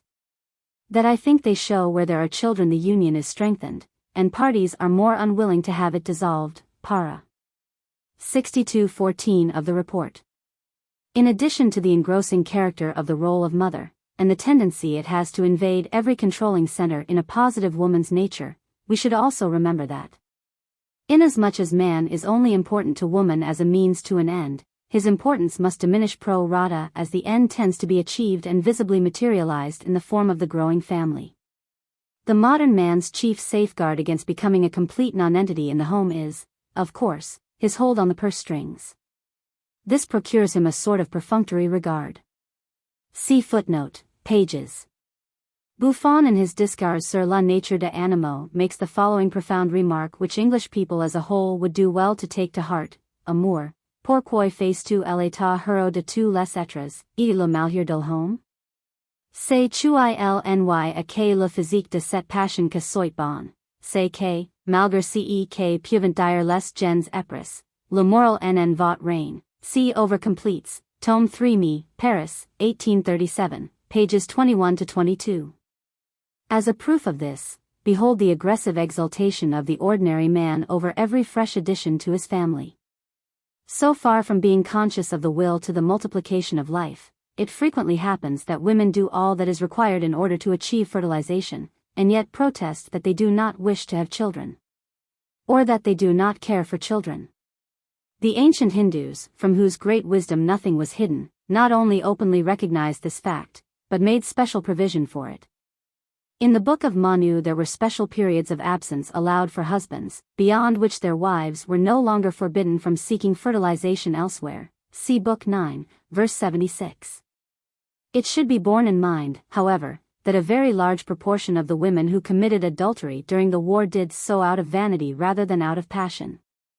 The preponderance of negative women in England makes the passionate crime a much rarer occurrence than is generally supposed. See explanation of the role of vanity in adultery in the second half of this chapter. Even in regard to the legendary Penelope, we have to remember that tradition relates certain facts about her that cast some reflection upon her normality. Why, for instance, was she thrown into the sea by her parents? Both of her parents came from Sparta, and the Spartans did not scruple to destroy abnormal children. In fact, they regarded it as a religious duty to do so. At the very beginning of her life, therefore, some suspicion is cast which entitles us to question whether she can have been as desirable as the numbers of her suitors leads us to believe. Further, we may quite pertinently inquire what it was that ever induced Odysseus to spend 20 years of his life away from his wife, unless there were some secret and profound reason. It is true that his adventures are presented to us in the narrative as being forced upon him. But who has ever known an adventurer whose adventures were not inevitable? The realism and methodical certainty with which adultery was expected in the wife by the absent husband both in antiquity and the Middle Ages is shown, 1. By the general attitude of wonder and admiration maintained towards Penelope, and, 2. By the famous Sciences de Chastite in which the aid of the locksmith was enlisted in order to safeguard an absent husband's honor.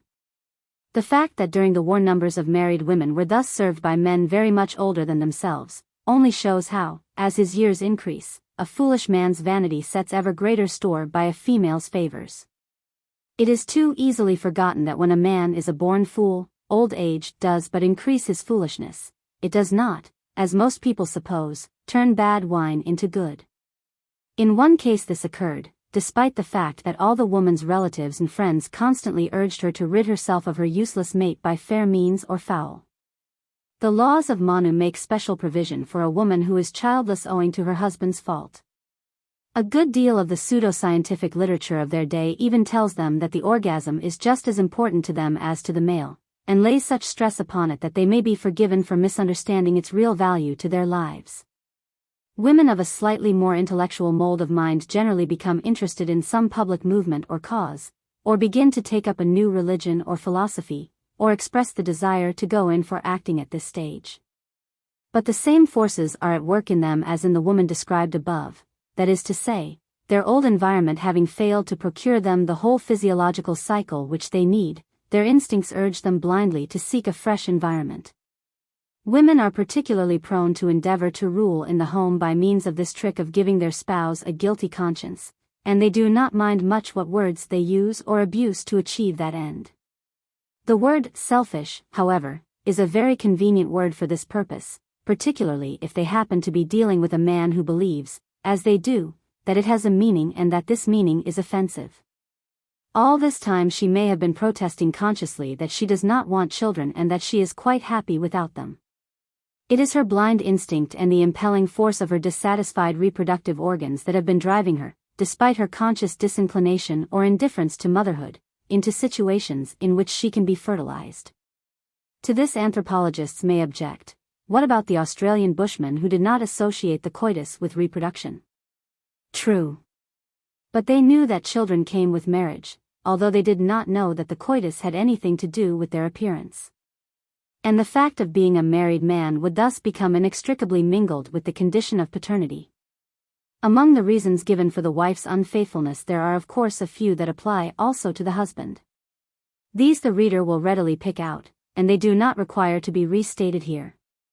To give one example of these common reasons, however, would remind the reader of the effect of the continued use of contraceptives on happy sexual relations. H signifies husband's petition, W signifies wife's. Unfortunately these figures were unobtainable, as for the previous years, distinct for husband and wife. Figures for the years 1913 and 1914 unobtainable. Priests of the Holy Catholic Church not included. As they include unmarried men, they are somewhat in excess of the correct figures for families, but the proportions between them would not be so very much affected by the omission of the unmarried. It is this omission to draw a sharp distinction between the proclivities of flourishing health and those of lack of health or of subnormal health, that vitiates the arguments and conclusions in such books as Otto Weininger's Sex and Character, and essays like Schopenhauer's On Woman and the Metaphysics of Love. This omission is more particularly fatal today when negative people are becoming very much more numerous than positive people. The reason why women live in such dread of the man who can see through them, and endeavor to heap every kind of ignominy upon him, is that in their alleged mystery lies their power over the average man. And that their sentiments and insistence on a sentimental view of their sex all help to furnish their arsenal with the weapons they can wield most effectively against man in general. The wonder is that they have been able to impose their view of the penetrating man upon the mass of British mankind. The same lack of caution probably led to his marriage. For, in view of the negative character of his constitution, he is not likely to marry in order to meet the deep bodily needs St. Paul speaks of. Truth to tell, the proud man is disliked nowadays. There is no place for him. The whole of the modern world is run and organized on such lines, that only the vain man and woman are regarded as desirable. The bulk of modern men are of the modest vain type, who purr contentedly when their fellows smile upon them. Hence the enormous increase in feudal and meaningless orders and badges of honor in recent years, and the stampede there is to obtain them. In his House of the Dead, Dostoevsky lays some stress on the frequent occurrence of vanity in criminals. See particularly Chapter 1. It is this fact that makes the judgments of vain people so unreliable and worthless. Because a vain person always judges all people, not according to their true worth, but according to the satisfaction his vanity has derived from them. Thus a genius who mortifies a vain man's vanity, or a vain woman's vanity, is called a fool, a detestable fraud, a stuck-up, pretentious prig, etc., etc. On the other hand, the fool who knows how to flatter is regarded as intelligent, understanding, perspicacious, knowledgeable, etc., etc., by the vain person. The whole of modern opinion, based as it largely is upon vain impulses, thus becomes quite worthless. Chapter 9. The Old Maid and Her Relation to Society. One of the first facts to be remembered about the spinster, whether she be a positive or a negative woman, is that she is an abnormal being, just as the celibate priest is abnormal.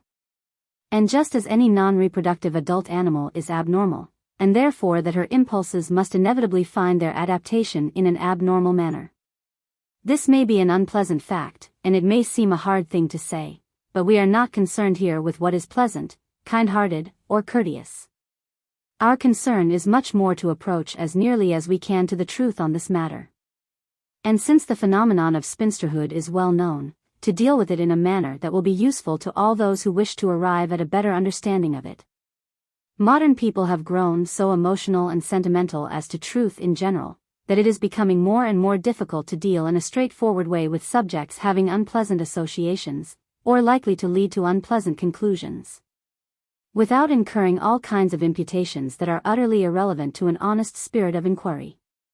The moment they leave the investigation of such obviously harmless subjects as chess or bridge, and turn their attention to human nature. Modern people feel that the pursuit of truth must or ought to be directed more by a constant regard for good feeling, politeness, and pleasantness, than by any rigorous endeavor to arrive at facts.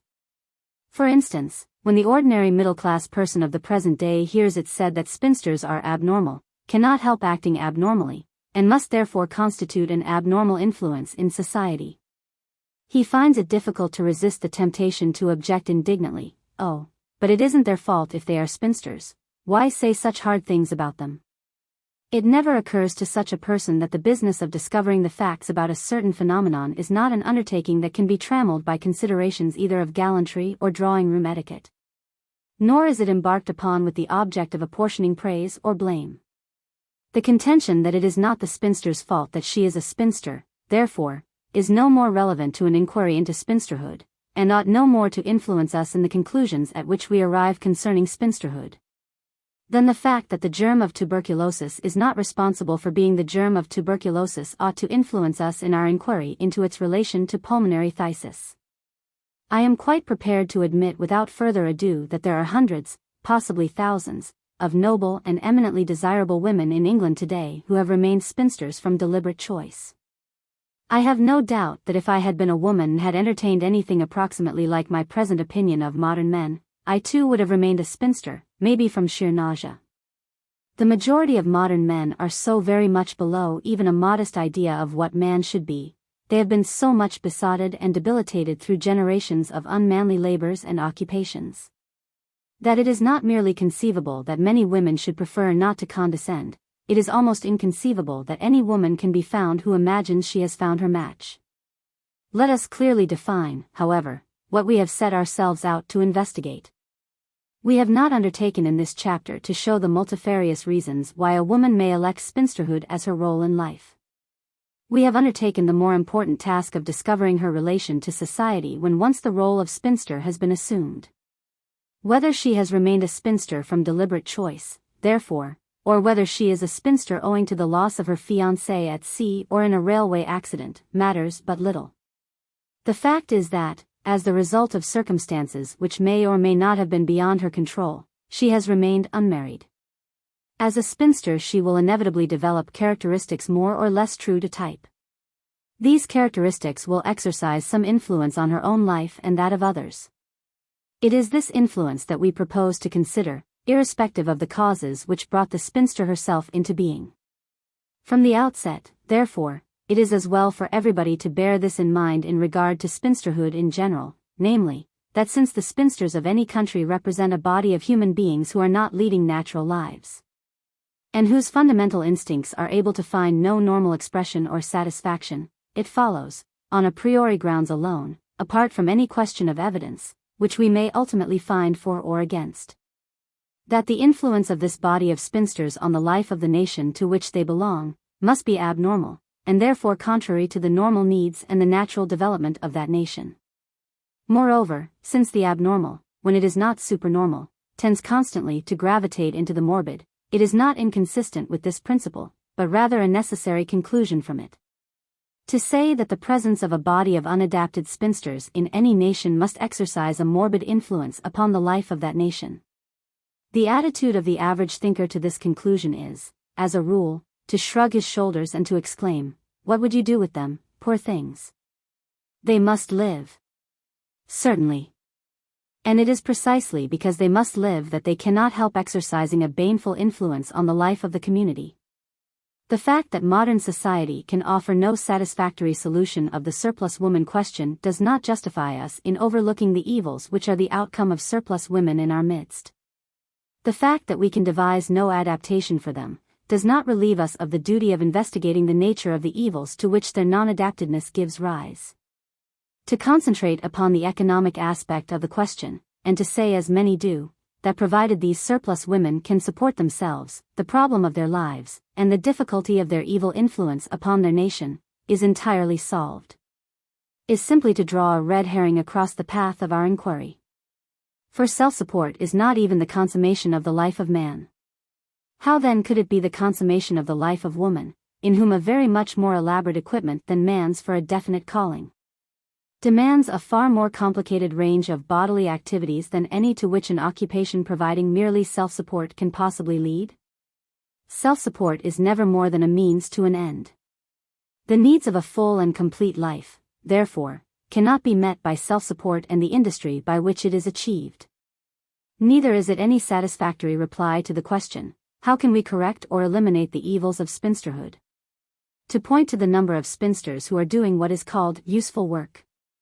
In the first place, it is always wise when such a plea is advanced, to inquire into the useful work in question, in order to discover, a. how much of it has been rendered necessary by the very existence of spinsters in large numbers. b. how much of it is the creation of the spinsters themselves in their resolute insistence on acquiring some importance. c. how much of it is actually harmful. d. how much of it is not essentially woman's work at all. Finally, when these questions have been gone into with sufficient care, we find ourselves back at the old objection that, however useful the employment may be at which spinsters may be working, since it cannot thoroughly adapt them, except in the event of its conforming to two additional conditions which shall be discussed later, it must leave them still abnormal members of the community, and therefore a morbid influence. I propose to discuss the whole question of spinsterhood from the age when, in healthy girls, the condition begins to prove noticeably deleterious to health and spirits, to the time when, if marriage has not taken place, no fertilization can occur.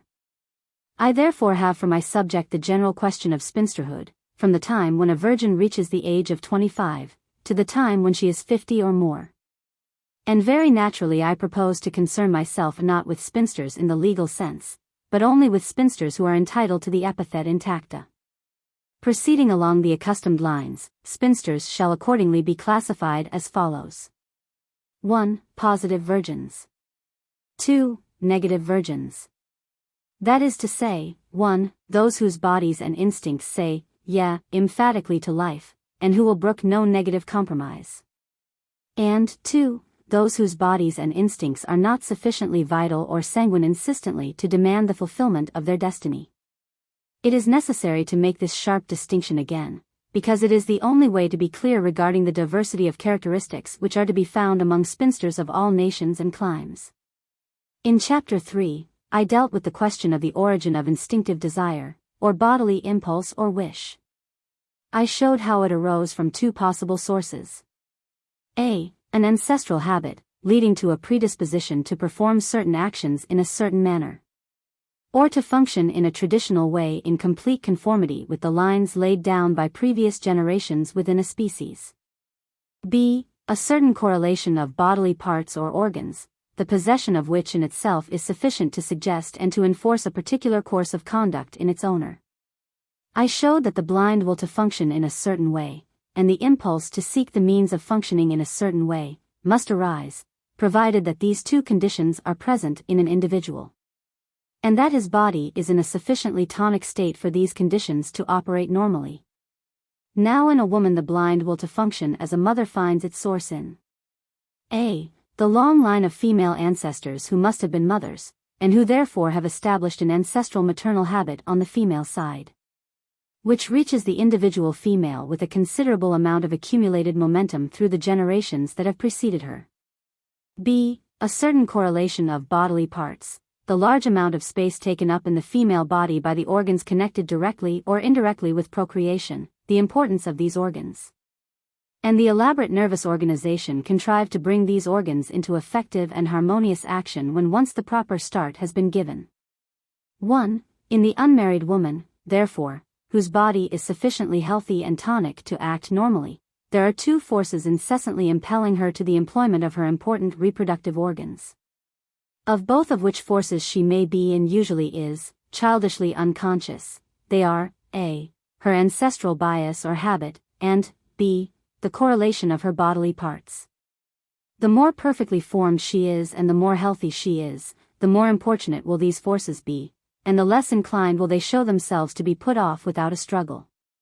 This woman or girl I shall call the positive spinster, that is to say, the type of unmarried female who says, yeah, emphatically to life, and whose tendency will always be to favor those opportunities, circumstances, and directions in her life which promise to lead her to motherhood and the normal functioning of her body. 2. In the unmarried woman, however, whose body is not sufficiently healthy or tonic to act normally, there are the same forces present, driving her to employ her reproductive organs. But the insistence of these forces not being very great, the drive is hardly felt, or not felt at all. The ancestral habit, although the same of course, speaks with a fainter voice, and the correlation of organs which are less tonic and less healthy perforce generates a less impetuous impulse. This woman or girl I shall call the negative spinster, that is to say, she is the type of unmarried female who either says, nay, emphatically to life, and who will not hasten to seize opportunities that promise to lead to motherhood. Or else she will be listless and apathetic about the whole matter, unconsciously so, and therefore consciously uninterested, unmoved by any of its aspects. These two types of spinsters will now be examined separately. 1. The positive spinster. She is usually a great conscious sufferer, sometimes both mentally and physically. 4. While she possesses the physical equipment for marriage in a highly tonic condition, with all the potential virtues of the mother, this equipment and these virtues never have the opportunity of deploying their power. She may, at the cost of great pains, develop other virtues and other adaptations. But the fact to be remembered about her is, that the functions for which she is best fitted and the virtues which are most essentially hers, cannot be used in her life. Whatever else she may become, that is always her second calling. Her true vocation will have been missed. What perfection soever she may attain in her second calling, will always be inferior to that which she would certainly have shown in the calling for which she was primarily and chiefly endowed. In addition, however, to the extra fatigue, worry, pains and distaste always connected with pursuing a vocation not primarily one's own. She herself will always feel and reveal the disillusionment and bitter regret of one who is conscious of having been designed for something different. The mood of the artist whom circumstances have compelled to adopt accountancy for a livelihood will be her constant mood. In addition to being a person pursuing a wrong vocation, in this sense, however, she will feel something more than the artist who is doomed to accountancy. She will feel out of it, as the popular expression has it, outside that which is most thrilling, most enthralling, and most universally interesting, outside the mainstream of life itself. All of us, as we look around and behold our big cities, our municipal authorities and their offices, our streets, our traffic on those streets, our railways, our parliament, our system of judicature, our industries, our commerce. And finally the land beyond with all its agricultural and mining activities. All of us who can with one sweeping glance comprehend the immensely vast and intricate activities which go to make a modern nation, have sometimes a lucid moment when we can abstract from the wild and confusing tangle of our environment the idea of the purpose for which it is all there. The idea of the force for which it is organized, in short the underlying fact which gives the city, the country beyond, and all the activities we see, a sense, a genuine meaning. This purpose, this force, this fact, is the stream of life that runs through our organized state, and to which all these activities, all these complex conditions, do but minister. The factory is thus beheld, not as an end in itself, but like art, like railways, like the bus service and the government, it is only an instrument serving the most important thing of all, the stream of life, human life. Now it is precisely from this most important thing of all that the spinster feels herself most radically and hopelessly severed. She may minister to it indirectly, through the factory, the municipal or government offices, the studio, the nursery, or the scientific professions, but her importance will be commensurate with the relation she bears to it. She is one step removed from the mainstream, she does not directly flow with it, before the most important thing on earth, the thing that gives everything else its sense, she is and can only be a spectator. This is the additional anguish she must feel as a creature cheated of her proper calling. The artist with whom we have compared her, who suffers the mortifying experience of pursuing a vocation, accountancy, not his own, may after all be flowing with the stream of life, and form part of it. The additional anguish of being out of it, in this sense, he need not necessarily feel. He experiences only half the spinster's spiritual distress.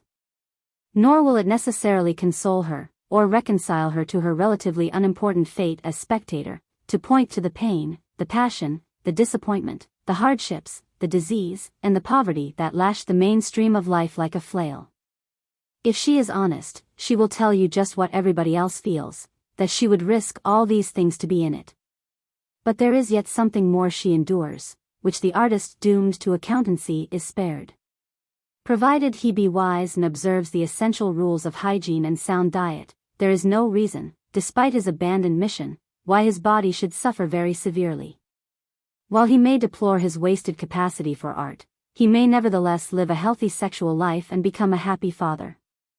The positive spinster, on the other hand, cannot well escape the physical penalty of her total sexual abstinence.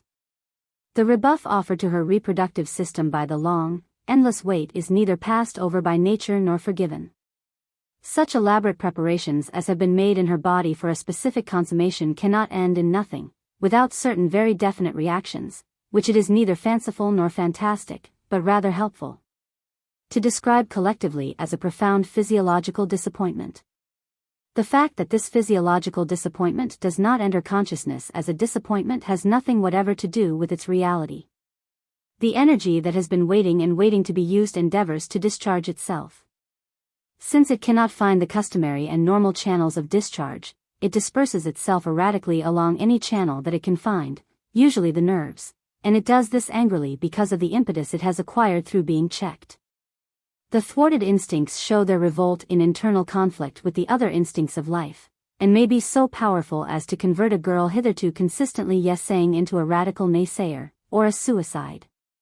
Hence the strong tendency to suicide in very positive girls between the ages of 15 and 20, when the passions are most impetuous, and waiting leads to the maximum amount of conflict. The fact that the number of suicides among women increases where their occupations bring them in contact with men, and that the same association with men also increases their tendency to lunacy and criminality, supports the view that the physiological expectancy, by being increased owing to the presence of a strong sexual stimulus, leads to a greater conflict when it is disappointed. The discharge of the sexual energy along nervous channels may lead to every variety of neuropathic symptoms. The woman may become the victim of phobias, obsessions, melancholia, morbid self-contempt, or morbid self-esteem, narcissism, facial tics, other spasms, insomnia, vicious secret habits, and hallucinations. Owing to the fact that other parts of her body, away from her sexual organs, the throat, esophagus, or bowel, etc., may attempt to find compensation for the inexperienced sexual sensations, she may find a morbid pleasure in consuming highly condiment foods, or foods which she can swallow in a bulky bolus, bananas, new bread, pastry. Insufficiently masticated hard foods, such as bread crusts, apples, and even raw vegetables. This propensity, while quickly inducing indigestion, may, by giving a false appetite, cause her to be taken for a glutton.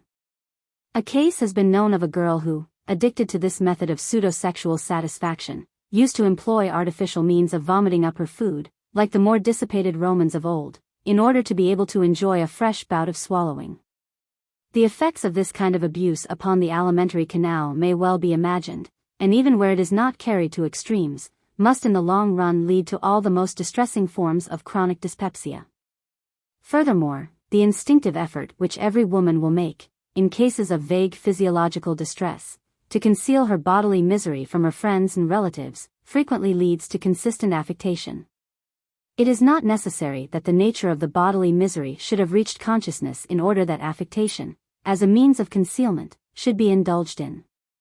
It is sufficient that the physiological distress should have been communicated vaguely as distress to the brain.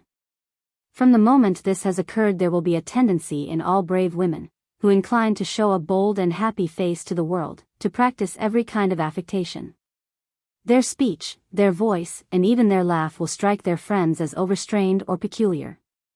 Some will habitually make strange grimaces, others will smile in a set, exaggerated way, or overemphasize their horror at objects disliked and their pleasure at objects approved.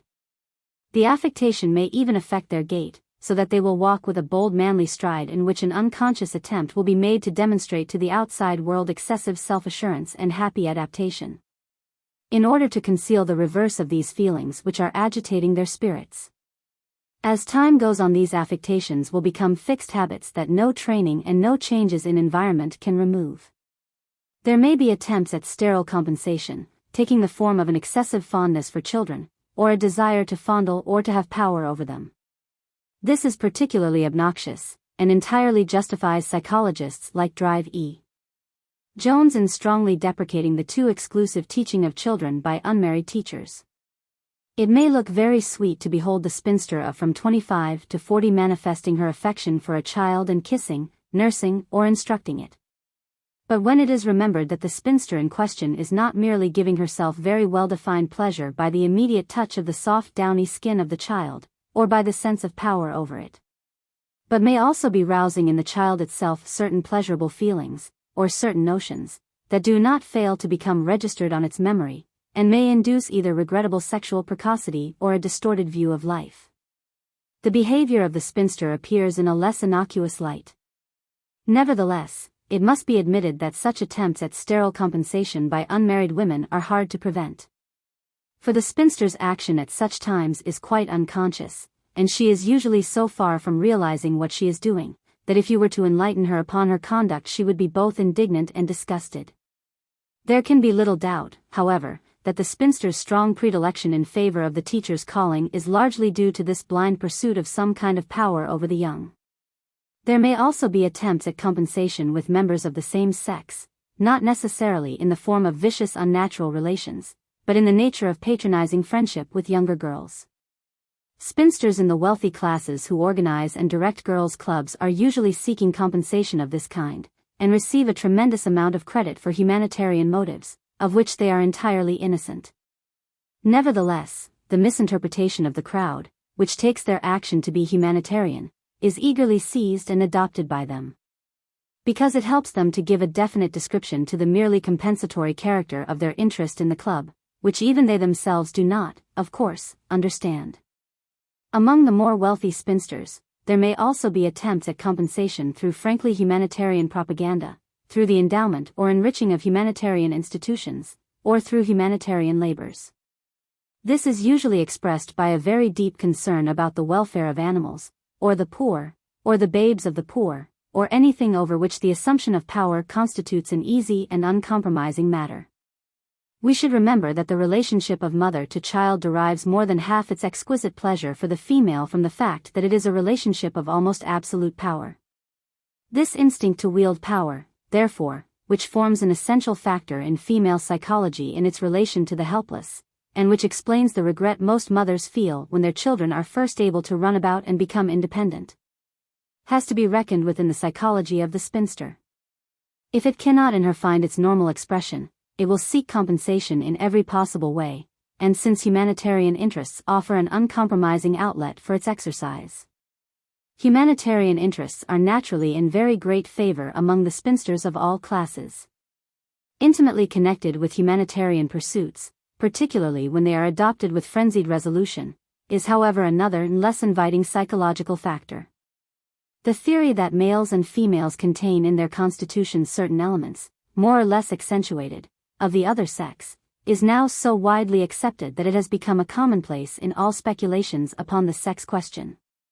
Now among the characteristics which most frequently manifest themselves in women of marked male tendencies is a proneness to sadistic expressions of the sex instinct. The habit of teasing among hysterical girls, and even among female children not yet pubescent, is a sign of this.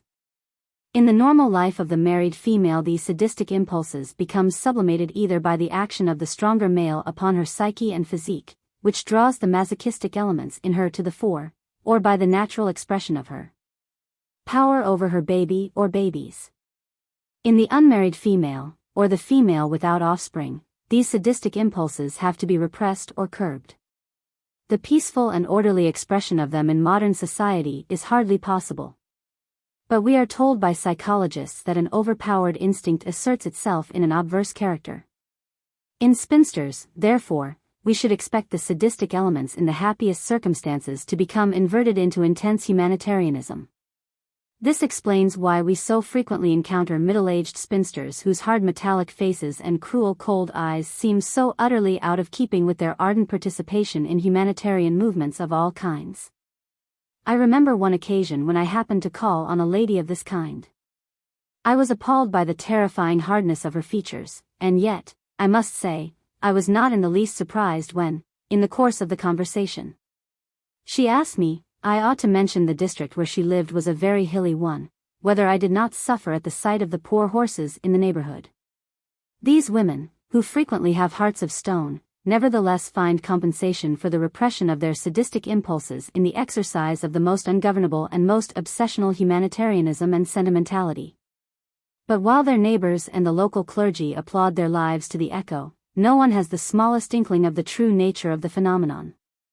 A child would tell at a glance that these humanitarian and sentimental ladies were not radically kind by nature, and those who live with them every day would probably confirm the child's first impression. But such is the distrust in England of what the eye can read, and so great and instantaneous is the respect for humanitarian zeal, particularly when it is backed by a heavy banking account, that these women frequently die leaving a big reputation for warm-heartedness behind them.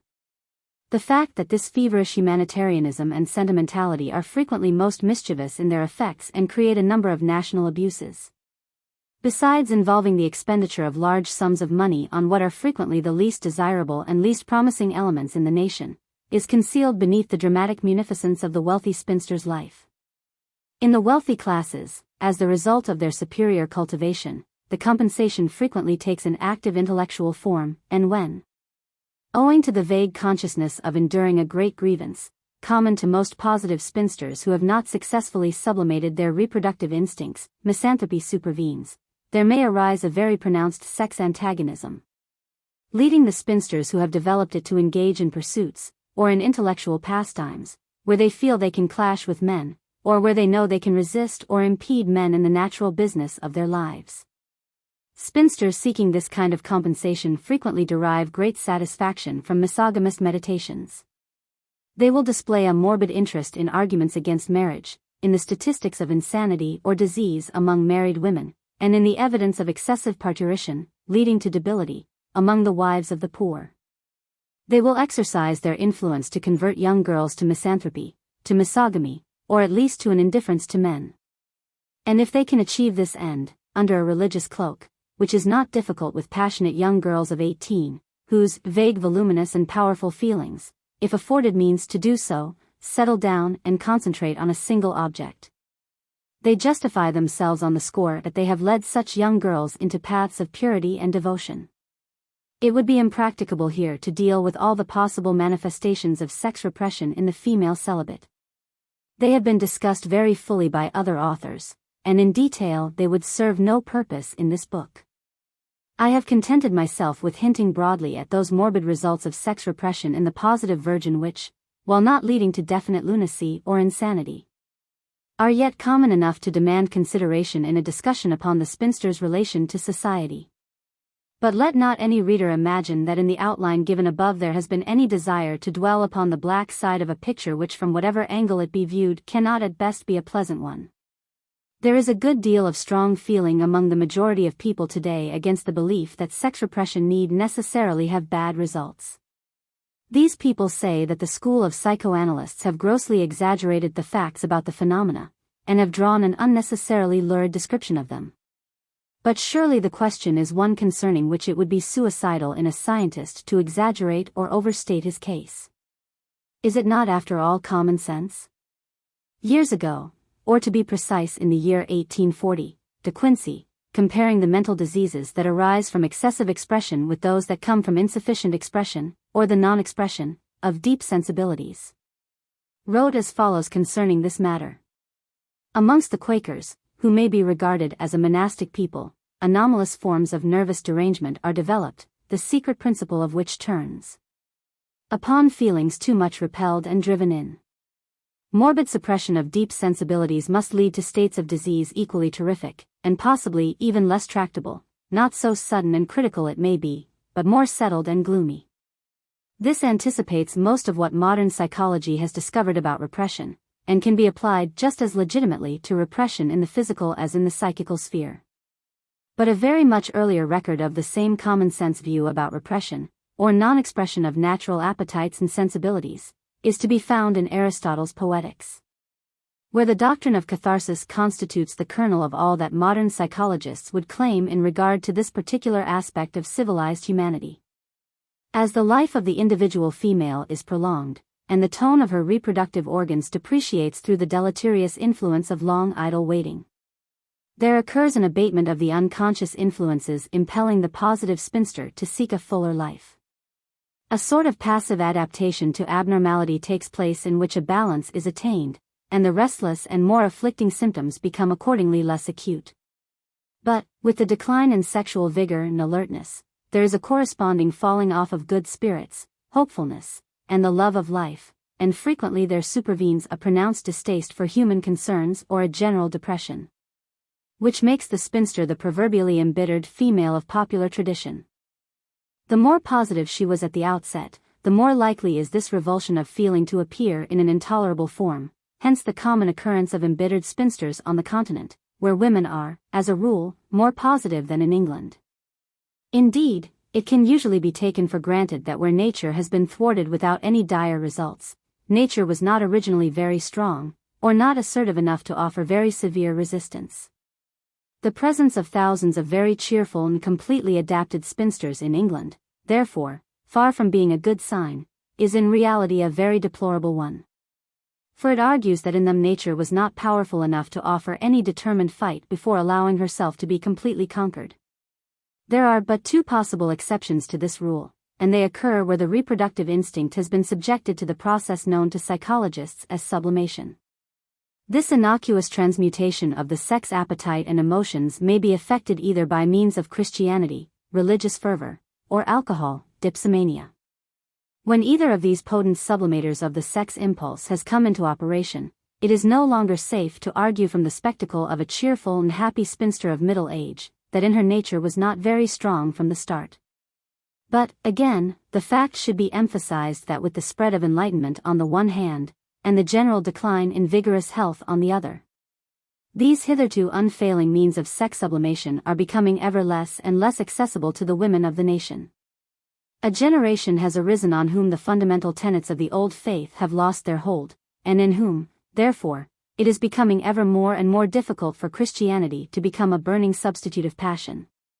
While this same generation can no longer undertake the alcoholic cure, owing to the fact that human health is no longer what it was.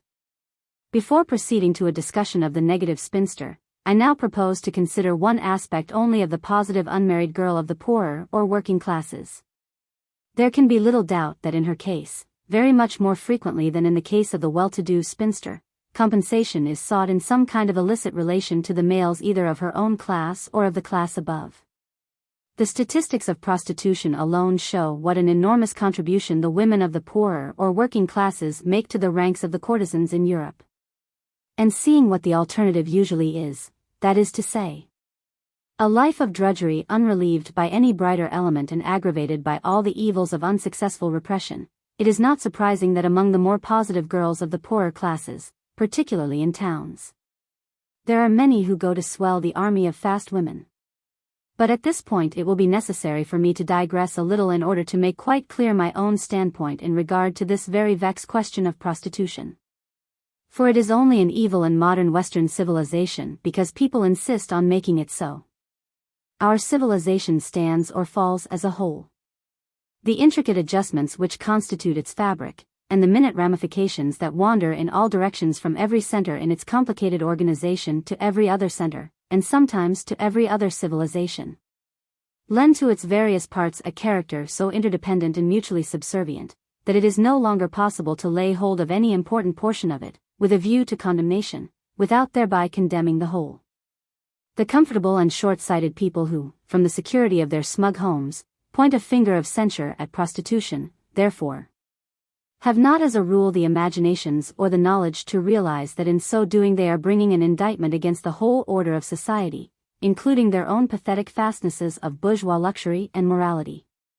If prostitution exists on a large scale in modern Europe, and prostitution is wrong, then the civilizations of modern Europe are wrong, and it is fatuous to point to the most obvious sore, when the whole pig is diseased. Nobody nowadays denies, perhaps, that the whole pig is diseased.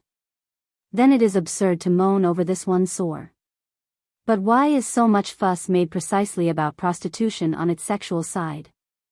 There is the prostitution of healthy rosy-fingered youth in hundreds of other walks of life, and nobody, or scarcely anybody, stirs to point it out. The young girls who today are sent by their parents at the age of 16 to 20 to bow their heads for 43 hours a week before a typewriter, or a ledger, or a stamping, cutting or folding machine, get ill just as quickly, lose their beauty just as surely, and grow depressed and spiritless just as rapidly, as the sexual prostitute, and they get only a 16th or less of the prostitute's entertainment out of life into the bargain. Watch the career of the girl who sells herself to the modern taskmaster of commerce or industry. Could anything be more tragic? Could any sadder bring about grosser degradation of health and spirits? What sympathy or horror or righteous indignation can you rouse in the moral toads, who inveigh against prostitution, by pointing to the rounded shoulders, the loveless life, the listless eyes, the bloodless cheeks and hands of the typewriter or other machine drudge? None. They reply that the typist's worn-out looks, her lost beauty, her faded youth, her hopeless expression and outlook, are not the result of a life of immorality, therefore she is honorable, therefore she need not be rescued. Therefore everything is all right, therefore nothing need be done. But enough. The wide awake will see at once that there is cant in the very frown that is vouchsafed to sexual prostitution, cant, the inevitable ingredient of every movement and every counter-movement in these islands. The evils of prostitution are no greater and no more tragic than those of any other form of exploitation of the individual. That which unnecessarily aggravates the horrors of the public courtesan's life in England is not necessarily the natural consequences of the life itself. but the whole attitude of the community and of the legislature to the question of prostitution in general. Society in England seems resolutely determined not to face and answer the question, is prostitution necessary or unnecessary? If it is necessary to the kind of civilization we have evolved, then the only honorable, the only humane, the only magnanimous course to take, is to face it bravely and honestly. And do all we can for those women who are contributing their lives to a public service, just as we do all we can for soldiers and sailors in wartime, and for all public workers who perform useful and dangerous duties for the public weal. If it is unnecessary, then steps should be taken to find out why it continues to exist, what flaw in our social system accounts for its survival, despite the fact that it is superfluous, and how that flaw can be best removed. The general consensus of opinion among European legislators and the European public must be to the effect that prostitution is necessary. It is inconceivable that it should be allowed to survive as flourishingly as it does in England and on the continent, if public opinion and the legislators in each country could find no excuse for it. What is still more inconceivable, however, is the diabolical hypocrisy of a public, which at the same time tacitly assents to it as a social need, and yet covers with shame and contempt those who devote their lives to making it possible. Truth to tell, there are many grave reasons why prostitution still constitutes a necessary adjunct to our topsy-turvy, harebrained social system, and as long as it remains as topsy-turvy and harebrained as it is, the prostitute will continue to be indispensable. In view of this fact, it is but rational, not to mention humane, to regard with more solicitude and charity those who from what motive, or through what circumstances soever, supply the means for its existence. I will touch but lightly on two aspects of society which seem to contribute chiefly to the causes making prostitution a public necessity. I refer to a. the virgin ideal in marriage, or parthenogamy, and b. the economic system which compels thousands among the men of the struggling classes to marry at a date very much later than their physiological development would indicate as reasonable. A. In order to preserve the custom of parthenogamy in conjunction with b. it is obvious that there must be some safety valve, some outlet for the expression of virile passions, which while being normal is capable of safeguarding a certain large body of virgins annually, and of preserving them from preconnubial amours. The fact that, at present, this safety valve or outlet, though countenanced by society, is entirely neglected, despised and concealed by the public, and is thus allowed to breed many evils which are not necessary to prostitution per se, is not so much a reflection on the prostitute as upon the administration which leaves this department of social life utterly uncared for and unorganized. b. Apart altogether from the fact that late marriages resulting from economic pressure necessitate the existence of some relief measure which will preclude the deleterious alternative of repression, or unnatural vice, in young men. For the adolescent, as we have seen in the chapter on marriage, it is highly desirable that there should be some school, some opportunity for experience in sexual relations, as there was in ancient Greece, for instance, in which the young male, in addition to finding the means of healthily delaying marriage, may also acquire that mastery in the mysteries of life without which his future marriage may very seriously suffer. It is one of the most scandalous features of modern society that, while this relief measure and this school are allowed to exist, nothing is done to protect either the women who supply its personnel, or the young men who resort to it, from all the worst consequences of promiscuity and vice. The old moralists or moralizers of the 19th century, now thank goodness rapidly becoming extinct, used to justify this scandal by arguing that the dangers attending the recourse to the prostitute served a good purpose in two respects. 1. They offered a strong inducement to sexual abstinence among young men. And, 2. They cast the well-merited stigma of shame and disease upon those women who ministered to these young men's ungovernable passions. It is now no longer possible either medically or psychologically to support, 1. Consequently the cold-blooded moral inference in, 2. Falls to the ground. The evils of abstinence among men are certainly in this country more serious than those of indulgence, while the evils resulting from a total absence of experience in sexual matters among young men are perhaps the worst of all. The present obvious duty of civilization, therefore, short of so revolutionizing society as to make parthenogamy a thing of the past, and late marriages unnecessary, is to see that the sexual relief measure and school that the modern world provides for its young men are placed upon a sounder, a purer and a more humane basis, free from the ignorant bias of puritanical busybodies, and secured from the dangers that now attend them. It only remains now to say a word on the position of the prostitute herself.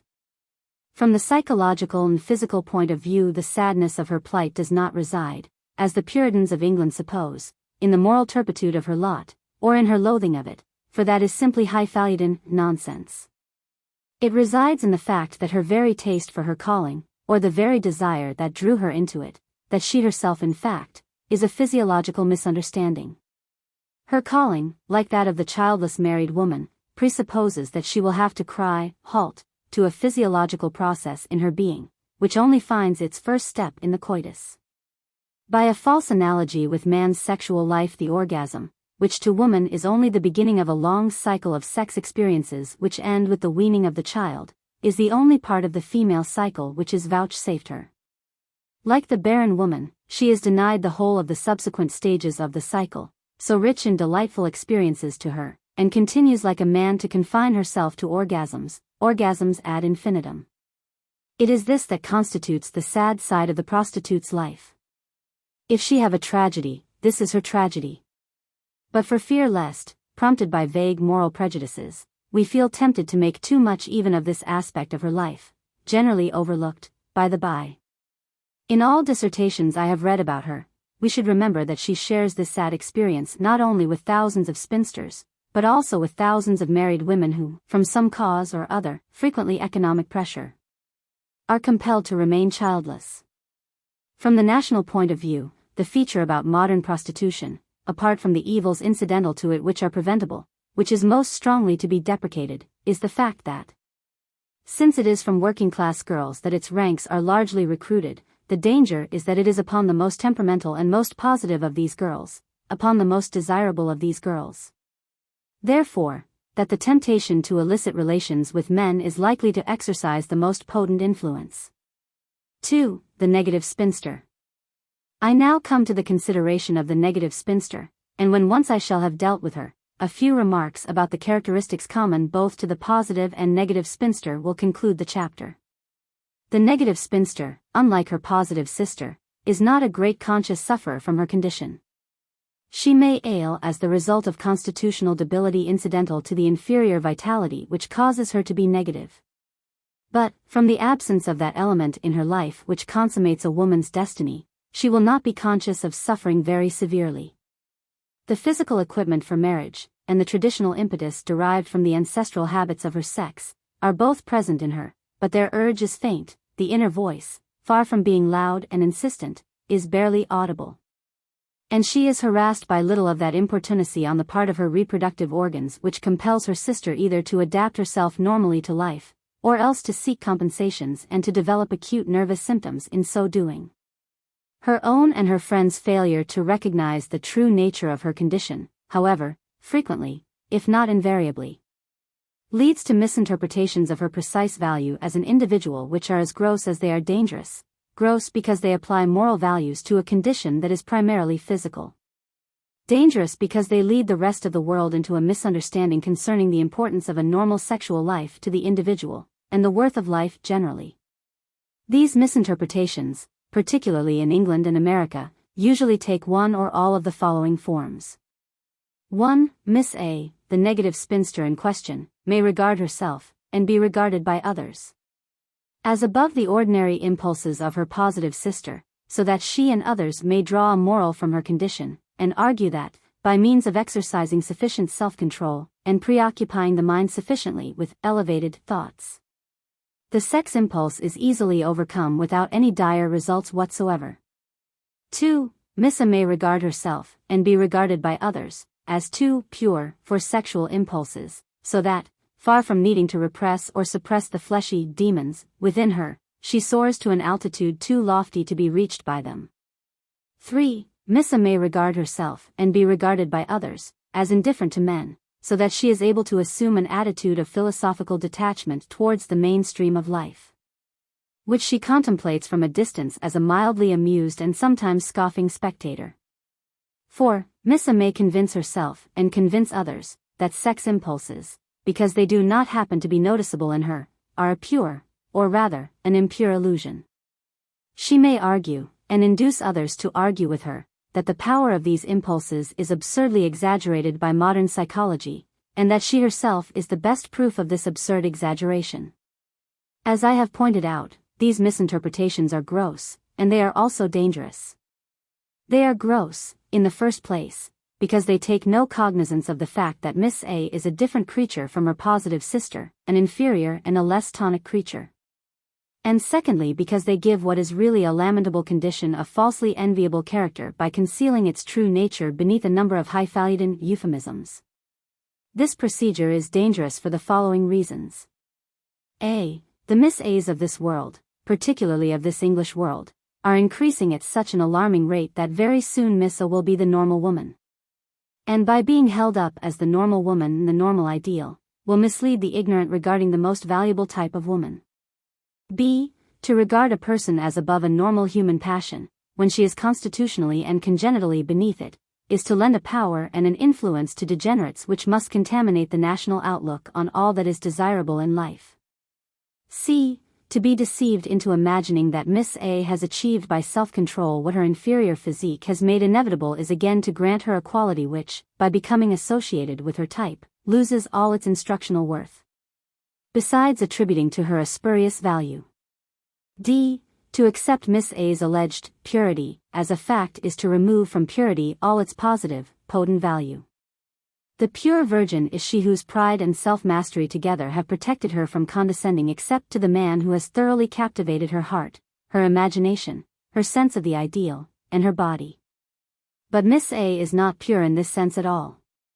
She is simply Virgo intacta because no deep instinct, no deep impulse, no wild desire, has ever driven her forth to seek her normal adaptation. E. To accept Miss A's mild amusement at life as that of a creature who, having tasted and tested all life's joys, concludes that they are worthless, is to run the danger of scorning life without the advantage of Miss A's inferior physique to help one, an experiment which, if one is positive, can only lead to disastrous results.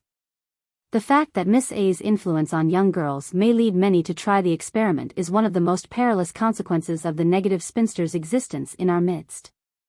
She, in her own person, constitutes a lure to the negation of life's joys, to the contempt of the body and its demands, and to the disdain of the other sex, which is next door to sex antagonism.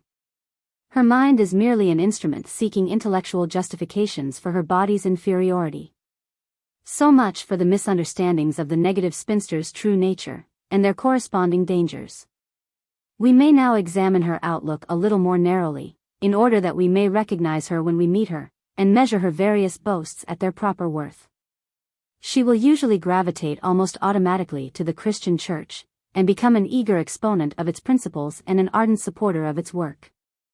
She will do this, not because, like her positive sister, she will require to sublimate impetuous reproductive instincts that will find expression, but because the negative character of the Church's teaching will naturally appeal to her, and strike her as offering to people like herself a philosophy which might have been cut to measure.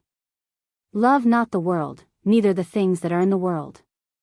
If any man love the world, the love of the Father is not in him. For all that is in the world, the lust of the flesh and the lust of the eyes, and the pride of life, is not of the Father, but is of the world. Flesh is death, spirit is life and peace. The body is dead because of sin, but the spirit is life because of righteousness. If ye live after the flesh, ye shall die, but if ye through the Spirit do mortify the deeds of the body, ye shall live. For to be carnally minded is death, but to be spiritually minded is life and peace. Because the carnal mind is enmity against God. So then they that are in the flesh cannot please God. And so on ad infinitum. These texts will appeal to her. They will help her to a conviction, to which she is already predisposed, that she is more godly than her positive sister, and superior to the rest of the fleshy world. She will notice that body in the text from Romans is spelt with a small b, whereas spirit appears in the pompous parade dress of a capital letter. She will understand this perfectly. She instinctively thinks of her body with a small b, and of her great, lofty spirit with a capital S. What effort is it for her to mortify the flesh, seeing that her own flesh came to her half mortified by nature? See Gal v. 24. Like the positive spinster, she is conscious of her own unimportance, of being cut off from the mainstream of life. Consequently, she exerts every effort, even at the risk of making herself a perfect nuisance, to prove herself most important. She will try to be foremost in the work of the church, in the work of the parish, or in the work of the borough council. If she be wealthy, she will endow special missions, and back missionaries with more zeal, but with a far more disastrous result than that with which most people back horses. What does she know about the virtues, the good order, the content, the peace of Indian women, Chinese women, or the females of the Mohammedan harem? She lives in a country, England, where there is more misery, more disorder, more sickness and more misunderstanding in connection with sex than in any country on earth. And yet by means of her wealth she is determined to guarantee that this same misery, chaos, sickness and misunderstanding shall be spread by her minions, the missionaries, to every quarter of the globe. She will interfere with anything, everything, quite irrespective of her qualifications, provided she can leave no doubt in anybody's mind as to her extreme importance. Unlike her positive sister, who is generally too busy mastering or sublimating her sex impulses to think of much else, she will watch the world of the flesh with perfectly unconscious but bitter envy. She will think, as St. Paul did, that it were good for them if they could abide even as I, and all her activities, all her influences, all her money, will be directed towards favoring her type and its multiplication. She will tend to spend her time with the people over whom it is easiest to exercise power, the sick, the crippled, the blind, the very poor, the inmates of prisons, and the very aged or the very young. She will profess that she loves the poor, never dreaming that it is the power that is so easily exercised over them that is sweet to her. She is of course hopeless at self-analysis, and even when these facts are pointed out to her, she is intellectually too dishonest to acknowledge their truth. While professing a love of all humanity, she will secretly cherish a loathing for men, for, where all sex impulses are absent, the natural and radical hostility of the sexes, as seen in healthy little boys and girls, and in animals, finds its full expression. She will always suspect men of grossness and brutality, and never realize the staggering brutality of her own thoughts about them, and her own secret wishes regarding them. Whatever their politics or patriotism may be, the hearts of all decent positive females are so tortured by war and the death of men that war involves, that during a long tragedy like the last war all warm-hearted women longed only for one thing.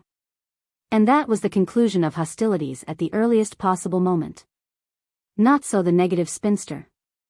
She perceived in the war a means of expressing her loathing of men under the noble mantle of patriotism, and she did not scruple to go so far as to agitate for its prolongation as long as possible. These women could be seen during the war eating their breakfasts with gusto, while their newspaper, folded to present the roll of honor to their view, was propped up against the milk jug. But where the negative spinster most thoroughly deceives the world is in her cheerfulness and general absence of any signs of faulty or unhappy adaptation.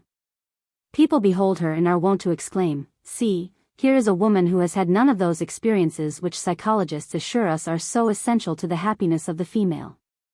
And yet she is the embodiment of good cheer and general contentedness." True.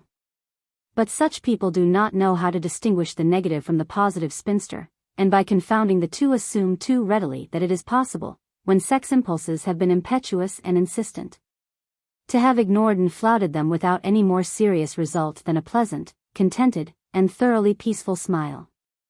The distressing fact is that the number of these women who in England cheerfully survive a life in which their most important organs and instincts have been wholly neglected and spurned, is increasing at such a rate that there is hardly a circle in England that cannot boast of one or two of them.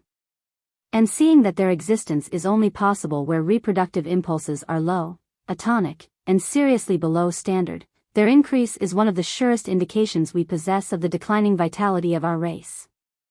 Although, in the negative spinster, the sex impulses are hardly audible to her consciousness, she reveals in her actions many of the motivations of her positive sister. On a lower key, for instance, she may seek compensations of all kinds for the absence of sex expression. The only feature that will distinguish her behavior along this line from that of her positive sister will be the inferior zeal or fanaticism with which she enters into the particular compensatory occupation or activity adopted. She may show the same fondness for children, but in an attenuated form. She may reveal the same delight in acquiring power over them, both bodily and spiritually. She may manifest the usual sadistic tendencies, with their inverted correlatives, humanitarianism, extreme sentimentality, and hypersensitiveness, and she may show the same general misanthropy, overlapping her sex antagonism. In the negative spinster, however, all these symptoms are likely to be very much more faint than in her positive sister. Nevertheless, she is just as likely as the latter to die honored and respected by her church and the community, for the unselfish humanitarianism of her life, and the warm-heartedness she showed to everything that was feeble, degenerate, botched, sick, very young, very aged, dumb, blind, poor or utterly helpless.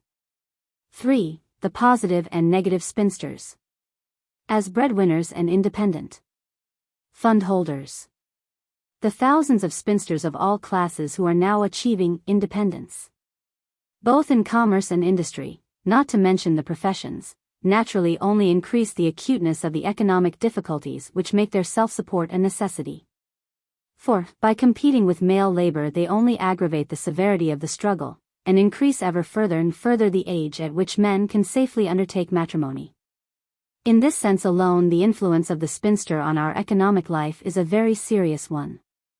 If, in heightening the fury of the economic war, she achieved her own adaptation and contentedness. If in complicating the economic difficulties of large societies, she achieved any specific result, valuable to the community and unobtainable without her, her presence would be as much a boon as is that of the mother, or any other active contributor to the mainstream of life. But, seeing that she neither succeeds in securing her own happiness, nor in promoting the happiness of the society in which she finds herself, for, apart from nursing, domestic service and certain trades connected with drapery in women's and children's apparel, it is difficult to point to any extra-domestic occupation that is typically women's work. It is doubtful whether she may not be regarded as a burden on the community and an aggravation of its already enormous problems. It should not be forgotten that industry, commerce, the professions, and the civil service are but institutions organized for the purposes of life. The mainstream of life certainly runs through them, and derives its security, its relative permanence and its fluency from their harmonious functions, but they exist for life, and not life for them. It is life that is important, the channels through which it flows are only significant, as auxiliary to the main purpose. Now the spinster, by being wholly divorced from any direct connection with the mainstream of life, for which society and the empire exist, is severed from the most important phenomenon on earth that can justify existence. The next best course is to obtain an indispensable foothold in the machinery that makes the stream of life, as we have said, more secure, more permanent and more fluent. The moment, therefore, it can be shown that the spinster can lay no valid claim to this one remaining indispensable foothold, but rather that she only clogs, impedes and retards the machinery that assists life, her last justification for existence vanishes. And whatever the work may be that she is doing, however useful it is, we fail to make out her claim to toleration the moment it can be shown, 1. That the work would be done as well or better by a man or a married woman. 2. That she is not assisting but only retarding the machinery that makes the mainstream of life possible. In short, it amounts to this: society does not exist for the spinster. Life does not flourish when it is cultivated too luxuriously in its cul-de-sac ramifications. The mainstream is too important. But there is another and even sadder aspect to the entrance of women into the arena of commercial, industrial and financial occupations. One of the greatest tragedies of life for modern women is precisely the havoc that these occupations have made of modern men.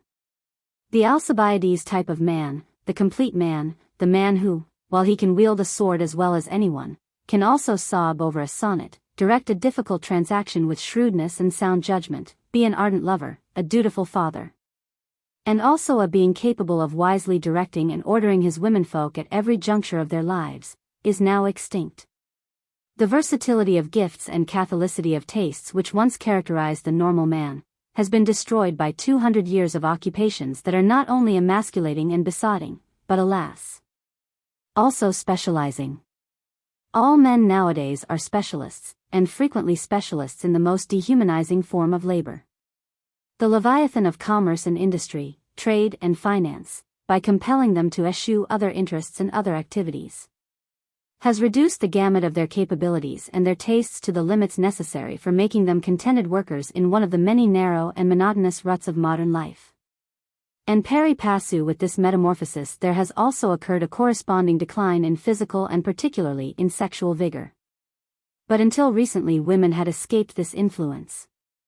The very dullness and specialization of men, which frequently makes women despair of meeting the male of their dreams, who still continues to be the complete man, had until quite recently not infected the female. The reader will object that because the bulk of women in the past were engaged in more domestic duties, it does not follow that these duties were not besotting or dehumanizing. This is not really true. The women who advance this view are generally lazy and frivolous, and prefer to pay even the price of their own besotment, in order to get out every day and meet clammy-fingered clerks in stuffy offices. The work of the home differs in many ways from the work of the factory or the office, and always to the advantage of domestic pursuits. In the first place, it is work done for the personal ends of the worker herself, and not for someone, or some company of people, with whom she has not the smallest personal concern. Secondly, it is done in her own time and in her own way. Thirdly, an enormous amount of it is of such a nature that it is both soothing and wholesome, while it also allows of meditation, thought and that most precious of lost pastimes, communion with self. Fourthly, when done efficiently and with a good heart it is so soon dispatched that it allows of a good deal of leisure, and fifthly, it is never of that nerve-wracking nature which, while demanding unremitting attention, also destroys attention owing to its lack of interest and all personal value. Now, however, that women have become active competitors with men in those very occupations to which modern men owe the principal features of their degeneration, it cannot be expected that the female of the species is going to escape any more happily than her male has done the worst consequences of besotting and specializing labor. And it is therefore inevitable that in a few generations we shall witness the evanescence in woman of that catholicity of tastes and interests and that versatility of gifts which has until lately differentiated her from her male companion. We shall also witness in her that same bodily degeneration that has come over man, and yet it is difficult to see how or when the movement that now leads women to engage in these pursuits can be arrested.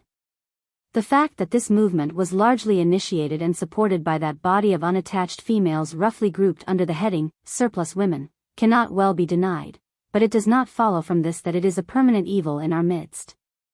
For, if the problem of the surplus woman, and of those who are misled by her, be attacked along lines which have as their ultimate aim the marriage of all women, it does not seem impossible that something may be done to arrest a tendency which, from the standpoint of woman's future, must be bad, and which, from the standpoint of the future of the race, is nothing less than alarming.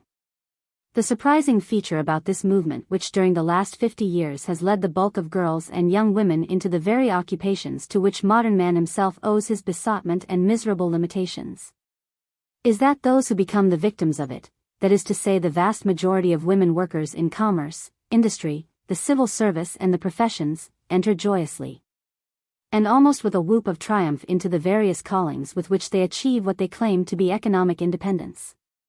Not only that, but those who contemplate the procession of them marching into these callings, stand and applaud and congratulate each other on the spectacle. It is true that millions of these women in later life have the intelligence to realize the mistake they have made, and to measure with some approach to accuracy the deterioration it has effected both in their minds and in their bodies in one generation. It would be too much, perhaps, to expect young girls to anticipate these results, when they first leave their homes to earn their own livelihood. But what leaves one marveling is the fact that the older elements in the population do not seem to understand the doom which will inevitably overtake this female army and its descendants, and that far from making any attempt at driving it back, they shout vociferously and applaud it as a desirable and excellent phenomenon of modern life. The cynic may reply, all the better. You say that 200 years of commercial, industrial and office occupations have deteriorated man, so that modern woman has very naturally learnt to despise him. Very well, then, if women now suffer a similar amount of deterioration, the balance will once more be restored, and all will be well. All those who can derive some comfort from this reflection, in the face of modern tendencies, are welcome to it. But to those who, like myself, realize that hitherto the rapidity of our degeneration has been to some extent checked by the comparative aloofness of one sex from the worst influences of modern civilization, and that henceforth, instead of one stream of degeneration we shall have two which will become confluent at marriage, the future does not seem to be a very bright one, nor does it hold out any promise of producing, from the human elements it will contain, the individuals capable of initiating a counter-movement sufficiently powerful to arrest the tide of degeneracy that threatens to sweep everything of value away. With regard to the fund-holding wealthy spinster, it may be taken as a general rule that she cannot fail to be anything else than a burden to the community to which she belongs. She is not only a cul-de-sac, or a blind alley of the stream of life, where the forces that have produced her come to a dead stop, but she is also the means of damming up a portion of the community's wealth in produce and labor in that cul-de-sac. She herself, her household expenditure, her retinue, and her disbursements for humanitarian and religious objects, exact a toll on the community, very little of which is substantially helpful to the fluency or security of the stream of life. He who has traveled much over England does not require to be reminded of the countless villages and towns where the most imposing and well-appointed private residence or residences are the homes of precisely this kind of spinster. I could name half a dozen villages myself offhand where by far the most commodious and luxurious house is the property of one, two, or three spinster ladies. About them in smaller and conspicuously meaner houses are the other inhabitants of the village, small families with parents struggling to make both ends meet, with children frequently underfed and underclothed. But all of them belonging to the mainstream of life, and constituting the only justification there is for the existence of the very town and village itself, the church, and all the machinery of social life. The spinster ladies from their wealthy fastness, with its carriage drive, its troop of servants, its rich solid furniture, and its overfed animals, look down upon the busy scene about them. They are not part of it, but merely spectators drawing their profit, their life's blood from it. Their untutored minds, guided by local clerical influence, actively study every means by which they can throw a cloak over the glaring superfluousness and nothingness of their lives. Deeply conscious, as the best of them are, of being cut off from the mainstream of life, and perhaps a trifle piqued by the thought that, besides being severed from it, their presence there, in the best house for miles around, is really only a means of impeding the machinery facilitating the flow of the stream, a means of causing friction in its movements, they make frantic and resolute efforts to demonstrate their importance to those around. What their self-esteem, their very self-respect imposes as a duty upon them, is to make a dramatic and incessant exhibition of being important, to make a very deceptive pretense of belonging to the mainstream of life itself. Hence the untiring energy with which they enter into all the village or town festivities which have a public charity for their object. Hence the zeal which they show at all church festivals, and the regularity with which they contribute to religious and charitable institutions both local and distant. For all this they are looked upon, even by the ignorant villagers themselves, as delightful and exceedingly valuable members of the community. Nobody seems to peep beneath the elaborate maneuvers by which they contrive to cut a prominent figure. Nobody seems to see in their concern about other people's business and welfare the conclusive proof that they are straining every nerve to justify an existence which, on final analysis, they know in their heart of hearts to be utterly and criminally unjustifiable. George Meredith is one of the few thoughtful and non-socialistic writers who have had the courage to say what they felt about this class of parasites on the community.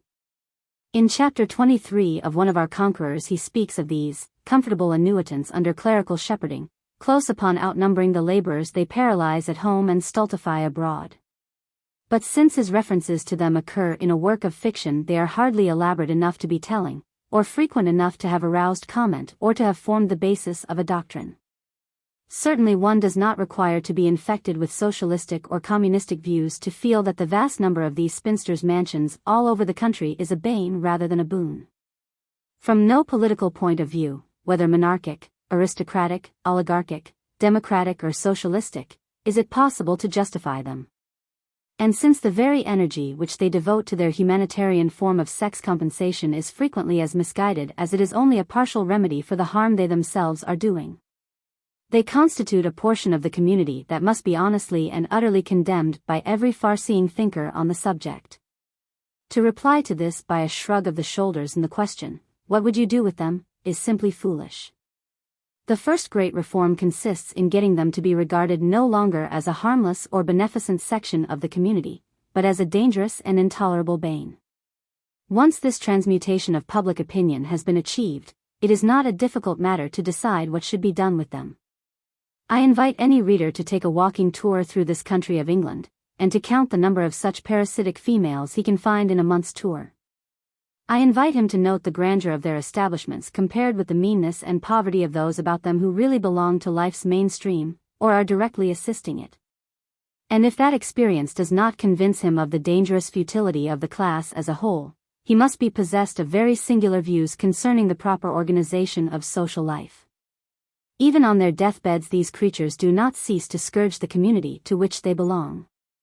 For in the very agony of death they bequeath their wealth and dispose of their other property in a manner which, while it is usually thoroughly ill-advised, constitutes but one last fierce effort to stamp the belief in their importance forever on the minds of those who survive them. You are entitled to pity these women for their virgin lives, for the serious unadaptedness of their condition, and for their lifelong and secret conviction that they are useless. But to defend their existence as if it were not a burden, as if it were not a dangerous scourge in our midst, would be to refuse to recognize the truth about the matter, and this truth, however unpleasant and disturbing, can be dealt with only if it is honestly recognized and faced.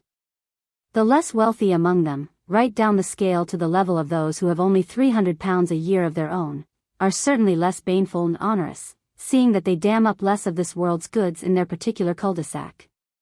But the ultimate cumulative effect of their combined existences constitutes an imposition not much more tolerable than that of their wealthier sisters. Nor should it be forgotten that a not inconsiderable portion of the harm resulting from this peculiarly British scourge consists in the amount of false opinion, perniciously erroneous judgments on all things, and distorted spiritual influences, which annually emanate from these spinsters' homes, and which, backed as they frequently are by the power of wealth, are spread abroad with all the prestige and pomp that opulence can impart. The English outlook, and English opinion generally, are to a great extent contaminated by this spinster influence. Our politics are no longer immune from it. Our policy both at home and abroad is largely infected by our atmosphere surcharged both with the breath and the ideas of spinsters. Our literature is to no small extent governed by their taste. Our newspapers are obviously designed to offer no affront to their morbid sensibilities, and our stage is entirely governed by their criticism. Feminism, with all its worst consequences, is largely their creation, the child of their idleness and their superfluous wealth. And if feminism has spread so far, and become a creed so universally and almost unconsciously accepted, it is due largely to this large class of powerful, misguided and idle unattached females. They constitute a malignant power, because they are a body bound by no responsibilities. They pursue an erratic course directed entirely by their abnormal emotions and crazy outlook on life, because in the first place they are abnormal, secondly because they are unguided except by those whose advantage it is to mislead them, thirdly because they are limited by no close family ties in the expenditure of their wealth during life or in its disposal after death. And finally they are a wasteful and squandering body because in their frantic efforts to coerce their contemporaries into believing they are important, they shrink from no extremes and no excesses in order to take up as conspicuous and prominent a place as possible in their small world. Conclusion. If we have correctly stated the peculiar mental attitude and physical condition of the unmarried woman in our midst, and from this statement have drawn the correct inferences concerning her influence upon the community, we can hardly avoid the conclusion that permanently unmarried females are on the whole an element in society which cannot be regarded as very desirable. For it is above all important to remember this, that even if we have been wrong in our enumeration of the occupations that spinsters can properly and usefully fill, and even if the list we have given may be materially increased, the fact that the spinster is usefully occupied does not remove the principal feature of her condition which exerts an abnormal influence on society, that is to say, her radical and inevitable abnormality both of mind and body. Even if we have been wrong in our deductions concerning the heightening of the economic struggle through the presence of spinsters in excessive numbers in the professions, commerce, industry and trade, this principal objection still stands.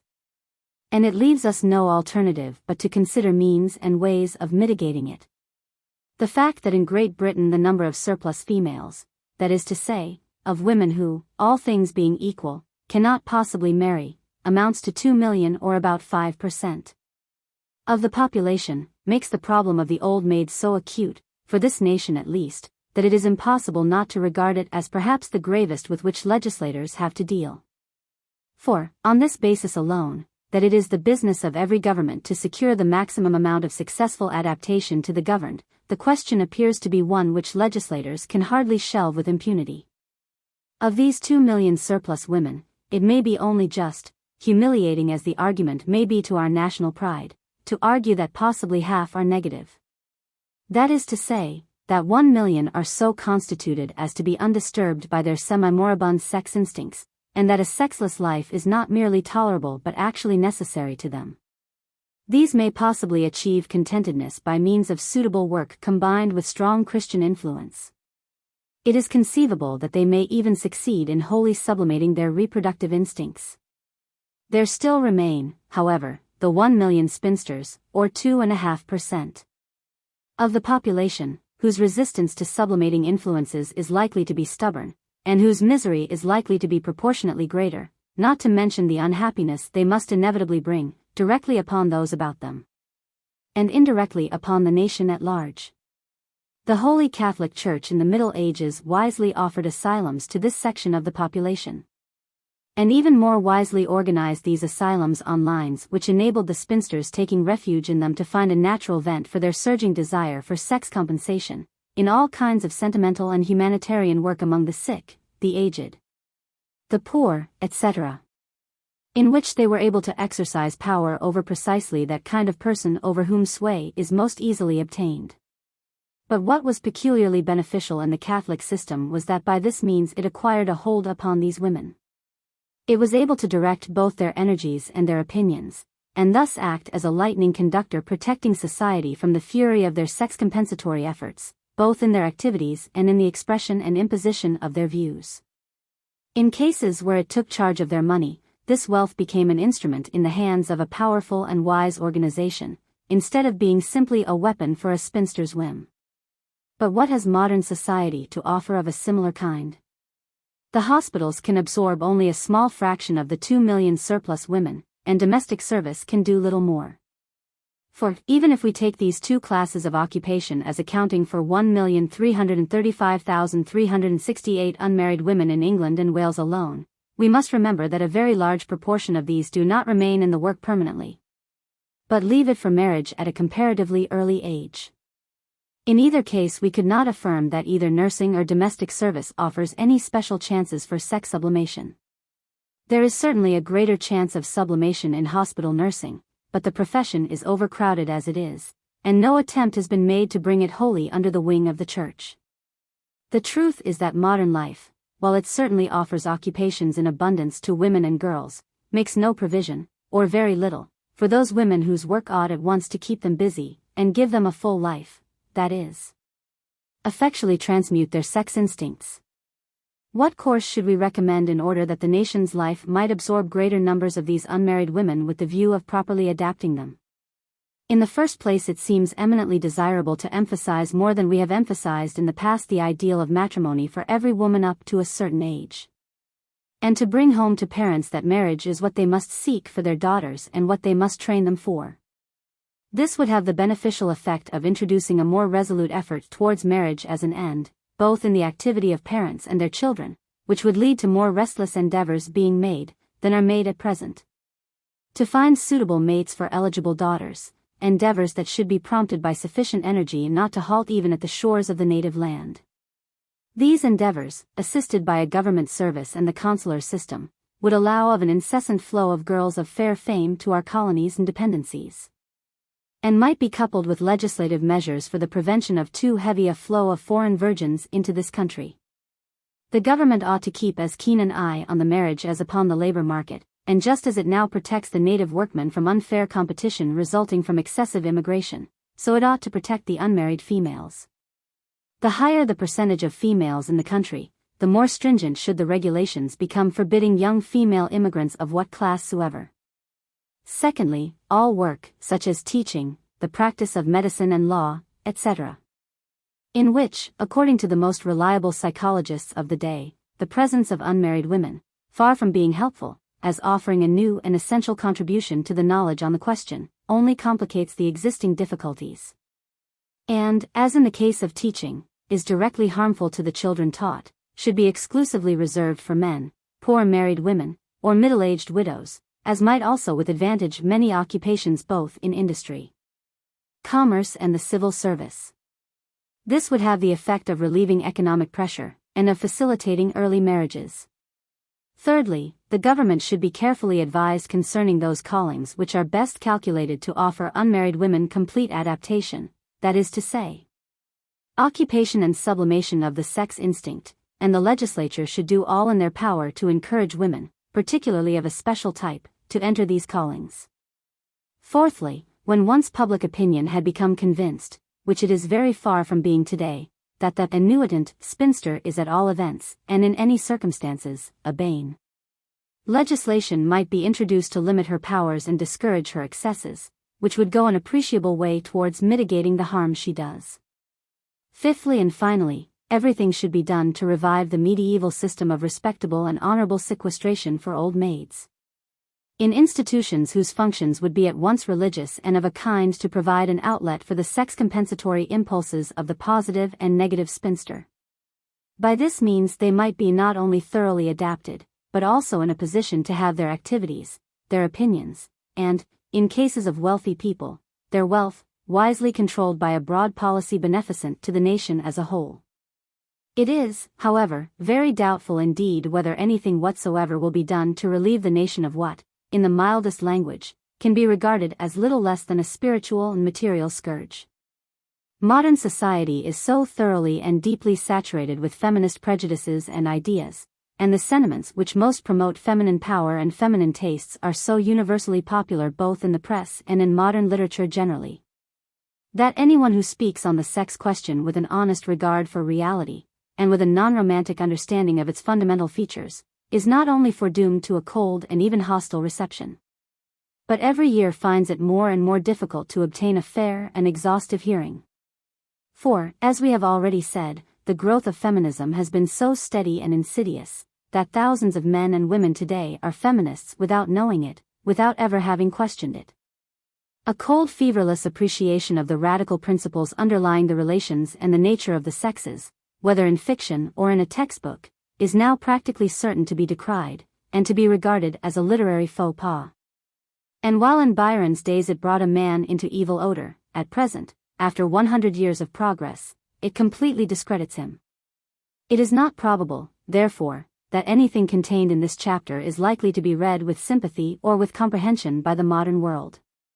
But if it conveys to a few isolated and lonely spirits the message that they have been waiting for, and makes them feel perhaps that, although they may not be on the eve of a deep national anti-feminist, not anti-feminine, movement, they are at least not entirely alone, it will have accomplished all that its author can possibly expect. Footnotes. In the Laws of Manu, Book 9, 89, there is a passage which seems to show that spinsterhood of this kind is specially recommended by the religious founder of Brahmanism. In Bank 9, verse 89, we read, "But the maiden, though marriageable, should rather stop in her father's house until death, than that he should ever give her to a man destitute of good qualities." C.P. C. Arabella Keneally, Op. Cit. Where, referring to the vital impulses of woman, she says, when these are not expended, as is normal, in the creation of and ministration to living and beloved things, they generate warped, erratic and chaotic aberrations. With reference to the marked predominance of female suicides, in England, over male suicides in the 15 to 20 age period, Ogle remarks that this is also the only period in which the general death rates, as shown in the Registrar General's returns, is higher in the female sex, and also is marked, as the census returns for 1881 show, by an exceptionally higher rate of lunacy, exclusive of idiocy or imbecility, for females than for males. In France, the chief age at which men commit suicide is from 40 to 50, while for women it is between 15 to 20. Havelock Ellis, Man and Woman, pages 382 to 383. The census of 1911 also gives higher figures for female than for male lunacy, a difference of 10,000, and these are chiefly unmarried women. The unmarried numbered 54,223, the married 21,299, widowed 9,229. H. Ellis, Op. Cit. There are some who believe, Dr. H. Campbell amongst them, that although the number of women of all ages who commit suicide is less than the number of men, many more women than men contemplate suicide habitually, i.e., many more women than men are suicidal, although they may not always carry it into practice. The facts collected by the psychoanalysts, Freud and Drive E. Jones, on this phenomenon were not new to me.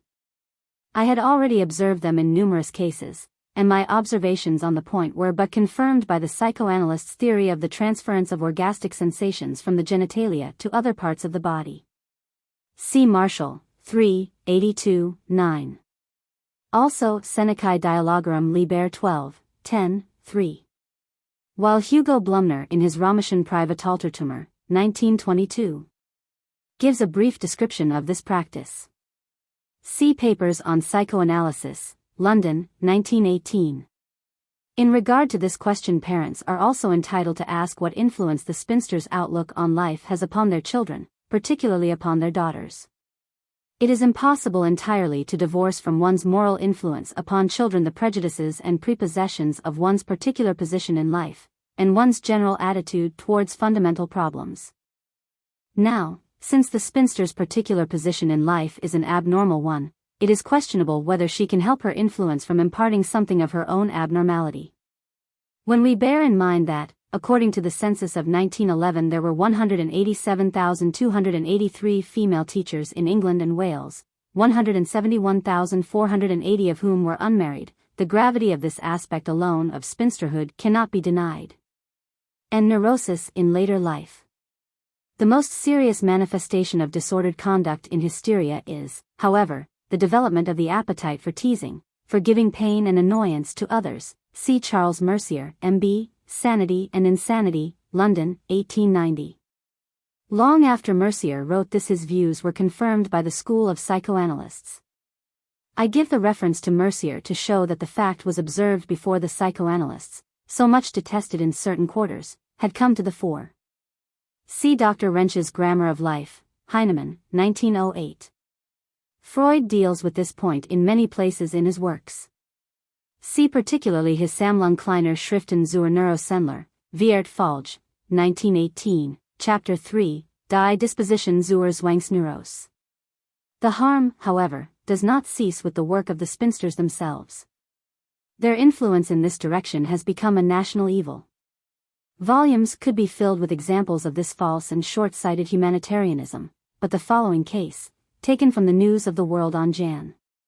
1, 1922, at a time when rates in almost all parishes in and around London were anything between 17s and 20s in the pound, is typical of thousands of others. Rockford Board of Guardians, Essex, are confronted with the problem of dealing with a man who is both a leper and insane. The patient is a native of Mauritius. It was stated at a board meeting that the man lived for some time in a cottage in a rural parish, and his wife looked after him, but she was unable to do so any longer. Formerly the man was in the leper colony at Bicknaker, Essex, an institution carried on by the Society of the Divine Compassion, assisted by the Sisterhood of St. Giles, but his mental state was such that he could not remain there. Asylum authorities who were approached refused to accept the case, and the Board of Control supported them in their attitude. It was also stated that the Ministry of Health would not deal with the matter. Consequently, the man had to be cared for by the guardians. A building was prepared for him, and efforts made to secure 3 male nurses, though only 2 have been obtained. The cost of 3 nurses is 12 guineas a week. Eventually the board decided to send a deputation to the Ministry of Health. The influence of the spinster's frantic and unthinking humanitarianism is recognizable here. See Mercier, Op. Cit. The author continues, the feelings in question, take the shape of religious emotion, and expression for them is found in observance of ceremonial and in devotion to a ritual. The fact that the first initiation into religious fervor of this kind frequently starts by the young girl's wild adoration for an older woman, her schoolmistress or her Sunday school teacher, is not mentioned by Mercier, but it is important. Large numbers of the women in the suffrage movement were of this type. Nor is it possible to exonerate such women entirely from a charge of jealousy of the young girl, when their efforts are obviously directed towards making her, like themselves, ill-adapted, discontented and physiologically miserable. See the collected works of Thomas de Quincey, Volume 8. The author proceeds, accordingly it is amongst the young men and women of this body that the most afflicting cases under this eccentric type occur. Even for children, however, the systematic repression of all ebullient feeling must be perilous, etc. For an interesting discourse, uninfluenced by the recent psychoanalytical school, on the connection between sexual and religious emotion, see Mercier, Op. Cit., pages 220 to 223. Thus Drive E. Jones argues, Op. Cit. Civilization has reached, or is on the point of reaching, the limit, beyond which unguided sublimation can no longer be successfully maintained.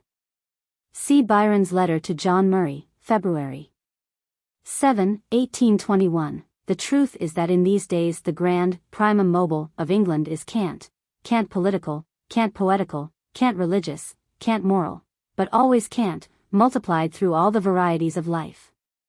This is the fashion, and while it lasts will be too powerful for those who can only exist by taking the tone of the time. I say cant because it is a thing of words, without the smallest influence upon human actions. The English being no wiser, no better, and much poorer and more divided amongst themselves, as well as far less moral, than they were before the prevalence of this verbal decorum. This was written 100 years ago, and is still true today. Dr. Vintras and Parent Ducatlet both concur in representing English prostitution as about the most degraded and at the same time the most irrevocable. Throughout this discussion I mean by prostitution not any form of illicit heterosexual relations but commercial and promiscuous unchastity. Speaking of the prostitute Lecky says, but for her, the unchallenged purity of countless happy homes would be polluted, and not a few who, in their pride of untempted chastity, think of her with an indignant shudder, would have known the agony of remorse and despair. On that one degraded and ignoble form are concentrated the passions that might have filled the world with shame. History of European Morals, London, 1899, Volume 2. Let all who doubt this consult the literature on the subject, even our own Encyclopaedia Britannica, 9th and 11th editions, and also consult people who have been engaged in rescue work. It is for this reason that a man who gives a girl an illegitimate child is really more kind and merciful than the man who seduces her while taking precautions to prevent issue. But it will take some time before the world can possibly be expected to see the matter in this light. Those who, like Lombroso and Ferrero, argue that prostitutes are born, and that there is a specific class of women, which may be called potentially whorish from birth, will naturally join issue with me, and deny that the childless fate of the prostitute is her severest penalty. I cannot accept the evidence that I have read, however, in La Femme Criminelle et la Prostituée, to show that prostitutes are a class of women apart, as regards primary and secondary characteristics and instincts. I feel very much more inclined to agree with Émile Faguet, who thinks that all prostitutes start their illicit amours with a strong monogamic bias, and that it is only subsequently that circumstances drive them to promiscuity. See Le Feminism, Paris, 1910. La vérité est que la prostituée n'est est excessivement rare. Les autres prostituées sont des femmes qui out commencent par être monogames comme leurs sœurs, et qui en première déchéance ajoutées dans la classe de femmes pour tout. Thus Faguet concludes, p. 255, La prostituée, J. Cru le menteur, est un être de nature. This I believe to be much nearer the point than Lombroso's elaborate thesis. John 2. 15, 16. Rom 8. 6, 10, 13. Rom 8. 6-8. Her behavior in this respect will be dictated not only by an instinctive desire to spread a negative doctrine broadcast as an end in itself, but also by a feeling of very real and very stubborn envy towards all those who can enjoy a side of life from which she is completely shut off. This envy may extend even to her attitude towards young women of all classes, so that she will do everything in her power, under the cover of philanthropic motives, to keep them from such pastimes as flirtation, from actually falling in love, or from spending what she believes to be too much time in the company of the other sex. See also P. Anti. It is true that the negative spinster was not alone in this support of the war from secret sex motives. The old men of all nations also saw in the war a golden opportunity of expressing their natural secret hatred and jealousy of the young males of their circle, and, whether consciously or unconsciously, seized on the patriotic motive in order to vent these passions. The flood of letters that poured into the Times office from sexagenarians, septuagenarians and octogenarians, imploring the authorities to continue the war at the time when there was some talk of peace, was an expression of this unconscious but radical loathing of young men by the old. See, however, the exceptions mentioned on P. Anti. For a woman's confirmation of the fact that negative women are increasing in England, see Arabella Keneally, Op. Cit., pages 82 to 85, and many other passages. The number of women workers, married and unmarried, in 1911 was 4,830,734. Of these about 1,500,000 were employed as domestic servants and hospital nurses. In 1917 the total was 5,889,734. About 173,000 of this increase came from domestic service, so that the total for domestic servants and nurses in 1917 would appear to have been 1,827,000. It should also be borne in mind that work outside home necessarily throws men and girls constantly into each other's company. Unless, therefore, a certain degree of subnormality in the sexual and emotional nature of each sex be presupposed, they cannot work side by side without having their attention diverted and their nerves harassed by the constant provocation of sex stimuli to which they cannot and must not respond. To assume indifference and callousness here, as modern business, commercial and official employers do, is, however, to take for granted that the modern generation of young men and girls are sufficiently below par to be able to resist being thrown together constantly without being distracted by each other's presence.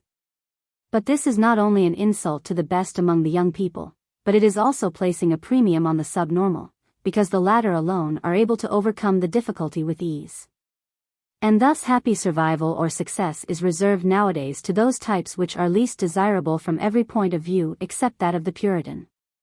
Later on in the chapter he even comes very close to my own view of the matter, and of the fatal detachment of these females from the stream of life when he asks, whether the yearly increasing army of the orderly annuitants and their parasites does not demonstrate the proud old country as a sheath for pith rather than of the vital run of the sap. Let anyone attempt to write a novel or any kind of popular work that does not pander to their sentimentality and their distorted views of life, and see how much success he will have. They have established their ascendancy in England by such steady and insidious means, that 3/4 of our population, including our leading critics and publicists, are not even aware that feminism is their ruling creed. They reveal it, however, in every word they write on the sex question.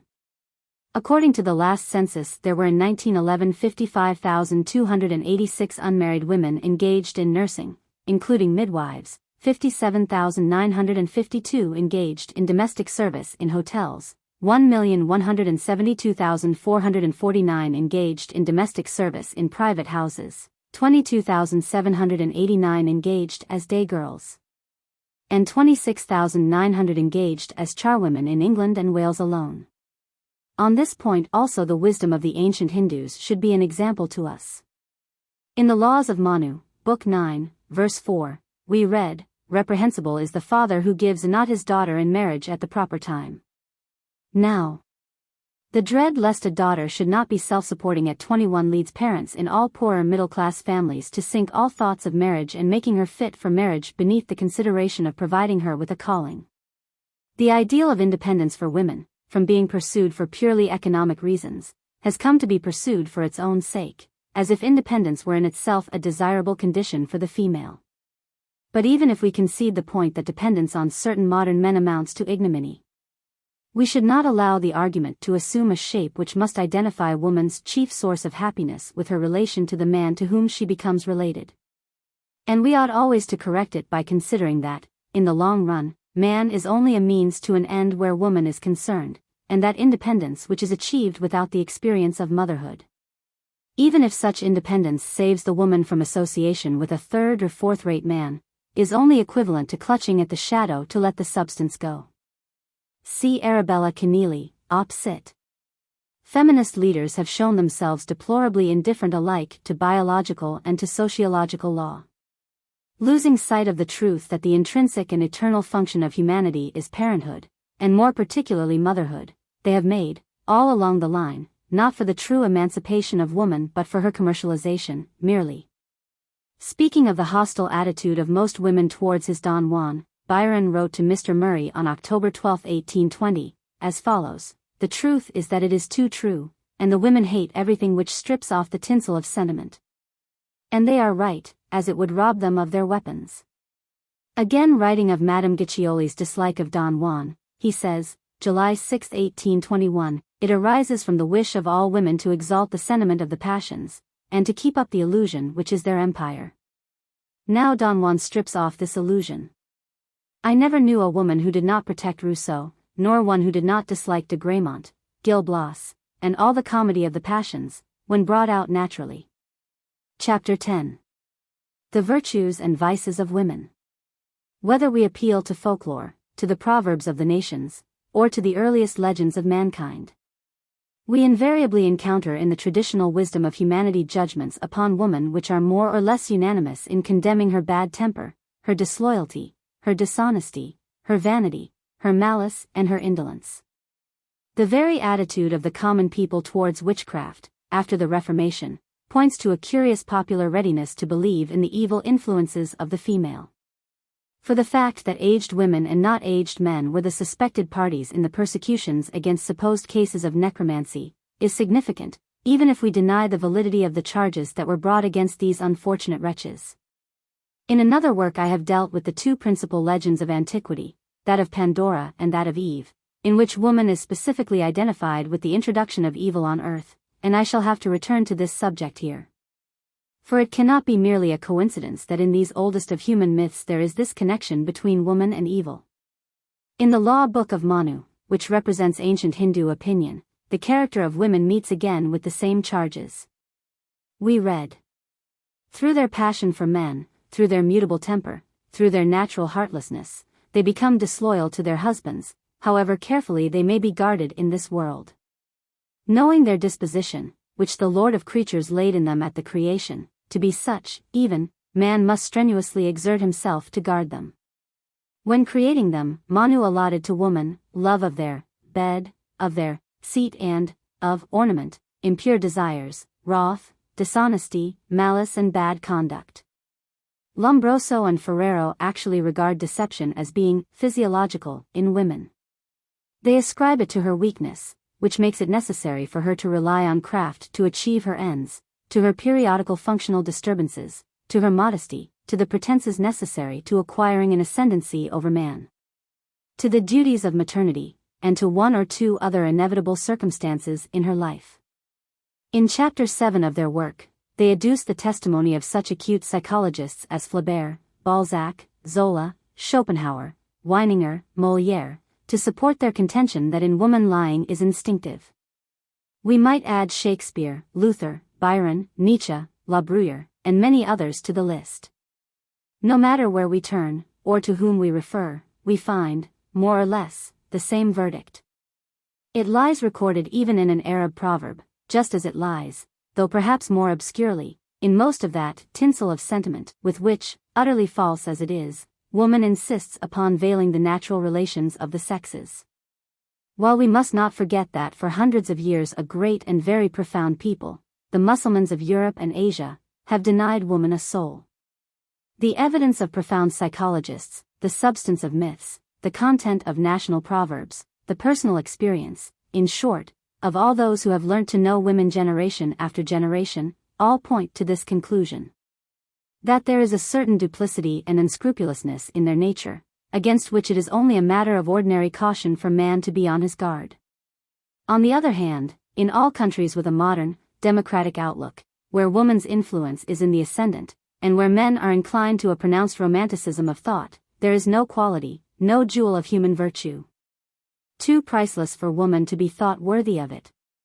Perhaps the most radical attempt to contradict the tradition of ages, concerning woman, and to cast suspicion forever upon all those who might venture to criticize her adversely, was made by that gallant but, alas, henpecked English philosopher, John Stuart Mill, than whom no writer is perhaps more responsible for the sudden access of strength that the feminist movement acquired in the latter half of the 19th century in England. And, before proceeding with our inquiry, it will be necessary to pause in order to deal with his views and to dispose of them. For, since they represent the maximum that can be said on the other side, in accomplishing this, we shall have dealt vicariously with most of what has been advanced as scientific argumentation against the verdict of the rest of mankind. John Stuart Mill admitted that all his writings, except his Logic, were as much his own work as that of the lady, Mrs. Taylor, who ultimately became his wife. He was not ashamed to acknowledge that Mrs. John Taylor was, in part, the author of all that is best in his writings, and speaking of his treatise on liberty, Mr. W. L. Courtney says it was written especially under her authority and encouragement. The same author, referring to the famous work The Subjection of Women, which is going to occupy our attention, writes, Mill's share was the result of discussions and conversations with his wife. Now, quite early in this book on women, the following important remark occurs. What is now called the nature of women is an eminently artificial thing, the result of forced repression in some directions, unnatural stimulation in others. The ingenuity of this sentence, its plausibility in the eyes of ignorant and prejudiced people, and its dark innuendo, make it one of the most astonishing utterances that ever issued from the lips of an alleged philosopher.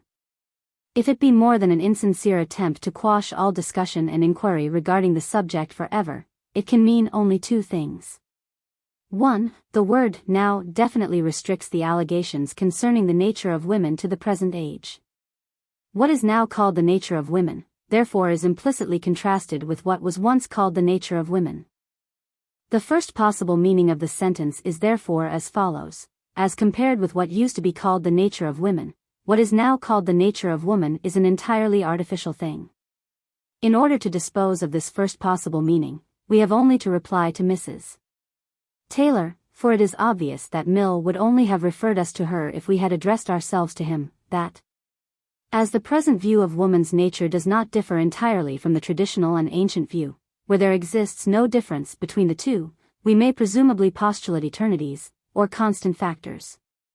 And, so long as we abide by those characteristics, in which the testimony of the present age concurs with tradition and hoary antiquity, we escape, even if we do not respect, her ruling. 2. The words, an eminently artificial thing, are surely a begging of the question. Everybody, even the most Taylorized thinker, ought to be able to see this. For, it may be asked, what at present can be called natural and what can be called artificial in civilized man and woman? Is it natural to wear clothes, or is it artificial? Is it natural to use implements instead of our fingers at meals? Is it natural to speak English? 2,000 years ago no one on earth spoke English. In the days of Caractacus, if anyone had stood up to address a crowd in English, he would have been suspected not only of artificiality, but of dangerous insanity. Is the speaking of English now artificial? This is not quibbling. We are bound to suspect insincerity in anyone who, at this late hour, uses the distinctions, artificial and natural, of civilized man or woman, particularly when they do so without giving us exact definitions of these words. Many thousands of years ago in Egypt, a certain woman, the wife of Potiphar, Pharaoh's captain of the guard, cruelly betrayed a man who flouted her advances. Similar cases have happened since. We are all familiar with the saying, "Hell has no fury like a woman scorned."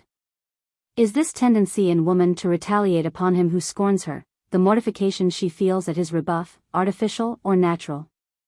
Popular tradition in many countries tells us that women are habitual liars. Lombroso points out that their weakness, relative to man, has induced them to use craft and deceit to achieve their ends. Is woman's weakness relative to man natural or artificial? If it is natural, is her tendency to use craft and deceit also natural? If her weakness is artificial, when and how did it become so, and when and how did prevarication come to her support? Those who are acquainted with the subjection of women will probably reply that Mrs. Taylor, or Miss Helen, did feel it incumbent upon them to state a little more precisely what they meant by the use of the word artificial. For Mill proceeds to write as follows: "It may be asserted, without scruple, fine scruples these, that no other class of dependents have had their character so entirely distorted from its natural proportions by their relations with their masters. This means that a natural woman once fell into man's hands, and that since that time she has been distorted out of all recognition." But we may very relevantly ask Mesdames Taylor, how, when and where they have had the unique privilege of coming across this wholly true and natural woman? Presumably, she was not only a true woman, but also a truthful woman. She was not only a natural woman, but a guileless, honest woman, devoid of all malice and vanity, in fact quite unlike the woman Manu knew, or the woman Adam knew. At what period in history did she appear and fall into the distorting hands of man? By what scientific process have Mesdames Taylor acquired any knowledge of her? We only know of woman as she is seen today, in history, in the literary remains of antiquity, and in savage tribes. Whence comes this alleged, true, and natural woman, beside whom the woman we know is only a distorted caricature? To postulate a norm that is wholly hypothetical, and then to argue that by the side of that gratuitous creation, the woman that we know, and have seen mirrored in history, in the tradition of mankind, and in the work of our acutest psychologists, is a monstrous distortion, may prove a useful means of clouding the issue, but can hardly be allowed to pass as an argument. And the fact that Mill, the logician, the critic of Spencer and Sir William Hamilton, wrote this, and the whole of the remaining paragraph, surely demonstrates how very far he was from being himself when he wrote this particular book. We therefore deny the possibility of any second meaning to Mesdames Taylor's sentence, except this, that, like true women in argument, they are trying to foist a spurious distinction upon their opponents with their two words, artificial and natural, so that henceforth all those who allege anything but pleasant things about women may be promptly gagged with the retort, artificial. A little later on in his subjection of women we read the following: "For, however great and apparently ineradicable the moral and intellectual differences between men and women might be, the evidence of there being natural differences could only be negative. Those only could be inferred to be natural which could not possibly be artificial, the residuum, after deducting every characteristic of either sex, which can admit of being explained from education or external circumstances." In this sentence it is difficult not to discern the voice of the female collaborator in two distinct vibrations, the general sentiment and the irrational argument. For, apart from the fact that it amounts practically to a drastic and final veto against all such discussions as the one I am engaging in at the present moment, it relies upon wholly specious but plausible biological phraseology for its persuasiveness. In it, moreover, we not only find a reiteration of the counterfeit argument, but also an attempt to dress it in a delusively scientific garb. According to the evolutionary hypothesis, about which Mrs.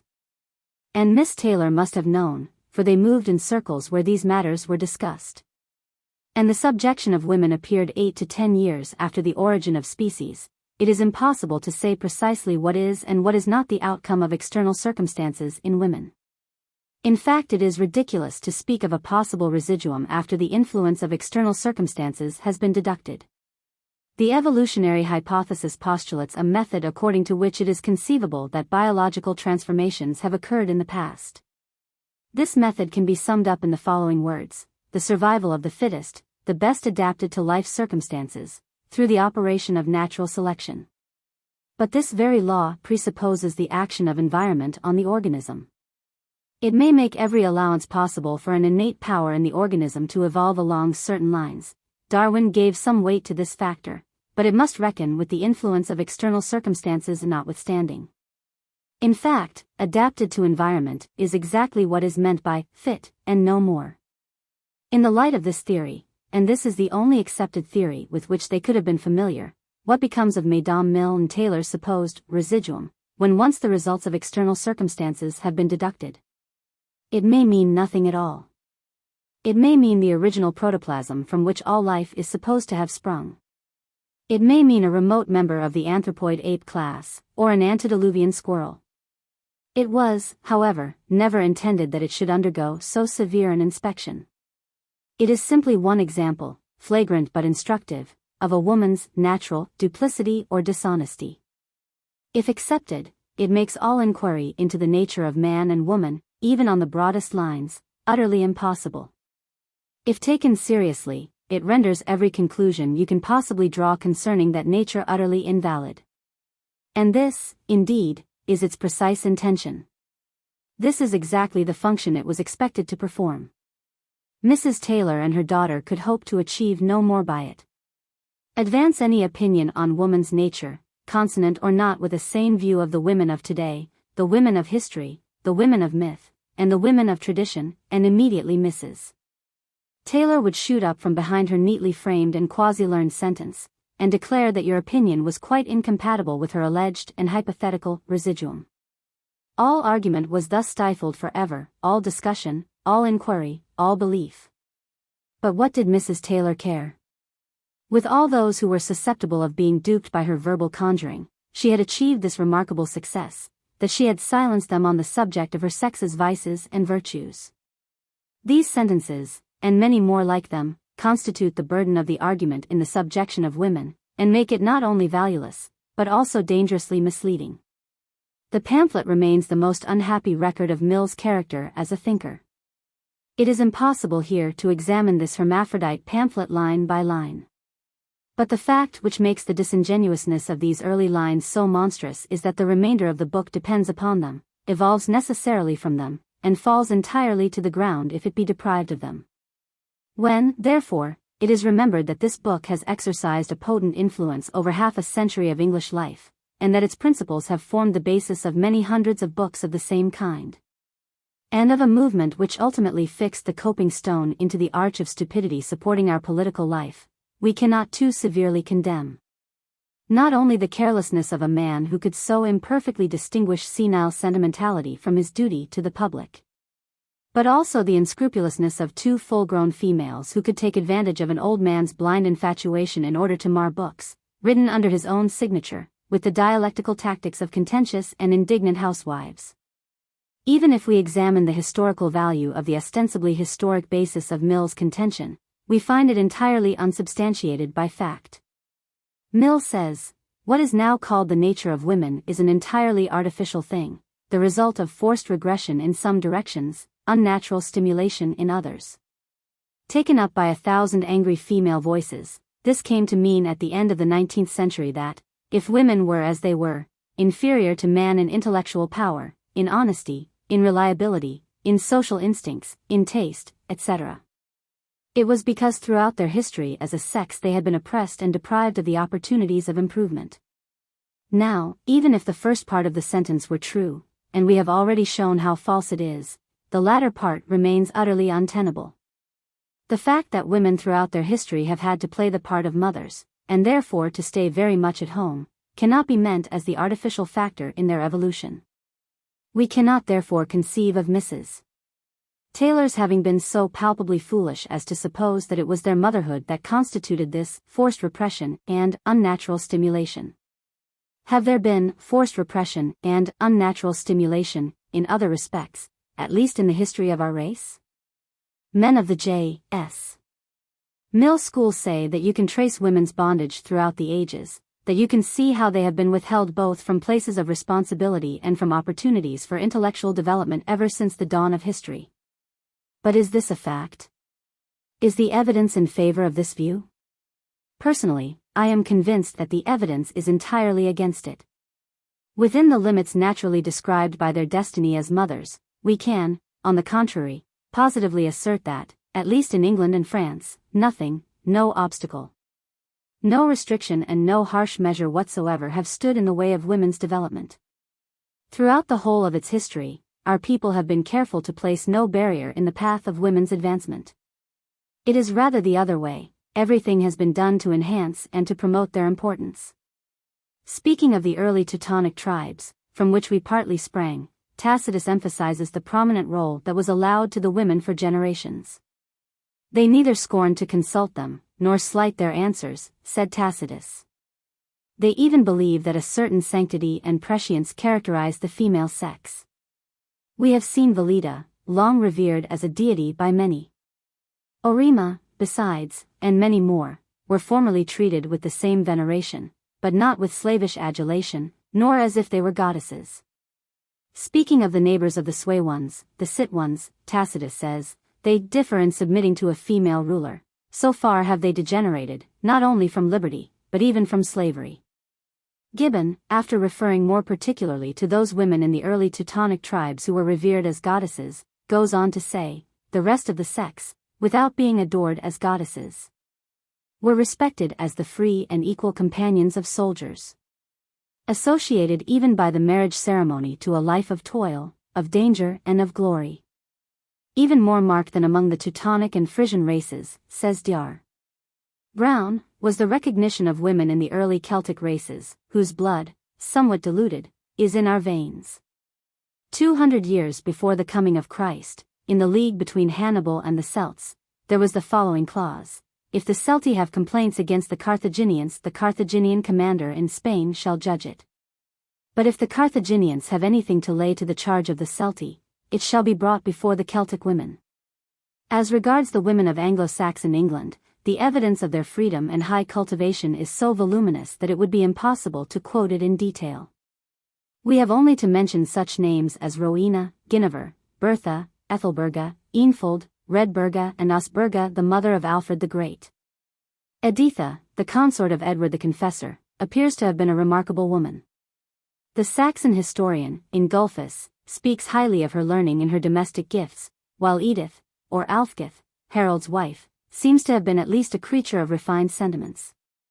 We also know that all mixed monasteries in Anglo-Saxon times were ruled over by able women. In 694 5 Kentish abbesses were present at the Council of Beckenham and signed the decrees above all the presbyters, and Anglo-Saxon women also became the heads of monastic institutions in Thuringia. Dr. Brown tells us, moreover, that 1,250 years ago those of our English ancestors who could afford it sent their daughters to Paris to be educated. With the arrival of the Normans, the already important position of women could but be still further enhanced. For, the Normans having attained to an even higher grade of civilization, brought with them the notion, created and taught by the troubadours and minstrels of France and Italy, that the softer sex was entitled not only to the protection and tenderness, but also to the homage and service of all true knights. Certainly if Emma, wife of Ethelred, and subsequently of Canute, represented the type of Norman women, they must have been a remarkable breed.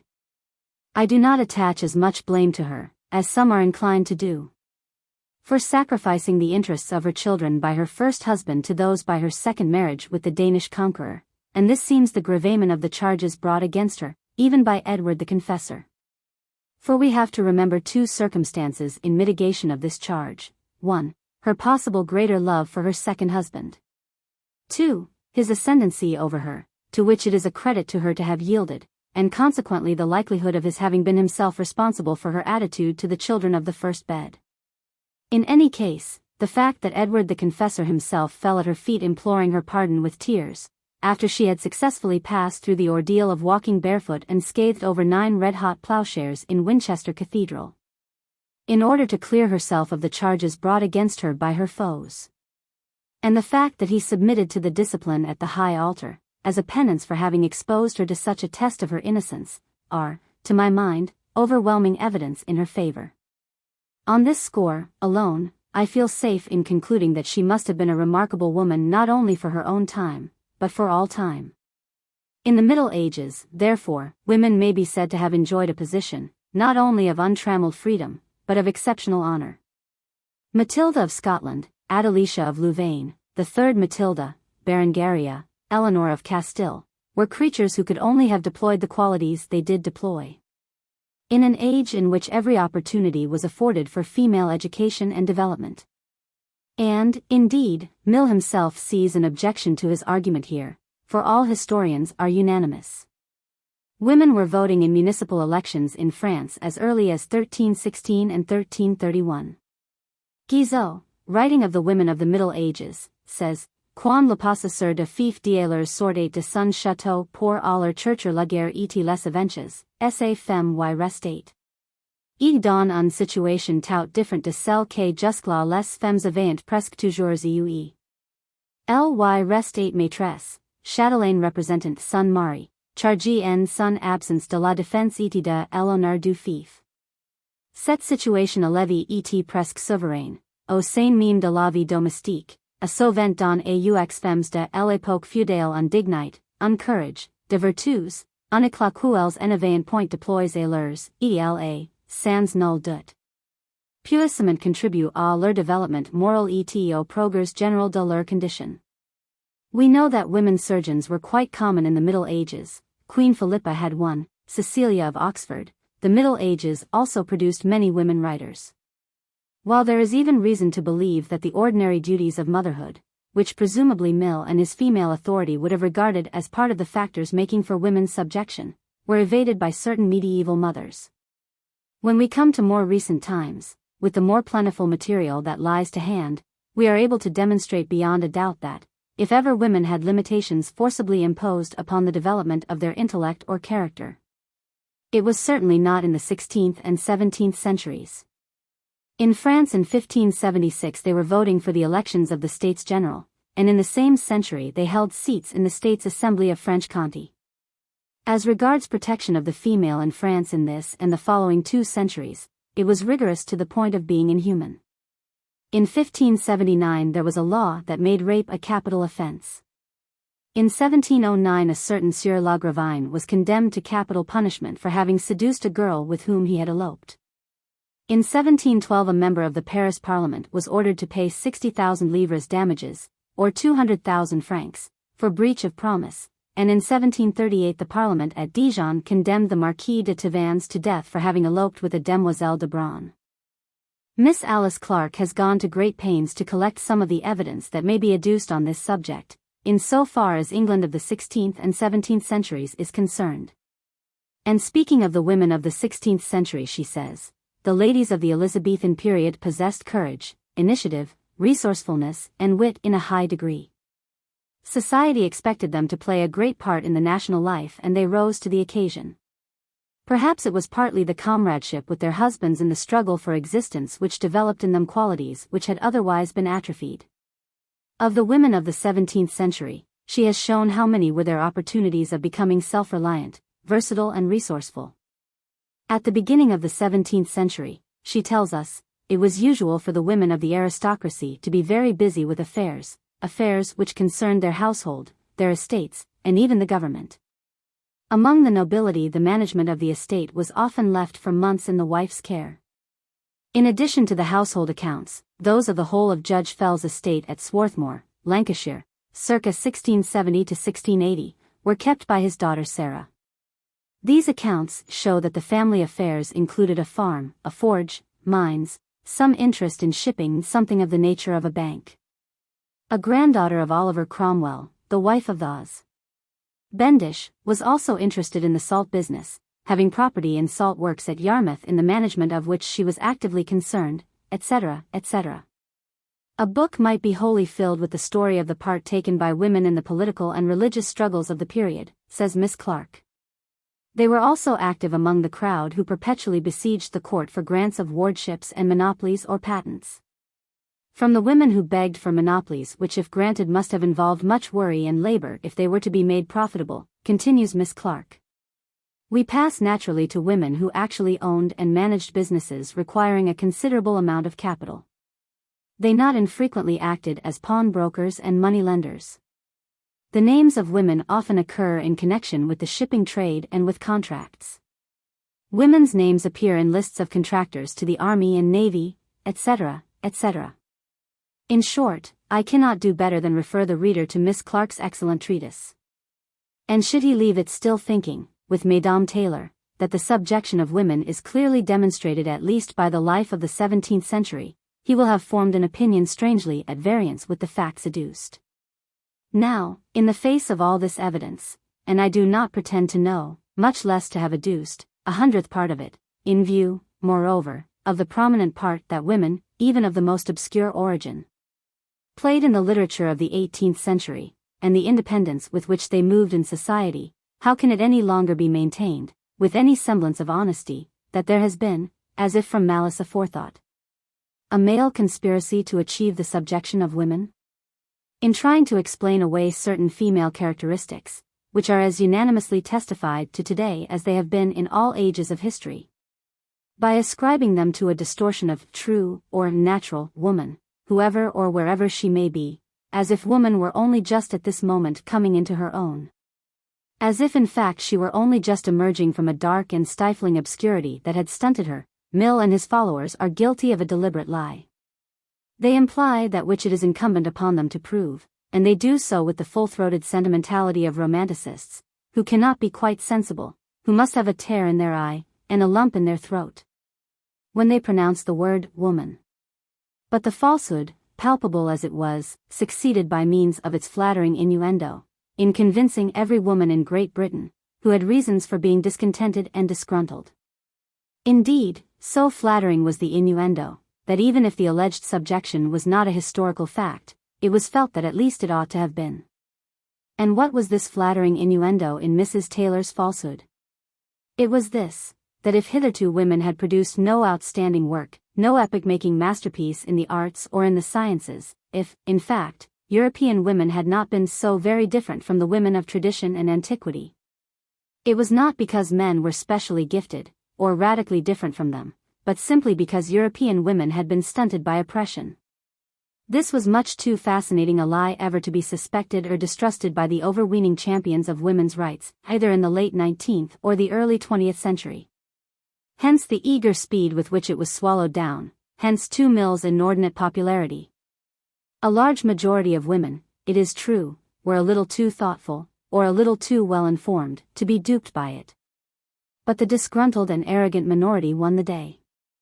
It is perfectly true, of course, indeed nothing could be plainer, that man, throughout the ages, even of European history, has been unable to relieve woman of those duties which, as a mother, and therefore as a home-keeper, have necessarily devolved upon her. But neither has he been able to relieve himself of the duties of the soldier, the sailor, the hewer of wood, and the drawer of water. Nobody in his senses, however, unless he were infatuated with a second Mrs. Taylor, would argue that because man has been unable to relieve woman of those duties, therefore he has distorted her true nature.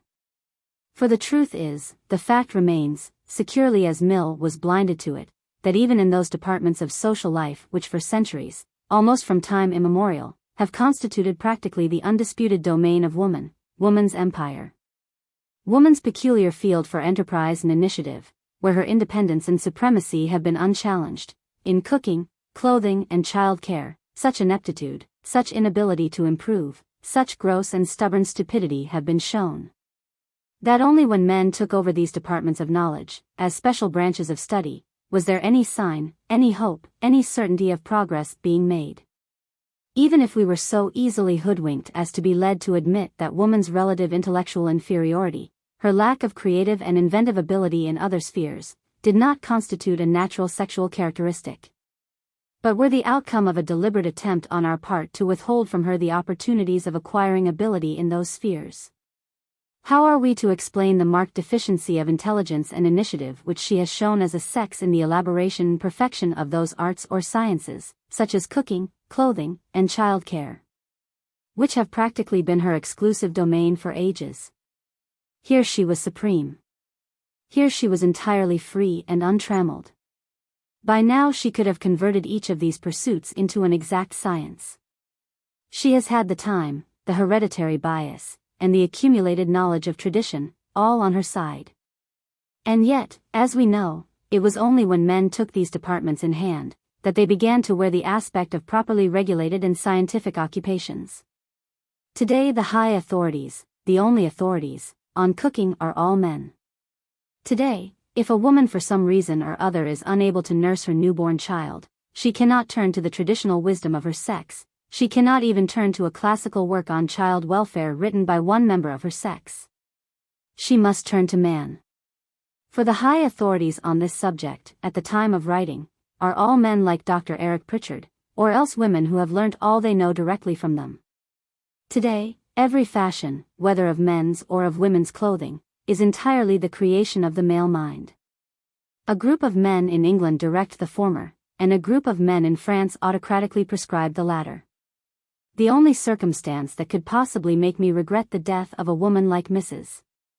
Taylor, many years before my own birth, is that it has rendered me unable to confront her with these facts, and to ask her how she accounts, or how she would have made poor Mill account, for this colossal, incurable and well-nigh incredible lack of ability in thousands of generations of women, in occupations where they had everything their own way for centuries. In England, in the Middle Ages, a proverb was current to the effect that God sent us meat and the devil ordained the cooking of it. The cooking of food, which has remained in the hands of women for a longer period in England than in France, is, in England, notoriously atrocious. The clothing of women, which in England is more remote from the male focus of inspiration than in France, is in England proverbially inferior, despite fashion books and a constant cross-channel stream of British fashion spies. While the fact that child welfare centers are being opened up everywhere, inspired originally by male doctors, and the results of male research, in order to teach women how to take care of their babies, is surely proof enough of the abysmal ignorance into which the traditional mother of history has sunk, regarding a calling which has been her own exclusive field from the beginning of time, and which she ought to have perfected at the very dawn of history. If Mill had, with one masterly shake of his muddled head, removed those soft pink fingers from his brow, he might possibly have seen all this, and have left his MS in some conspicuous place where his wise housemaid, who consigned Carlyle's French Revolution to the flames, might have done the same by his own subjection of women. But with characteristic confusion he mistook erotic vividness for mental vision, and thus added one great intellectual blunder to the many which contributed towards forming late 19th century opinion. Unlike man, whose nature is more variegated and more subject to variation, woman is possessed of a primum mobile that we can recognize, that is to say, she is actuated by a mainspring, a ruling motive, that we can observe in operation. As we have seen, this primum mobile constitutes her the chief custodian and preserver of life, and the chief promoter of life's multiplication. In fact, these two functions constitute her principal importance, and endow her with her great power and her great value. Everything else in woman is of minor significance. If, therefore, we assume at this stage in our treatise, for the point has been demonstrated often enough, that the positive woman's incessant and unconscious impetus is in the direction of life and its multiplication, we may expect to find in woman all the virtues that guarantee the survival of the species, and all the vices which life itself reveals in the pursuit of this same object. Seeing that the pursuit of life and its multiplication is in nature an activity that is untrammeled by any moral consideration whatsoever, we may ask ourselves, whether in view of the difficulty of improving upon nature's methods in this respect, and in view, moreover, of the fact that woman is a child of nature, we are not justified in recognizing in woman a primum mobile that is also completely amoral. If we are so justified, then it follows that all woman's deeper characteristics, as nature's characteristics, are not moral but immoral, not social but unsocial, not lawful but lawless. Let us proceed to examine this statement more narrowly. A woman's deepest characteristics are termed by us unmoral. What does that precisely mean? We have admitted that what constitutes woman's greatest value and her greatest power is that she is the chief supporter of the vital functions, the promotion and preservation of life. If, therefore, she is also immoral, it must mean that, in the fulfillment of her destiny, she has often to run counter, as nature does, to our standard of moral integrity. Therefore, that if she were moral, this would be a hindrance and an obstacle in the way of her destiny. But how will she reveal this immorality or amorality? My reply is, in being like nature utterly unscrupulous in the means she adopts to achieve her vital end, that is to say, more intent on the vital end than on anything else, such as truth, honor, justice, fair play, etc., etc. For morality means scruples, it involves the necessity of regarding scruples as obstacles in the way of certain actions. If, therefore, we can show that woman, like nature, is unscrupulous in her promotion and preservation of life, we will have gone some way towards establishing the fact of her immorality. Before, however, we proceed with this inquiry, we should like to remind all readers, who at this point may begin to feel their cheeks mantling with indignation, that, since from the optimist's point of view it is desirable for the human species to survive, a very high sanction indeed prevails over woman's vital unscrupulousness, however surprising and unexpected its consequences may prove to be. For instance, if, as we hope we have already abundantly shown, woman's chief and deepest concern is the multiplication and preservation of life, it is obvious that, when confronted by a situation in which a lie will secure her vital end, and one in which truth will defeat it, she will naturally and instinctively choose to lie, not because she necessarily prefers to lie, but because she is more concerned about the end in view than the means she adopts to achieve it. And every lie to her is a white lie that secures her vital end. If then from a vital indifference to truth she ultimately reveals an ordinary indifference to truth in the common and less vital circumstances of everyday life, we must blame, not a fundamental perversity of her nature, which would seem to suggest that moral obliquity is a deep-rooted and ineradicable element of her psyche, but a self-preservative characteristic of the race which, though manifesting itself, as it were, unnecessarily and provokingly in everyday affairs, nevertheless, if absent altogether, would prove the most serious menace to the survival of humanity. In the form of a simile we might say that, just as the good army marksman annoys us when, in peacetime, he disturbs our quiet moments with his incessant revolver or rifle practice, and his insatiable desire to pot anything and everything, yet we applaud and defend his love of his firearm and his skill with it, when, in time of war, he and his like defend our homes and ourselves by accounting for numbers of the enemy. Is that clear? In plain English, to take an extreme case, if a girl is to be equipped with that ability for wiles and small deceptions which, despite adverse circumstances, are to enable her to secure a lover and a husband and a large family early in life. If, moreover, she is to be prepared to go to extreme lengths to defend and promote the welfare of her children, as all good mothers are, and also to secure their survival and success over the heads of other and possibly more deserving or better children, as all good mothers are prepared to do. If, moreover, in her relations with her husband and her children, she is to display that tact and diplomacy which always secure her the victory in domestic negotiations, then, it seems to me, we have a creature whose special gifts will extend beyond her family and its vital concerns, and invade all the other circumstances of her life, and who will inevitably practice wiles and small deceptions in those conditions where life, its multiplication and preservation are not necessarily in question. The fact, however, that such a creature may be detected again and again in some act of unscrupulousness, not necessarily concerned directly with life or some vital interest, does not mean that she is perverse or depraved for the sake of perversity and depravity, as ends in themselves, but simply that her vital unscrupulousness cannot well be confined to the business of life and its multiplication, and cannot exist as a useful characteristic of her being, without manifesting itself in conditions and circumstances where no vital consideration is at stake. In other words, if you are to have a good house dog, who will protect you from burglars at night, you must warn your milkman and your dustman, although they have no dishonest intention in entering your garden, not to go too near him.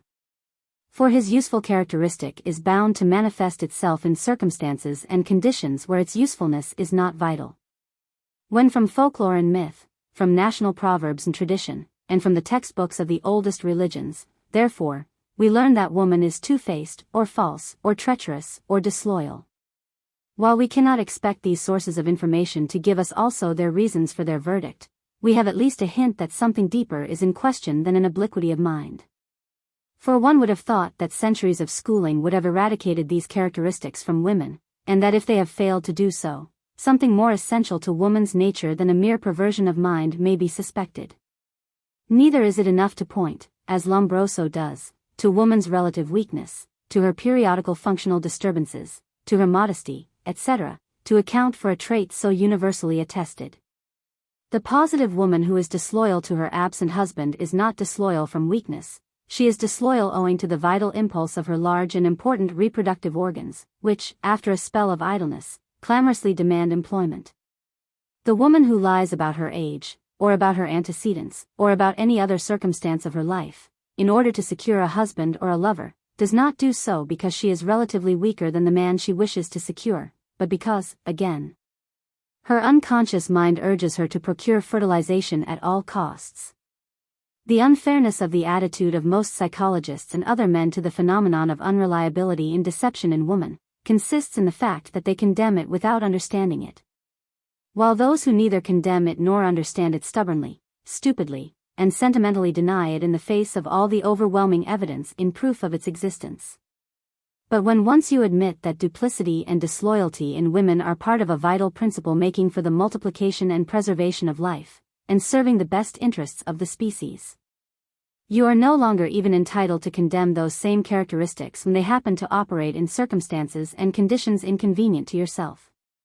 You cannot always expect to have it both ways, and if the species profits by a certain principle in the female, it must expect to pay for that principle somewhere, somewhen.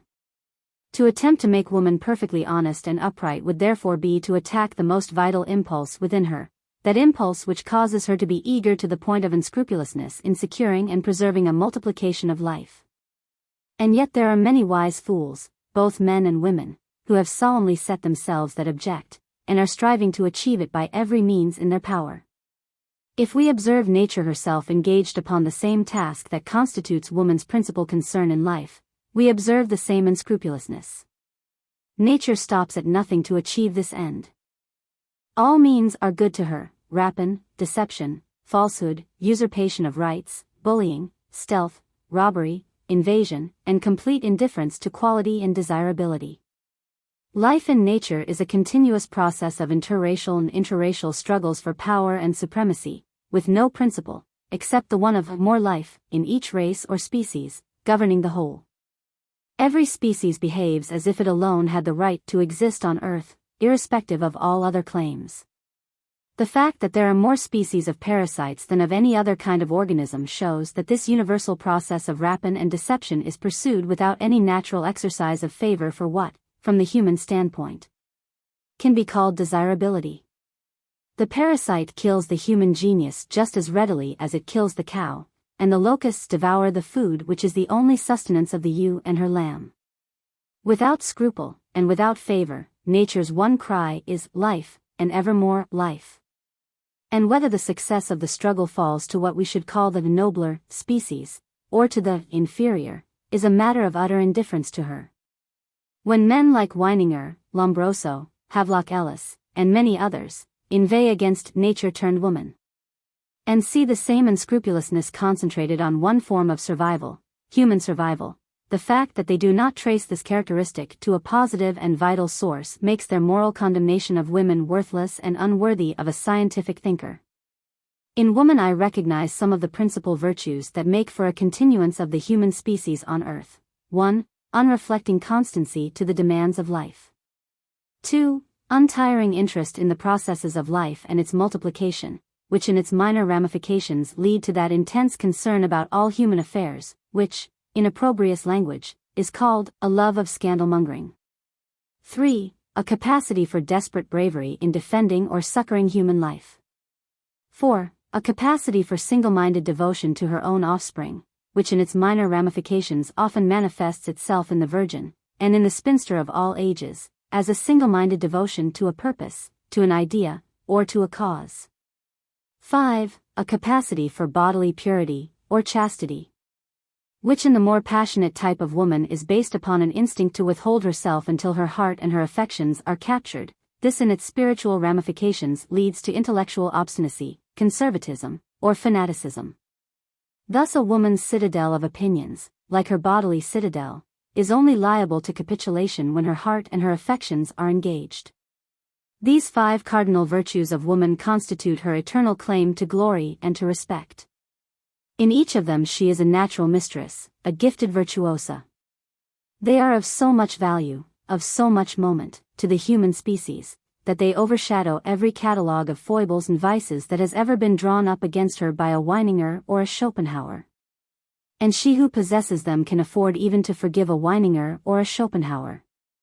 Noble as they are in themselves, they can claim in addition the highest possible sanction and testimonial that it is possible for a human character to receive, the sanction and testimonial of human survival itself, without which no virtue on earth can hope to last or to prevail, and by the side of which the mere applause and approval of one or many generations of men is but as a pair of bellows puffing in the wind. To appreciate these virtues of woman at their proper worth, however, a stronger and more vital generation of people is needed than any that has appeared, in England at least, for the last 250 years. The very fact that, at the present day, the general consensus of opinion among men would accord to women quite a different set of virtues, is a sufficient sign of the degeneracy that has occurred. Today, for instance, a parliament of Englishmen or Anglo-Saxons would, in enumerating woman's virtues, speak about 1. Her moralizing influence on society, 2. Her unselfishness, whatever that may mean. 3. Her powers of self-sacrifice. This is the result of sick values and a confusion of thought, see pages. 4. Her intuition, a great myth, the outcome of woman's habit of saying the first thing that enters her head, and which, according to the laws of chance, must be right sometimes. 5. Her humanitarianism, a mischievous misunderstanding, all weak, or at least, fictitious qualities, that no full-blooded woman would ever do anything more than pretend to possess. And which made Huxley say, that woman's virtue was man's most poetic fiction. If, however, we choose to dwell on the 5 cardinal virtues that derive directly from the great vital impulse within her, and to think of the many useful minor virtues that spring from them, we have a list which, if it is less goody-goody than the above, is both heartier and more compatible with reality. From 1, which we call the unreflecting constancy to the demands of life, we can see the following as derivatives. A. Woman's constancy to the circumstances, and therefore to the man, who enables her to meet the demands of life. B. Her intensely keen sense of self-preservation, when the danger threatening her is not life-promoting. This accounts for her caution, her sagacity in suspecting the unfamiliar, and her over-anxiousness in public thoroughfares, or on railway platforms, on board ship, and in the neighborhood of restive horses, etc. C. Her quick recognition of the fact that a given environment cannot procure the demands of life, hence her mobility, tractableness, docility, amenability, and readiness to follow at great personal risk. Until such time as she has found the environment that can procure her the demands of life. In all communities where marriage is difficult owing to a superfluity of women, girls thus show a tendency frequently to change their environment, and are quite unconscious that in so doing they are pursuing tactics which are calculated to enable them to meet life's demands. Thus, they will leave home to study political economy or sculpture, and when that fails they will change over to child welfare, or to nursing, and if that fails they will try secretarial work, giving as their reason at each change that the previous work did not satisfy them. If economic pressure compels, they will of course be forced to remain in one occupation, whether it satisfies the demands of life or not. But those who can afford it, will, as a rule, be restless until they find an environment which promises them fertilization. D. Her ability to put up with any number of inconveniences and discomforts, provided that the demands of life are procured for her, hence her stoicism in poverty, or any other kind of distress, despite the fact that her children share it. Hence her cheerful courage in those vital inconveniences connected with an existence in which the demands of life are being met, illness, the incessant clatter of many children, the hard work that a number of children imposes upon a poor female parent, etc. etc. E. Her ability to treat all life emotionally. The very quality of unreasoning or unreflecting constancy to the demands of life involves an impulsive attitude towards them. I use the word unreflecting purposely. It is because woman does not pause to reflect whether it is proper, or expedient, or right, that she should perform a certain action to meet the demands of life, that she can be so thoroughly relied upon to perform it punctually. If she reflected, it would presuppose hesitation, therefore delay, therefore possibly inaction. But it should be remembered that this attitude is a purely emotional one, and since the business of life, with the various relationships the family creates, is largely a matter of the emotions too, and not of the reflective or reasoning faculties, it follows that the tradition or history of woman's mental life is largely confined to the play and the exercise of the emotions. Life, as far as normal woman is concerned, is a matter of affection, of attachment and devotion, first to the man of her heart and lastly to the children of her blood. Where she may be expected to be practiced, gifted and versatile, therefore, is precisely in this sphere of the emotions, for they alone are capable of directing that unreflecting form of action that the demands of life impose upon her. A mistress of feeling, therefore, we cannot expect her to be so perfect at reflection. From 2, which we call the untiring interest in the processes of life and its multiplication, we can see the following derivations. A. Woman's helpfulness and readiness to be of use in all those circumstances in a neighbor's, friend's, or relative's home, in which she comes in close contact with life's most serious business, at moments of childbirth, serious illness, and death, and particularly at moments of great domestic upheavals, such as times of serious disagreement, and all tragic occurrences, between couples. The fact that these virtues necessarily involve such an all-embracing interest in human affairs, that a love of scandal is an almost inevitable counterpart of them, is not difficult to see. The evils of scandal-mongering, however, are grossly exaggerated. All decent, humane and humanity-loving people revel in scandal, and I have never yet met a woman who was worth knowing who was not an inveterate scandal-monger. The proper study of mankind is man, said Pope, and he was entirely right. But what is scandal-mongering, and the exhaustive discussion of one's acquaintances, relatives and friends, but an essential description of that proper study? Husbands who do not sympathize with their wives' love of scandal, and who refuse to join with them in expatiating on tittle-tattle, are usually inhuman and narrow men, such men as make good engineers, good mathematicians, good chemists, and good sailors or explorers. These men will expect their wives to listen breathlessly when they discuss sport or some other futile subject as remote as possible from humanity, and yet will show impatience if their wives discuss the marital relations of their next-door neighbor. B. This virtue makes women very observant of little odd characteristics in their fellow creatures. And if women are, as a rule, such good mimics and imitators, it is due partly to the earnestness with which they observe other men and women. The other reason for their power of imitation I shall give under 5. Women will frequently draw wrong conclusions from the traits they have observed, this I do not deny, but the interesting point is that they usually observe the traits. From 3. Which we call desperate bravery in defending and succoring human life, we can see the following derivatives. A. The readiness to incur mortal risk for a child of their own, quite common. For a husband, very rare, except in early days of marriage when children have not yet arrived, for a loved human creature of any kind. B. A certain foolhardy and reckless daring in engaging overwhelming odds for the sake of achieving a vital purpose. A woman will assault a man twice her size and 3 or 4 times her strength at such moments. C. A capacity for a fierce unrelenting hatred towards enemies, deceivers, or betrayers of those she loves.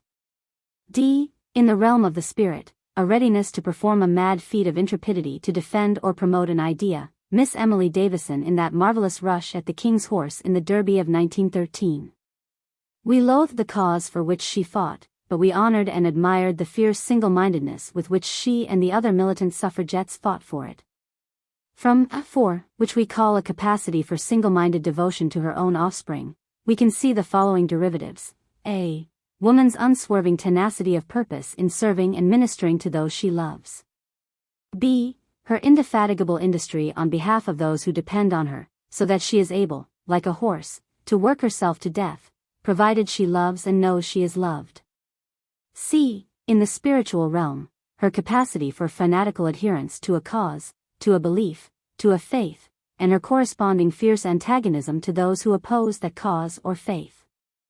D. Her pride in her own offspring and her consequent tendency to undervalue or to dislike the offspring of others. When this sentiment is stimulated to its zenith by the fact that the offspring of others happen to be the offspring of the former possessor of her man's love, you get the staggering cruelties of the stepmother. Thus in woman's nature does good merge into evil, and evil merge into good. It is certainly in this capacity for single-minded devotion to her own offspring that, generally speaking, the greatest beauty of woman's character is revealed. And to one who has experienced it in all its perfection and intensity, there is perhaps some pardonable difficulty in speaking about it either with calm or with moderation. The very effort of seeking, in writing, a suitable expression for his feelings in this matter may well seem to a man to subject them to a limitation and temperateness which he can hardly regard as sincere. And, ultimately, in the coldness of the printed page, he can perceive, at best, but a poor travesty of the sentiments he wished to convey. Everything connected with this virtue is at once so useful to the race, and so unique and unforgettable as an individual experience, that it seems only fitting to pause for a moment here to dwell on one or two of its most stirring features.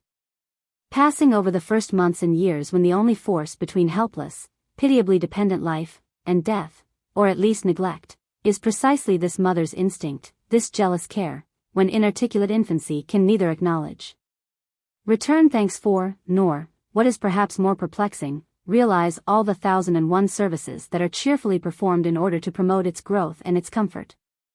Passing over, too, those moments of the silent watcher, of the sleepless sentry, in which, during times of danger, every breath is a prayer, and every smile a song of thanksgiving.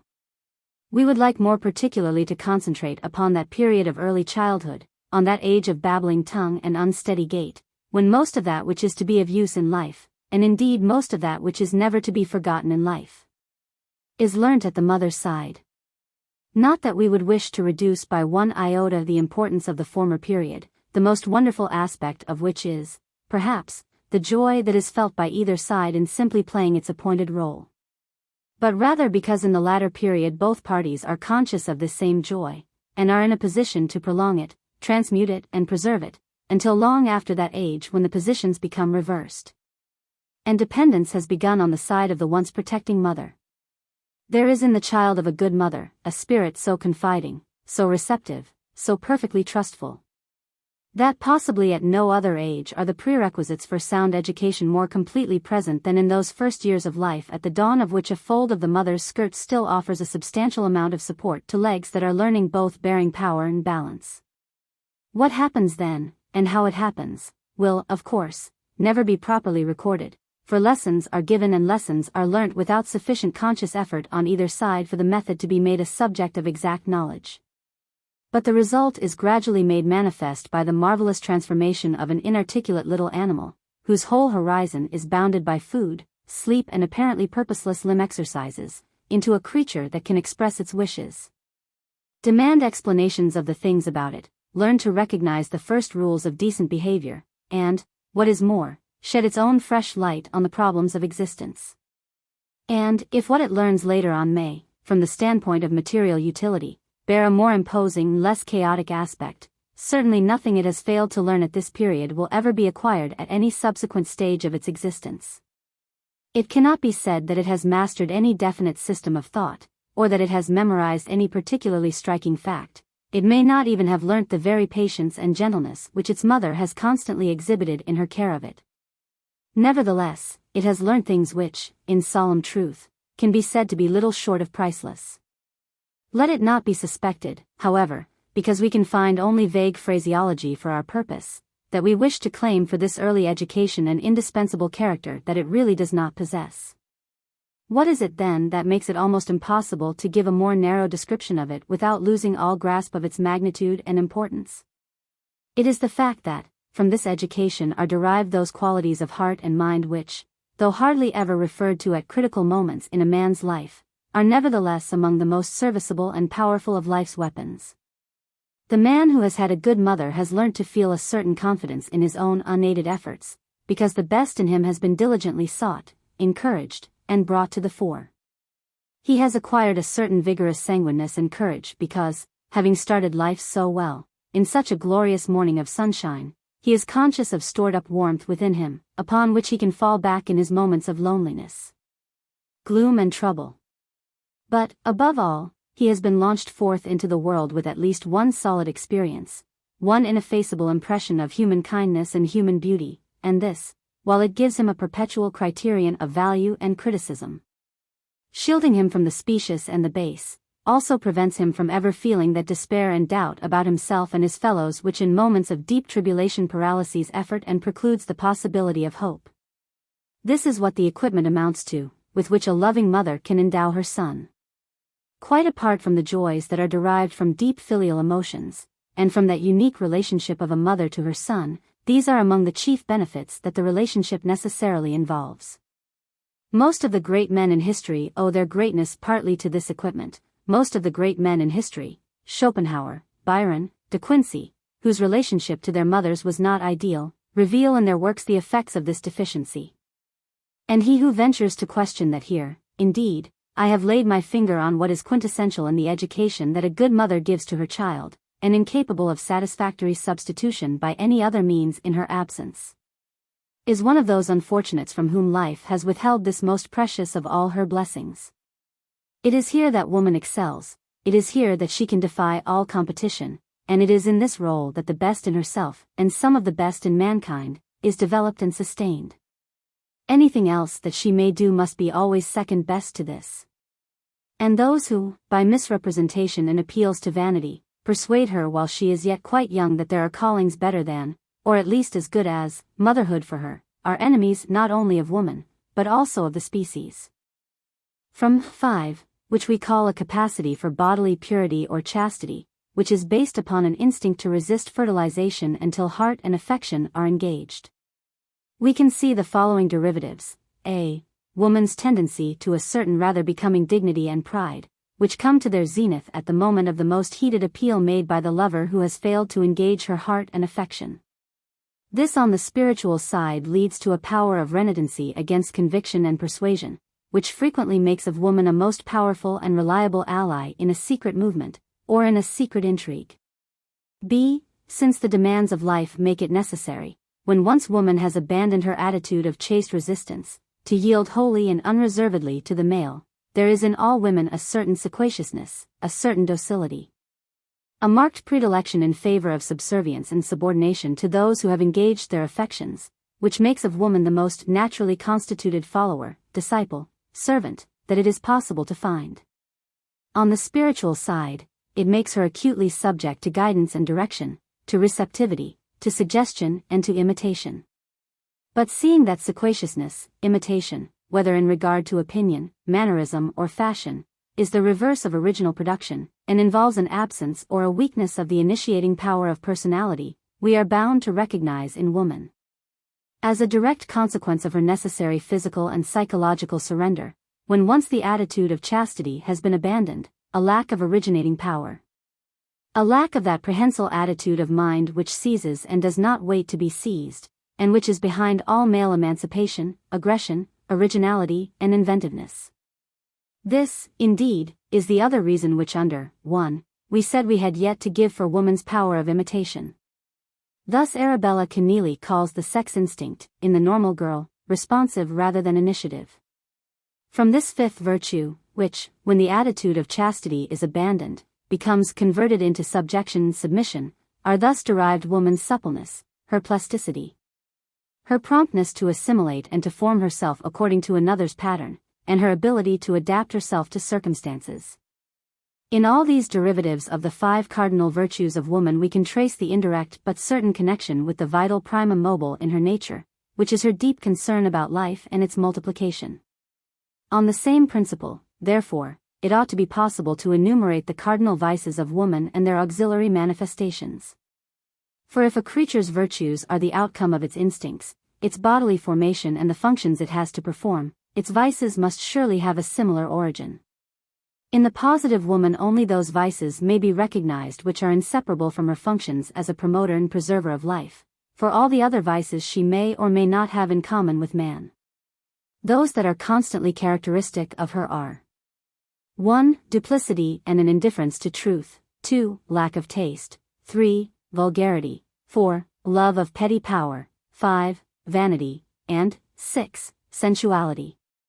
These 6 cardinal vices have been recognized in her in all ages, they have been censured and deplored, but no one so far, to the best of my knowledge, has ever traced them to a basic vital principle within her. No one has ever said of them, for instance, what I say of them, that to attempt to eradicate them from her nature would amount to an attack on the most solid guarantee we possess of human survival. While discussing the derivative and minor vices that descend from these 6 cardinal vices, I shall, however, also show the connection of the latter with woman's innate vital principle, as in some cases this is not obvious at first sight. No. 1. Duplicity and an indifference to truth has already been discussed above, and its relation to the will to life abundantly demonstrated. Let it suffice, therefore, to point out that an additional proof of its inveteracy in woman is to be found in the tinsel of false sentiment that women particularly have drawn over the natural relations of the sexes, a tinsel which not only promotes marriage and parenthood by concealing their sordid and tiresome side from the young male, but which also prevents both sexes in most nations from detecting this less prepossessing side of matrimony throughout their whole lifetime. If the reader wishes to test which sex really values this tinsel of false sentiment as its own, as its most powerful weapon, let him attempt to tear it away from the relations of the sexes in the presence of both women and men. And then he will see from the unreasoning fury he provokes in the former which sex is most to blame for its existence. Again, women are notorious for their tact and presence of mind in embarrassing situations. Indeed, the tactfulness or diplomacy of women is so well known in France that it has become proverbial. On arrive par la femme, say French climbers, whose ambitions exceed their gifts and who have to rely on diplomacy to achieve their ends. But the presence of mind, which is but the necessary mental condition for saying the right word, for turning away wrath, suspicion, or envy, for assuaging mortified vanity, and for making people forget their shortcomings, is in reality only an essential prerequisite of successful falsehood. Let the lying be as white as you choose in tactfulness and diplomacy, it matters little.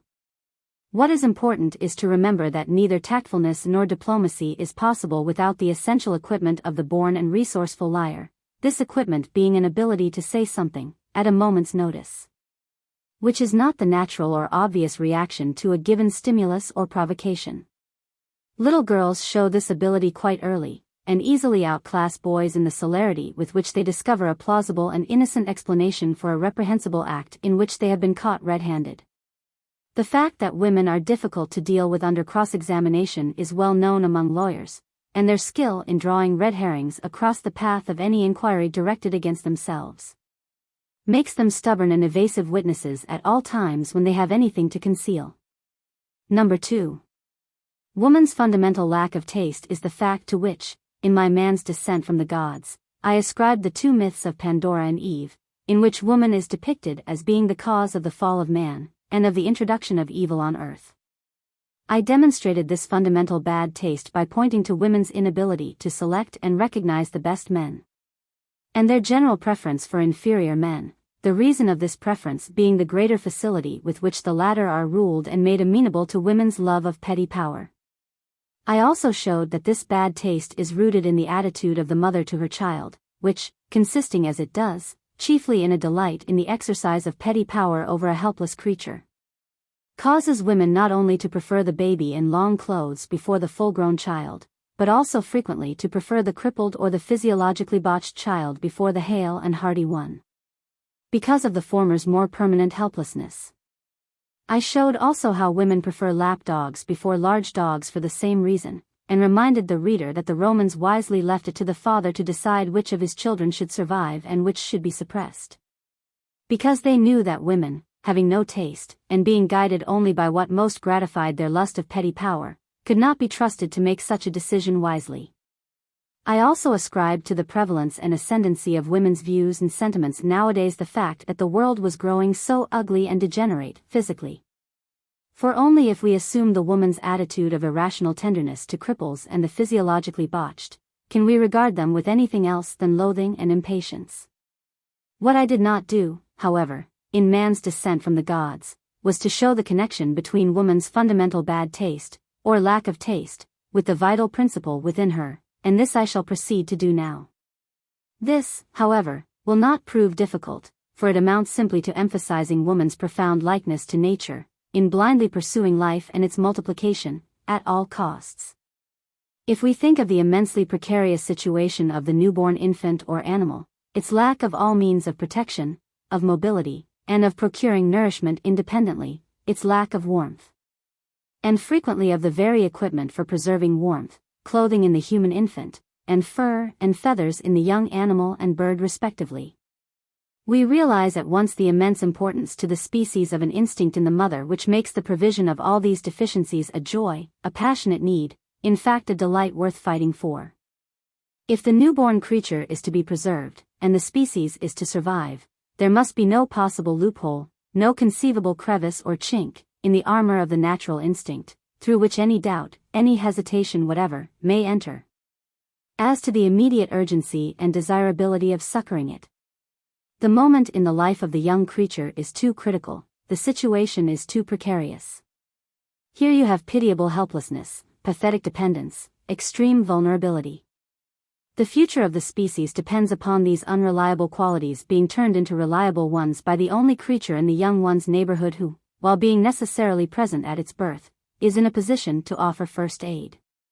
If then there were any excuse or pretext for indecision, any humming ha-ing over the question of desirability, the best of the brood, the most promising of the litter, etc., life's very future would be in the balance. The precious instinct which secures the safety and the survival of the young creature would be undermined, or at least no longer impelled unreflectingly to do the right thing in the right way.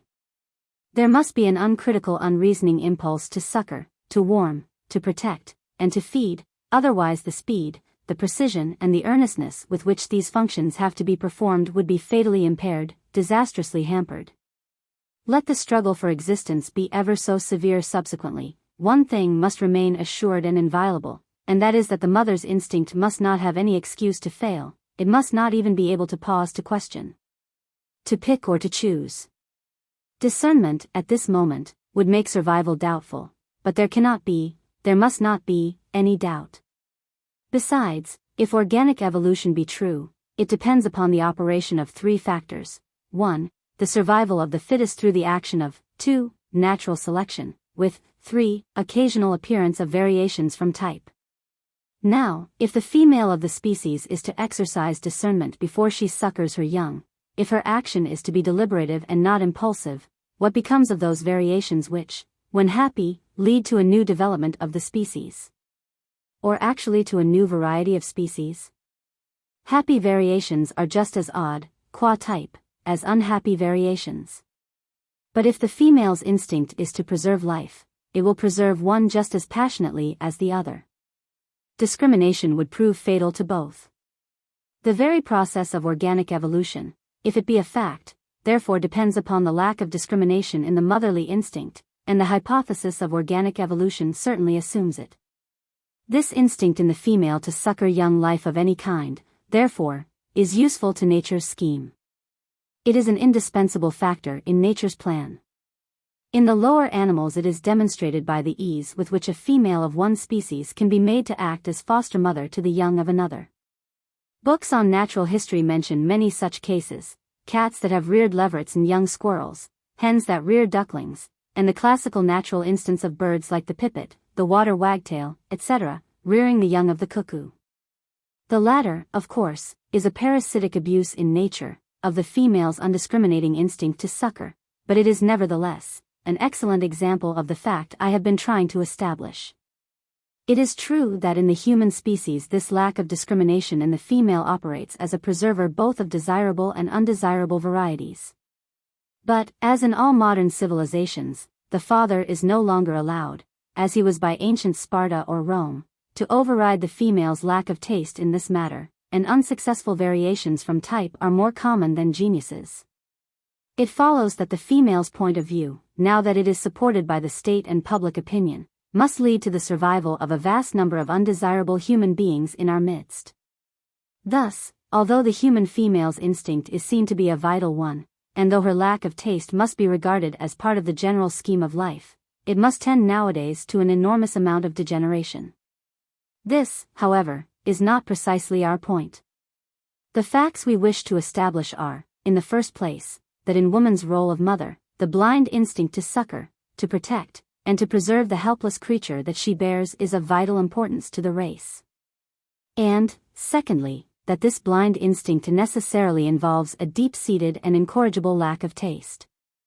The fact that subsequently, that is to say, when the undesirable offspring, be it cripple, cretin or idiot, grows up, it is frequently cherished by the mother more than her whole and hearty children, is but a confirmation of the point I am attempting to make. For it shows that what appeals to the true mother, and what according to our whole argument must and ought to appeal, is not the particular excellence of a given child, not its claim to any particular form of desirability, but simply its helplessness. And, since in the cripple, the cretin and the idiot helplessness is prolonged to a much later age than in the healthy child, it is the former to which unsophisticated and simple-minded motherhood naturally inclines. The consequences of this fundamental and vital lack of taste in women are, of course, considerable. When we read in Manu's Book of Laws that women do not care for beauty, when Lombroso and Ferrero, in discussing woman's taste, state that, en general, la beauté et l'intelligence la laissent indifferent. And when we find Rousseau saying, les femmes en general n'aiment aucun art, ne connaissent à aucun, we feel inclined to object, because we know of individual instances of women who have shown a marked feeling for beauty. Neither Lombroso, Manu nor Rousseau tells us, however, that their respective statements only refer to a specific and superficial manifestation of a deep and unalterable law. When once we realize that law, we see that these men must be right, not, however, because individual women have shown an indifference to beauty, but because the sex as a whole has no taste, and that wherever discernment for beauty is pronounced in a woman, she either diverges from type or has undergone some special educating influence. We are better able to understand now why the forms of art have all been man's invention, although they have sometimes been successfully imitated by women, in the novel, and why clothes, even those that fill the wardrobes of women, are all derived from an original masculine designing center in London or Paris. We can also see why women are so prone to select and to associate with the worst and most unpromising type of men, why they have no flair, except on the sexual side, and even that is by no means infallible, where men are concerned. And why even their palates and their stomachs have never assisted them in the development of the culinary art, when they had it entirely in their own hands. But let us remember again that we cannot have it both ways, and that if we educated tastelessness away in women, we should be undermining one of the most valuable and fundamental of female instincts, the consequences of which alone can we safely hope to correct, without attempting to eliminate their cause. Number 3. Woman's vulgarity might be supposed to arise from her natural absence of taste. But, truth to tell, it is the outcome of a different basic principle in her. Many men have been conscious of it, but none, as far as I have been able to discover, has shown how essential it is, and how necessarily it derives from the vital functions of the female nature. Besides, there is a substantial difference between a lack of taste and vulgarity. The former is a defect, a minus. The latter is a definite quality which operates as a determined bias in an unrefined, rude, and low direction. A person lacking taste may by a fluke select a tasteful thing. A vulgar person can in no circumstances be refined. It is not necessarily low, or rude, or unrefined in the mother to prefer the crippled or cretin child before the healthy one, that is simply tasteless. We could not call the mother vulgar because she prefers her child in long clothes before her grown-up child in knickerbockers. The grown-up child makes a stronger appeal to taste, owing to the greater harmony of his proportions, his articulateness, his intelligence, and his greater command over his body and its movements. But as the mother is chiefly attracted by helplessness, it is the child in long clothes that she prefers. The appeals to taste do not affect her. It is tastelessness, therefore, and not vulgarity, that elects the child in long clothes. Thus we see there is a distinct difference between the two, and the one cannot derive from the other. It can aggravate the other, add to its seriousness as a social evil, complicate and multiply its errors, but it cannot spring from it. We call that person vulgar who constantly and consciously avoids those things that bear the hallmark of cultivation, or refinement, or careful selection, in order deliberately to pursue, select, value, and cherish those that bear the stamp of coarseness, brutality, and baseness. Now woman constantly overlooks and avoids the former and as constantly pursues the latter, and we hope to show that she cannot help acting in this way, in fact, that in so doing she is obeying a vital instinct. The records of the lives of artists reveal one singular fact most impressively, and that is the frequency with which they have had to associate with immoral women, or women of the working classes, Heine, Goethe, Rodin, Van Gogh, Wagner, etc.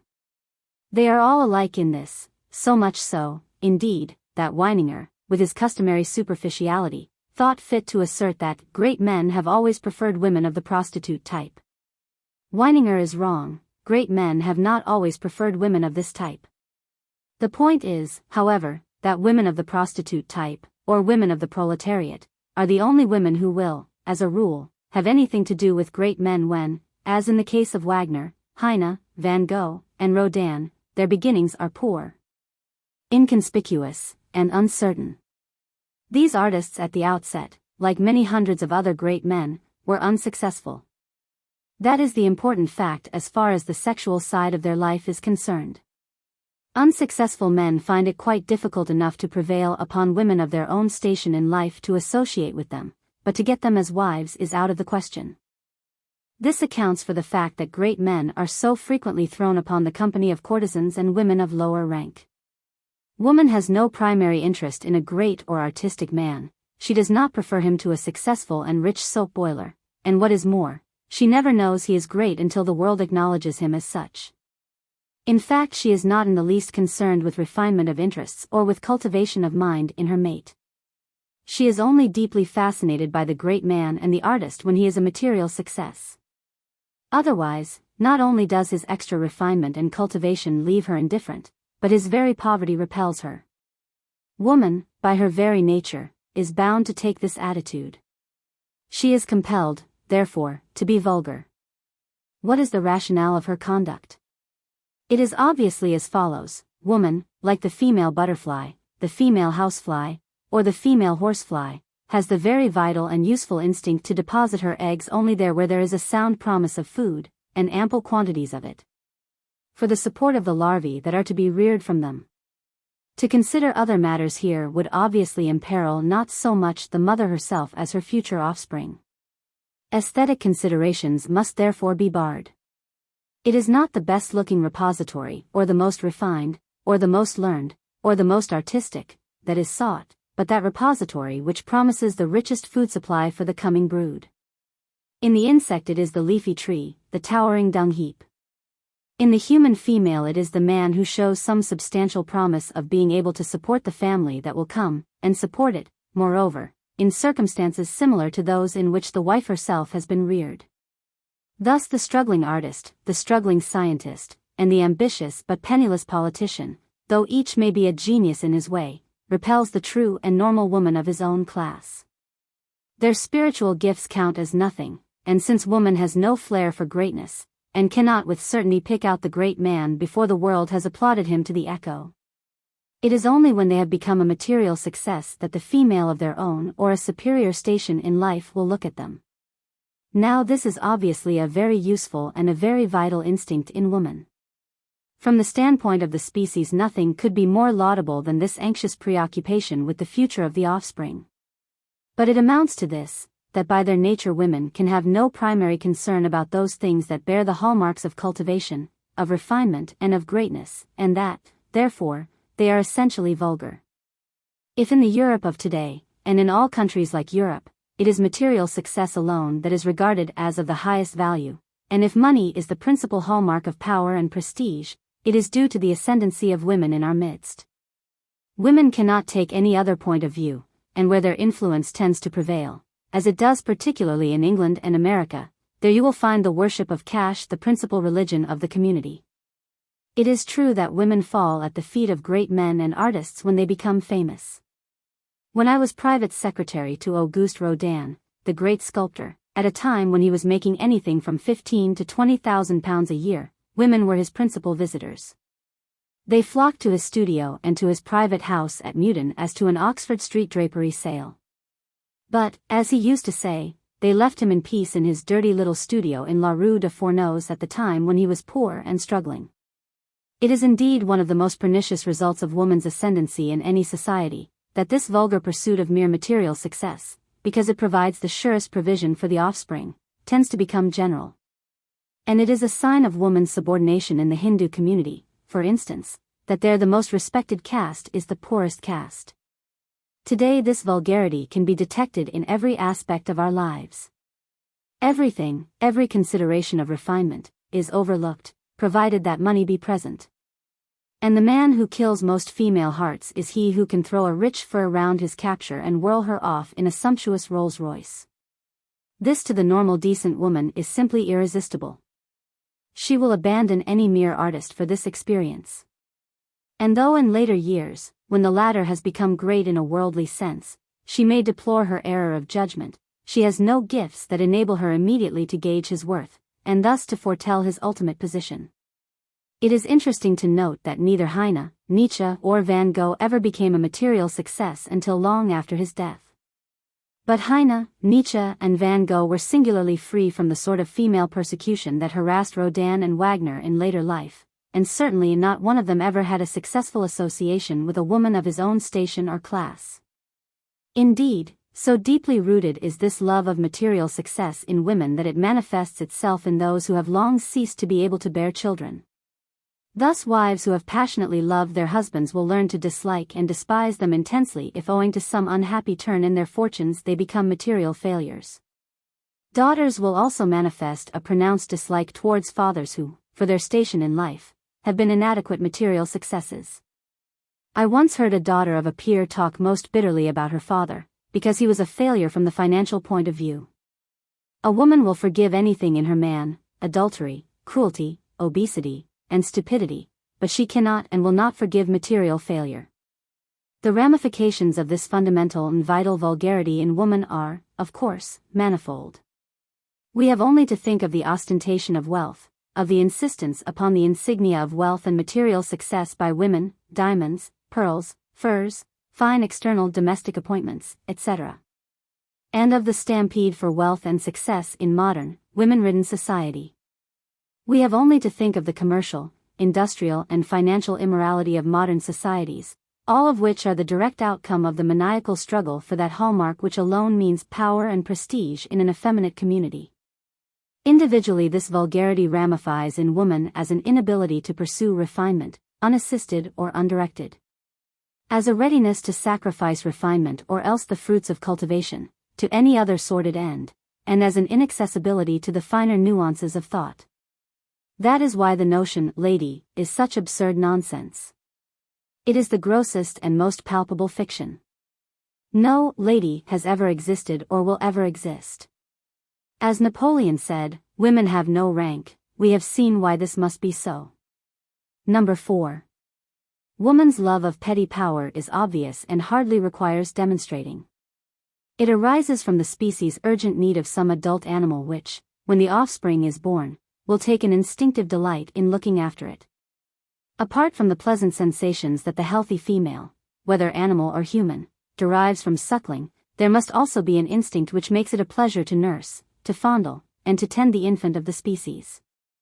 This instinct can be examined under its two aspects, either as a love of petty power or as a love of dealing with something pathetically helpless. And, indeed, if some of the deepest chords in the female's being were not moved by helplessness, where on earth should we be? What would become of our babies and our children? As far as her relation to the child is concerned, therefore, there can be no doubt whatsoever concerning the utility to the species of woman's love of petty power. And away from the child it is revealed in 100 different ways: woman's pronounced preference for lapdogs, her fondness for teaching. When children play at school, it is invariably a little girl of the party who plays the part of teacher. Her conscious preference for the grown-up schoolboy as a husband, that is to say, the man who is easily led by the nose, her tendency to desire to give advice to relatives and friends, in everything, so that virtually she directs their lives. This is admirably depicted by George Eliot in her descriptions of Maggie's aunts in the mill on the Floss. And finally, her tendency to excessive self-assertion and to interference with other people's concerns. It is only in its ramifications that this vital instinct in woman has a deleterious influence if it is not kept in check, for her desire for petty power is always out of all proportion to her capacity for wielding any power whatsoever. For instance, in its tendency to make her favor the grown-up schoolboy type of man as a husband, it acts as a distinct drawback to the race. Because, although he proves an easy man to rule, he is by no means a desirable type from the standpoint of virile virtue. He is the type called Promethean in My Man's Descent from the Gods, that is to say, a man who has no mastery of life, very little depth or understanding, and who is gifted with the qualities of the lackey rather than of the leader. The prevalence of this type of man today, together with the paucity of men of the masculine and leader type, is another sign of the extent to which women are having their own way. He is a man who knows nothing about women, but he is usually athletic, breezy and fond of games, i.e. he is harmless. The fact that he now stands as the pattern of the manly man reveals the influence of the female standpoint in our modern communities, as does also the fact that the other type of man, the masculine and manly type who understands woman, and who shows that he does, is now vilified everywhere as the prig. Truth to tell, woman is less happy with the grown-up schoolboy type than with the latter type, but this she only finds out later. Her conscious choice, supported by the values of the age, inclines her to the type over which she can exercise petty power, and this man, who believes in chivalry, who believes in playing cricket, or playing the game, with his womenfolk, and who accepts the whole of the tinsel of false sentiment that women have succeeded in drawing over the natural relations of the sexes, has become the beau ideal of Anglo-Saxon society. Ultimately, of course, woman suffers excruciatingly, not only as an individual, but also as a whole sex, when this type of man becomes supreme. Because, since he has no mastery over life, and no understanding of life's problems, the sex problem is only one of the many he actually creates. The societies in which he prevails gradually get into such an appalling muddle, and reveal in all their aspects such a tragic absence of the mastermind, that life in all its departments becomes ever more and more difficult. A century in England of the prevalence of this type of man has brought us to our present hopeless plight, and yet there are very few men, and no women, who seem to be aware of the fact that it is the prevalence of this alleged manly man that is to blame. A moment's thought, of course, reveals at once how ridiculous even the terminology of this womanly ideal of man really is, for truly manly men are not ruled by their women. And yet, in the most successful novels of the day, in the most exalted circles of the land, and in the hearts of all unsuspecting virgins, he continues to be upheld as the paragon for all times and climes. This is what we have had to pay for woman's point of view becoming paramount. Do not let it be thought, however, that the cure would consist in curbing, uprooting or correcting woman's love of petty power. This should not be attempted for one instant, even if it were possible. Woman's love of petty power is much too valuable to the species to be tampered with. The only practical cure would be the breeding of a type of masculine men over whom woman's love of petty power could not avail. Thus woman's lack of taste on the one hand, her vulgarity and her love of petty power on the other, are all seen to be exercising a deleterious and dangerous influence on modern society. They are harmful because they exert a continuous pull downwards against the aspiring efforts of the age. They are dangerous because they may lead to a degree of degeneration from which it may prove impossible ultimately to recover, and they are difficult and delicate to handle because, while they are persistent and incorrigible, they are, as we have seen, too vital to be tampered with without jeopardizing the survival of the species. What in the circumstances is the solution? The only advisable solution lies in the direction, not of changing woman, that would be suicidal to the species, but in limiting her power, in controlling her influence. Feminism, therefore, which aims at the opposite ideal, is wrong, wrong to the root. There must be a revulsion of feeling, or we perish. Woman must be redefined.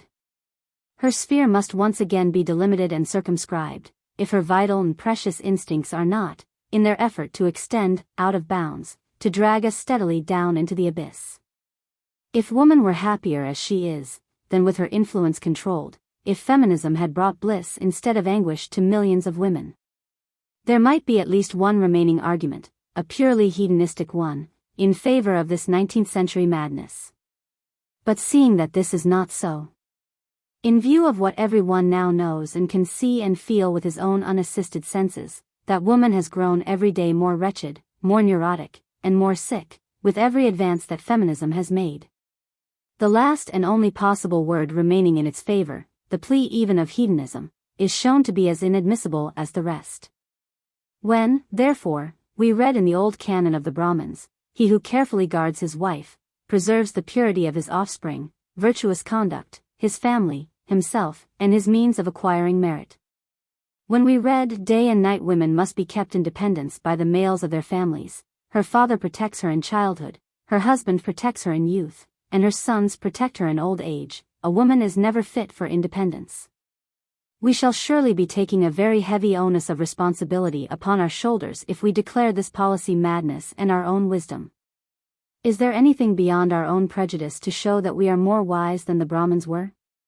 Is there anything in the organization of our society to show that it is more successful than that of the Brahmins?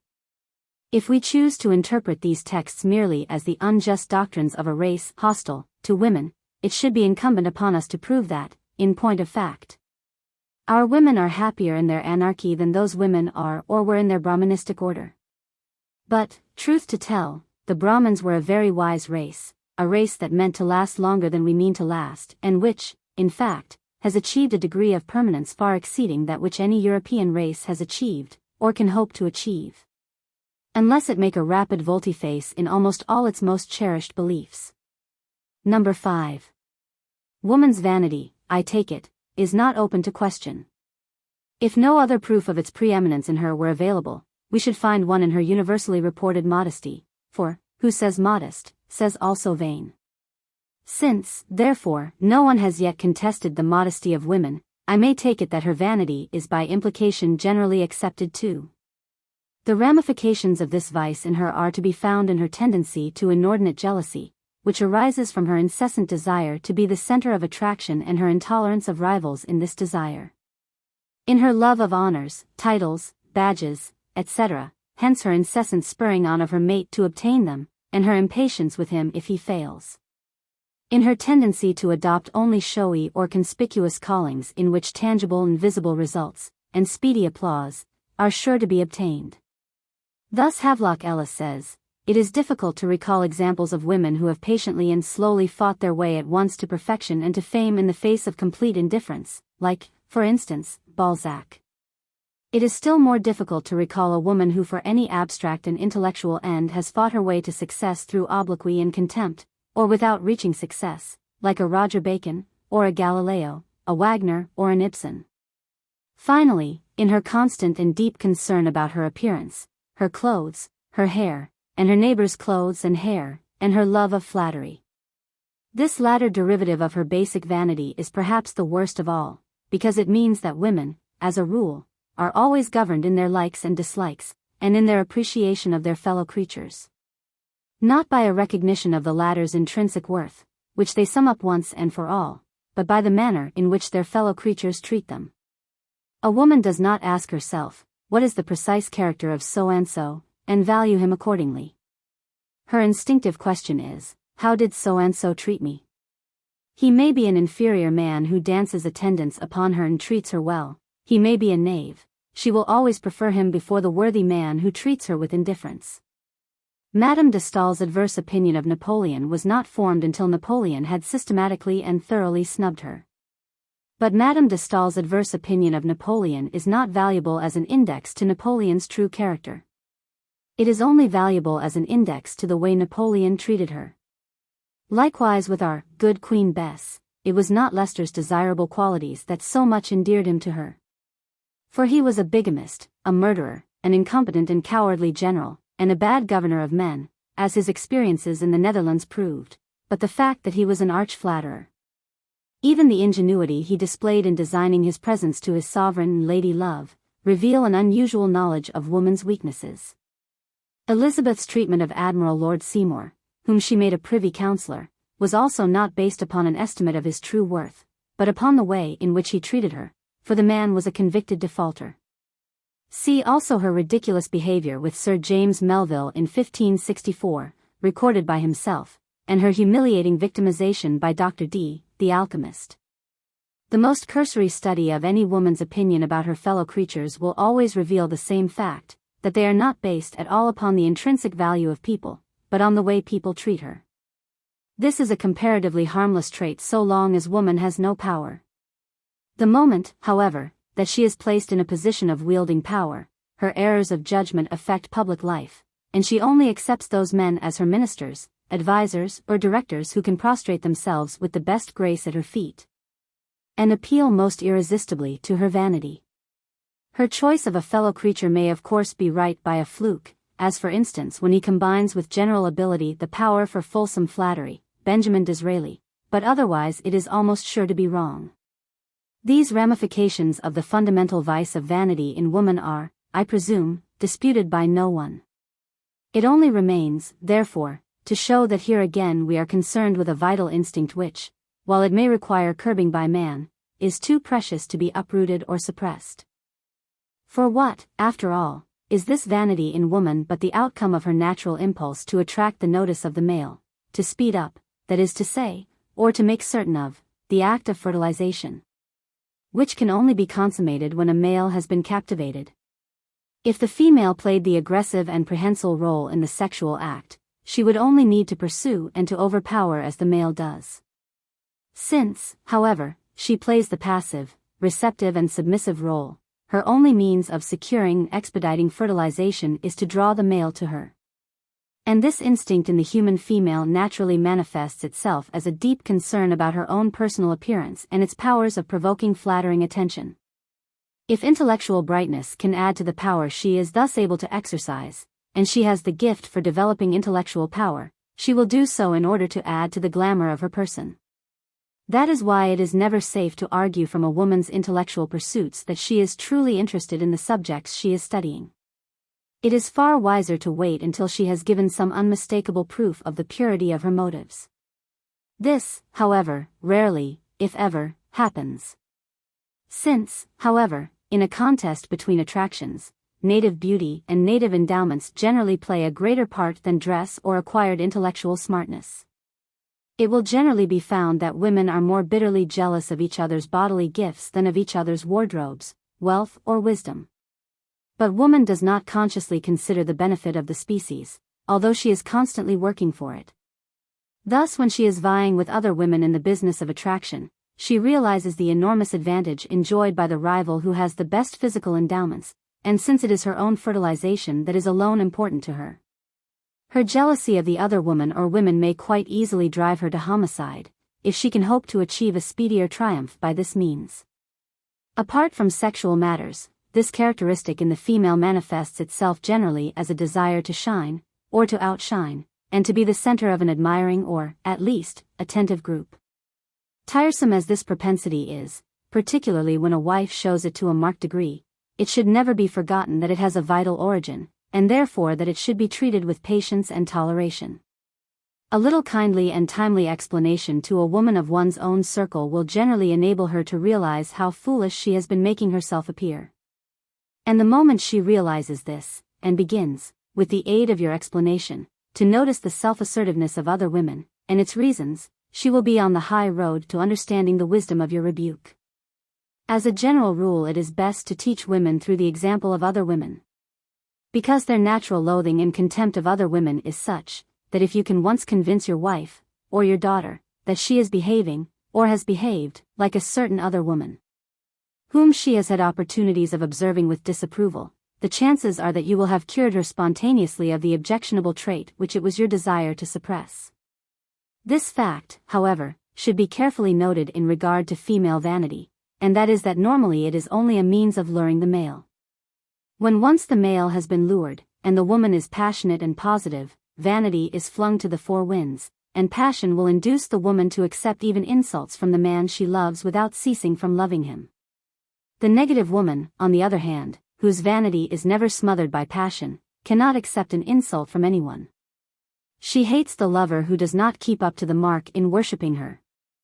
Since she is never carried away by passion, she never forgets to ask herself the constant question, what sort of figure she is cutting in the affair, and this makes her very sensitive to adulation, neglect, and insults. Number 6. Woman's sensuality will be stoutly denied, not only by women themselves, but by all sentimental and women-ridden men. Owing to the lies told by the writers of the J.S. Mill type, most modern Anglo-Saxons have got it into their heads that woman has acted as a moralizing influence on man, and has thus led to a curbing and taming of the sensual impulses of humanity, in fact that civilization is largely her work. With such false doctrines in their minds, it is naturally difficult to convince such people that woman is sensual, for, with cerulean-eyed innocence they exclaim, how can sensuality moralize mankind? True enough, it cannot. But the mistake is to suppose anything so fatuous and absurd as that women ever advanced morality by a hair's breadth. I think I have shown sufficiently cogently that when they do exercise any influence, out of their proper bounds, it is only in order to spread their bad taste and their vulgarity. How then could their effect on humanity's civilization and cultivation have been anything but a retarding one? The truth is that woman's direct influence in most civilizations has been but small, and where this direct influence has been felt, whether acutely or insignificantly, it is always unfavorable. But let us not suppose that on that account sensuality is an evil that, on the contrary, it is one of the greatest mainstays of life. Without sensuality we could not advance from one generation to another. Without a love of the flesh and its joys, human nature and the animal creation would come to an end in half a century. In this sense, seeing that today we are all Puritans, if not in deed, at least in thought, I have the best possible proof of how little woman has influenced civilization for the good. For woman is chiefly sensual. If then she had influenced civilization for the good, she must have checked Puritanism. Because even if we admit, as we must, that her sensuality must be kept within proper bounds by man, we are forced to inquire how it is that the whole of Western Europe, and all countries like it, are Puritan today. If woman has exercised any influence on the evolution of society, and that influence has been a good influence, the reader may reply that this proves that woman is not sensual.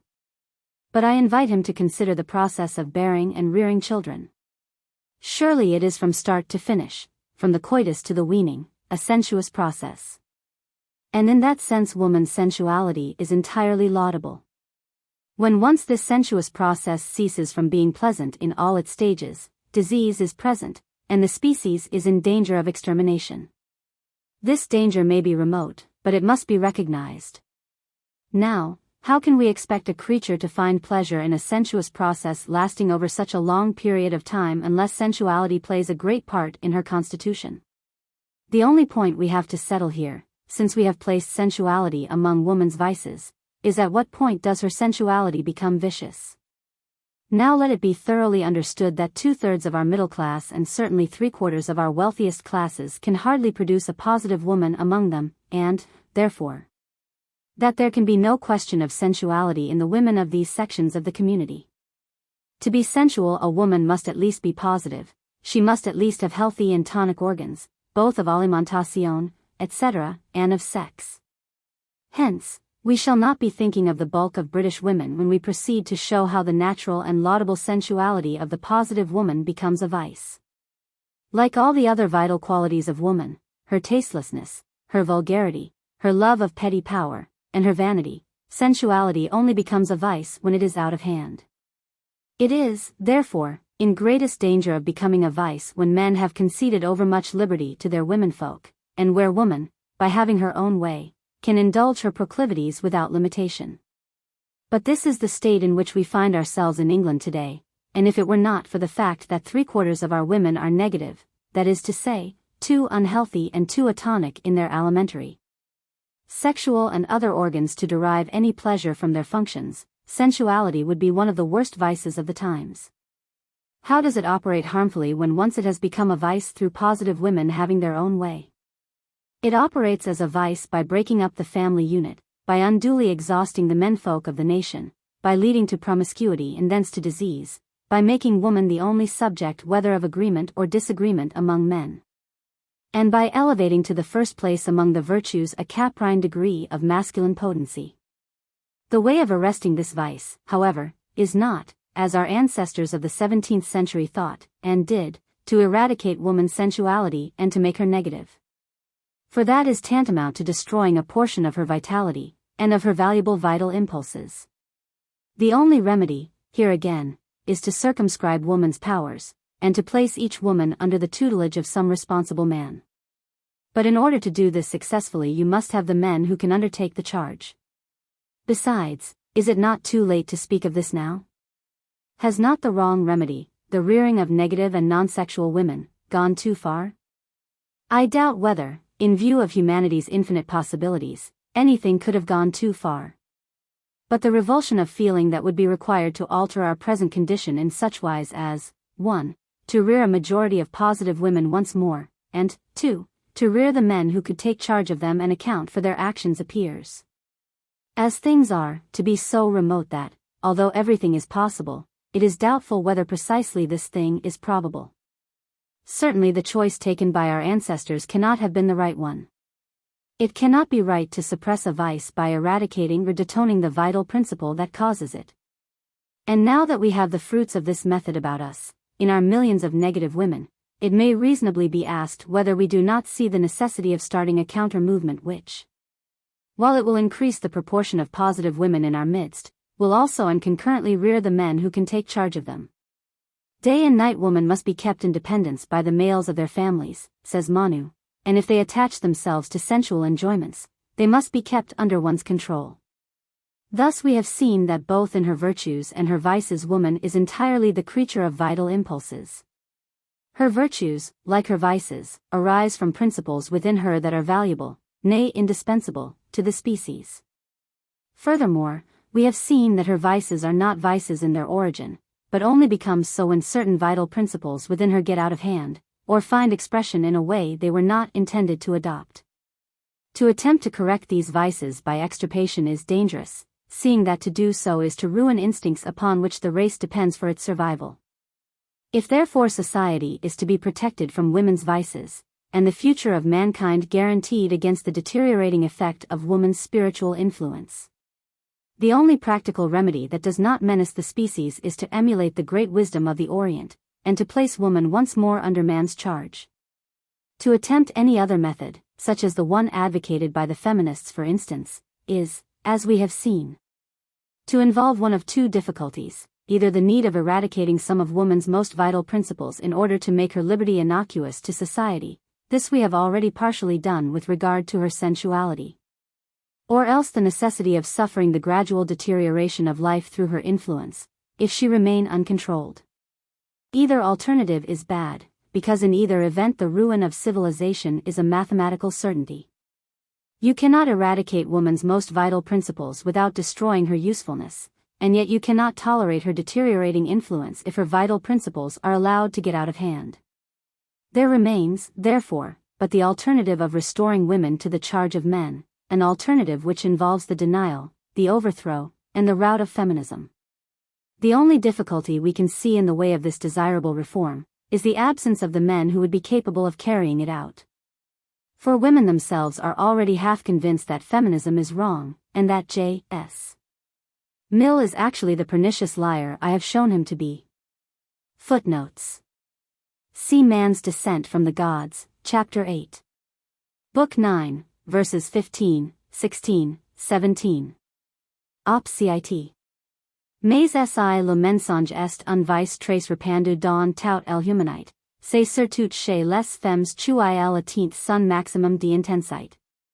Démontre que le mensonge est habituel, physiologique chez la femme, serait inutile, cela est consacré par la croyance populaire.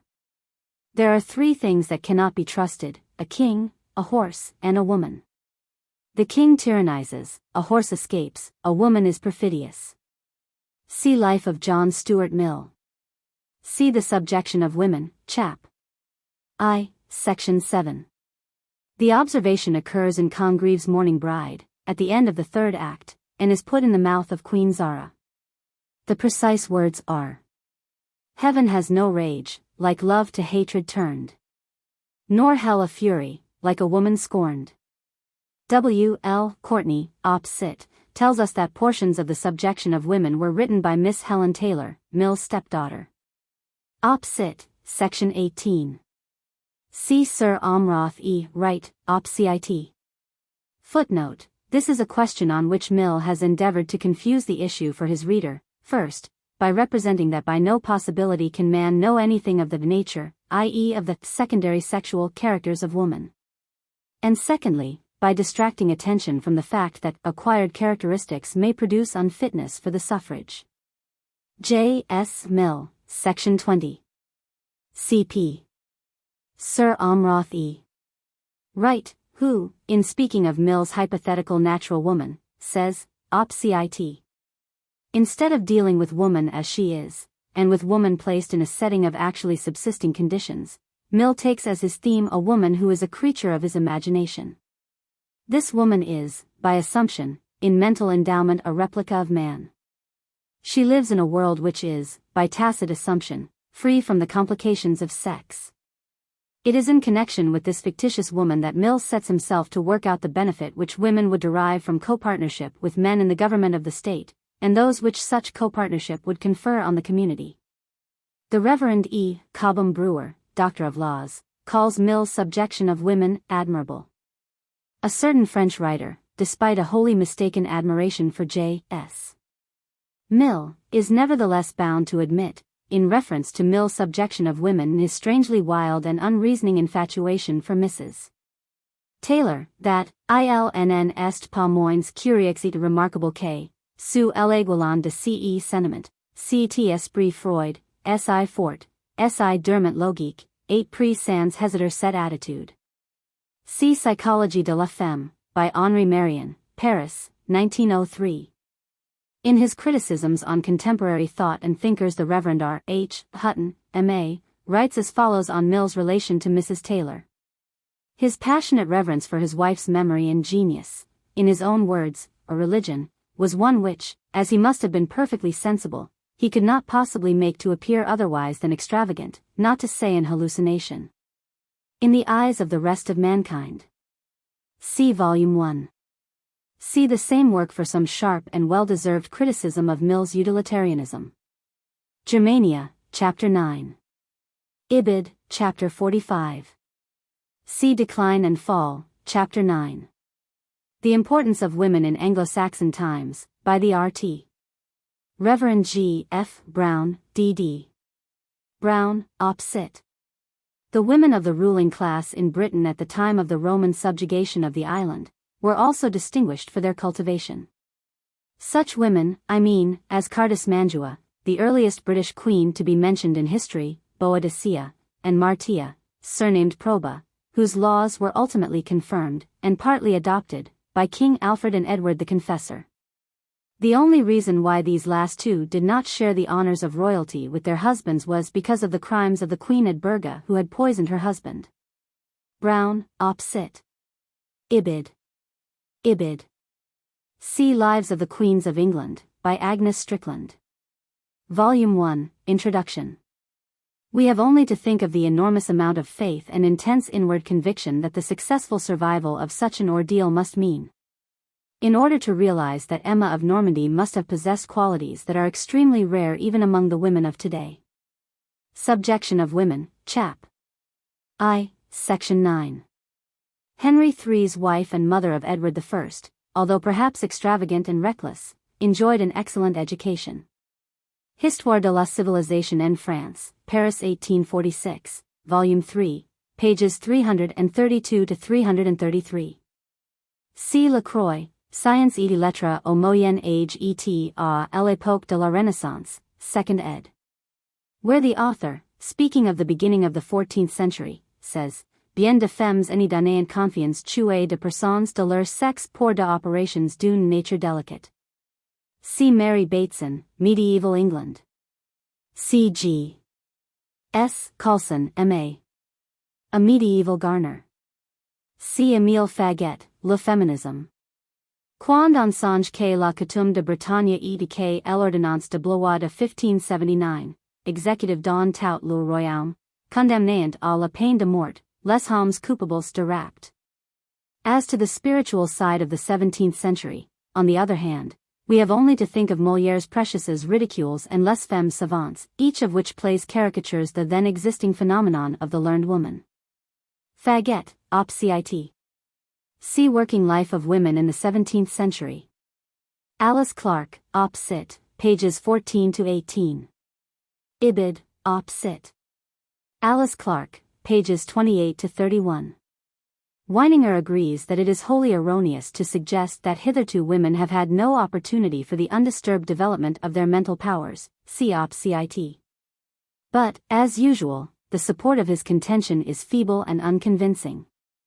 Miss Clark is of the opinion that even in these domestic duties she was not altogether unassisted by men in former times, as the following passage shows. On the other hand, it may be urged that if women were on the whole more actively engaged in industrial work during the 17th century than they were in the first decade of the 20th century, men were much more occupied with domestic affairs than they are now. Men in all classes gave time and care to the education of their children, and the young unmarried men, who generally occupied positions as apprentices and servants, were partly employed over domestic work. Therefore, though it is now taken for granted that domestic work will be done by women, a considerable proportion of it in former days fell to the share of the men. Op. Cit. If she does so, it only means disaster. As late as a generation ago, if she happened to be in India, she was put to no trouble whatsoever, for the custom there, in such circumstances, was for the European mother to seek out a native mother who could act as wet nurse. The fact that this almost invariably meant, as every Anglo-Indian will tell you, the death of the native woman's own child, was cynically overlooked by the British occupiers of India. Paul Lecroix, Op. Cit., pages 370 to 371. Weininger comes to the same conclusion. See Op. Cit., pages 150 to 151 and 196. But he does not give the same reasons as I do. His conclusion is much more of a guess than mine is, and therefore makes one suspect that he was actuated by strong prejudice. Weininger, Op. Cit., who maintained that it cannot be a moral duty to provide for the continuance of the race, was an avowed pessimist, and, being unable therefore to find a higher sanction for woman's immorality, perforce condemned it. We who believe that there is no duty more sacred than to provide for the continuance of the race, naturally take the other view, and though recognizing woman's unscrupulousness in furthering the survival of the race, recognize the high sanction which her immorality thus acquires. C.P. Sir Amroth E. Wright, Op. Cit. It would be difficult to find anyone who would trust a woman to be just to the rights of others in the case where the material interests of her children, or of a devoted husband, were involved. And even to consider the question of being in such a case intellectually just to anyone who came into competition with personal belongings like husband and child would, of course, lie quite beyond the moral horizon of ordinary woman. Schopenhauer in one of his essays, see the Perurga und Paralipomena, Volume 2, Chap. XXV, also speaks of women's instinctive cunning and her ineradicable tendency to falsehood as the outcome of her weakness, but never hints at any deeper, or more positive cause. Speaking of woman's character as being given to injustice, he says, Entsteht zunächst aus dem dargelegten Mangel und Vernunftigkeit und Überlegung, wird zudem aber noch dadurch unterstützt, dass sie, als die Schwacheren von der Natur nicht auf die Kraft, sondern auf die List angewiesen sind, daher ihre instinktartige Verschlagenheit und unvertilgbare Hang zum Lügen. Not a little even of our good Queen Bess's success as a ruler was due to her unlimited capacity for lies. Speaking of Queen Elizabeth, J.R. Green in his short history of the English people, says, ignoble, inexpressibly wearisome as the Queen's diplomacy seems to us now, tracing it as we do through 1,000 dispatches, it succeeded in its main end. It gained time, and every year that was gained doubled Elizabeth's strength. Nothing is more revolting in the Queen, but nothing is more characteristic than her shameless mendacity. It was an age of political lying, but in the profusion and recklessness of her lies Elizabeth stood without a peer in Christendom. Chapter 7. Section 3. And later on in the same chapter he says, as we track Elizabeth through her tortuous mazes of lying and intrigue, the sense of her greatness is almost lost in a sense of contempt. Even her most distinguished minister, William Cecil, Lord Burleigh, was a most incorrigible liar and rascal. It is true that Havelock Ellis, when discussing woman's tendency to ruse and deception, is careful to say that, to regard the caution and indirectness of women as due to innate wickedness, it need hardly be said, would be utterly irrational. It is inevitable, and results from the constitution of women, acting in conditions under which they are generally placed. Op. Cit. But this is a very long way from my position, according to which woman's tendency to ruse and deception is a constant, positive and life-promoting instinct. As I have shown in Chap. 8, this constancy supersedes, and frequently defeats, her constancy to man. See Lecky, The History of European Morals, Buckle, The Influence of Women on the Progress of Knowledge, Herbert Spencer, Sociology, etc. Emerson asks, what is civilization, and replies, it is the influence of good women. See Arabella Keneally, Op. Cit. No matter to what degree she may acquire masculine characteristics and aptitudes, she remains, at core, a creature of instinct, not of reason. As a creature of instinct she is invaluable to life, because life is molded upon instinct. This occurred on the 4th of June, and Miss Davison died, as the result of her action, on the 8th of June at 4:50 p.m. at Epsom. This is not generally understood. The cruel stepmother is universally reviled in fable, in fiction, and in real life, but truth to tell, the very fact that she is a bad stepmother shows how deep her mother's instincts must be. I have known one or two such stepmothers, and have always found them the most excellent mothers. In fact, a good stepmother may always be taken to mean a bad or indifferent mother. This is so little realized by most people, that I believe I am the first person in history who has ventured to defend the bad stepmother on these lines. On the contrary, the whole tendency of the modern world is to deprecate the bad stepmother and to honor the good stepmother.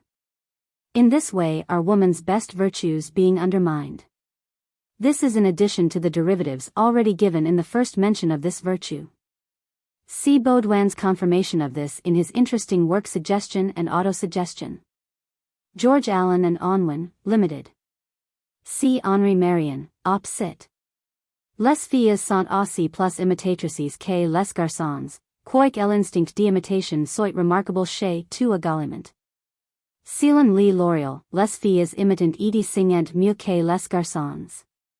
Il semble qu'elles remarquent mieux ce qu'on dit et fait devant elles et qu'elles y prennent plus d'intérêt. Le répéter et élimiter est un de leurs plaisirs les plus vifs. Elles y excellent d'autant plus qu'elles créent, inventent et innovent moins. Op. Cit. P.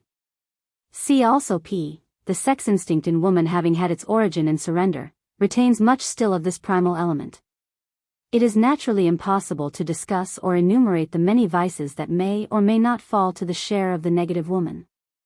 For they would consist of all the positive woman's vices, plus those vices that come with subnormal health, and minus, of course, sensuality. Negative women can at least pride themselves on this minus. No reference will be made to those vices that result from a thwarting of her natural instincts, such vices as cruelty, gluttony, and drunkenness, for most of these were discussed in the chapter on the Old Maid.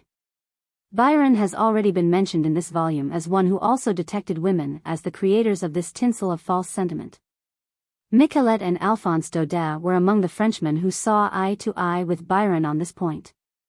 Daudet said, La femme déteste l'ironie que la déconcerte et de tuelle sans être l'antagoniste de enthousiasmes et de rêveries de l'amour. See Havelock Ellis, Op. Cit. Whenever a man or a woman are found under compromising circumstances, it is nearly always the woman who with ready wit audaciously retrieves the situation. Everyone is acquainted with instances from life or from history of women whose quick and cunning ruses have saved lover or husband or child. It is unnecessary to insist on this quality, which in its finest forms is called tactfulness. See also Lecky, History of European Morals, Volume 2. See as a magnificent poetic representation of this power in women Byron's Don Juan, Canto I, stanzas CXLI to CLXXVI. The latter stanza is worth quoting in full. It is as follows. A hint, in tender cases, is enough. Silence is best. Besides, there is a tact. That modern phrase appears to me sad stuff. But it will serve to keep my verse compact. Which keeps, when pushed by questions rather rough. A lady always distant from the fact. The charming creatures lie with such a grace. There's nothing so becoming to the face. Speaking of little girls, Henri Marion says, De même les observateurs and hesitant pas à déclarer les petites filles moins parfaitement droits que les garçons, en général, plus compliqués, plus diplomates. Plus fertiles en petites roueries, plus inclines à baiser, à broder, à inventor, tout au moins à arranger et amplifier. Surtout quand elles violent mentor, elles sont plus habiles que les petits garçons, se troublant moins. Ont plus de présence d'esprit pour soutenir un premier mensonge. Op. Cit. Monsieur Marion adduces Manager Dupanloup and Lee L'Oreal as his authorities for this view.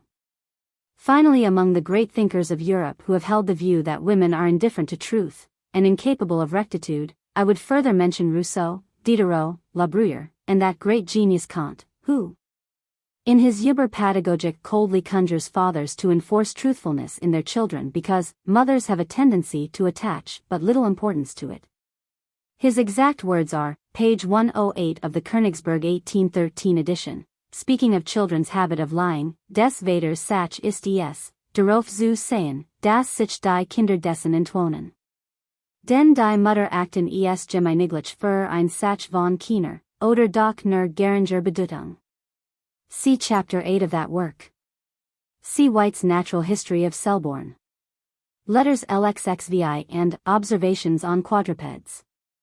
The researches of ornithologists during recent years sufficiently prove that the female cuckoo lays her egg upon the ground, and then deposits it in the nest of a bird whose egg resembles the one she has just laid. See Chapter 9, verse 14. Op cit. See also Weininger, op cit. Letter to D'Alembert. Among other reasons accounting for woman's dependence on man for art forms is her lack of originality. See My Man's Descent from the Gods, Chapter 8. Op cit. One or two exceptions will occur to the reader's mind, such as Muhammad and Benjamin Disraeli.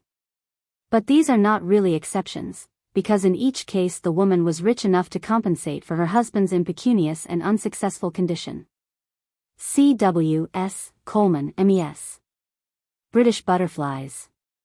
Prompted by a most remarkable instinct, and one that could not have originated in any experience of personal advantage, the female butterfly, when seeking a depository for her eggs, selects with unerring certainty the very plant which, of all others, is best fitted for the support of her offspring, who, when hatched, find themselves surrounded by an abundant store of their proper food. The reader is probably aware that celibacy was not always the rule among the clergy of the Holy Catholic Church. It was only enforced by law during the 4th century A.D. Now, it is my theory that it was this instinctive vulgar predilection of the female in favor of material success that was partly responsible for compelling the authorities of the Church ultimately to make celibacy a duty among the clergy. Because as the bulk of them were, by virtue of their profession, poor, it was impossible for them to find women of their own station to marry them, and in consequence they were thrown on the lowest women, or the prostitutes, of the time. To avoid the abasement of the ecclesiastical body by this inevitable law, the authorities therefore prescribed celibacy. H. H. Milman, D.D. in his History of Latin Christianity, admits that celibacy was enforced among the clergy to save the Church from degeneration, but he gives as a reason that ecclesiastical matrimony would have led to the holy office passing from father to son, and thus to grandson and great-grandson. Why this should necessarily have led to degeneration is not clear, unless he assumes, as I do, that the clergy would have had to marry beneath them. See Volume 4, ed., London, 1864, pages 17 to 18. That acute thinker, Schopenhauer, realized this, and spoke of the harm that women do to modern society by stimulating the most sordid and ignoble ambitions of men. See essay, Über die Weber, in the 2nd volume. Of the Perurga und Paralipomena, Chapter 27, Para. 369. An intelligent working man once said in my presence, Almighty God made woman, and money made ladies. I have wondered ever since whether the deep wisdom in this remark was original, or whether there is any national saw embodying this sentiment. In White's Natural History of Selborne there are some interesting and illuminating remarks on this point. See Edward Jesse's edition, London, 1898, pages 223, footnote, and 333. See the chapter on the Old Maid. This, by the by, was recognized by Pope. See his Moral Essays, Epistle 2, to a Lady. In men, we various passions find. In women, two almost divide the kind. Those, only fixed, they first and last obey. The love of pleasure, and the love of sway. The Book of Manu, chapter 9, verse 7. The Book of Manu, verses 2 and 3. For the necessary relationship of vanity and modesty, see chapter on divorce, pages ante. Op cit. A vain man is just as dangerous when he has power, because he too judges his fellows only according to how they treat him. This tendency to add to personal attractions by cultivating intellectual interests is more particularly suspicious in the mature virgin, and in the young married woman who is either childless or has ceased to bear children. In both the waxing unconscious desire for fertilization calls forth the instinct to use every possible weapon to draw attention. See For instance, Lecky, History of European Morals, Volume 2. Morally, the general superiority of women over men is, I think, unquestionable. They are more chaste both in thought and act. See also Volume 1. Sensuality is the vice of young men. There is scarcely an English book on this subject that does not reiterate this insane legend. See also footnote on Anti. Nature evidently intended it to be pleasant in all its stages, for all bodily functions, when healthy, are pleasant. Their very pleasantness seems to be part of the design of preserving life on earth. He who has watched a female cat, as I have often done, from the moment of fertilization to the day when the kittens are weaned, can no longer entertain any doubt that the enormous amount of unpleasantness that civilized women have to undergo in the process of childbearing is all the result of degeneration and disease. A female cat purrs even while the kittens are being born. For a description of how our ancestors deliberately created a majority of negative women, see Chapter 5 of my Defense of Aristocracy. This method of going to work, which is the method of amputation, is always the first adopted by weak and stupid people. It is easier to amputate and suppress than it is to master and to organize. Hence there is an element of impotence and dull-wittedness in the counsel, and if thy right eye offend thee pluck it out and cast it from thee, Matthew v. 29:30, and if thy right hand offend thee do ditto. Book of Laws, 9:2. Rousseau was groping towards this truth when in Emile, Book V, he said, Vous dites sans cesse, les femmes out un tel et tel de faute que nous en avons pas. Votre orgueil vous trompe. Ce seront de défauts pour vous, ce sont de qualités pour elles, tout iro et moins bien si elles ne les avoyant pas. Empêches ces pretendus défauts de dégénérer, mais gardez-vous de les détruire. Chapter 11. Women in Art, Philosophy and Science. The Outlook. Conclusion.